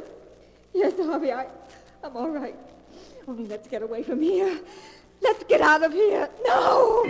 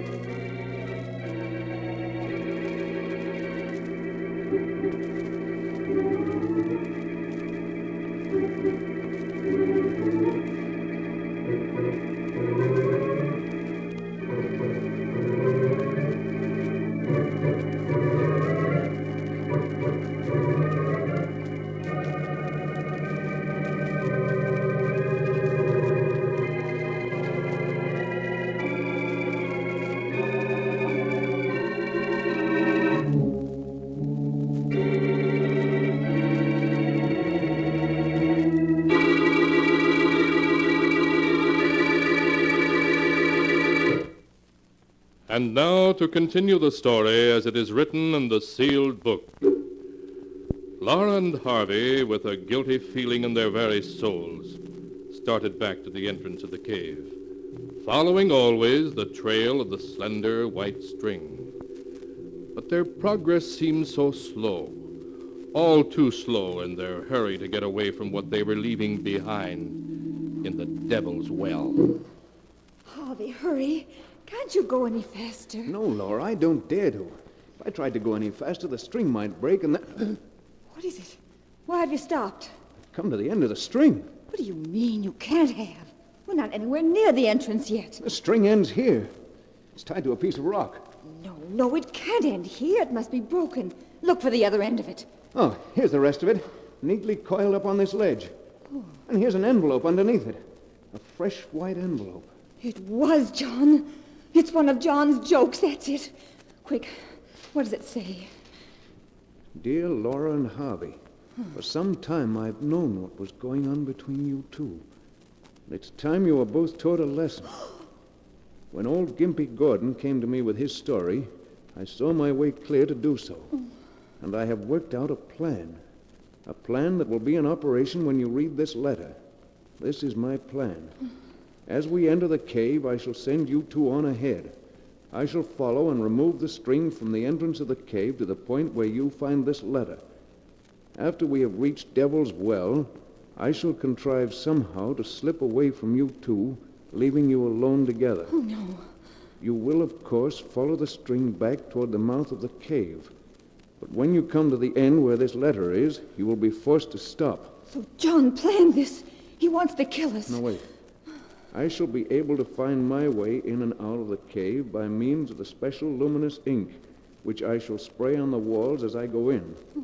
My colored glasses will enable me to see the ink, where your eyes will see nothing. I shall leave you alone in the cave for 12 hours. And if at the end of that time you can still stand the sight of each other, I shall cheerfully step out of the picture. Oh, no. For during those 12 hours, you should get well acquainted with each other's true character. What a beast he is. You ask why I do this. Because Dr. Smith has told me that at best, I can hope to live not more than 6 months. No. And under the circumstances, I don't much care what happens. No. My little joke on you is all the punishment I care to inflict. At least you'll always remember that a man is not a fool just because he likes to laugh a lot. Signed, John Dayton. That's all of it, Laura. Harvey, listen. He's laughing, Harvey. He's laughing at us. Oh, stop it, Laura. It's just your nerves. You've got to get hold of yourself, or we'll never get out of here. We never will, Harvey. That's why John laughed when you killed him. That's why he's laughing now. Laura, pull yourself together. He played a joke on us, and now he's laughing. You fool. We're going to get out of here. I tell you we are. We're not. Never in a million years. We are, I tell you, the same way John planned to get out. He marked the walls of the cabin with special luminous ink, didn't he? Well, those marks will lead us out, too, do you hear? They'll lead us out. No, they won't. You have to have special glasses to see it. Yes, but we'll go back to the well where we left the equipment and get the glasses, and then we'll be all right. Oh, no, we won't. That's why he's laughing. Because he had the glasses in his pocket when you pushed him into Devil's Well, Harvey. He has them in his pocket now.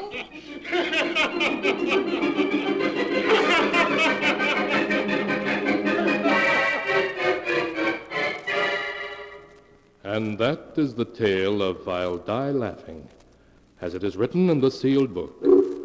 For days, Laura and Harvey wandered through one corridor after another, seeking the entrance of the cave. John's laughter echoed in their ears, as time and time again they ran into blank walls. Weeks later, a searching party found their bodies lying a scant 100 yards from the entrance of the cave.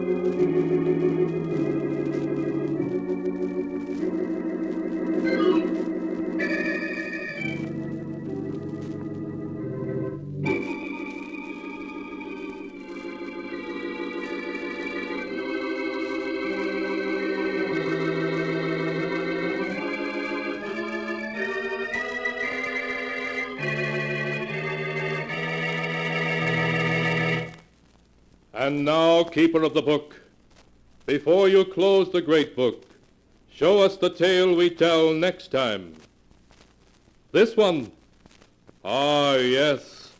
Why, this is amazing. It's the tale of a mad killer who lived alone in a great country house. That is, until two murderers came to live with him. A tale called Design for Death.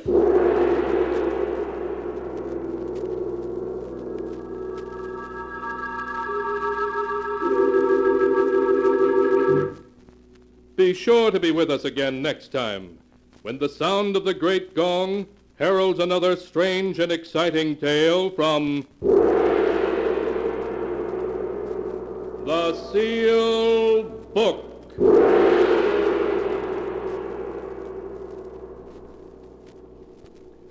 The Sealed Book, written by Bob Arthur and David Cogan, is produced and directed by Jock McGregor. The Mummers in the Little Theater of the Air.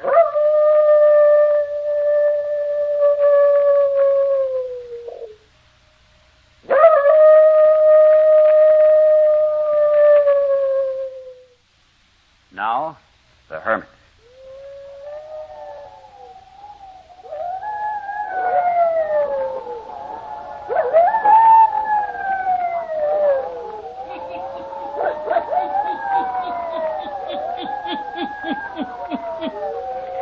Ghost stories, weird stories, and murders, too.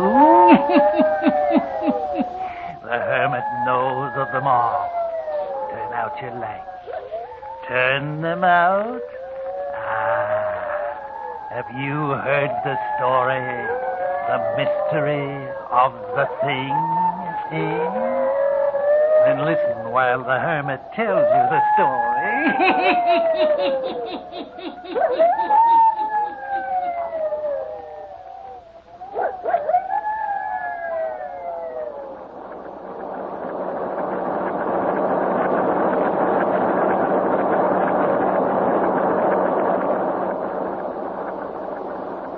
Startling new development and mysterious disappearance of Dawn Forestier, beautiful wife of Dr. John Forestier.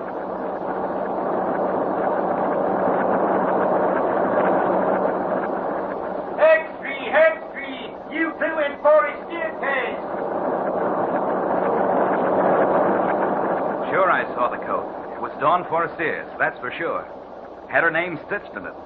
As beautiful a piece of sable as a poor newspaper reporter ever looked upon. Yeah, and her other clothing was there, too, underneath the coat. Hextree, big foul play in Forestier case. Police hunt for body. Well, read it aloud, Clara. It is believed that the beautiful Dawn Forestier has been murdered. This morning, several hours after Dr. Forestier reported his wife missing, Sexton Rolfe Griggs of Green Cedar Cemetery found a bundle of clothing inside the cemetery gate, which has been identified as belonging to Mrs. Forestier. Oh, golly. In the burial ground. Readers of the Gazette will recall the dramatic circumstances which have surrounded Dawn Forestier since early this year. She was discovered one morning in the spring, wandering in the park near Longview Hospital by Dr. John Forestier. Sure, I remember. Read all about it. She was a victim of amnesia. Oh, yeah. Yeah, that means you can't remember who you are or where you came from or anything. That tells all about it here in the Gazette. The doctor took her to the hospital. Yeah. And he named her Dawn. Uh-huh. And fell in love with her and married her. They never discovered who she was. It says here, it was thought at the time the beautiful woman who later became the bride of Dr. Forestier might have attended a masked ball or came from the stage. But no such person was ever reported missing. Sure. Don't you recall it, Clara? She was dressed in an old-fashioned gown that was torn all to tatters. Yeah, and now she's disappeared again, as mysterious-like as she came. Oh, gee, ain't it awful? You know, Clara, I kind of got it figured out.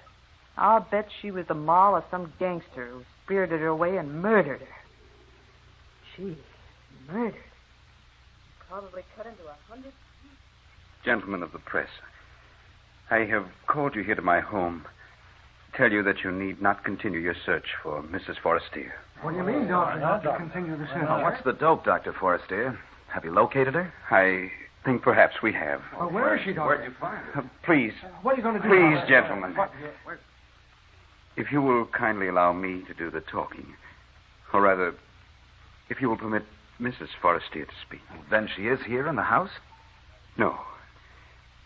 My wife will speak to you through a letter she left behind for me. I only discovered it this evening. For you see, she had placed it in a volume of verse from which I often read to her.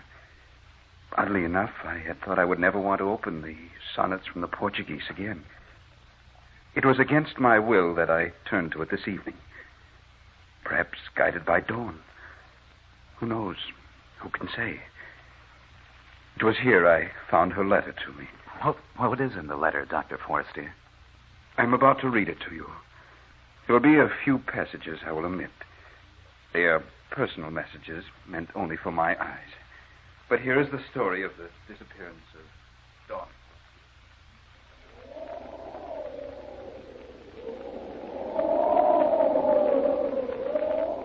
My darling John, this is going to be the most difficult and tragic hour of my life. For in this letter, I must say farewell to you, my devoted husband. The story I have to tell you, John, will be so strange and terrible that at first you won't believe it. But as you remember me, as you recall the circumstances of our meeting, how you found me dazed and wandering in the park one spring morning, how we've never known who I was or where I came from, then you will give more credence to my story. You named me Dawn because you found me at sunrise. Boris, dear, because you love me. We met in the dawn, my darling. But I must creep away from you in the darkness of the night. Oh, John, how I've loved you. And yet how disturbed I've been since I've lived here with you. I've tried to keep it from you, but your analytical mind and keen eyes have often noted my condition. You've repeatedly said... What is it, Dawn? What's wrong? Nothing, darling. Why? You know, dear, I often think it must have been during the night time that you were mistreated or abused by someone or something which brought about your amnesia. Why, John? Because it's always in the night time that you appear nervous, disturbed. Oh, John, you're imagining things. It was not you, John, who was imagining things. It was I.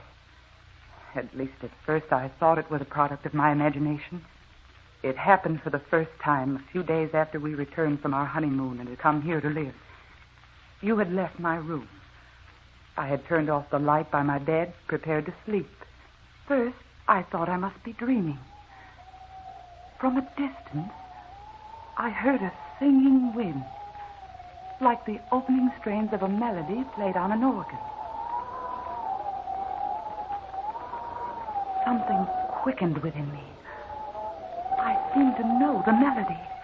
I thought to myself, everything is going to come back to me. I shall know who I was before I became Dawn Forrestier. I listened intently.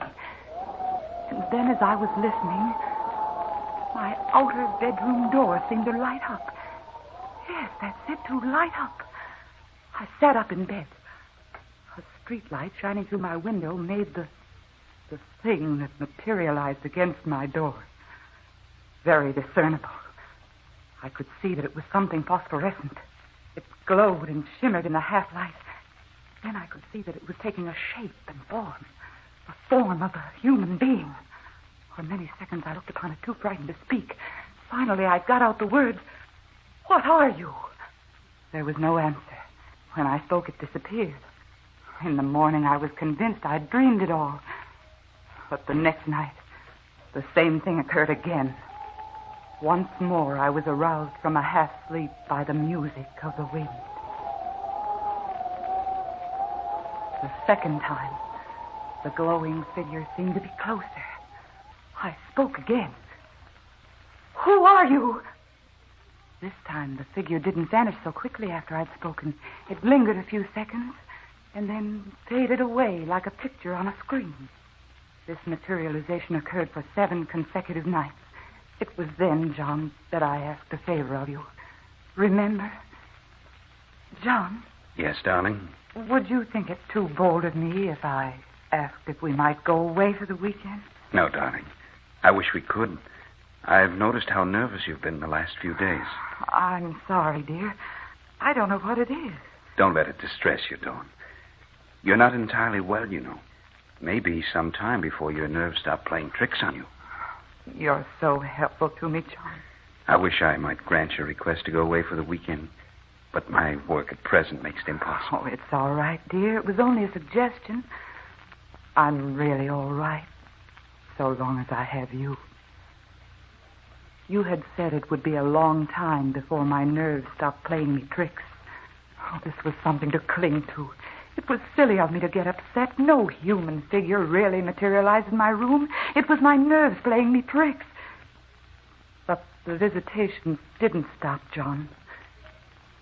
Hearing the singing wind, having that glowing, shimmering thing appear in my room was continuous. And then came the thing that struck terror in my heart. This night I had fallen asleep. Again, the music of the wind aroused me.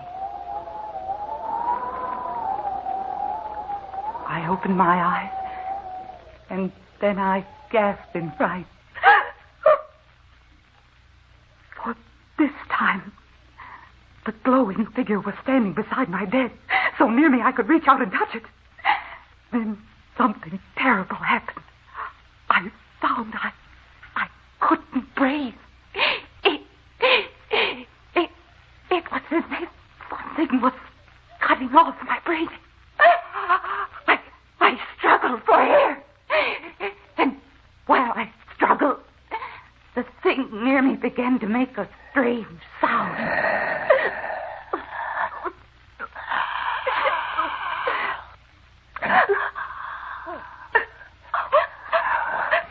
Then I sensed what was happening. The thing was somehow taking the breath from me, getting it into its own body.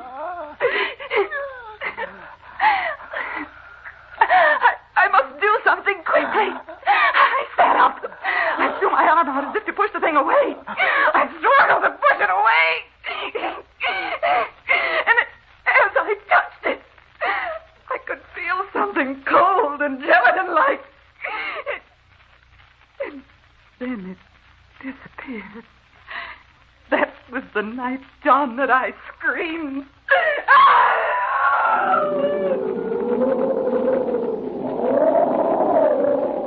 Darling, what is it? What in the world is it? Dawn, look at me. Tell me, what was it? A nightmare? John! From then on, events transpired rapidly. You made an appointment for me with Dr. Bland, the eminent psychiatrist. Oh, I know, darling, you were upset because I refused to go to him. But I knew by then that it was no use. The thing was growing bolder all the time. Many nights it stood over me in my room, and without touching me, was yet able to take the breath from me and command it to enter its own body. As it did this, night after night, it became stronger, and I became weaker. You will recall vividly what occurred 2 weeks ago tonight. We were invited to the Westings for dinner, and we accepted. An hour before we were to leave, I sat at my dressing table, putting the last finishing touches to my makeup. It was only dusk outside. Never had the thing appeared but in the nighttime. I was brushing my hair when I heard the melody of the wind. The figure stood right behind me. And, John, I could see what it was. In the mirror, I could see what the thing was.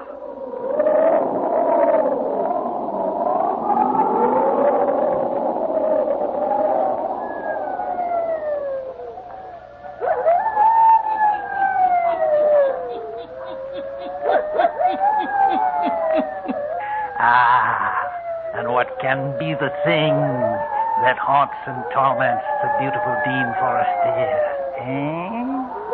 The hermit who knows all the weird and terrible happenings on the earth. The hermit will tell you all before the night is done, yes. And now, the hermit.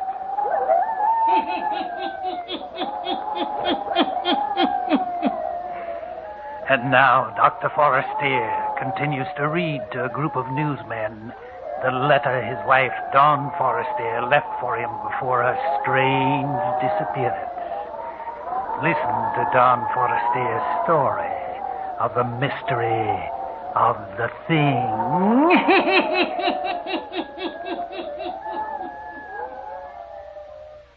This, John, is going to be the difficult part to make you believe.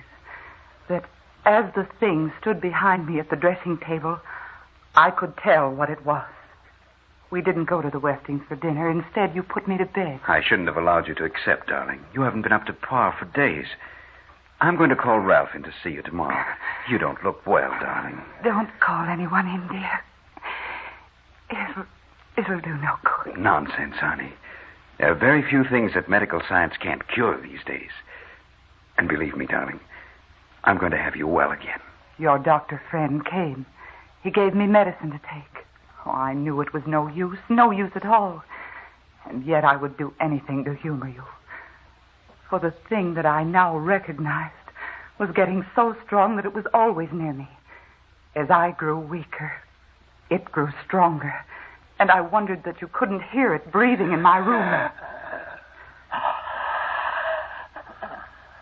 Now it had a power over me.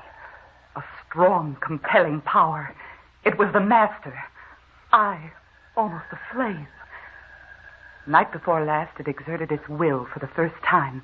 It compelled me to rise from my bed. It was so strong now, it could actually make sound. Come with me. Come with me. As I rose from the bed, its phosphorescent glow seemed to envelop me.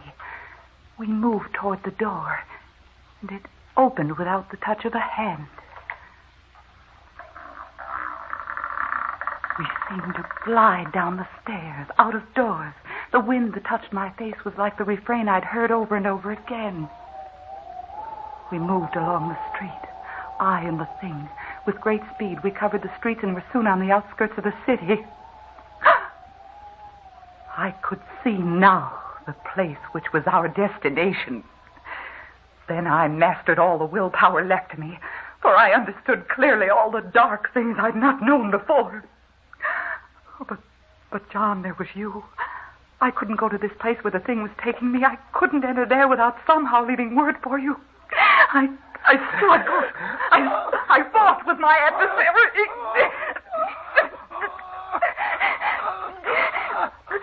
I was gaining. I broke away. Somehow I got breath and strength enough to return home and to my bed. Now comes the end of my story and my farewell to you. Here, gentlemen, I will omit a page. It is personal. But what happened to Dawn? Where is she? Since this morning, when the sexton at Green Cedar Burial Ground found my wife's clothing, permission has been granted by the state for me to check up on the material found in this letter. I've almost finished reading to you. I'm refraining from reading the last pages till we have made a visit to the cemetery. If you men of the press will get in your cars and follow me, we may be able to complete and verify the information given to me by Dawn Forestier.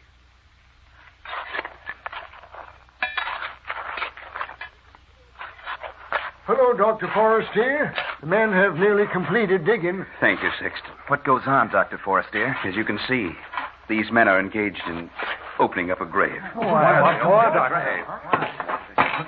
We've come to the casket, Doctor. Very well, Sexton. If you'll please open the box. Yes, sir. Can you lift the casket out, boys? Right.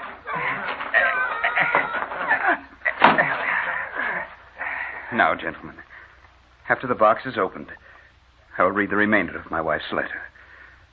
Open it, please, Sexton.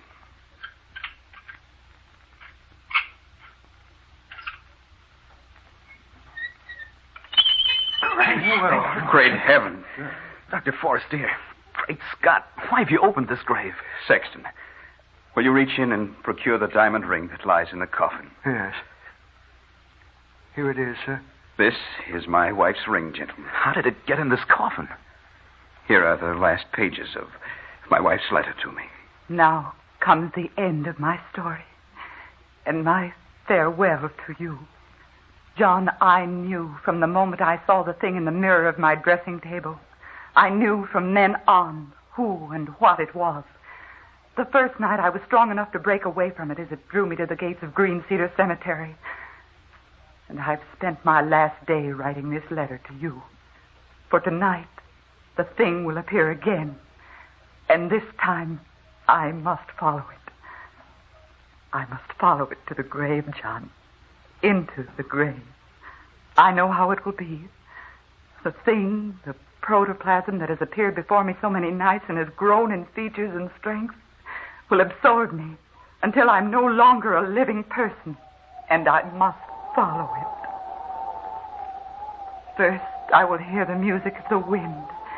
Then the thing will appear, and I will be dissolved into it. John, my darling, in case you don't believe my story, open the grave near which you will find my discarded clothing. For I'm wearing the ring you gave me, my love.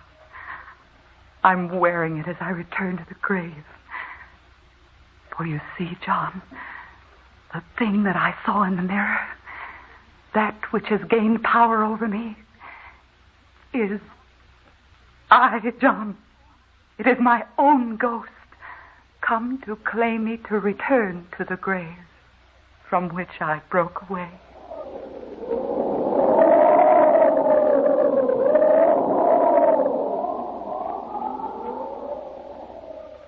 It is awful, Clara. Could anyone believe such a terrible thing could happen on this earth? It's almost too horrible to talk about. Yeah. There, when they opened that grave, lay a decayed skeleton. Wearing the same satin gown that Dawn Forrester was wearing when she was found wandering in the park by Dr. Forrester. And there was Dawn's ring inside the casket. Yeah. It says here in the Gazette that the inscription on the tombstone over that grave read, Lila Manton. And Lila Manton was a famous actress 85 years ago. She died one night very suddenly, just as she was to appear on the stage. Her cue to appear on stage was an organ playing. The music was written by the man Lila Manton was going to marry that night after the theater play was over. And the name of the man was David Forrester. He was a relative of Dr. John Forrester. But she died that night. The marriage never took place. What do you think it means, Clara? Does it mean that Lila Manton returned from the spirit world to live out her life that was ended so suddenly? Sure, I think so. But her ghost body made her come back to the grave. Well, that's how I got it figured out.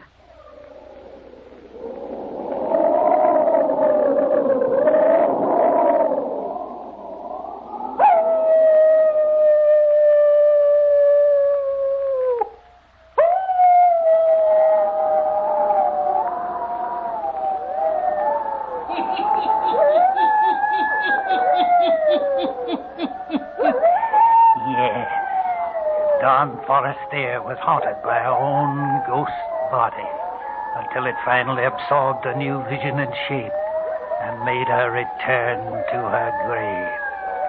Yes, turn on your lights. Turn them on. I'll be back. Pleasant dreams. All characters, places, and occurrences mentioned in the Hermit's Cave are fictitious, and similarity to persons, places, or occurrences is purely accidental.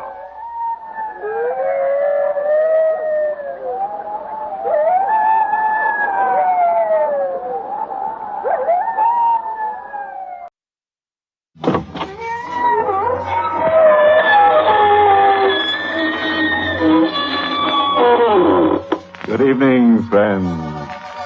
This is your host to welcome you through the creaking door into the inner sanctum. Now remember, friends, there's one rule that you must follow when listening to this program. You're not allowed to talk or whisper, but if you scream, that's fine. Oh, I've just come back from the most deadly vacation I ever had. Went horseback riding with a headless horseman, swimming with a sea serpent, and golfing with a ghost. In the evening, I visited old friends who just moved into new graves. But here I am, home again, pale, unhealthy, and bloodthirsty.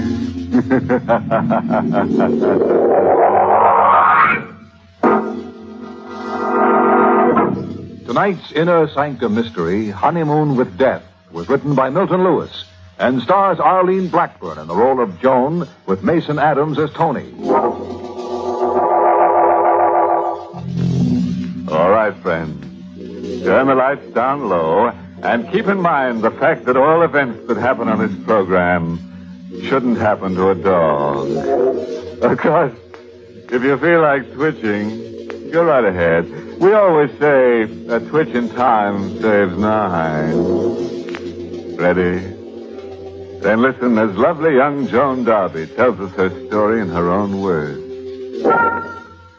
It was at the end of one of the happiest days of my life. Perhaps the last day of happiness I'll ever know. When this car drove up and parked outside our cottage. At first I thought it was Tony, but then I noticed the man who got out was dressed like a cleric. And the woman with him was rather overdressed in a sporty way. In a moment, they were knocking at my door. And when I went to answer it... Mrs. Darby? I beg your pardon. There must be some mistake. I'm not Mrs. Darby. Ellen, is she the young woman? Yes, that's Mrs. Darby. There's no doubt about it. I'm sorry, I don't think we've ever met. We haven't, Mrs. Darby. But please don't try to deny your identity again. I really do know who you are, despite the name you're using here. You're the former Joan Kent, the present Mrs. Anthony Darby, am I right? Yes, I am. May we come in? We must see you. Why? It's about a matter of the utmost seriousness. One might say it's a matter of life and death. I'm speaking of your life or death, Mrs. Darby. Oh, really? Please don't argue. Let us in. Just a moment. You'd better come back later when my husband's here, in an hour or so. My dear, we knew your husband was away. That's why we purposely came at this time. Do you mind telling me who you are? This gentleman is the Reverend Lawrence Norwell, a retired clergyman and a friend of mine. I'm Mrs. Ellen Ramartin. Why did you come here? We came here to save you from being murdered. Murdered? I know that's a shocking thing to say, especially to a young woman on her honeymoon. How'd you know that? I suppose Tony selected this little cottage, so isolated, so far from the main road, so remote. Well, yes, he did. What of it? We'll come to that in a moment, my dear. Did your husband insist in his subtle way that you take along your jewelry and certain other valuables on this honeymoon trip? I'm afraid I can't answer that. You don't trust No, her? I don't. Ellen, perhaps you had better tell her your story. Mrs. Darby, has your husband ever told you that he was married before? No. Well, he was. To me. You? Yes. He can be very charming when he wants to be, your Tony. I wasn't the first woman whose head he's turned, but I found out about him in time. What did you find out? That he was planning to murder me. Mrs. Ramartin and Reverend Norwell, will you please leave my house at once? You love him very much, don't you? Yes, I do love him. And I don't care to listen to any more vicious slander. If Tony is what you say he is, why didn't you go to the police? I have gone to the police. But he's much too clever for them. They couldn't do a thing against him without evidence. And the evidence they need is a dead body. Get out. Get out, both of you. Get out of here. Ellen, the girl is becoming hysterical. I think we've done our duty. I think we'd better leave. Will you go to the car, please? I want just one more word with her. Yes? Oh. Mrs. Darby. Why must you prolong this? I remain behind because I'm going to do something I know Reverend Norwell will never approve of. I'm going to give you these two things. On this piece of paper is my telephone number. I've rented a small house near here. In case you need help, please send for me. The second thing is this. A gun. I'm leaving it with you. It's fully loaded. You may need it. I don't want it. Don't be a fool. You may thank me for it someday soon. Oh, please don't leave it here. I know how you feel, my dear. I loved him, too. He's so very charming. Always so thoughtful. Always bringing little gifts. Has he given you antique jewels yet? Or has he brought you roses and recited the famous poem by Virgil? Why don't you leave? Why haven't you the decency to leave me alone? Of course, my dear. I'm so sorry. Goodbye.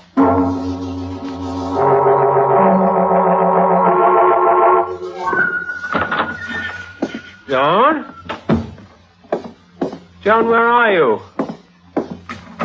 Joan? What is it, Tony? Well, what's the idea, darling? Why have you locked yourself in your room? Just a moment. Tony. Sweetheart, you look lovely. What have you been doing, taking a nap? Yes, I was. Well, you don't have to lock the door. I was all alone here. Oh, you poor darling, you're frightened. I'll try not to leave you alone again. No, Tony, don't. But, darling, I just wanted to kiss you. Don't touch me.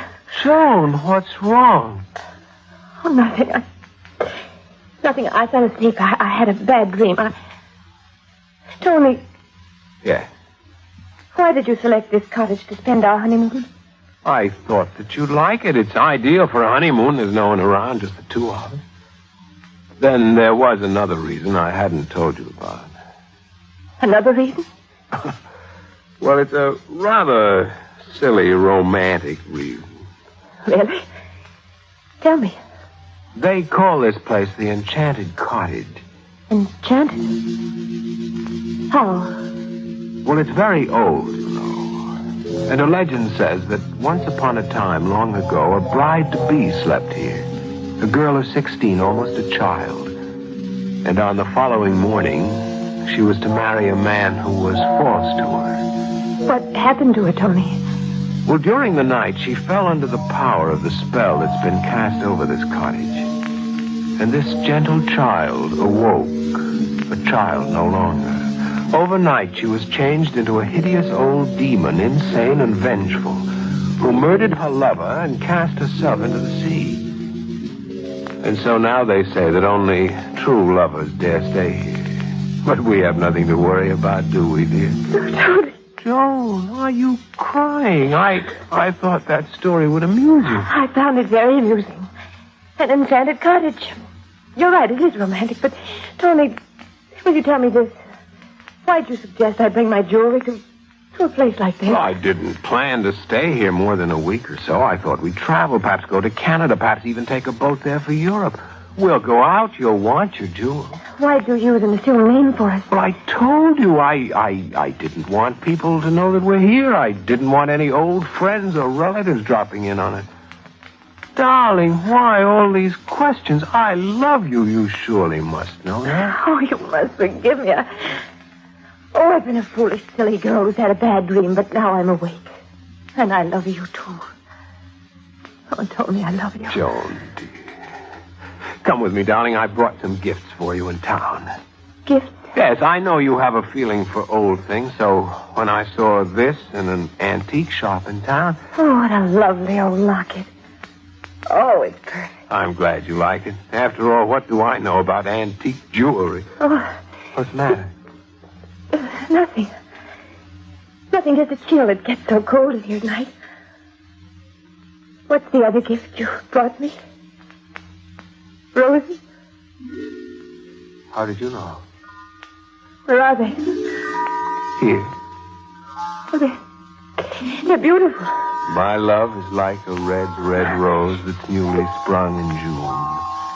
My love is like a melody that's sweetly played. Stop it! What? Stop it! Joan, what's the matter? Don't come near me, don't! Stop it!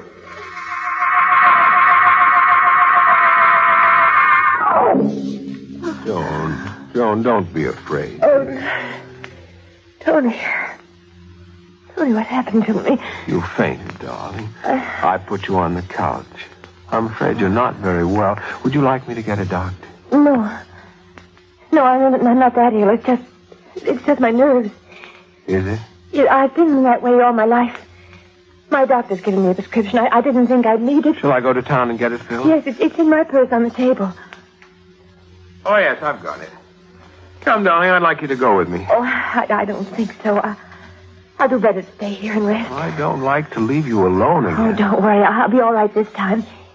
Is there a druggist still open? Yes, but I'd better hurry. He closes at 9, I think. Well, then you'd better hurry and don't worry about me. All right. Goodbye, darling.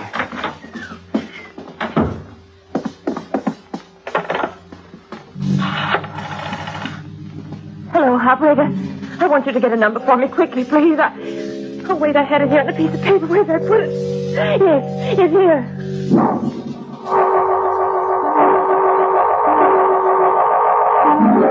Mrs. Martin answered and told me how to go to her home. It was only a short distance. I could walk it in less than half an hour. I had to speak to her again. Oh, I loved Tony, and I had to find out how much was hysterical suspicion, how much was truth. As I approached the house, I could see a dim light. I heard someone scream. Tony! What are you doing here? Tony! I ran forward. There was a window open. I could see Mrs. Martin in the far end of the room. On her face, an indescribable expression of terror. Somewhere in the shadows, a figure moved slowly toward her. I didn't mean any harm, Tony. I just came here because I loved you. What are you doing with that cord? Help me, someone! He's going to kill me! He's going to murder me! Help! Help! Help! The lamp crashed to the floor as he seized her. I turned from that window and began to run wildly toward town. I wanted to reach a telephone, but there were no houses, no cars that passed. I was alone on the road with just a flashlight. I'd seen a murder committed before my eyes, and I knew then what would happen to me unless I reached the police, unless I found help. And then I saw a car coming down the road. I waved my light frantically to signal him. It seemed a miracle when the car pulled to the side of the road.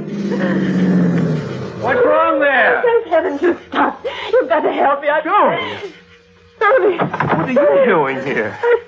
I don't know. I went to look for Tony. Get in the car, Joan. Get him? Yes, my dear. I'm afraid you're a very sick girl. Sick?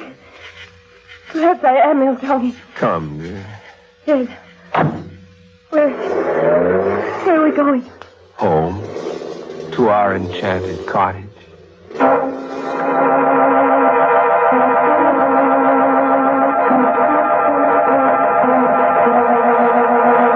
We said nothing. Not a word to each other until we arrived at the cottage. I knew my life depended completely on my ability to maintain control of myself. Come in, Joan. I think I'll go to my room, Tony. No. I want to know why you didn't stay here. I can't explain it. I felt I just couldn't remain in this place any longer. Why not? I can't tell you. I've grown to hate it. I'm not very well. Just what is wrong with you, Joan? I thought I told you. You didn't tell me that anything like this would happen. Has it happened before? This sudden hysterical running away, this blackout when someone asks you why you did it? Yes, it happened before.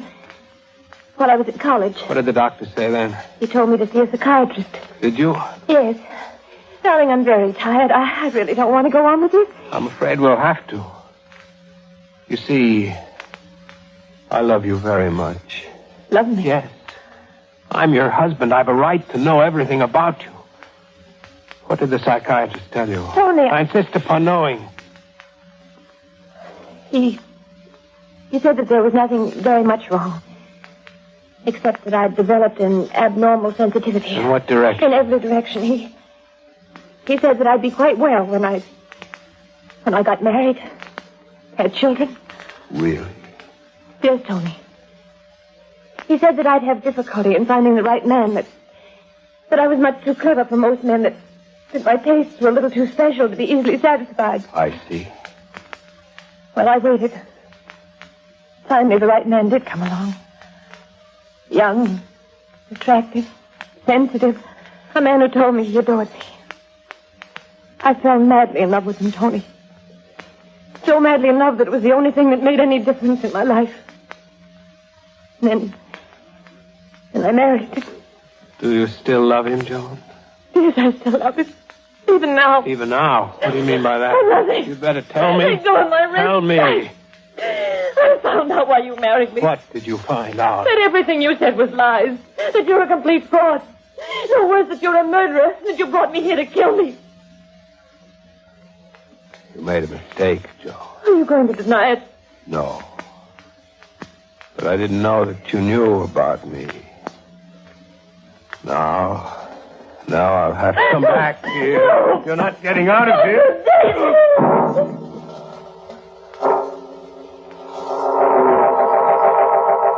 When I opened my eyes, Tony was looking down at me.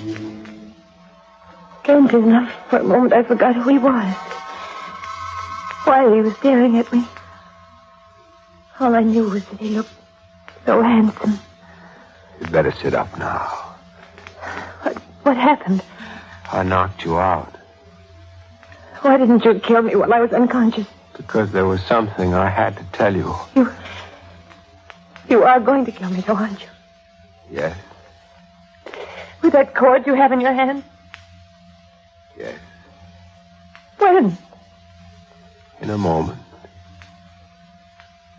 I wasn't lying when I told you I loved you. Oh, please, Tony. Please don't make it any worse. Don't try to make me believe you really cared. But I did care. We could have been happy. It's true I met you. I pursued you because I wanted your money. But then I fell in love for the first time in my life. How did you find out about me, Joe? Why should you care about that now? You're right.